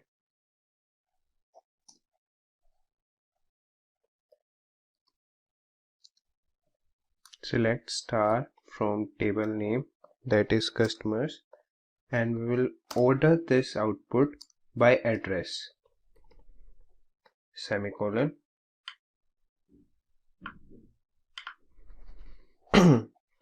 We have got the output with respect to the address. The address has been assigned alphabetically here. So what exactly is MongoDB? It is a document-oriented NoSQL database. It was initially released in August 27, 2009. MongoDB replaces the concept of rows of conventional relational data models with something called documents. It offers developers the flexibility to work with evolving data models. Since it's document-based, MongoDB allows embedded documents, arrays, and represents complex hierarchical relationships using a single record. It is also schema-free, which means that the keys defined in the document are not fixed. As a result, massive data migrations can be ruled out. But you must be wondering, when there's something like SQL, why is NoSQL or MongoDB used? There are a few reasons why MongoDB is widely used. First up is flexibility. MongoDB's notion of documents that can contain sub-documents nested in complex hierarchies is really expressive and flexible. Flexible query model. A user can selectively index some part of a document or a query based on attribute values, regular expressions, or ranges. Next up is native aggregation. Native aggregation allows its users to extract and transform data from MongoDB and either load them in a new format or export it from MongoDB to other data sources. It makes it extremely compatible. Lastly, as mentioned earlier, the schema-free model. Now, applications get the power and responsibility to interpret different properties in different ways. Now that you know what MongoDB is and why exactly it's used, Let's have a look at the characteristics of MongoDB. Firstly, it's a general purpose database. Now, MongoDB can serve heterogeneous loads and multiple purposes within an application. Again, it has a flexible schema design. Document-oriented approaches with non-defined attributes that can be modified on the fly is a key contrast between MongoDB and any other relational database. Next up is scalability and load balancing. It's built to scale both vertically but most importantly horizontally. Using sharding, an architect can share load between different instances and achieve both read and write scalability. When it comes to load balancing, this happens automatically and transparently to the user by the shard balancer. Again, we have aggregation framework. Now, MongoDB offers an extract, transform, and load framework that eliminates the need for complex data pipelines. Native replication. Now, data will get replicated across a replica set without complicated setup. Security features, both authentication and authorization are taken into account in MongoDB. Next up is JSON. Now, JSON is widely used across the web for front-end and API communication, and as such, it's easier when the database is also compatible with the same protocol. Lastly, we have MapReduce. Now again, MapReduce is an excellent tool to build data pipelines, and MongoDB uses MapReduce readily. Now let's quickly have a look at the working of MongoDB. Data is stored in documents with the help of key-value pairs. Now the data is stored in the BSON format. At the back end, MongoDB converts JSON data into a binary format known as BSON. MongoDB also makes provision for nested data. Now all of these documents are stored in a collection. These collections hold multiple documents, and since MongoDB is schema-less, the documents in one collection need not be similar. Now again, these collections are stored in the entire MongoDB database. As mentioned earlier, MongoDB makes provision for nested data. This makes fetching of data extremely efficient when compared to other databases. Now you must be wondering where exactly MongoDB can be applied or used. So let me help you with that. Several areas of technologies use MongoDB as their DBMS currently. Some of them are Internet of Things, mobile applications, real-time analysis, personalization, catalog management, and content management. Now all said and done, let's look at some of the companies that use MongoDB currently. Companies like Toyota, SAP, AstraZeneca, Adobe, Verizon, Cisco, Barclays, and Google, among others, readily deploy MongoDB as their database management system. In this video, I'm going to help you install and set up MongoDB on your Windows system. You will have to navigate to the official MongoDB website. And here you can see software. So go ahead and click on Community Server under Software. And you can see that the current version is 4.4.4 and the platform is Windows, and make sure that the package is MSI. Alright, now go ahead and press download. So this could take a while. Alright, so once it's downloaded, go ahead and install it. Now since it's already installed on my system, the installation process will be different, but you just need to follow the steps there and finally install it. So once you're done with the installation, you can go to your C drive, and here you can click on Program Files, and you can see that MongoDB is installed. And inside of it, you have the server folder, and then you have the 4.4 folder, and then you have the bin folder. Right? So here you have the application, that is your Mongo and the MongoD applications. Both are executable files. Now the MongoD file or the application is the daemon process. Now this is the background process that makes sure you retrieve the data from the database, access the data. So it does all the background tasks. So after the installation, now you need to create a path to this file. By doing this, you don't have to always go to the bin folder and then execute the file. You can directly execute the file on your command prompt, right? So for that, let's just go to our environment variables. But before that, let's just copy this path, right? And here under the user variable section, click on path and say edit, and go ahead and just paste it, right? I've already pasted mine, so just go ahead and paste it and click on OK and say OK, right? So now you've created the path successfully. Now let's head to our command prompt and run the Mongo file. So here you can just directly type Mongo since the path has already been created. So just go ahead and say Mongo. And here you can see that your Mongo server has been generated. And with this, you know that your MongoDB has been successfully installed and your server is up and running, right? So just for confirmation, let's see if there are any databases and how much space they've occupied. So you can right now just type show dbs, and when you click on it, it says admin, config and localhost, and all of it is 0. So with that, you have successfully installed MongoDB on your system and it's up and running. All right. In this particular tutorial, we will be learning what MongoDB is all about and their advantages and some practical demonstrations. So let's get started now. So here in MongoDB, we would like to discuss about what is a MongoDB. So as we know, the MongoDB is known to be a traditional document-based database, okay, which stores the data in a document. Okay, NoSQL means it doesn't say like no to SQL. Instead, it says not only SQL. That means it is not only SQL, but it is supporting the other approaches too. Okay, so the document based, when you talk about it, actually represents the typical hierarchical relationship using the single records. That means how the records are related with each other. So that's how exactly it represents. And it is a pure schema free environment, so that you really do not need to have a schema before you go and develop this program. So it is a pure schemaless environment. Due to that, it is giving you far more better flexibility when you talk about completely unorganized environment.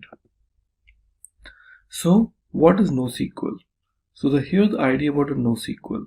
So it is completely into the non-relational database. Like traditionally, if you see any non-relational database, you talk about typical NoSQL, it's purely into the document base. Here, NoSQL does not use any tables like in rows and columns. A traditional RDB based approach, if you see, there they are using a complete table structure, like they talk about columns, they talk about rows and all about. So here in NoSQL, it stores the relationship data in the documents. So the different type of NoSQL databases are available, like you talk about document based, you talk about key value based, you talk about white column based and graph based. Different options are available for the NoSQL, but the one which we are using at MongoDB, it is a purely document based database. Now here we would like to go ahead with some demonstrations, like talking about like how MongoDB installation works and the other aspects. Okay everyone, so now we're going to start working on the first option called MongoDB installation. Okay, see, MongoDB installation is very simple. If you open on a website and go for this website name called MongoDB download. If you talk about MongoDB download, you're going to see the official website called MongoDB community download is available.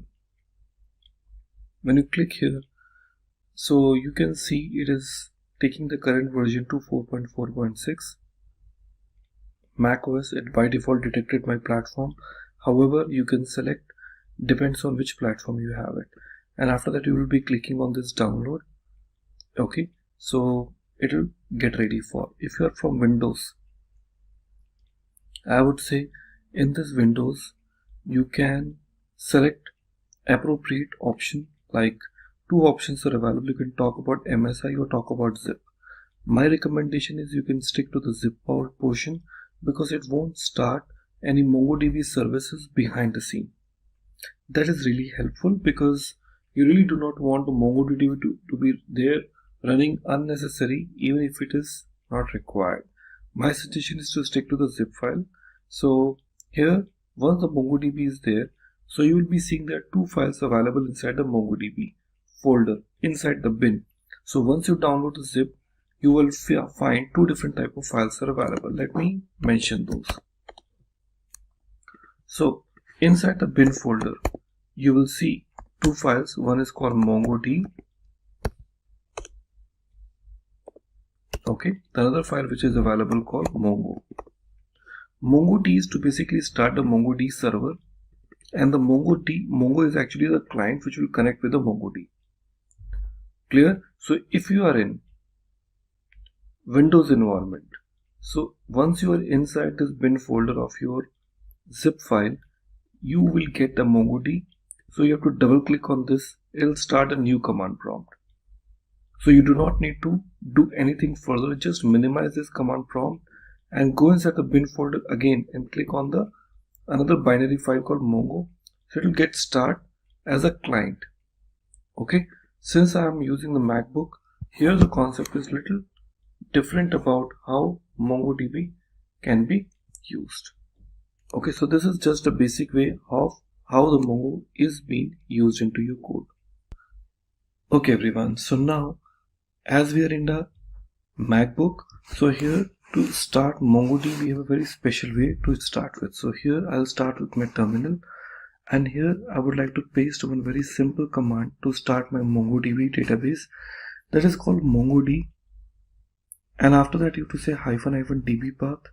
It is the place where your database will be starting. And one more important thing I forgot to mention, like MongoD would not start automatically inside your Windows machine unless inside your C drive you have to create a new folder name called data, and under this you have to create a new folder name called db, because automatically when the MongoD starts, it looks inside the C drive data inside a db folder.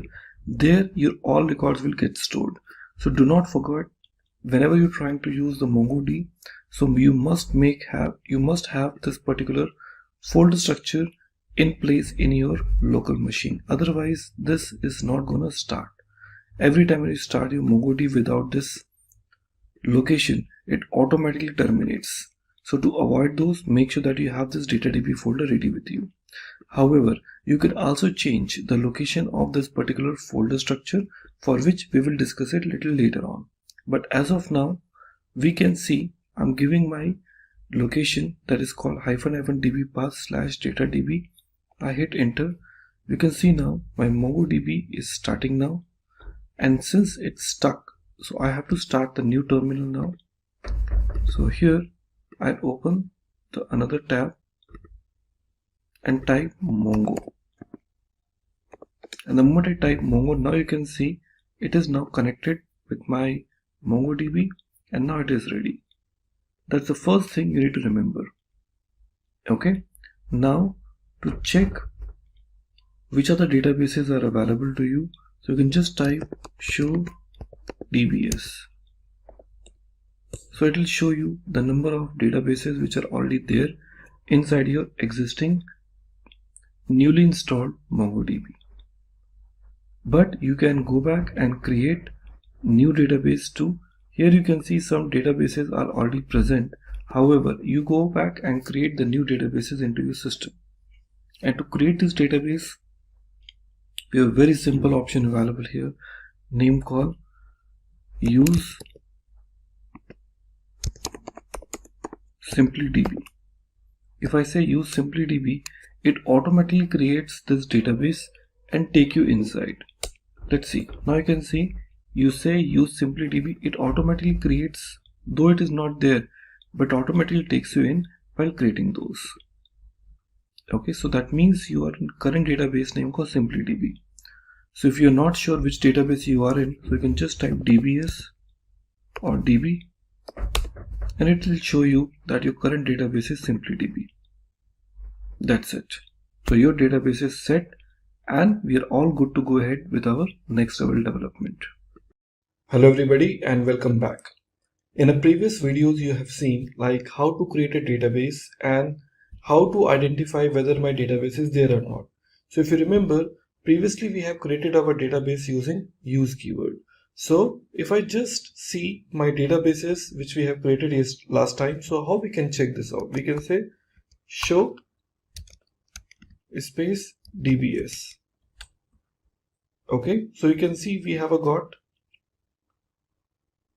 database list, but we do not have any database which we have created last time is registered here. That's quite surprising because when we have created our database, it should be listed here, but it is not. Let's do one more time. I'm saying use SLDB and I'm saying switch to SLDB. Now when I say once again show DBS, so I still don't see my database is listed here. There is a reason. The reason is according to the MongoDB rule, unless we have minimum one record or collection is stored inside my MongoDB, it really can't show in the list. Now I want to tell you about a few important things. Now here when we talk about called MongoDB, in this MongoDB compared to the relational database, here the table which is actually in RDBMS it is called, here it is called collection. Okay, DB is still called DB here.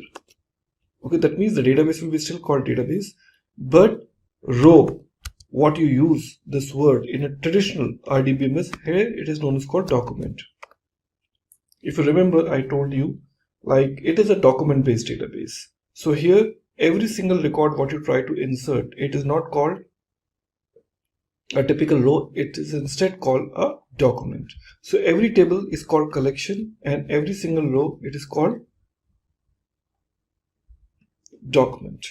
That's what exactly the difference is. Okay, now here once it is ready, we will go ahead and talk about our next feature now. Well, we have to basically go and create a new collection. Okay, so what you can say, db dot create collection, and here I can pass my collection name. I can say demo collection. So once it is done, I can see it is collection is created. In typical language I can say the table is created, and now when I try to see same show DBS, I can see my database is now listed.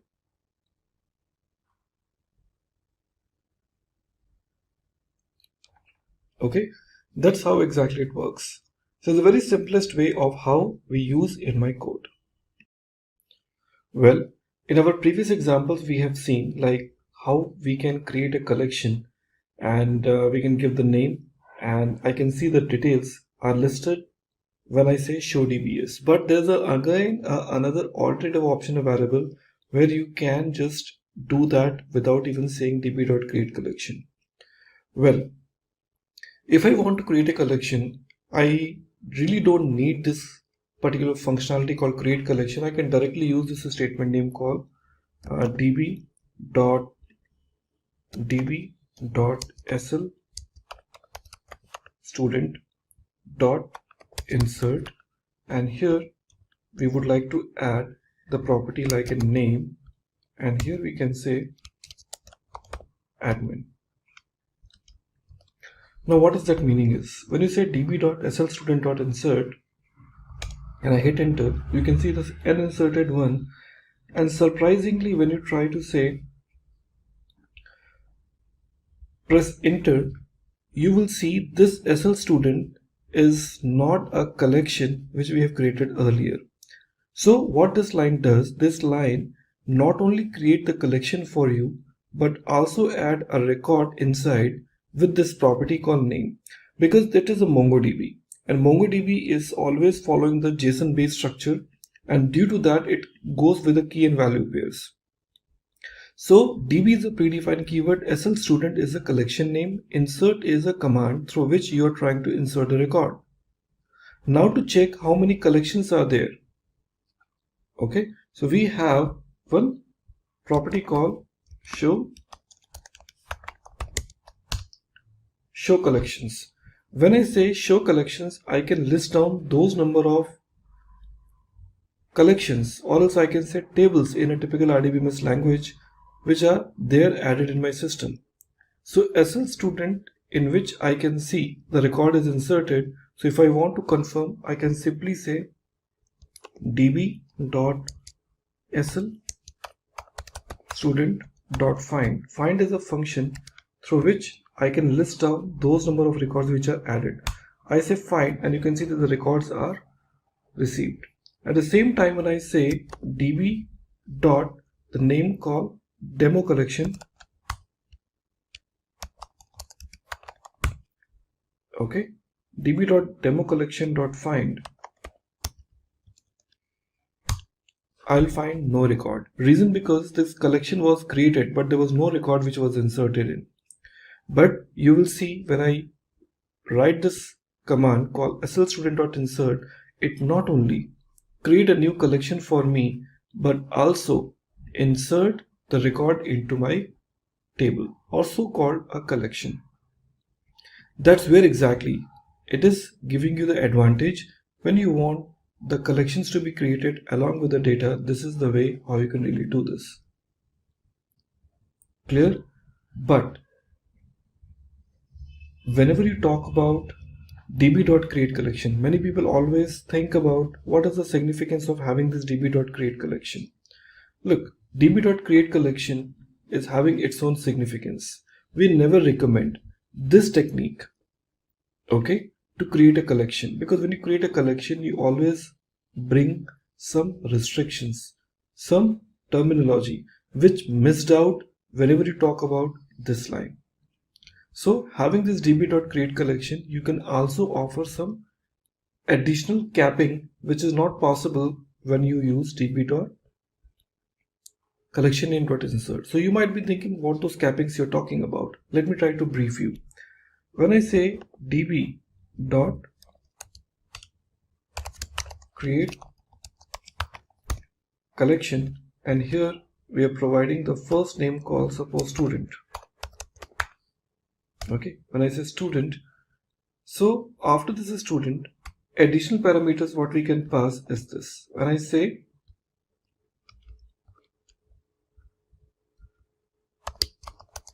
capped colon true, what we say capped colon true, so you are enabling the capping. After that, the next parameter I'm going to pass, that is known as called size. In this size, we are providing the size. Suppose I'm saying 5 to 4, and also we are saying 2880. That is the size of 5 MB, and here we are giving call max colon 5. What exactly that meaning is? See, the meaning is very simple. Whenever we try to bring this create collection option, so capping true means you are enabling the capping. So what does that meaning is? It is trying to say in this particular collection name called student, maximum number of documents can be either 5 or less than 5. Clear? And the collective size of documents cannot be increased to more than 5 MB. That means you're trying to say either by adding the total number of 5 records, the collective size of 5 documents will reach to 5 MB, okay, or else the maximum number of 5 documents can be stored. So whichever fills earlier. You may have a total number of 4 documents which are pretty heavy and they reach to the size 5 MB, and beyond that the next document won't be added, or else you can have the 5 documents which has not yet even reached. So any option will help you to achieve this. So that's where exactly you can offer the capping, but this is only possible when the user is trying to say db.createCollection. This option is not possible when you're trying to use this. So that's the benefit of having this db.createCollection, and this is what we always recommend. Well, now we would like to talk about our next feature here inside the same MongoDB. So we now know how to create a collection, how to create a database, and how to switch from one database to the another database. Now we will tell you like how to insert a document. So far we have already seen how to insert a document inside the MongoDB. Now we would like to also show you how we can insert the documents using multiple techniques. So remember one thing, MongoDB comes with two different type of documents. One is called relational document and second is called embedded document. Mostly while working with MongoDB, we always recommend you to use embedded documents because that helps you to scale up your application without any hurdle.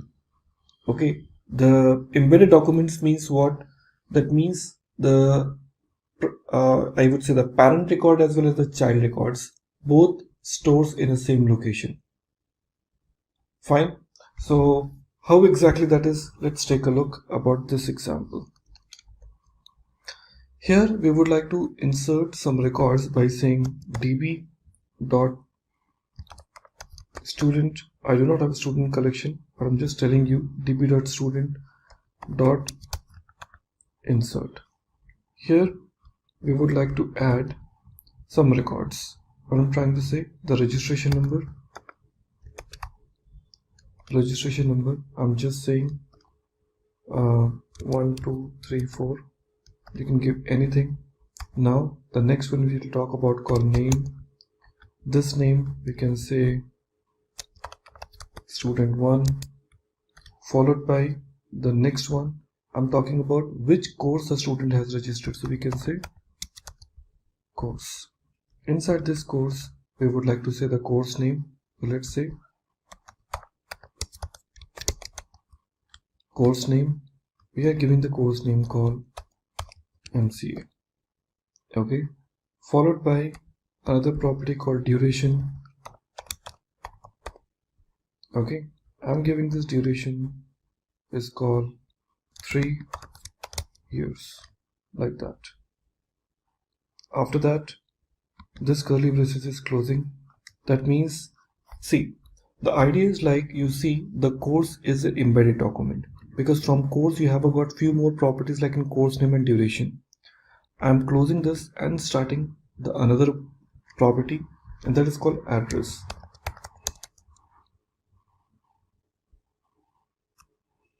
Okay, sorry, let me remove from here and from address.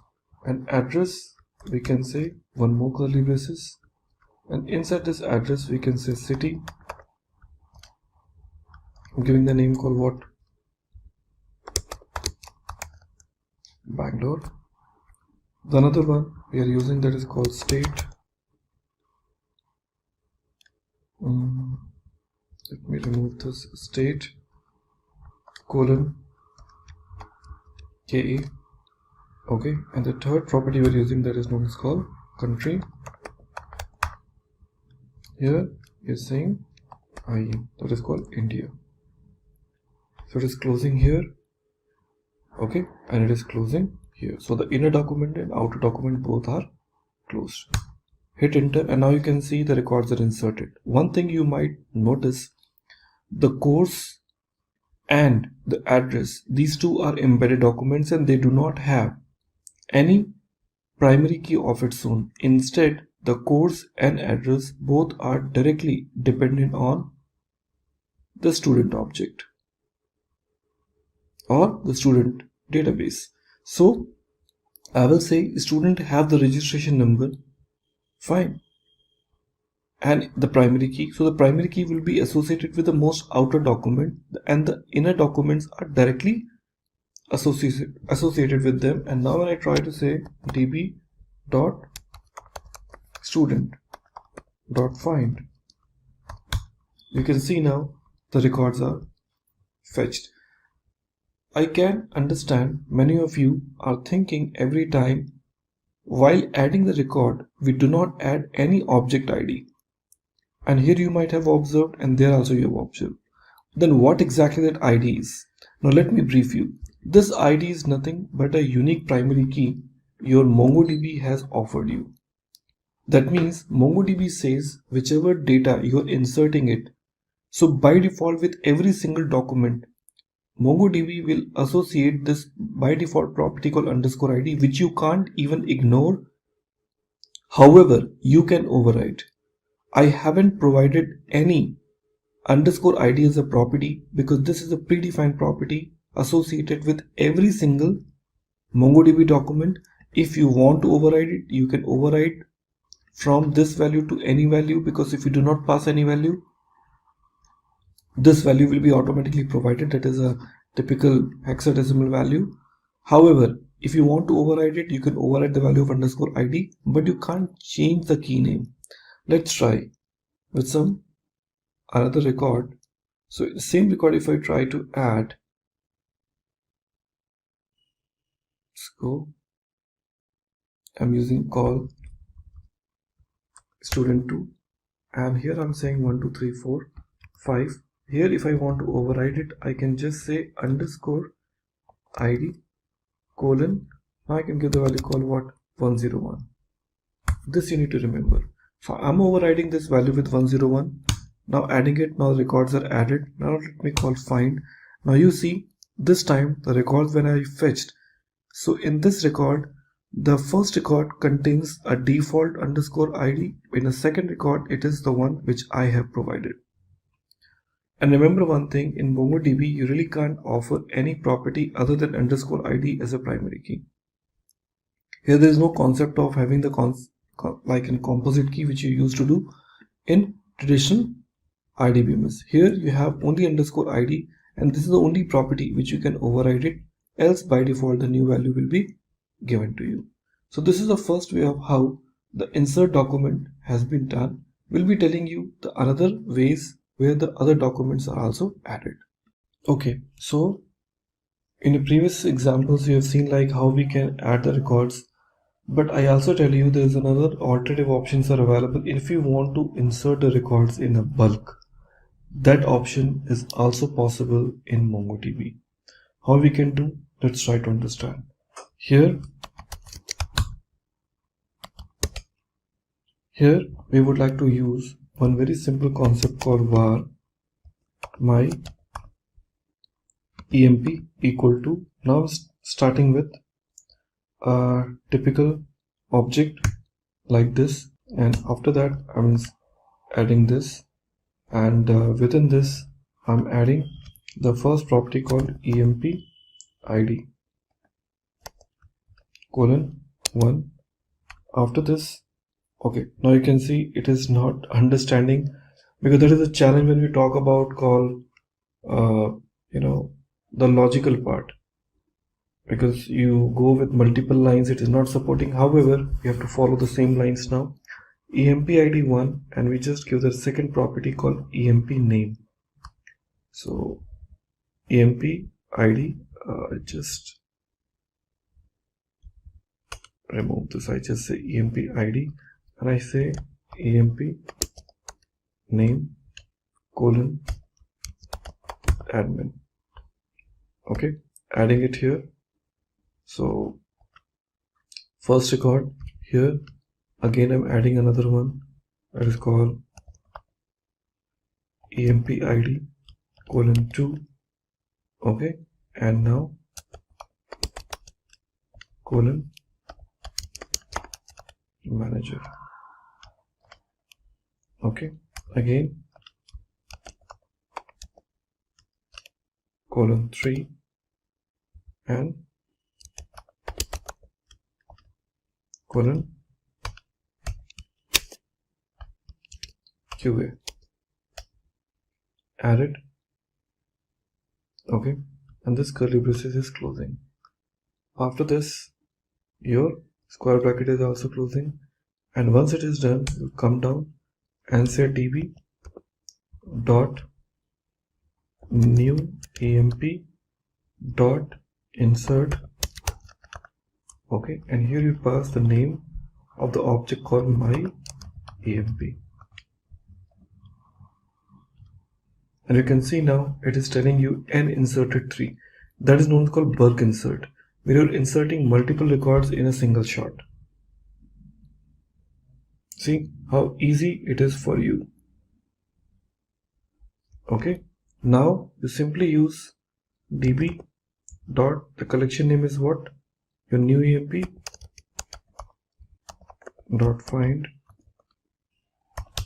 and you can see now all three records are inserted with its default object ID. Okay, so that is a really nice idea to have the ID to be provided. Okay, remember this statement. So you understood finally how we can add the records in a bulk. Going forward, we will also talk about which is related to your update as well as delete in your upcoming demos. Okay, but here that is the first thing which you realize it, how we can perform those kind of operations in very simple and straightforward manner. Okay everyone, so now we have got 3 records with us, and in case if I'm planning to perform update on any of my records, how will I do this now? So we have a predefined functions available name called update function. Let's see how this update function can really work. So we use this statement name called db dot, what is my collection name, which is known as called a new EMP. Okay, dot update. Okay, so what I will do, I will say db dot new EMP dot update here. Okay, now when we talk about called update, we have a statement available. Okay, what is that? That is called EMP ID. We have called EMP name. So we say wherever the EMP ID is this, I want to change what? The name. How can I do this now? Very simple. To perform this, what I would like to do now, I want to basically add few more records to give you some more better idea. You can see now here we have a call admin ID name. So I just do one thing, I just change the IDs 1 2 3, I just say 4, I say 5, I say 6. Okay, and I call this again. The 3 records are inserted. Now let me try to call find. Now we have total number of 6 records are available, where admin is repeated, manager is repeated, QA is repeated. Now let me try to update the record. Okay, now I want to say db dot new EMP dot update. Here I would like to perform the property like in what? Name, I say EMP name colon, I say admin. Okay, so I just close that and I use another curly braces with dollar set. Set means you want to set the new value. Here we are giving EMP name. Okay, what I want to do, I say wherever the name is admin, change to what? Admin new. That name I want to change it. Close this, and run. Now you can see it is saying n match to 1 and the record fields are updated like this. Let me check. Well, here I will see the value called admin new is updated, but I have one more admin called admin. It is not changed, and that is something which you need to notice. What you need to notice is like when you try to perform update. So what MongoDB does, it starts from the top, find the first record, change the value or modify the value, and come out from the loop. It doesn't carry forward its search process for the next level of results. And that is something which is, I really want to do that. So in case if you are planning to change those values multiple times, so what you need to do, let's take a look. Here in the similar example, here we have a call name admin, second property we have a call manager. Let's try to say managers are repeated twice, so we just want to change to new underscore manager, and I want to update multiple values. So what I will do here, I will put comma and say multi colon true. Okay, saying multi-colon true, that you want to say, hey, I want to update multiple search or multiple repetitions. Hit enter. This time you can say it is saying and match to and modify to. That means 2 records found and 2 records are modified. Let's check. There we go. We have got new manager is updated in both the location. That's something which is really awesome, because this is how you try to perform the multiple changes. Well, in our previous examples, you see like how we can perform the update part, but we have a one more beautiful feature available inside the MongoDB, and that is called how exactly we can perform upsert. Clear? Let's talk about upsert. Upsert is a combination of update and insert. Let me try to show you one magic here. Here, when we talk about called update part, you see now, here we are trying to say this point. Yeah, you see about multi-true we have used. Now here, this multi-true is we're trying to update, but let's talk about something called manager 2. Enter. Now you can see it is saying no records found. Clear now, no records found. But there's one concept available named called upsert. Upsert means if I try to perform upsert, it means if the records are not available, it will insert the record. I want to show you one simple example now. Here we are using multi-true. Okay, so as I can see, we are using something called name, and we are performing this update part. So in this update part, we are using this $set new manager. So here, rather than using multi-true, we are saying upsert true. When I say upsert true, so what happened now? They say n matched 0 and up inserted 2 and modified with id this. That means when I try to call this find function, you will be seeing now we have a got the another record has been added. Are we clear now? As a new record. So upsert does what? Upsert says like if the records are found, I will update it. If it is not, I will insert it. That means if I try to call the same thing, manager 2, fine, it is added as a new manager. Now if I just try to say not manager 2, I will call QA, and here we are saying emp equal to new underscore QA. And now you can see it is saying n matched 1, n upserted 0 and modified 1. So it is clearly telling you like, hey, I did not find any inserted part, but yes, I matched one record, I found one record, and the one record is updated now. That is very, very beneficial feature when you really want to perform upsert. So that is the advantage of upsert. That is what's called update plus insert. Very important feature that depends on the requirement. If you want to add, you can certainly add this. So the way we have tried to add this upserted part, we can also try to perform the delete part also. Okay, so MongoDB also helps you to perform the delete part. And how you'll be trying to add it now? Let's try to understand. Here in my code, if I want to perform any delete part, I have this statement name called db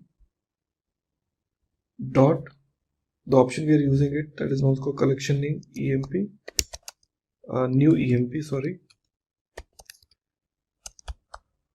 dot, we have an option name called remove. In this remove, we would like to offer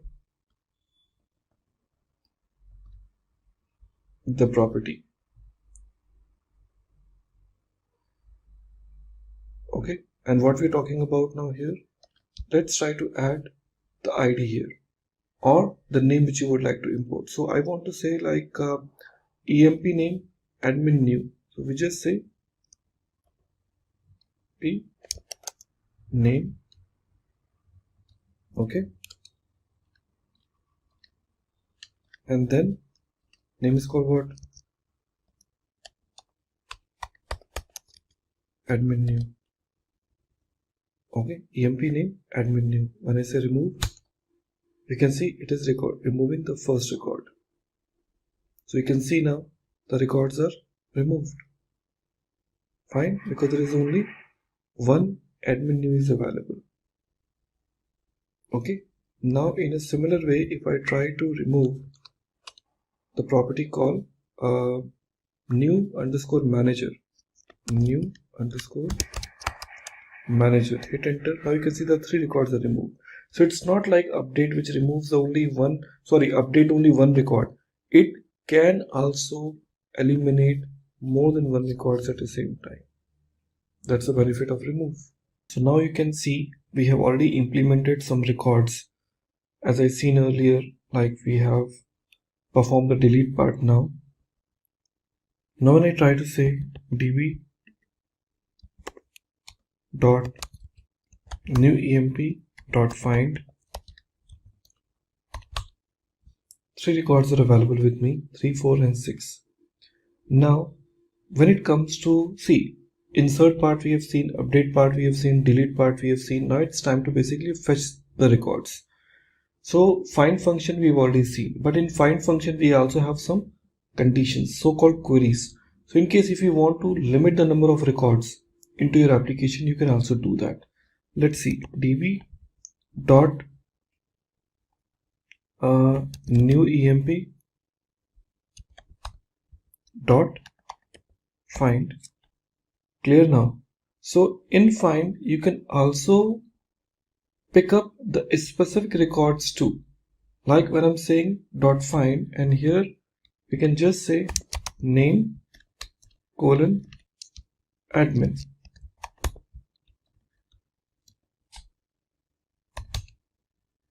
Sorry, here to put curly braces.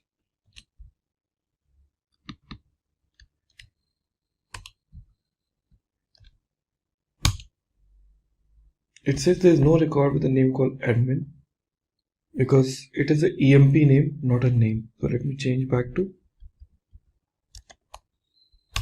Now I can say it finds one record. So like that, you can also apply a condition, okay, into your code. Now, in a similar line, if you really don't want to offer any condition, okay, but you want to limit the number of records to be shown, so you have this function available name called limit 2. 2 means only 2 records. Now you can see, though I have 3 records, but it is only showing me 2 records because I have limit those number of records into my code. Also, we can perform sorting in case if you want to perform the sorting in ascending and descending order. That also you can also do. So here, rather than saying limit, we just put this option name called sort, and in this sort, on which property you want to sort it, that also you can mention. So we can just say emp name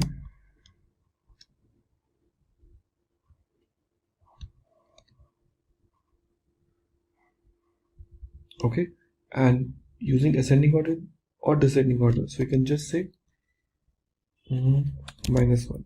That is called descending order. Hit. Now you can see it is showing in a descending order. Now if I just say -1, if I just say 1, now it is showing you in an ascending order. So you can pick up the specific property behalf on which you can tell it should be either on descending order or ascending order. So that option really works very fine. Okay. So that's like how you can perform the queries. But remember one thing, you can also search the records based on their embedded columns too. Because if you see in our previous records, we have some records added. Okay, that is, let me try to say show collections. I will call SL student and student. Okay, db dot find. Okay, you can see we have records which are embedded records. Now if you want to search the records based on their embedded properties, like I'm talking about address, there's one property name called city. Fine, so if you would like to pick up those records, these are also possible. So how you can do this? Very simple. So you say db dot student dot find. Okay, so inside this find you can provide the specific properties, like my outermost property name is called what? Address. So we are using this option called address dot city. So we say city. Are we clear? Colon, I'm giving the city name called what? Bangalore. Clear? Let me close this, and that's it. Okay, so we have to start passing another curly braces here. Hit enter, and you can see now I find two records because both the records belong to what? Bangalore. So I'm getting this city Bangalore with me. That's really awesome. Like, you can also pass the city accordingly. Apart of that, we also have the other details also, okay, in which you can have the conditions based on less than, greater than, or whatever values you would like to make it is available and possible. Okay, so that's how the conditions are satisfied. So suppose if you would like to pick the users, are we clear, where the range which you would like to consider, so those are also possible.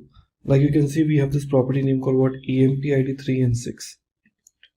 I just want to pick up only those records whose ID is greater than what? 2. So what I can say, db dot new emp, okay, dot find, and inside this find we can say the property. Okay, so what's property we're using? EMP ID. We are saying EMP ID here, colon, here we'll be using $GT. GC stands for what? Greater than, colon, we're giving the value called what? 1. Fine, close this, run. You can see you have received 3 records, 3, 4 and 6. In case if I just look forward for higher than 5, you will see only 1 record. So greater than, that's called GT. Okay, same option, if I just say LT, you can see we have found 2 records. So less than, greater than. Okay, so that's how exactly you offer it. Okay, and also you can provide the condition, so-called limit. As I can say find EMP ID the way we provided. So here I will not use less than. Okay, instead I'll be providing another property. Let me show you what. So here in EMP ID, whatever we have taken, so let me try to take the property called find, and here we are providing EMP ID, and then, and we're using another curly braces, and we're using $in. Is very important property, $in, colon, here you provide the details. I'm saying inside, so the property is 346, we are saying 3, 6. Close this, and you can see we got 2 records which matched with 3 and 6. That's the benefit of having this. Okay everyone, so in our previous example we have already seen lot many activities. This time we are trying to offer you something very interesting feature, and that is known as called working with indexing. See, MongoDB is one of the most popular tool, and one of the reason why it is very popular because it is having the facility of having indexing. Now what exactly the index does?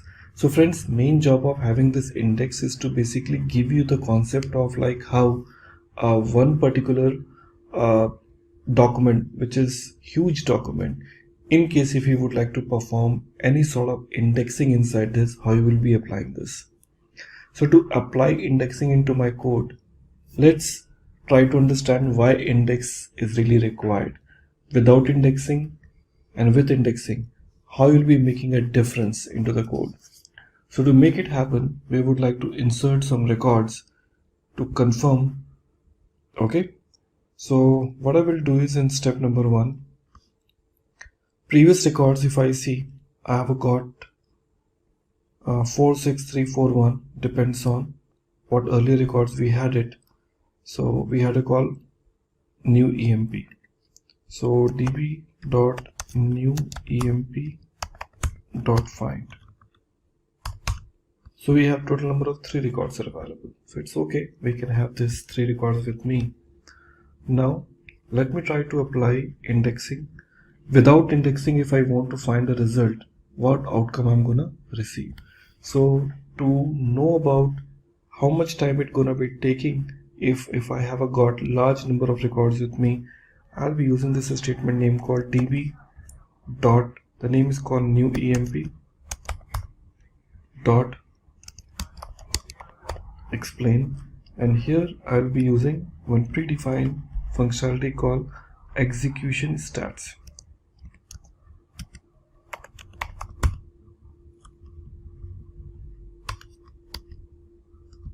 Execution stats. Okay, now here after the execution stats we'll be using dot find. We'll be using the first property here. Okay, and what user would like to find it, that you need to basically offer it. So we are giving the name called emp name colon, I'm giving the name called QA. Okay, let's close. Okay, now when I hit enter, execution stats is a predefined functionalities which will tell me when the query was executed, what exactly the query plan was. Hit enter, and now you can see a lot of details are available with me. Like you can see parse query, winning plan and everything. One thing you need to remember, by default here when I try to run, it says and return 1, advanced 1, need time, total, everything it is showing me. But one important thing which you will see here is total number of documents scanned. So it is telling me total number of document examined is 3. Clear now? And return 1, that means one result is returned and the total number of documents examined is 3 in order to find this record. Just imagine a use case here. When I say total number of documents examined 3, in case if I have got millions of records with me, that means to search the record, it will examine all the millions number of records to search the result, which certainly gonna be taking huge amount of time. And that's where exactly when you try to search the record, fine, when you have no indexing is available. Okay, so you need to understand one important thing is by default index is applied on your underscore id, db dot new emp db.newemp dot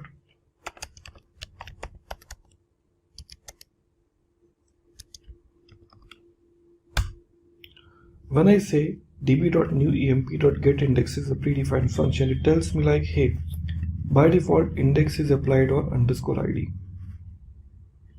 That's the fact, because by default index is applied on underscore id, not on the other properties. So I need to identify which of the properties are required to be get indexes. MongoDB advantage is it is supporting multi-column indexes, and that's what exactly we would like to see. So let's see in our next demo. Now we will try to apply indexing on our own property. Okay, So to apply the index, what we need to do, we have to say db dot, certainly we will be talking about called collection name, call new emp dot create index. Here you have to pass two things. Number one, on which property you would like to apply, okay, and it has to be ascending or descending. So I'm trying to apply on emp name, and I want the index to be applied on ascending order. Okay, so here colon 1, hit enter. You can see now it is telling me like number of indexes before 1 and number of indexes after 2. That means earlier index was available only on one particular property, now it is applied on two properties. If you want, you can check. Now you can see there's another property is added called emp underscore 1. Now if I try to execute a similar query which I executed earlier, QA, now you'll be seeing there's a different statistics altogether. Here if I see in my code, see it will tell you total document examined 1. See now earlier the number of document examined were 3, but since this index is applied, now it is telling me the total number of document examined is 1. So performance is certainly improved. So to search your document, it won't be searching the complete collections, okay, rather it will search what, only that particular column in which it is actually applied for. So that's the benefit, in fact I would say, when you will be using these kind of indexes into your code. Okay, so hope we all are clear and understood about this concept. So let's go ahead and get this implemented into our system. Well, this is the first way of how the index can be applied. So you can also apply index on multiple properties.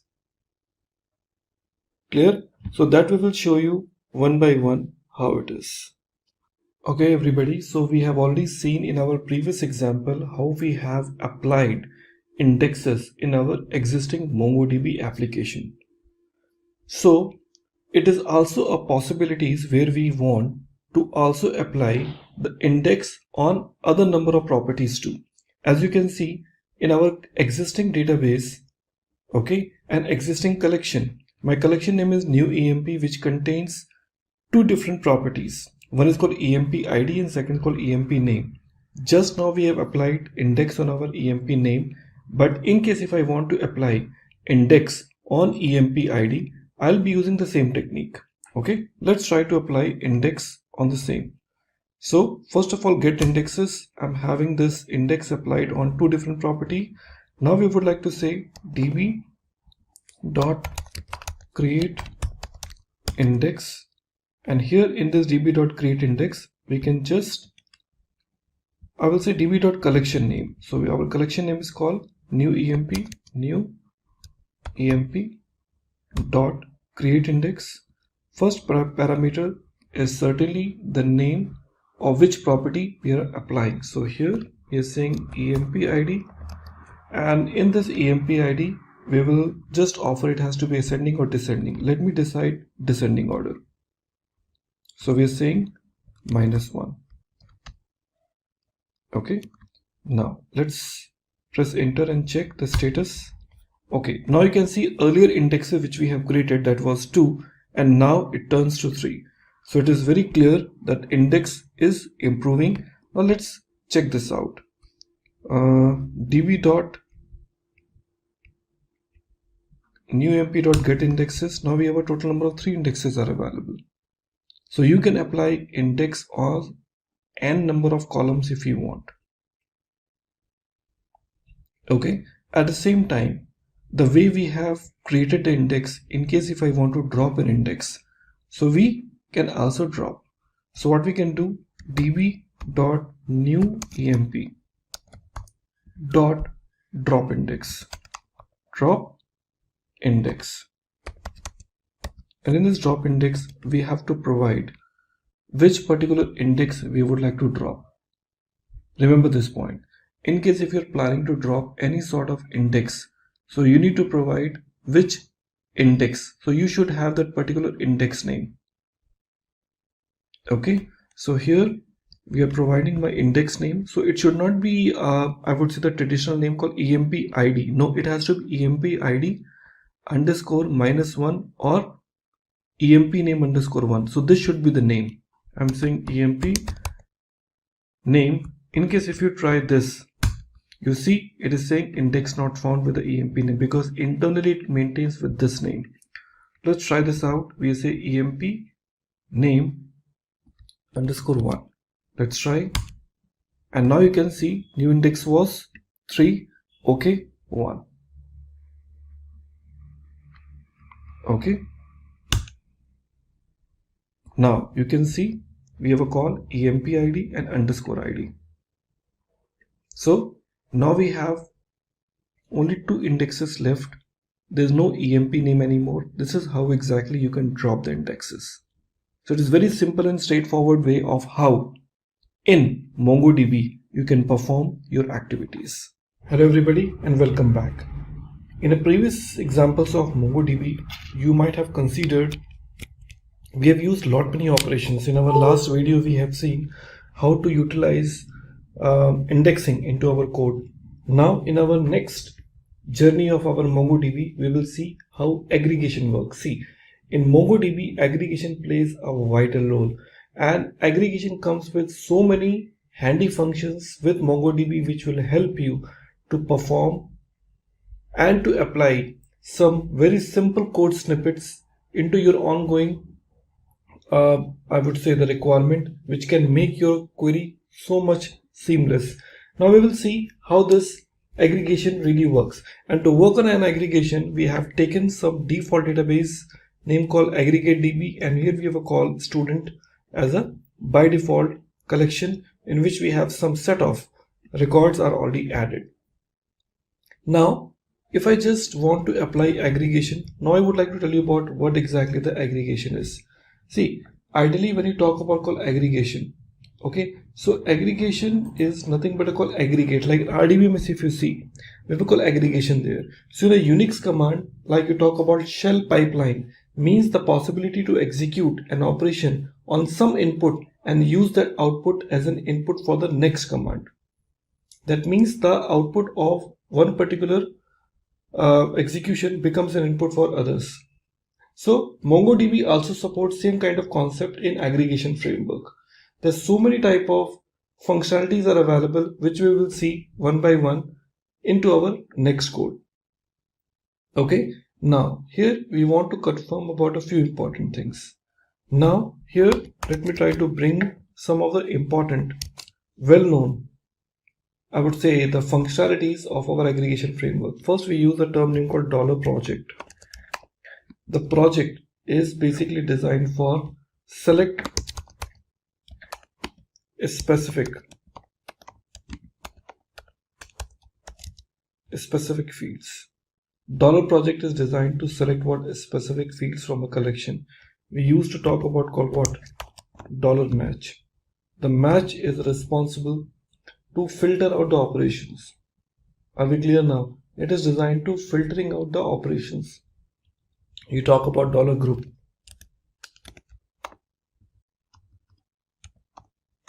Talk about $group. So it does the actual aggregation. Fine. We talk about call $sort. Okay, it basically sort the document. Okay, like that there's so many operations are available which we will see one by one in our aggregation behavior. Now my first example, the one which I want to execute, I have a call student record with me which contains the student name, okay, the section and the marks and the subject, on which subject the person or the student is appeared. Now here my first requirement is we want to filter data based on a section A because students belong to the different sections. As you can see now, they belong to the different sections, section A, B, C, D. So I just want to filter the data based on a section A. Okay, so for filter out I would like to use $match. Let's see how it works. So I just would like to filter out only those students who belong to the section A. So how we would like to use it now? I will say db dot student dot aggregate, and inside this we would like to use this square brackets and then curly braces and then use dollar match. With this I would like to use another curly braces and I say section A. Okay, and I close this, close this, close the square bracket, close this.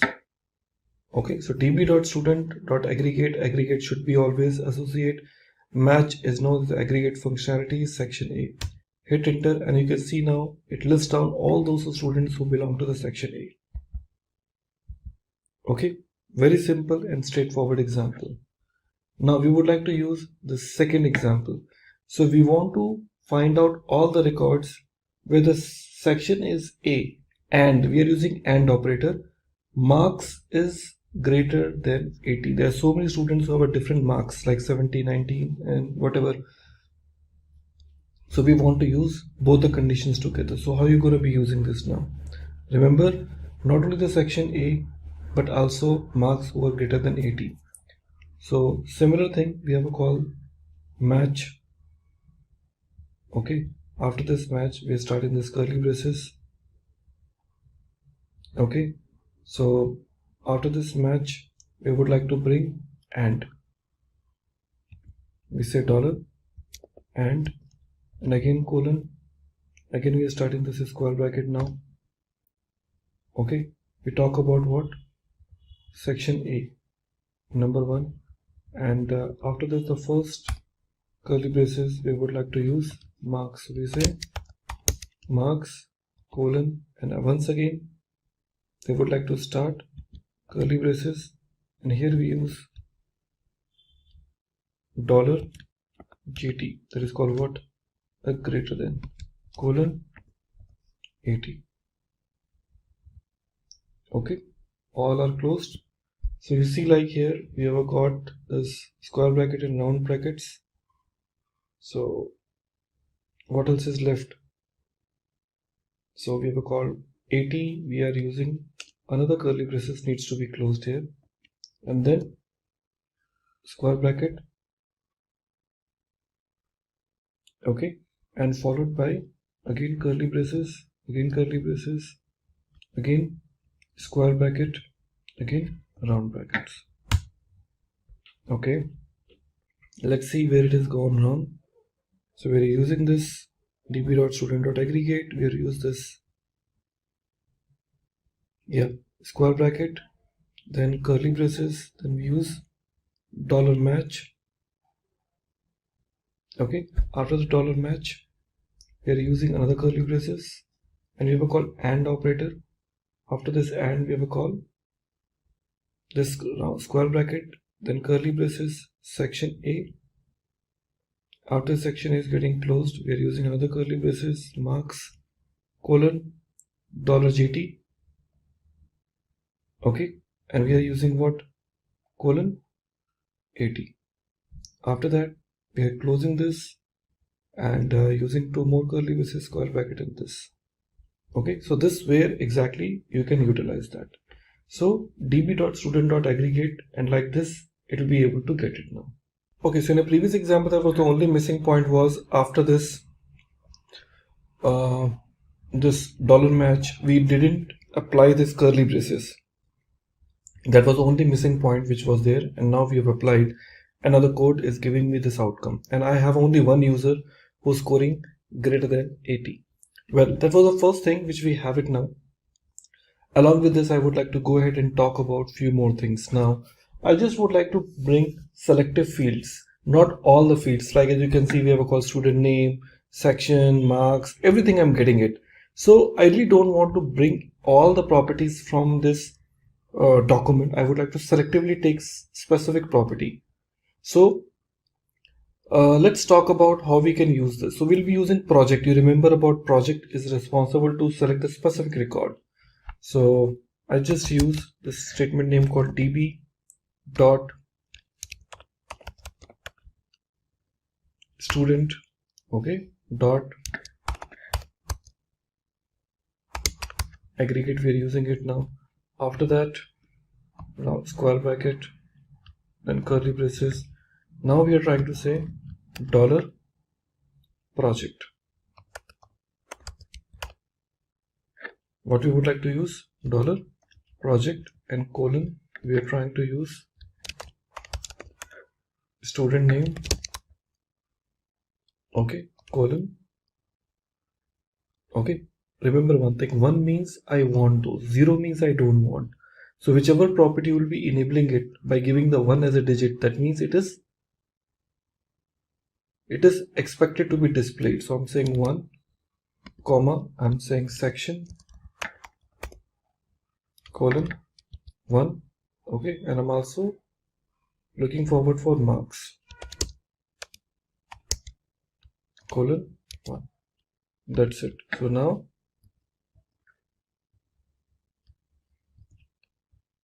you can see now I am once again picking up only those like student, section, and marks. Now if I go back and remove some properties, like I only want student and section, you can see I have only student and sections are used. Here if I just use this statement name call underscore id colon 0, now you can see only the names and sections are visible, id is not, because I really don't want id. By default id is shown, but if I say it's 0, that means the id will not be visible here. So like that you can select the columns or the properties accordingly. That was the one way. Now the other thing I would like to use, what if you want to find out the student name, section, and marks from student? Once again, we want to find out the student name, section, and marks from the student collection where the section is A. Okay, so here it will be the combinations of match as well as the project. How we can use this?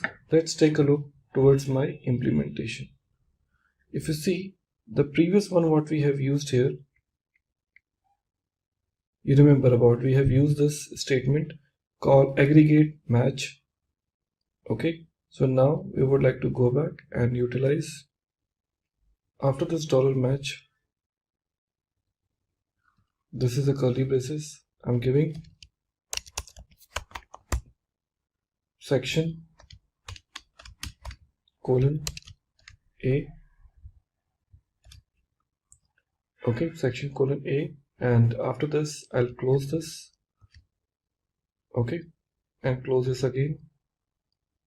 Again I'm opening it up by using this option called project, dollar project. We're picking up the project right now, and here with this colon symbol we can use again and say student name,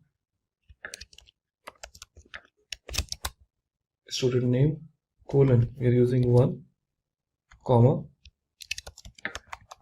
section colon 1 and 1, marks colon 1, and now closing this. Now you can see I got those.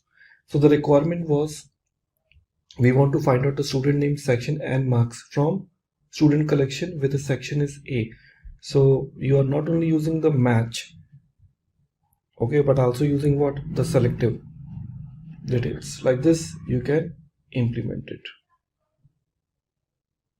Okay, that's where exactly the projection really works. So projection gives you lot many opportunities which you can utilize it for your own, and also it comes with lot many predefined functions like in some AVG and all. So let's talk about those functionalities too. So this is the first thing which we have seen, aggregations are taken place. Now in case if you would like to perform the group, like if I want to find out the total marks, group by, okay, section, like each and every section I would like to confirm the total marks in every section, then how will I basically do that? So let's try to get this example also. So here let me try to go back, and we will not be using match here because I would like to use the group part. So after this curly braces, we want to use dollar group. Okay, that is called group by in RDBMS is how you use it. Here we use this curly braces. Again, here we are passing this underscore ID. Okay, you have to provide underscore ID in a group because you cannot skip it. That part you need to be always remember. You really can't skip $ID whenever you're trying to talk about called group. This is a compulsory field, you need to have it. After that, I'm using this section. In this section, we are saying dollar section because we would like to make it on a section basis. After this, closing, and here we are using what? Total marks, colon.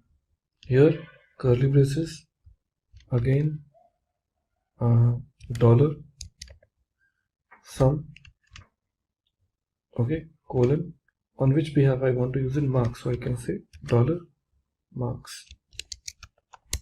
Naming convention is very important because it is a JavaScript, so it is a case sensitive. Okay, then, and you can see now section wide I'm able to get all the marks. Isn't it amazing? That's where exactly the aggregations are playing very important role while retrieving such kind of records. So hope you are clear about how we utilize this together. So in a previous example, we got it like how we are basically taking this marks in my application. Fine. So we are clear about how we are picking that up. But what in case if I would like to take marks for the specific section? So it is also possible. So we'll be using the same group, but the only thing is what we'll be bringing the match between, because here we are trying to get all the section marks. But if you would like to bring it only for the specific section, we know it very well what we need to do. So here, before I talk about called dollar group, we can use one more curly braces here.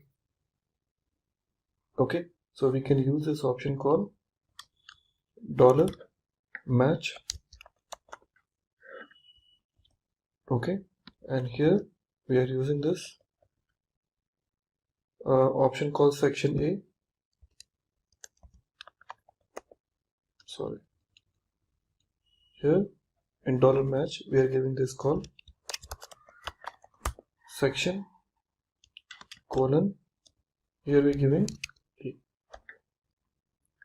So closing this, followed by the other areas like in group which you want to start now. So you can start with this curly braces. Hit enter, and you can see now only the specific section you're able to receive the records. And that's very simple now. Okay, so that's where exactly you would like to perform. And there's another option, like in case if you would like to perform at an average. Suppose if you want to fetch the count of students in each section and total marks and average marks as well as. So total marks as well as the average marks we want to get it. So how are I able to take it now? So it is very simple, as you have seen earlier also into our code how we have taken called group underscore ID section. We're talking about section total marks with the sum. We are also using this. After that we can also use the average. Okay, so this is we have taken called group underscore ID sum. So here onwards we will start. So when we say sum marks, after that we can just put curly braces and we can just use count. Okay, and after this we'll be using this colon, curly braces, and use dollar sum. Okay, colon 1. Okay, and after that I'll put comma here and we use average, and inside this average I will use,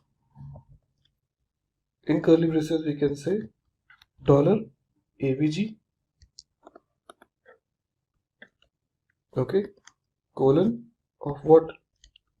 Dollar marks.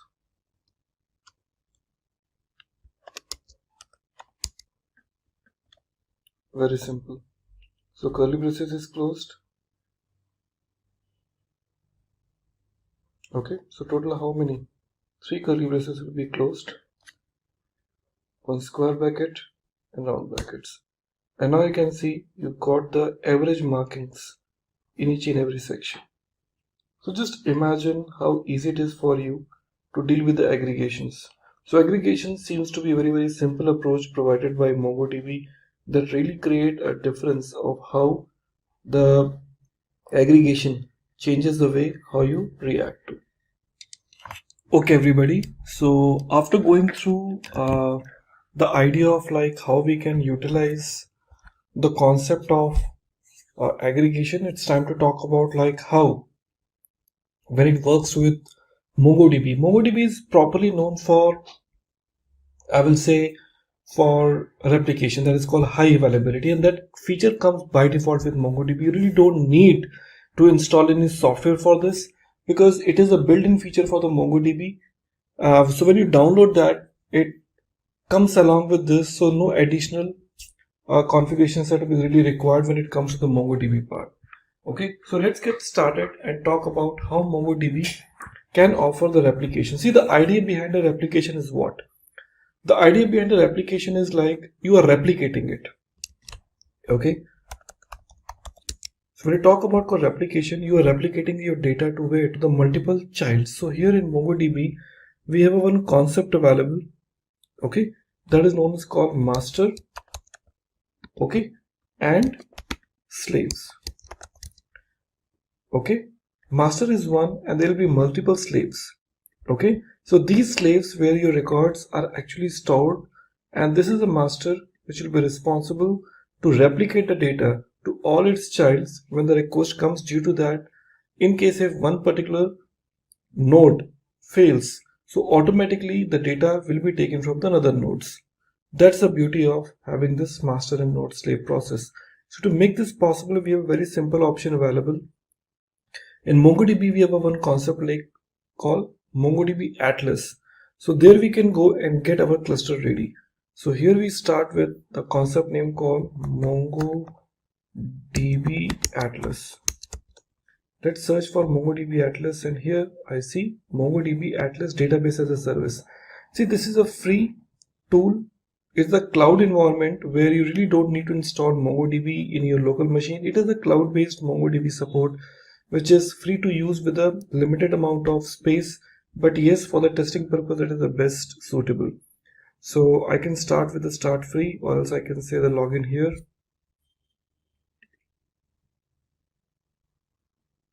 Okay, from there onwards I can go ahead.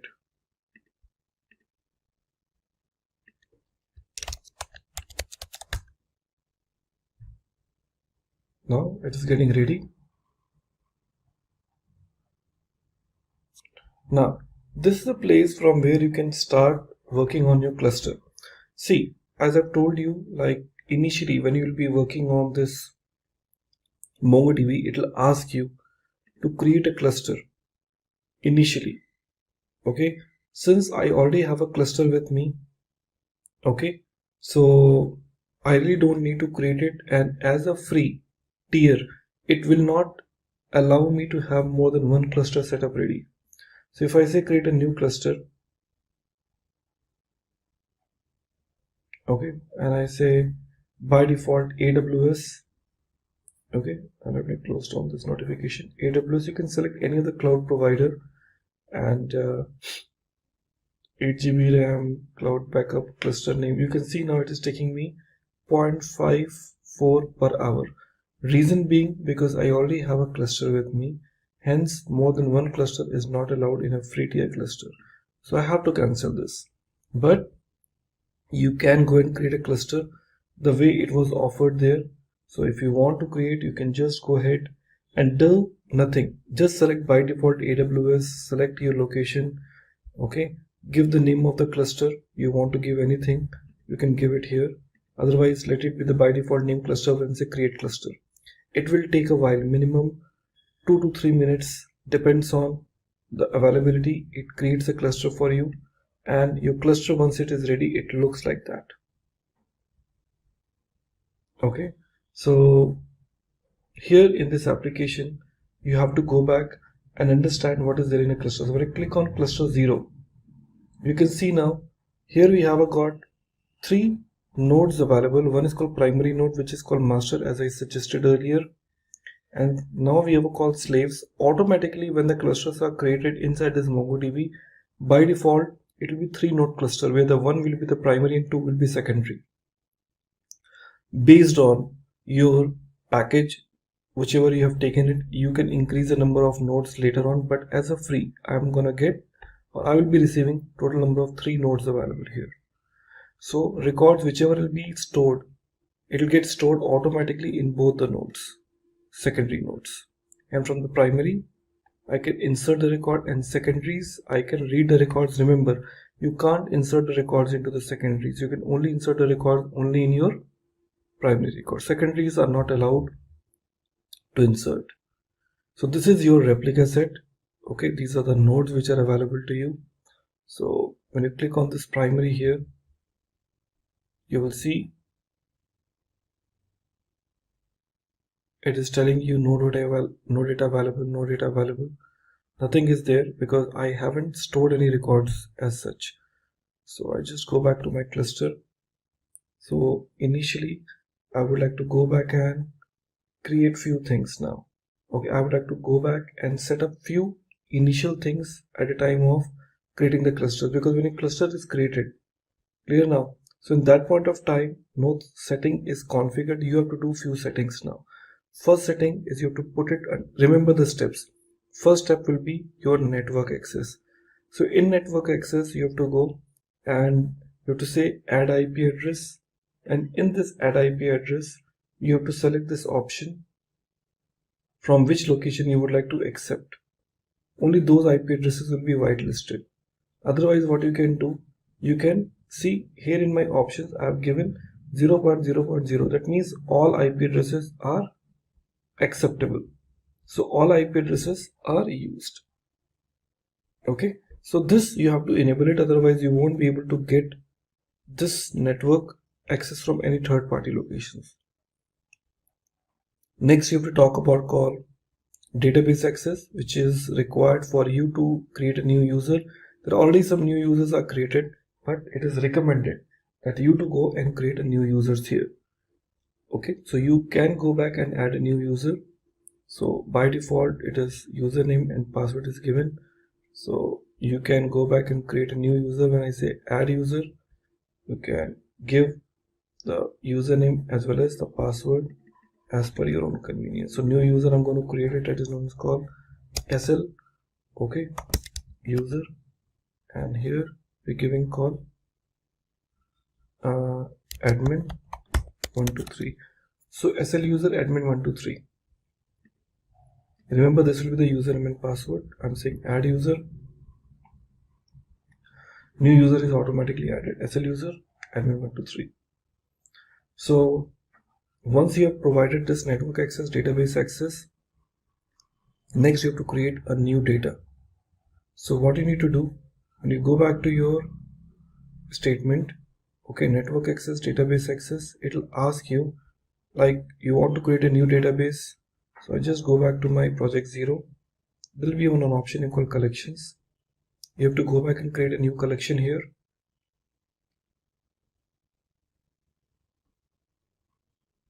Now it is retrieving the list of databases. Now you can see there are already some collections are there. AmarDB is one of the database which is there. DemoDB is there. Lot many databases are there. So you can go back and create some new database and connect through.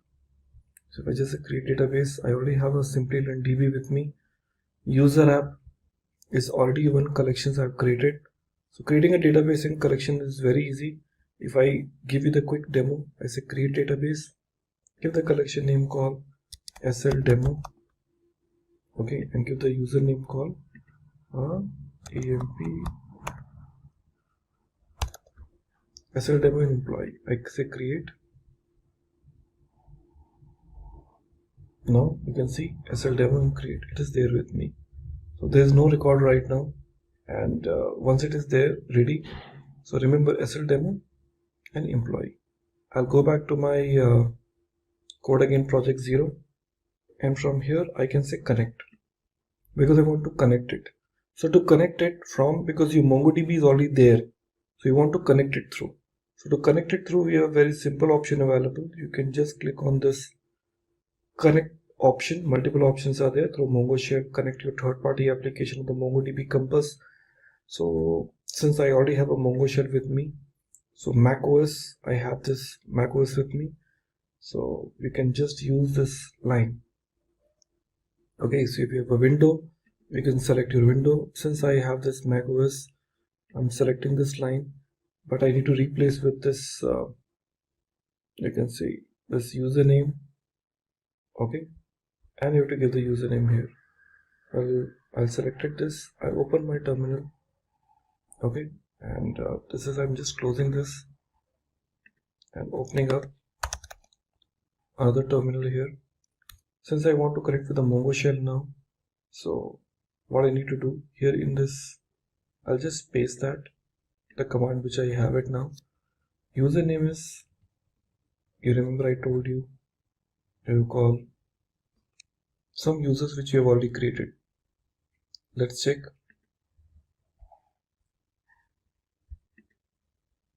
Here, SL user, I say SL user, I hit enter. It will ask me the password, so I've given the password admin, and now you can see it is connecting with me to this particular, see, now see it is connecting me to this particular replica set. You can see in a logs it is telling you very clearly, okay, saying that it is a username 4.2, and you can see it is connecting with your shard cluster, the cluster which is created, and this is where exactly I have it with me.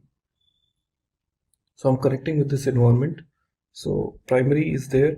So if I just want to go back and say show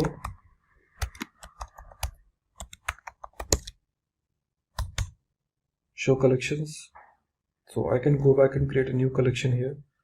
Okay, so it's up to you now. By default collection which is their employee, so I can say db dot employee dot insert, and now here we can just add name,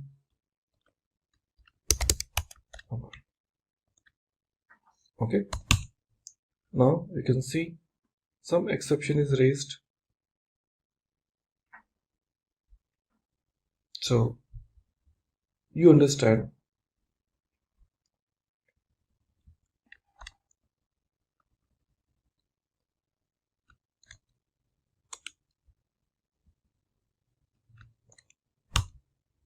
Now you can see the records are added into my primary cluster. So if I just go back and go back to my project 0 where we have got collections, here you will be getting the SL demo employee, loading the documents.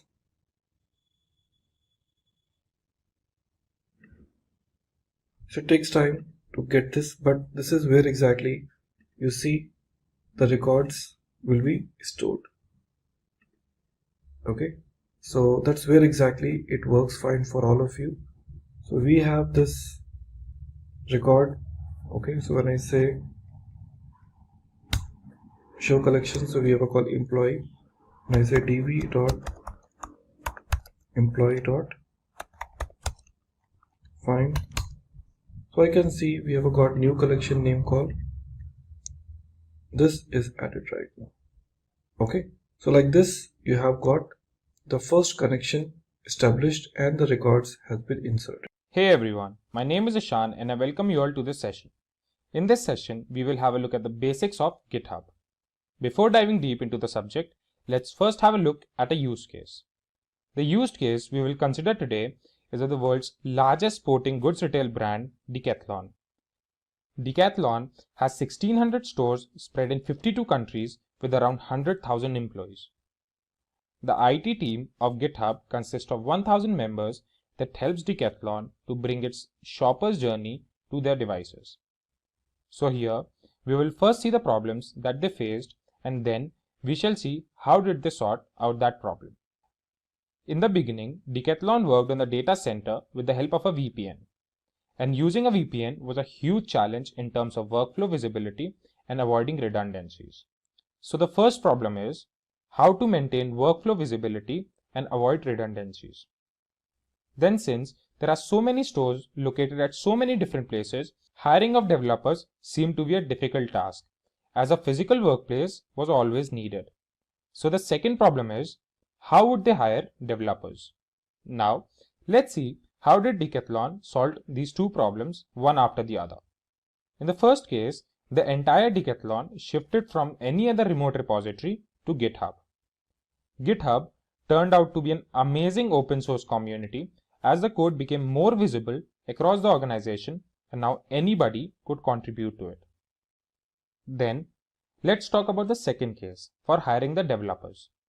As we know, GitHub is an open source community, so it helped in collaboration with any developer all over the world. The potential developers could now contribute to benefit the global community. Now the question arises, what made this contribution possible?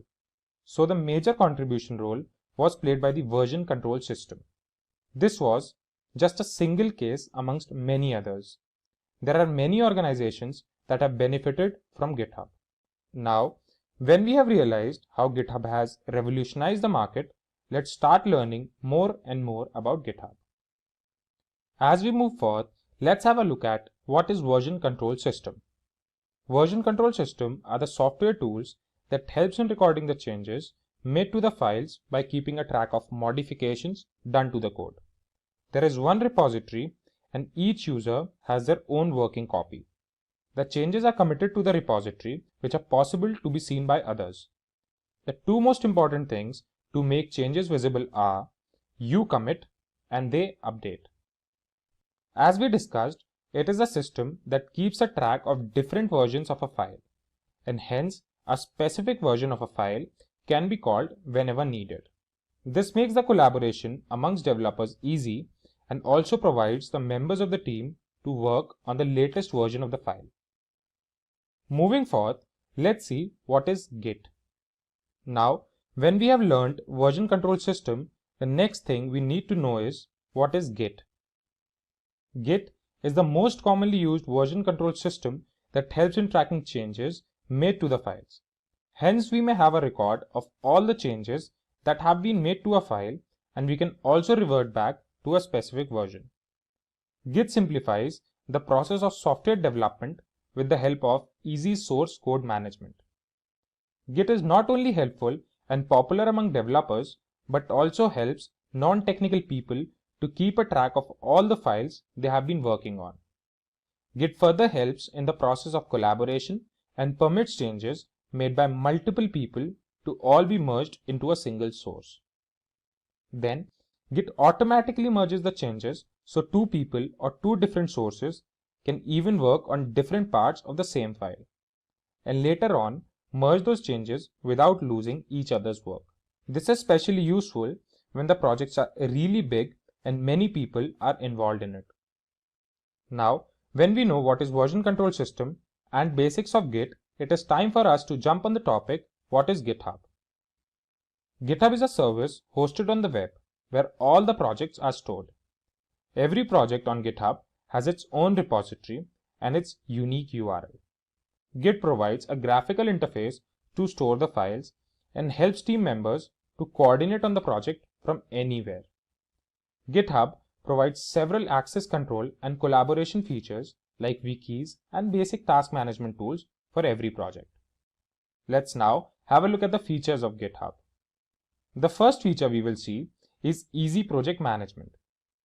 GitHub helps project managers and developers to coordinate better on the project. The work can be easily tracked and updated, which makes sure that the project is on schedule and as entitled. Second feature is increased safety with packages. The packages on GitHub can be published as desired. They can be published privately or within a community, or can also be published publicly. The packages can be easily downloaded from the GitHub to use and reuse them. Next feature is the effective team management. Now, as all the team members can stay updated with all that's happening on the project, so this helps them in staying organized and well coordinated. The pull request and other modification tools make sure that the team focuses on the code. Moving on, the next feature is improved code writing. With the help of GitHub, the quality of code has significantly increased. Now with the help of git pull command, one can review, improve and propose new codes. Along with that, suggestions or modifications may be discussed before changing the original code. The next feature is increased code safety. GitHub uses CodeQL, which is the industry's leading semantic code analysis engine. This tends to find risks in the code which other tools tend to miss. The last feature we shall see is easy code hosting. As the name suggests, the codes and documentations are hosted in one place. We also know that there are thousands of repositories on GitHub, so each repository has their own set of tools to release and host the code. Finally, let's have a look at the competitors of GitHub. There are several competitors in the market. Here, we have just put the most common ones. First is Atlassian Bitbucket. Then comes Fugbugs, followed by Surround SCM and GitLab.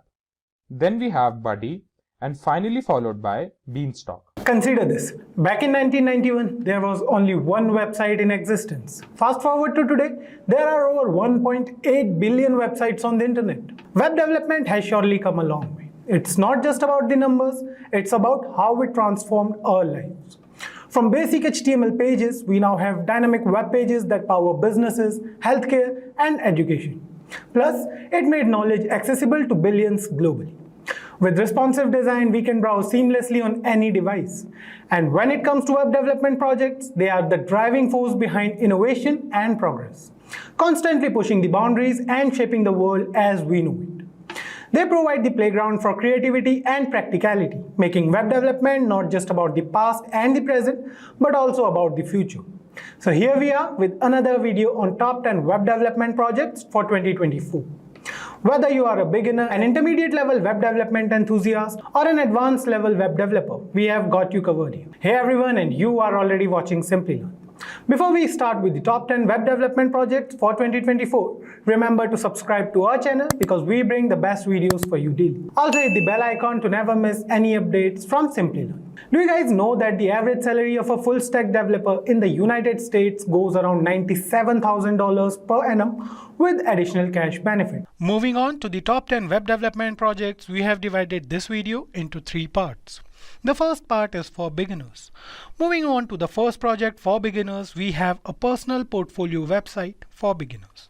Creating a personal portfolio website is an excellent starting point. You must become familiar with fundamental web development technologies like HTML, CSS, and JavaScript. Learning part to create. You should start by learning HTML, CSS, and JavaScript through online tutorials and courses. The first step is to design your portfolio layout using HTML and CSS, focusing on responsive design principles. Add interactivity with JavaScript, such as creating a navigation menu or interactive sections. Practice by building and refining your portfolio over time. At the end, host your portfolio using GitHub Pages for free hosting or Netlify for additional features. Moving on to project number 2, we have a basic blog building. A basic blog is a great way to progress from the basics to more practical web development skills. You will need to expand your toolkit to include Node.js and Express.js for the backend.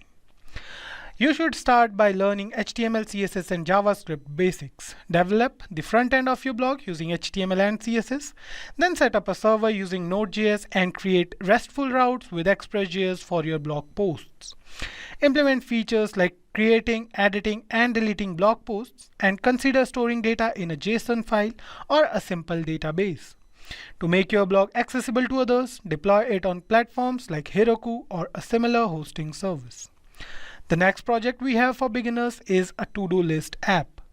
A to-do list app is a simple yet effective project for beginners. It reinforces HTML, CSS, and JavaScript skills while introducing the concept of data persistence. Path to create this project is you should start studying HTML, CSS, and JavaScript fundamentals. Then design a simple to-do list interface with HTML and style it with CSS. Implement basic to-do list functionality with the help of JavaScript, and use JavaScript to save and retrieve task data from local storage. This project helps solidify your understanding of user interfaces and basic data management. Moving on to intermediate projects, these projects are for people who possess a decent knowledge of HTML, CSS, and JavaScript and know the basics of backend technologies. The first project we have in this category is an e-commerce website. Creating an e-commerce website is a challenging yet rewarding intermediate level project. This project introduces technologies like React.js, Node.js, Express.js, and of course MongoDB. Start by building the front end with React.js, crafting product pages, and implementing a shopping cart. Develop a RESTful API using Node.js and Express.js to handle user authentication and manage product data stored in a MongoDB database. Consider implementing features like user reviews, ratings, and order history to enhance the user experience. And then deploy your e-commerce site to a hosting platform like Heroku for public access. Moving on to the next project, we have a weather application.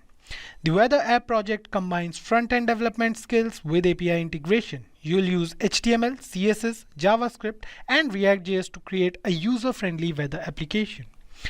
The first step is to begin by designing an intuitive user interface for entering location information and displaying weather data. Utilize React.js to fetch and present weather information from a public weather API, for example, Open Weather Map. For an extra challenge, incorporate geolocation features to automatically detect and display the user's local weather conditions. The next project we have on our list is a social media dashboard. An intermediate level project, the social media dashboard introduces you to React.js and state management with Redux. Design a dashboard interface composed of React.js components that display social media metrics and analytics. Manage the application state with Redux to ensure a smooth user experience, mainly when dealing with real-time data updates. You can also integrate charting libraries or create custom graphs to visualize data trends. This project is ideal for those looking to deepen their knowledge of React.js and state management. The last intermediate level web development project we have is an online quiz platform.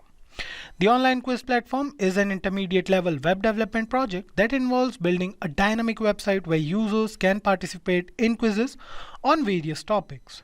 Design a user-friendly interface for registration, login, and quiz taking. Implement user authentication, RESTful API for quizzes, and secure database storage. Allow users to select quizzes by topic and difficulty. Deploy the platform on a hosting service for user engagement. These are the projects you should consider creating and adding to your resume if you are an intermediate level web developer to make your resume stand out of the crowd. Moving on to advanced level projects. Talking about the advanced level web development projects, for advanced level web development projects, you should master both front-end and back-end skills. The first project we have in this category is a real-time chat application. An advanced project, the real-time chat application drives into real-time communication and WebSocket technology. Design a user-friendly chat interface with React.js components and create a WebSocket server using Node.js and Socket.io to enable real-time messaging. Implement user authentication and private messaging feature for a complete chat experience. Hosting this project may require more advanced server deployment techniques. The next project we have in this category is a content management system. Building a content management system or CMS is an ambitious, advanced project encompassing various web development technologies. Create a CMS with React.js for the admin panel, providing users with the ability to create, edit, and manage content. Develop a RESTful API using Node.js and Express.js to handle data storage and retrieval, possibly using a MongoDB database. Implement role-based access control to differentiate between administrators and content creators. This project provides hands-on experience with complex application architecture and user management systems. Moving on to the third advanced level web development project and the last project for this video, we have a progressive web application. Convert an existing web app into a progressive web app to improve performance and offline usability. Use HTML, CSS, JavaScript, React.js, and service workers. Enhance your app to meet PWA standards, ensuring cross-device compatibility. Implement service workers for offline caching. Optimize for speed and installability, offering users a reliable experience even offline. This project delves into advanced web development techniques and keeps you updated on modern trends. These web development projects cater to various skill levels from beginners to advanced developers. So choose a project that aligns with your current skill level and gradually challenge yourself with more complex tasks. Today, we are going to talk about how to land awesome coding internships you've been dreaming of. But before that, let me tell you about Brian Acton. You might not know his name, but you have probably used the app he co-founded, WhatsApp. Before he became a tech billionaire, Brian was just a college student trying to get his foot in the door. Back in 1994, Brian was a computer science student at Stanford. He loved coding but had no idea how to turn that passion into a career. Sounds familiar, right? Well, stick around because Brian's story is going to show you how determination and smart moves can lead to amazing things. Brian didn't just rely on his degree, he built projects on his own, contributing to open source software and creating programs that solved real-world problems. This helped him build a strong portfolio, something which you can do too. When it came time to look for internships, Brian cast a wide net. He applied to many companies, including some of the biggest names in tech. And guess what? He faced rejection. Both Facebook and Twitter turned him down for jobs. But Brian didn't let that stop him. He landed an internship at Apple where he worked on the eWorld project. This experience was crucial as it gave him real-world skills and important connections in the tech world. Just like Brian, working on coding projects and contributing to open source software can showcase your skills and passion. Don't fear rejection and use internship as launchpads. In this video, we will break down how to build coding portfolio, find internship opportunities, make your application stand out, and ace your interviews. By the end, you'll have a clear plan of landing your dream internship. So let's get started. Firstly, understanding how companies hire interns is crucial. This is important to know as you can plan. When preparing for coding internship, understanding how companies hire interns is very important. Big tech companies like Google, Microsoft, Amazon, and Facebook have structured internship programs that usually open applications in August or September for the following summer internship.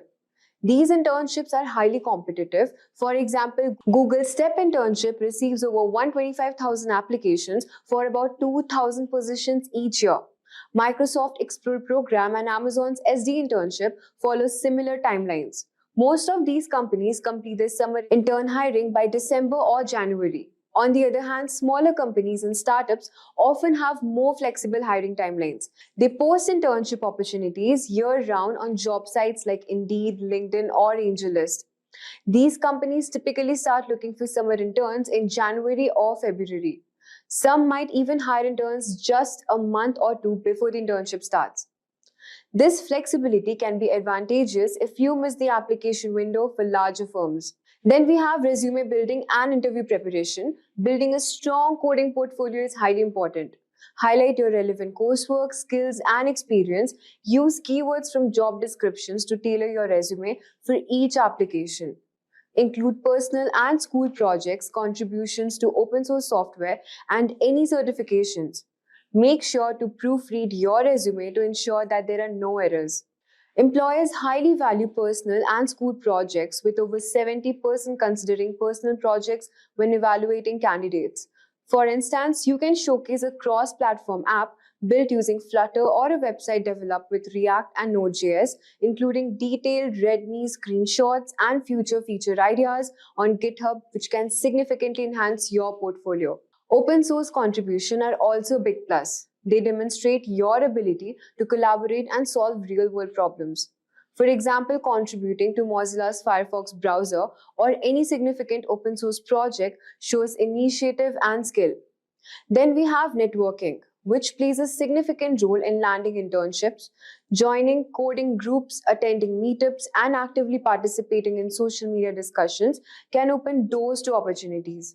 University career fairs and companies' information sessions are excellent places to make connections. It's reported that 85% of jobs are filled via networking. Engaging in platforms like LinkedIn, where you can follow companies and participate in relevant discussions, can increase your visibility. Attend events like Tech Talk Boston or join coding groups like Python programmers to build your network. Let's talk about cold messaging on platforms like LinkedIn, which can be effective. Find the right person, such as technical or university recruiter, using LinkedIn search filters. Keep your messages short and engaging, ideally under 100 words. Mentioning a specific can show genuine interest and increase your response rates. A targeted approach focusing on second-degree connections often yields better results. Utilizing coding platforms, then we have hackathons, which are another great way to secure internship. These events usually last for around 24 to 48 hours, which are intense but rewarding. Major hackathons like PenApps and Hack MIT attract many participants and company sponsors. Offering a fantastic networking opportunity, approximately 86% of hackathon participants say the experience helped them in job interviews. Participating in these events can also lead to direct job offers from company recruiters who attend. Finally, when preparing for coding internship, utilizing coding platforms like LeetCode, HackerRank, and GitHub can be incredibly beneficial. For interview preparation, practice common coding challenges and questions. Additionally, review the basics of the programming languages and technologies listed in the job description. Behavioral interview questions are also common, so prepare to discuss your past experiences, how to work in teams, and how you handle challenges. Use the STAR method, which is situation, task, action, result, to structure your answers effectively. HackerRank offers skill certification in languages such as Python, Java, SQL, aim to complete the problem-solving intermediate certificate, targeting a top 10% score to stand out of potential employers. GitHub is crucial for showcasing your work. Maintaining a consistent commit history with at least 3 code push-ups per week demonstrate your ongoing dedication and involvement in coding projects. These platforms not only help you build and display your skills, but also prepare you for technical challenges of coding internships. At last, let's discuss some of the best platforms for finding internship, which includes LinkedIn, which is great for networking and job listings. Indeed, extensive listings for internship in various fields. Then we have Glassdoor, which offers companies reviews and salary information, along with job postings. Next on the list is AngelList, which is ideal for finding internship at startups. Internships.com is a dedicated platform for internship listings, and Simply Hired aggregates listings from multiple sources. Remember, getting an internship takes time and effort. It's common to apply to 20 or more places securing an internship. Many successful candidates attend multiple hackathons and spend months working on the projects. The key is persistence. Build impressive projects, expand your professional network, and continuously improve your coding skills. With dedication and the right approach, you can find a great internship opportunity. Web development is the branch of computer science that deals with creating and maintaining a website or web application. Every website you come across is designed with a mix of certain methodologies. A website is generally divided into 3 parts. Front end, the section that is visible to everyone. Backend, the website section is not accessible to the user. Database, where all the data of the website is stored. A web developer creates the website and ensures that the website should not face any issues right after the deployment. Do you guys know that reports from Glassdoor.com have shown that a full stack developer in the United States earns between $50,000 to $125,000 per annum with an average salary of $105,000. So, what do you think is the most important part when it comes to a job related to web development? The interviews. Right. So hello everyone, and you are already watching Simplilearn. Here we are with the complete video on web development interview questions. This video will cover the most frequently asked technical interview questions from a web development profile. But before we start, if you enjoy watching such content and are new to our channel, then hit the subscribe button and press the bell icon to stay updated with the latest technological trends in the market. We'll start this video with the most basic technology, the HTML interview questions. We'll then take you through CSS interview questions, followed by JavaScript, Angular, and React interview questions. We'll finally take you through the backend, where we'll cover Node.js interview questions. So let's hand over this session to our training experts. Now we are heading towards an HTML interview questions. Now here are a few questions like what is an attribute in HTML? So you can consider the attributes are the properties that can be added into the HTML tag and that changes the way the tag behaves or it is displayed. Okay, so you can see here you have a call button. Okay, so attributes are added right after the name of the HTML tag. So button is an element for me, it's not an attribute. Okay, so what is a marquee in an HTML file? So marquee is something which keep on rotating. Okay, say for scrolling down the text page or the text on the web page, marquee is used. Sometimes you might have seen when you want to display some very important information, okay, which needs to scroll at the bottom or else the right after a specific period of time, you always use marquee. It is one of the very old element available under the HTML page. So it scrolls the image top, left, right, center automatically everywhere. So you always use marquee tags for rotating it. So the next is what is the semantic in HTML? See, semantics are HTMLs are nothing but a call another coding style. Okay, so when you talk about a semantics, so they are basically reinforcing the meaning of the contents. Like typically you have seen we are using div and span tag, but the div and span tag really don't make sense to us as an HTML reviewer unless I go inside those and get to know about what they're really doing it. So semantics are nothing but these are the standard tags. Are we clear? So you can see like here, like bold tag is not useful for the bold statement, as well as the italic tag is used for what? For the italic tag. So instead of we are using strong and em tags. Are we clear now? So this makes more sense to us.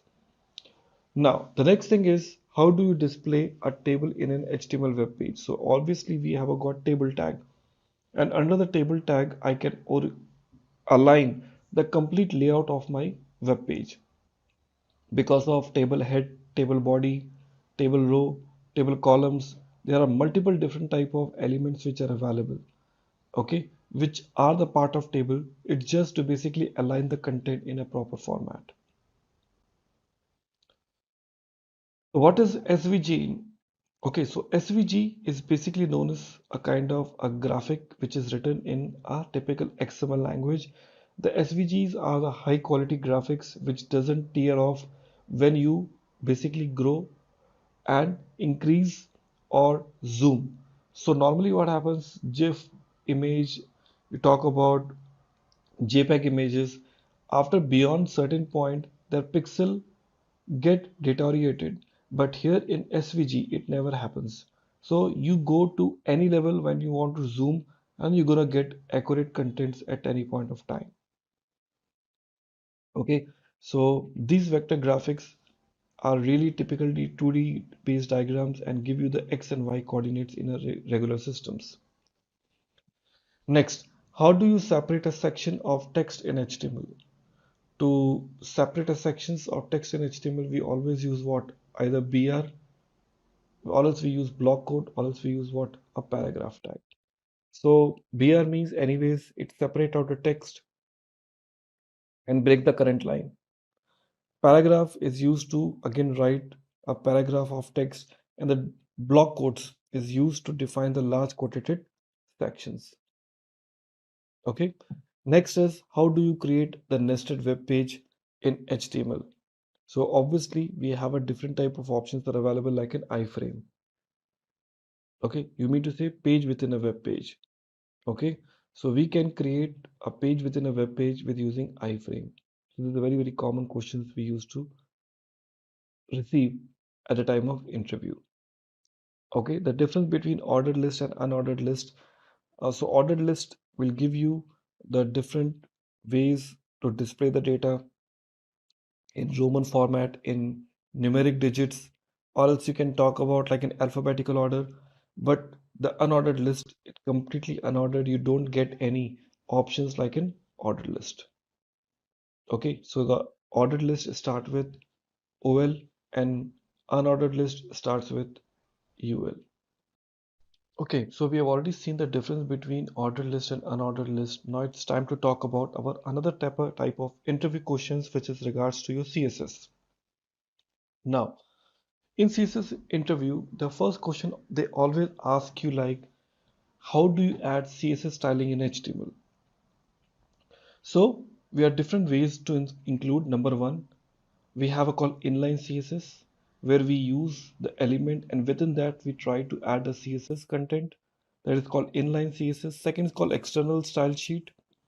Okay, where you can just use as a secondary or the external CSS file and just include it into your existing HTML page. Okay, that is the additional file which you write it in a CSS and you include it in HTML. And third is called which is the internal style sheet, which you write it within your HTML. But the only difference happens when you talk about external, it is reusable across multiple web pages. Now, the different type of CSS selectors which are available. So we have a different selectors like a universal selector which is available, where you use the asterisk sign and select all the elements and offer the common style. Second, we talk about element type selector, where you have the specific element name into your mind and you offer that particular type of selector. ID selector is responsible to select the particular element with it having the proper ID. Class selector, which starts with a dot class, okay, and having the class name. We talk about descendant selector. So in descendant selector, you basically try to select all the elements which are the part of that. Okay, so you are selecting this container and under that all the child elements of the box. Okay, so we're talking about like in what of your descendant selector. We talk about called child combinator. So in this case, you are basically trying to select all those which is the child of this container. So you are using this greater than symbol of container.box. Okay, so selecting all those which are having the child name called box available. Then you're talking about a general sibling selectors with this Tinder sign. And finally, we talk about like an attribute selector where you have a proper attribute available to you. Okay, so these are known as called a general CSS selectors. Followed by, we have a next question like in what is Sass, less and stylus. Friends, these are the advanced level of CSS used in the industry. So we talk about like it what is a Sass, which we talk about like in statically awesome style sheet. So we also have a similar type of option like in less and many more. Okay, so it says about the Sass saying that it is a statically awesome style sheet. It is basically taking the complete CSS to the next level. So that is a third-party website, but once again, it is very awesome CSS, which can offer you the mathematical functions as well as the reusability. You talk about less. Okay, so we talk about linear style sheet where you can see all statements which starts with @sign. There in Sass, every single variable start with a $sign. Then you talk about stylus. It is also flexible CSS. So it doesn't use @ or dollar for any defining variables. We can just directly use this with the name, okay, and use it at any point of time. So these are the three very popular new or next generation CSS. So explain box sizing property, like how you can offer the property for the box sizing. So here, so box sizing property actually defines how to basically define height and the width of the box which are calculated. So you talk about a term name called content box, you talk about padding box, and you talk about border box. Typically we use three different type of box: content, padding, and border box. In a content box, these are the default width and the height which can apply to the elements content which are there under the content box. Okay, padding box are, here you talk about the dimensions which are added to the box elements of the content padding. Third, which is available called border box. So here the dimensions added to the content padding and the border.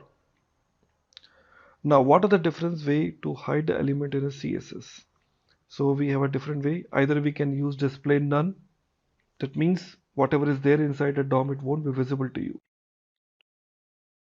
Second option is visibility hidden. That is another property through which you can eliminate the visibility. But the thing is, like, it is not visible to the user, but this element is added to the DOM and takes up the space. But in display none, it doesn't load in a DOM. So somewhere to, when you want to talk about performance, display none is anytime better. And second called position absolute. So this can be made to the appear outside the screen. So three different options are available.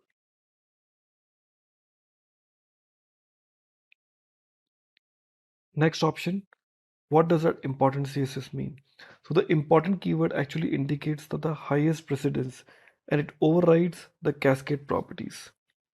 Okay, so like as you can see here, we have a call paragraph where we have a color called important, and there's a one ID name called thing, color called green. So when you talk about PID equal to what thing, so it automatically try to override the highest precedence. Okay, now what are the CSS sprites? CSS sprites is a technique where you can basically take a larger image, okay, download in a single shot and try to cut down into the pieces and utilize the way you always want. Okay, so if you're using this small images separately,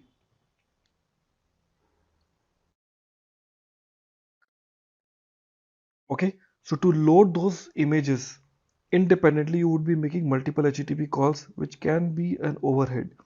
So it is good to basically download this lengthy image in a single shot, clear, and utilize them as per your convenience within your application.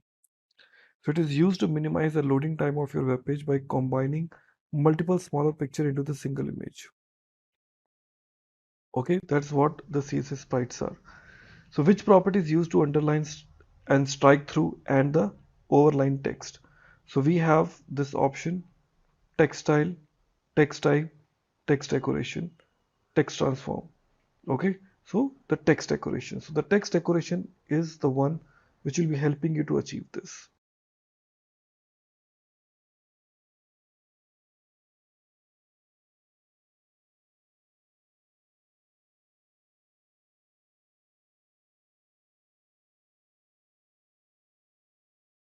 Okay everyone, so our next example is towards focus on JavaScript interview questions. Now here we have few questions that are available, like what are the various data types in JavaScript.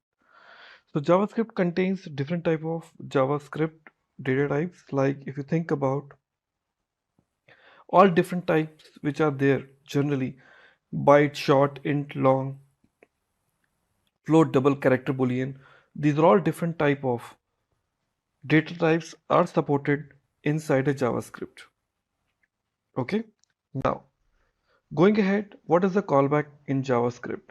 So the callback means is a function, okay, that is passed to another function as an argument on a parameter.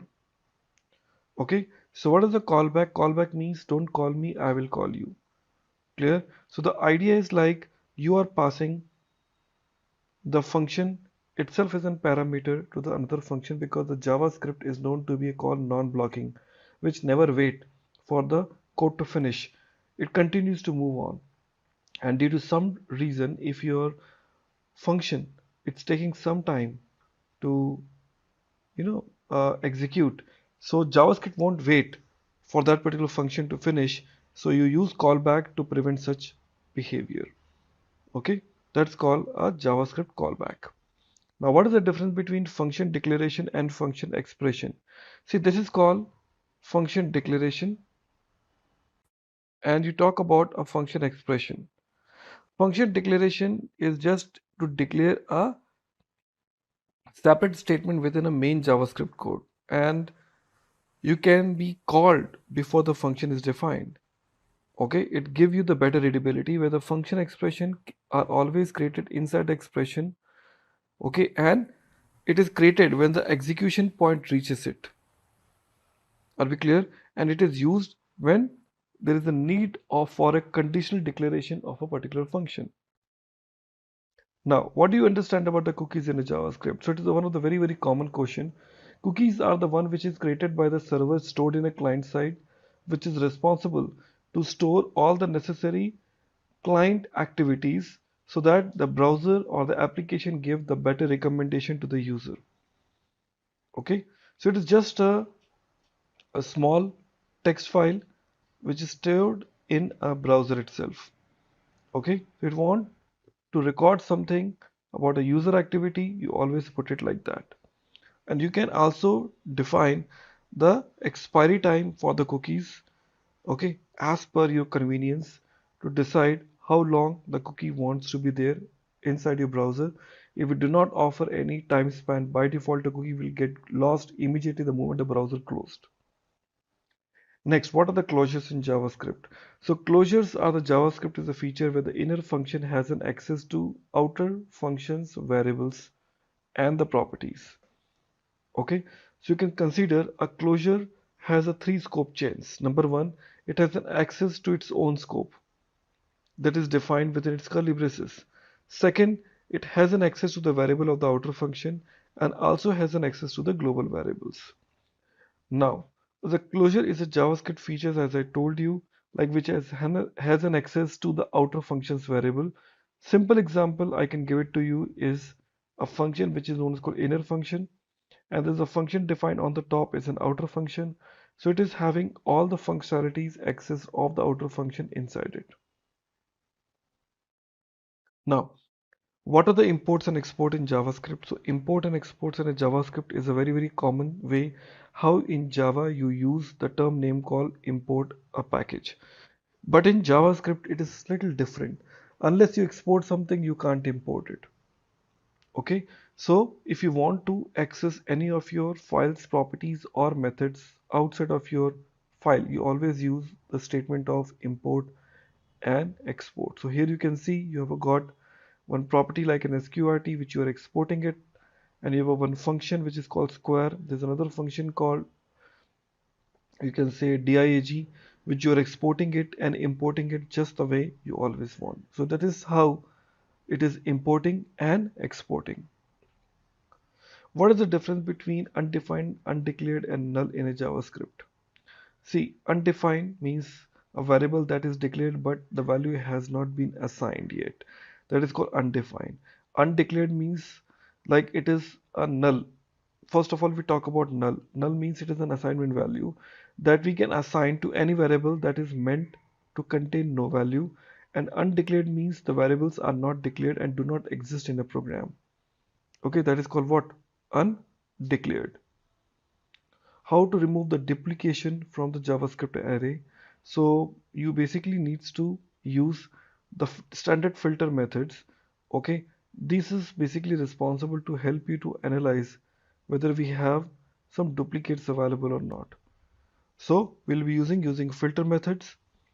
Okay, so these are basically known as called array and the current element and the index of current element, and by using the for loop, it is an empty array is used for the storing all the repeated elements. Okay, so these are known as called a typical JavaScript discussion which we have taken place.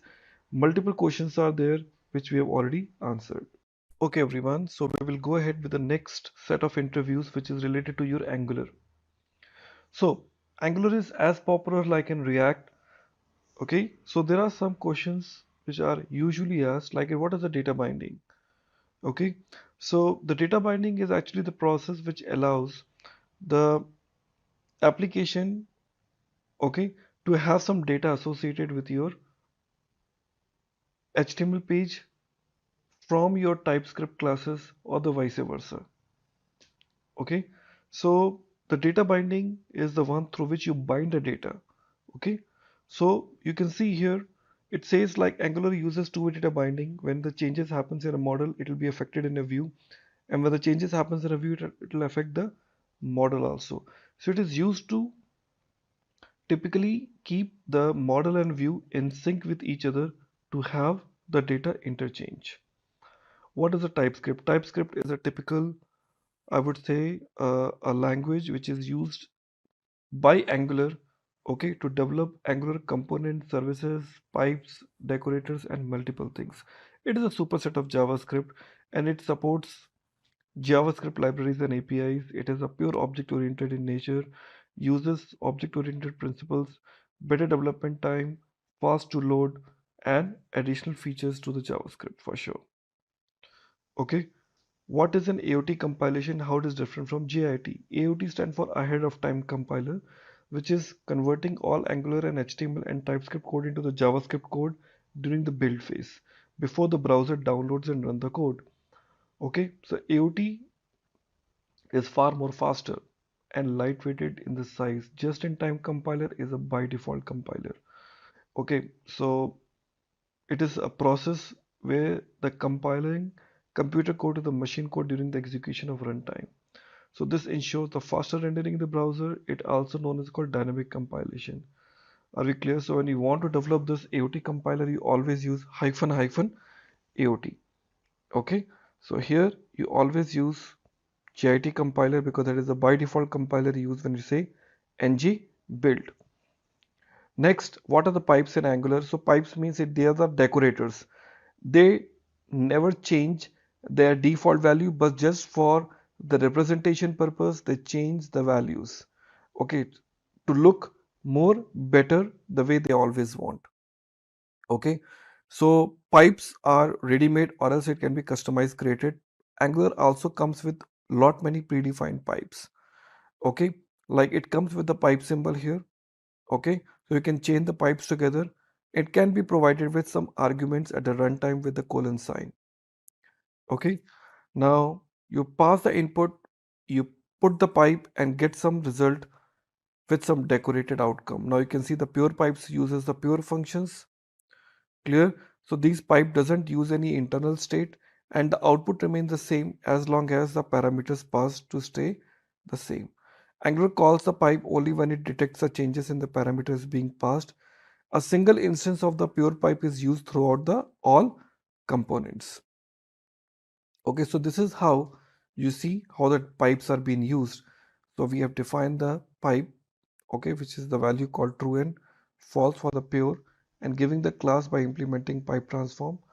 So you can see here the impure pipes for the say for every change detection actually happens in an Angular. And impure is called, are we clear? It regards to the changes in the input fields. Okay, they will be calling every time. So multiple pipe instances are created for the say for these pipes. Inputs passed to these pipes can be mutable. By default, all pipes are pure. Only if you want to make it impure, you always say like pure colon true or pure colon false. Now, what are the promises and observables in Angular? See, promises, it is a typical JavaScript object.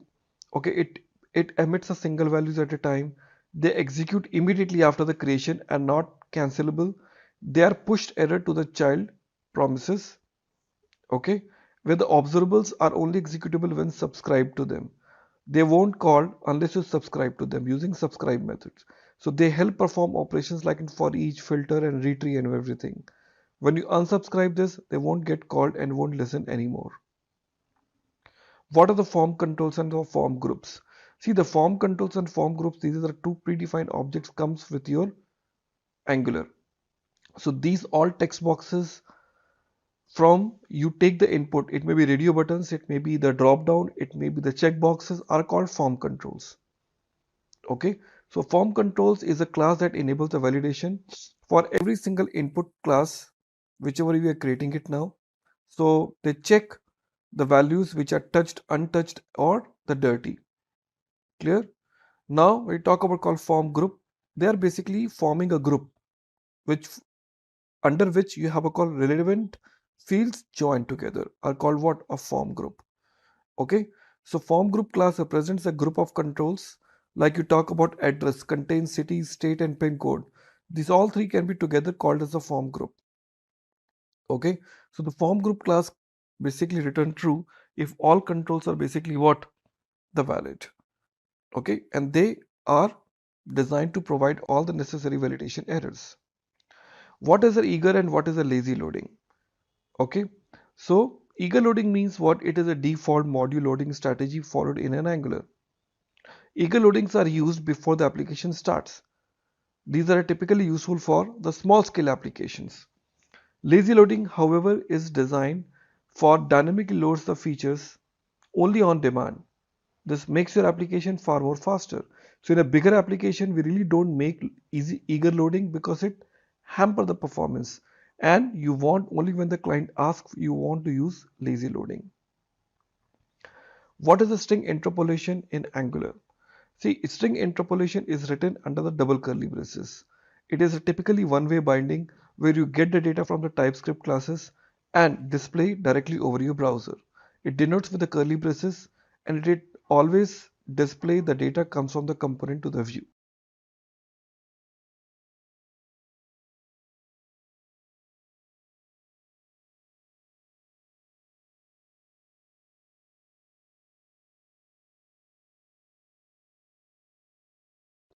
Well, let's go ahead with the next area that is called working with React.js interview questions. Now, as we know it, React.js is as important as like in other tools which you've already has seen. So what is the JSX here? JSX called JavaScript syntax extension. Okay, so this syntax extension to the JavaScript in React.js is in the way how you express to bind JS and HTML together to result a JSX content.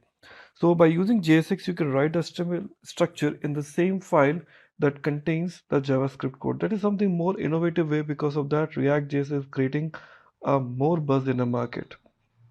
So JSX actually helps to making code more easy to understand and debug and avoids a lot of boilerplate code, okay, inside the DOM structure.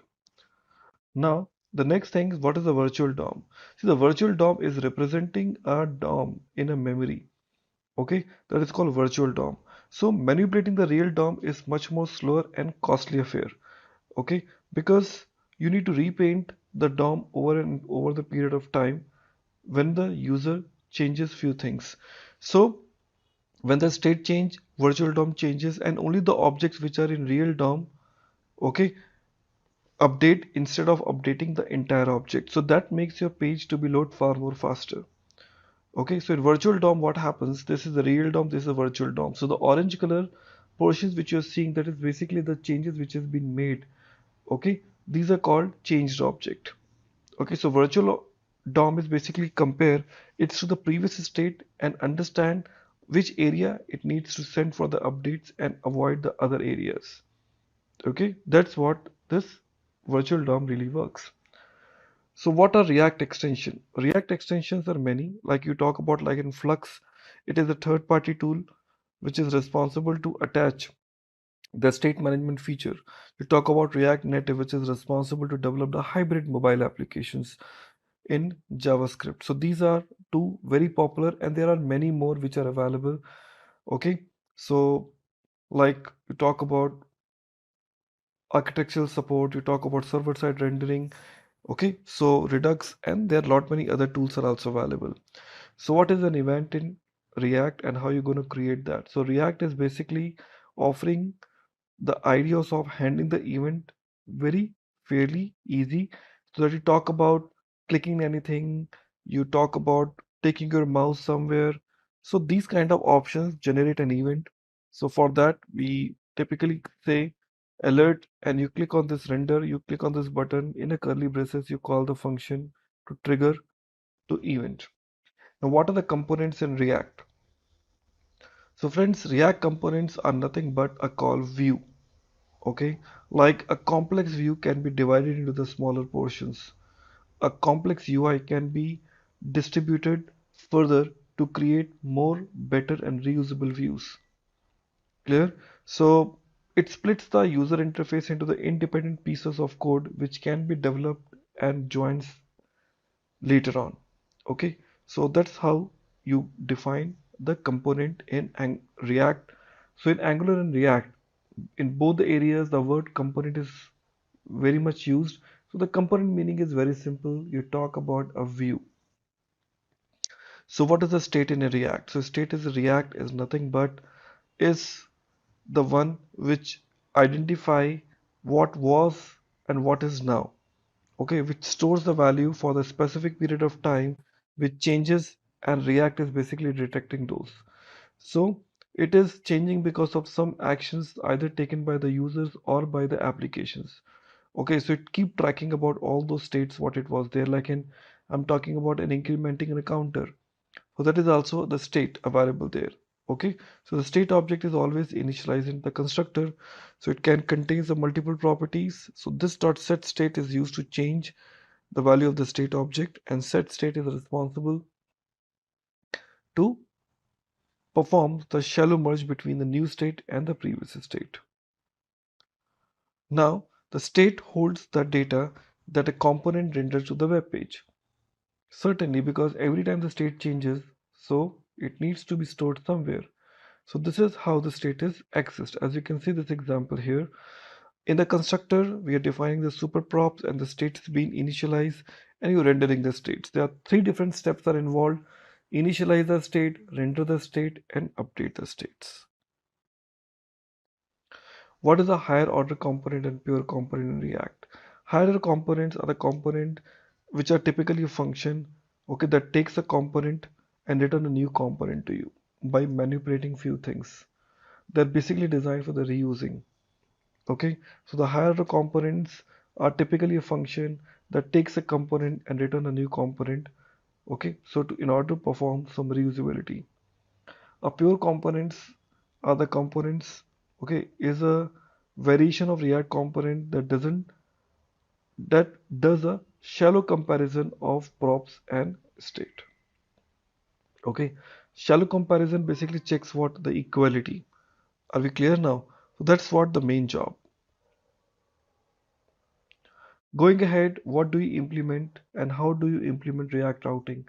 So to implement a React routing also comes with inbuilt React modules, and that particular module need to import it. So here we define the React modules by offering the route path, where you have a call. Left hand side is the name and the right hand side is the component which you would like to deliver it now. Hello, this is Matthew, and we're going to be going through some of the simple questions that you would be asked during a Node.js interview. What we're going to do is we're actually going to break out the section into three key areas. There'll be beginner questions, there'll be intermediate questions, and advanced questions. And the expectation is, as you go through this video, is that these questions could be pushed together as you're going through the interview. Kind of think of it like this: is if you've answered the beginner questions that you would get asked at the beginning of the interview with confidence and surety, then the client is going to then jump to those intermediate and advanced questions quite quickly, and they're looking for people who can help them serve and solve their problems at that more intermediate and advanced level. So let's just get started. So the first question you're probably going to be asked is, what is Node.js? Do you know what it's for? And essentially, Node.js is one of the most popular, if not the most popular, open source cross-platform JavaScript programs. It allows you to build out web applications that run on the server. It's extremely flexible. It allows you to implement a lot of solutions outside of just the core programming runtime. And it allows you to build solutions extremely quickly in an open source mindset for DevOps. It is used essentially for creating client-side web applications. We'll see this later on, and you may want to talk a little bit about using Express.js and how you can build out APIs to work with Node.js and connecting to databases such as MongoDB. And that is also really good for being able to store data-intensive applications that are asynchronous and event-driven in their model. And this is important when you're talking about creating applications that can scale rapidly. So you're going to then be asked, how does Node.js work? Well, Node.js itself is actually built on the V8 engine, and the V8 JavaScript engine is the same engine that runs JavaScript in your Chrome web browser extremely fast. It allows for high output and non-blocking through your I/O input and outputs, and is single-threaded event loop. So you're going to be then asked, where can you use Node.js? And the reality is the applications for Node.js keep expanding, but there are some core applications that you can work with Node.js right now. Such as web applications, distributed system, and network applications. Probably referencing the web applications is a really good starting point, because here you can actually talk about maybe some examples that you've done where you're building out some of these web applications. Indeed, one of the things that you want to be consistently doing and peppering your answers with is examples of work that you have done. Now, it doesn't matter if those examples are purely experimental or training examples that you've done. The fact that you've actually worked with Node.js and created a distributed system or a web application is really valuable, because it shows the person that you're meeting with that you have knowledge and understanding and practical experience of applying the theory of working with Node.js with the practice of working with Node.js. So be asked about, essentially the I/O refers to the transfer of data in and out of a system. And that's really it. And there's a reason why Google calls their conference I/O. It's the transfer of data in and out of our brains at their conference. The application is the same here. It's about moving data in and out of systems through using Node.js. And that every event can be tracked, whether it's on a physical device, a network, or files within a system. Again, it's input and output. So let's go through, and you're going to be asked, can you explain the difference between front-end and back-end development? And this is a question that I get asked a lot when I'm meeting with clients. People get really confused about what is the difference between front-end and back-end development.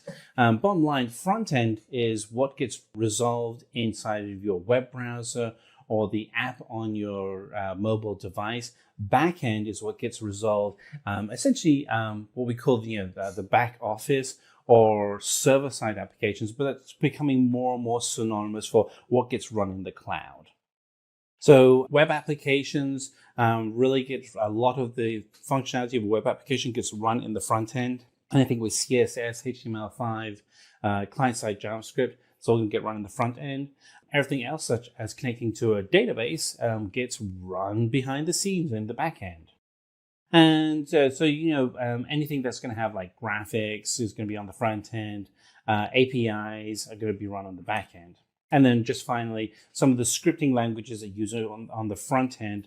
So HTML, CSS, JavaScript, those are all common core scripting languages that you would use. You can use frameworks such as AngularJS and React.js or Vue. Those would be front-end frameworks.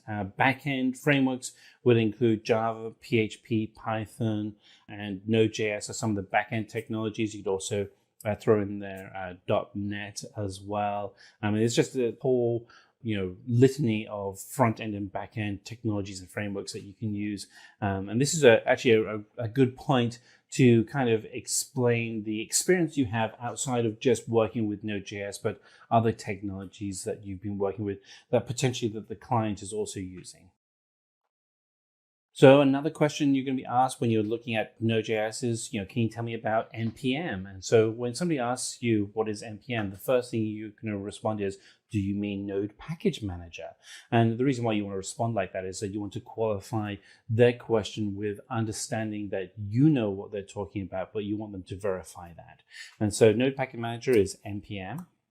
And it's responsible for packaging all of your modules that you're working with in Node.js. And we have a whole series of videos that we've done on Node.js, and every single one of them includes references to NPM.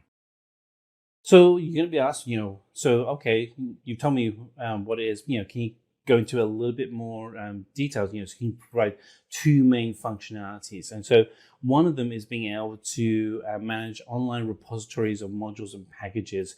So you can go to like search.nodejs.org and you can find packages that you can install into your solution, such as Express.js. And it also provides a command line utility that allows you to manage your packages very quickly through terminal window or command line. I use VS Code a lot, Visual Studio Code, and it has a command line utility built right into it that allows me to interact with NPM. So what are some of the modules in Node.js? And so, modules in Node.js, they're essentially like JavaScript libraries. So you can think of some of the JavaScript libraries that you may have used. The functionality is somewhat the same, but they're designed for Node.js and to run on the server. And there are ways in which you can go ahead and create some of those modules. So for instance, if we're creating a web server, you can actually use the require command to be able to require that the server be there. So the example we have on the right-hand side shows that we really do need to have HTTP, which is a web server, and we require that to be installed. And so that if you're running that npm package, it will actually install the HTTP server, and then you can actually write some code to actually then listen on the local host port 2000 for where you'll be running your application. And there are just, there's a whole bunch of modules that come with Node.js right out of the gate. And here are some of the modules that you have. We also referenced just earlier on, HTTP is a core module for running a web server. You have a utility function that is useful for developers to assess features within your Node.js project. You have a URL module for any URL parsing you'd be doing. And you also have a stream, which allows you to be able to stream data in and out of your system and be able to manage how that's being worked. And then zlib, which allows you to compress and decompress files so that you can keep your storage of files to a minimum. So a question you're going to be asked is, why is Node.js being preferred over backend technologies such as Java and PHP? Particularly with Java, it's a very mature, stable language. It's been around for more than 20 years. PHP runs some of the most powerful and largest websites out there, such as Facebook. So why would you use Node.js? Well, the first response is kind of a gimme, but it is really fast. And if you watched any of the videos that we've done on Node.js, building out solutions and developing the solutions, you'll see just how fast it is.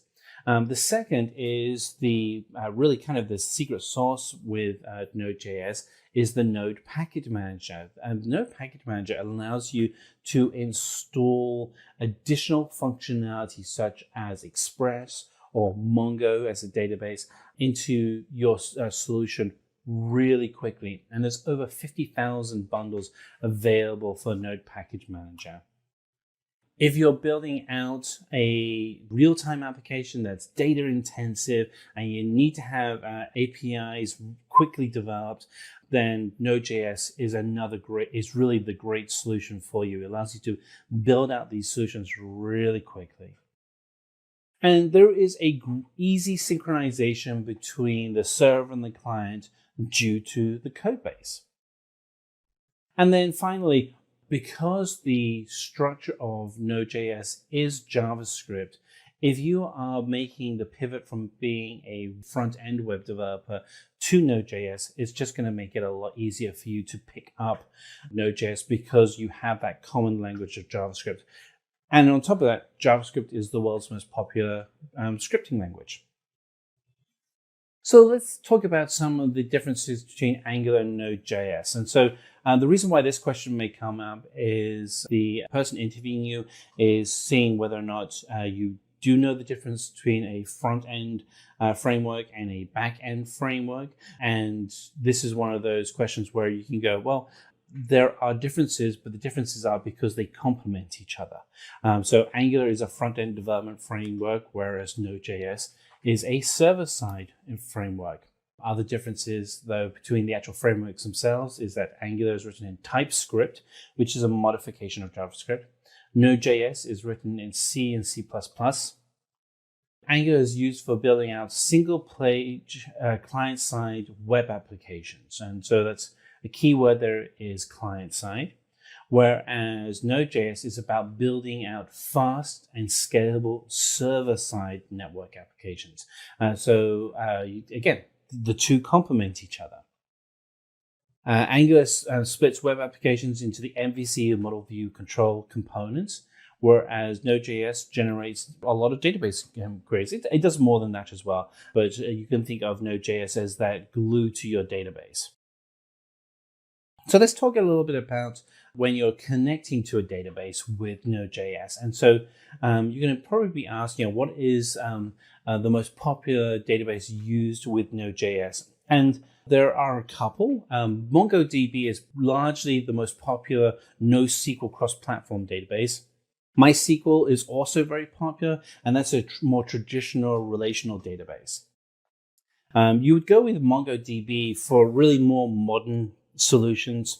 When you're looking at creating an application that's going to really scale into just managing masses and masses of data that has to be created, read, updated, and deleted very, very quickly. For some of the other popular libraries that you use for Node.js, Express.js is a very popular one. I really like working with Express.js. It allows me to build out web applications really quickly. More importantly, it allows me to build out APIs very quickly, and which, APIs are essentially web applications themselves. But being able to do that very quickly with a framework like Express.js is very useful. Mongoose is an application that makes connecting to a Mongo database really easy. So here is an example of Express.js, which is in itself really a flexible but a solution that you can do lots with, and Mongoose, which is a more focused solution, which allows you make it easier to connect to your databases. So, what are the pros and cons of working with Node.js? There's lots of ways, and we explained this earlier on, that you can actually build out applications that run on the cloud. Why would what are the pros and cons? So a pro is that Node.js is extremely fast at processing an event-based model. It really is fast. A con is if you have something that is a very heavy computational task, it's not so good at that. Now, I will caveat that Node.js is getting better all the time. And so you might have to provide an example of what a very heavy computational task is. And that may be calculating a risk on an insurance application against many, many variables. That may be something that's seen as computationally very heavy. But what you can do in that example is you can then offload the task to another solution that's designed for it and use APIs to pass the data back and forth. Pro, JavaScript is used for building out your applications with Node.js. Great, lots of people know JavaScript. A restriction, and again, this is evolving as JavaScript itself evolves, is that when you do a callback, you may end up doing lots of nested callbacks if you're doing something that's very complicated. Again, another way around the con, and so this is one of the things that I always look for, is if you have a blocker or a barrier, how do you get around that barrier? And so, for instance, when you're talking to your recruiter, you can say, look, the reason why I use Node.js is that it's fast, it's event-based driven, I can use JavaScript. There are some challenges, but what I do to get around those challenges and that's where you can say that, you may run the complex script off and you may write that in .NET or Java or PHP, and then use an API to do the response back into Node.js. So you get the benefits of both worlds, but minimize the investment in having to manage a complex environment such as Java versus a relatively simple environment with Node.js. The Node Package Manager makes it extremely easy to access just an awful lot of functionality. With over 50,000 packages, there's a package for that. So from being able to have a tool that creates unique identifiers that you might need to have for generating content that gets posted into a database, through to being able to connect to databases, through to running so many different solutions. The NPM package manager, with its access to so many different packages, makes it great for getting access to all that content. Now, a con is working with relational databases with Node.js isn't as easy as a NoSQL database. Now, you can do it, and there are ways around that. And what I would do when this question comes up is always kind of pivot to say, hey, this is how you can actually then get around building out that application. Pro for Node.js, designed for streaming huge amounts of data in and out. A con is that Node.js is single-threaded, and so it can be CPU intensive. But again, there are ways around that, and a good way around that is scaling your solution in elastic environments such as the cloud. So what is the command used to import an external library? And so to import an external library, the command is the require command. So an example we have here is you can start a variable, and the variable is going to be for HTTP, and you're going to then require the HTTP service. That means that the application itself won't run unless the external library, the HTTP library, is installed. Okay, so those were our introductory questions for Node.js. Let's kind of pivot and take a look at the intermediate questions that you would be asked. So what does event-driven programming mean? So event-driven programming means that if something happens, something else will happen in response. So for instance, if you click a mouse, that mouse click is an event. That means something has to respond to that event. Just think of it as cause and effect. It's just the basic motion of physics. So that's what event-driven programming means.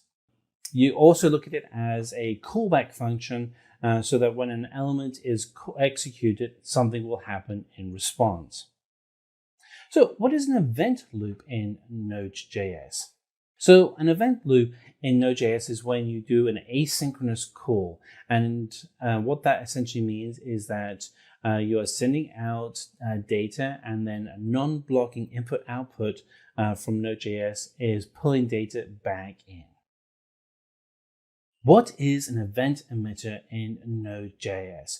So an event emitter has really two areas of focus. One is that it manages the classes that hold all the objects within your event. And we have an example of this on the right-hand side. And then whenever an event actually is thrown, the functions are then called on that event synchronously. So for instance, we have in our example on the right-hand side, we create an event, and then we have the functions that are executed in a series from that event.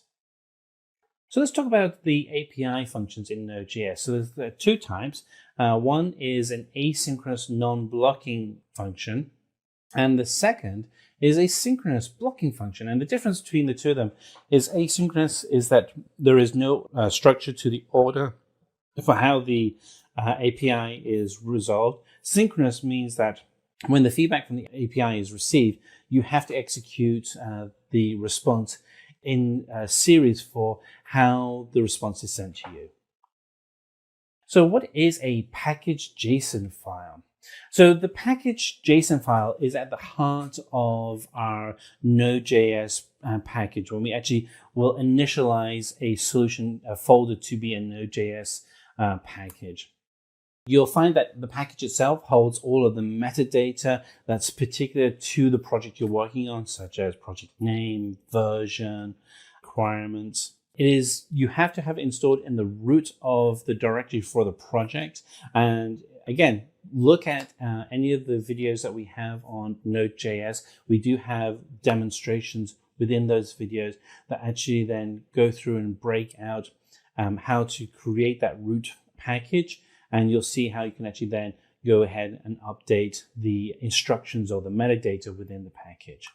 So here we have an example of what that metadata looks like. So again, this kind of continues that question of what is a package JSON file? And you may be asked, what is the metadata and why is it important? And the metadata is a basic JSON collection of pairing of key details such as name, version, description, and then the custom version that you put. So for instance, under name, you could create a name for your project. There can't be any spaces. What is the version and the description? What is the main or starting path for the solution? Typically, that would be index.js, but it could be anything.js. But index.js is typical simply because index.html is the starting point for a typical web application. So how would you use a URL module in Node.js? So with the URL module, what it allows you to do is really two things. One is that it provides the resolution and parsing of a URL for utilities in your application. And then it allows you to extend your module with built-in solutions and split up the web address into a readable format. So in this example, we have the URL and the response it would give for that URL, which would then be a year and month, and it would be in a readable format. So it would read out as 2020 and then the month. So what is Express.js? Now you've heard me mention this a couple of times in the video, and we actually have a separate video on Express.js. But Express.js is a web application framework that allows you to build out web solutions for both mobile and traditional desktop right inside of Node.js. So it's very easy to use. Being able to install Web.js is as simple as requiring Express to be installed. In the example that we have here on the screen, it's a full solution of showing how to actually build out a solution with Web.js. So in this example, you start off the first two lines, require Express to be installed, and the install comes from Node Package Manager. Then we have a simple application that will then send to the browser window a hello world message confirming that Express is up and running. And then the third block of content, starting with var server, actually will define the port where your application is going to run. So in this instance, the port is going to run on localhost, and the port will be port 8081. And so you can actually go to localhost 8081. And when you do that, that will trigger the application that will forward up the message, hello world. And it's all coming from Express.js. So what are streams in Node.js? So streams are objects that allow you to read and write data continuously back and forth within your application. And there's really four different types of streams. There's readable, writable, duplex, and transform. The readable one is streams for which data can be read. The writable is streams that you can actually write to. A duplex is a stream where it is both readable and writable. And transform are streams that can be manipulate the data while it is being read or written.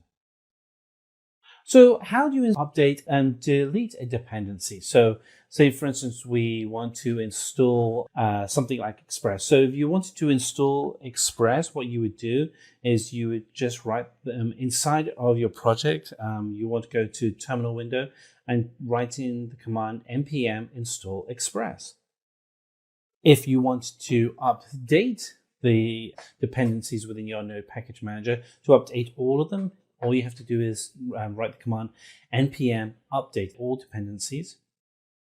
And then if you want to explicitly uninstall a dependency such as Express.js, that's using the uninstall command. And so that would again be going to terminal window and you would type npm uninstall Express. And again, it's really easy to create a simple server in Node.js that will run a simple command. The HTTP service is actually built into Node.js. You don't need to use Express.js. I typically use Express.js when I want to do a web server, because typically what I find is that I will want to go and do something more complicated. But if you want to do something that illustrates just the core functionality within Node.js, you can actually just require the core HTTP service that actually comes as part of Node.js. And then you can actually then go ahead and tell it to create a service and then to write in plain text a command or a text string, such as in this case, it'll be hello world, that would pop out. And then the final line is to then listen that if you go to a web browser that's on port 127.0.01 or localhost and go to port 8080, once you actually go to that, that will trigger this application and you'll get the text hello world pop up on your screen. So explain synchronous and non-blocking APIs in Node.js. So all the APIs in Node.js are asynchronous, which means that they are non-blocking, which means you can run them continuously and scale around that, which is just fantastic. It's one of the reasons why Node.js can scale so fast. And the means that the APIs can return data, send data after it's been called, and really increase the efficiency of events as they are triggered within Node.js. So how do you implement async in Node.js? And so the example that we have on the left-hand side allows us to trigger async, and it's using the async function. And as you can see in this example, it's actually something that can be done very quickly. In this example, we're actually making a command to localhost and an app that's running on port 3000. And then depending on what we get, if there's an error message, then we'll have error message go to the console log, which is the terminal window. And if we get a response to an application, then we'll actually get a positive response, which would be fetched response. So again, very quick and easy that you use the async function to be able to build out and to get your asynchronous code. So what is the purpose of module exports? So a module export is a way to encapsulate the entire code for a solution in a single package, in a single file. And then you can then share that with other developers, so you're all working from the same environment. So thanks for watching. We hope this video helped you understand the basics of full stack web development. Keep practicing and you'll be well on your way to building amazing web applications. Don't forget to like, share and subscribe for more helpful content. See you in the next video.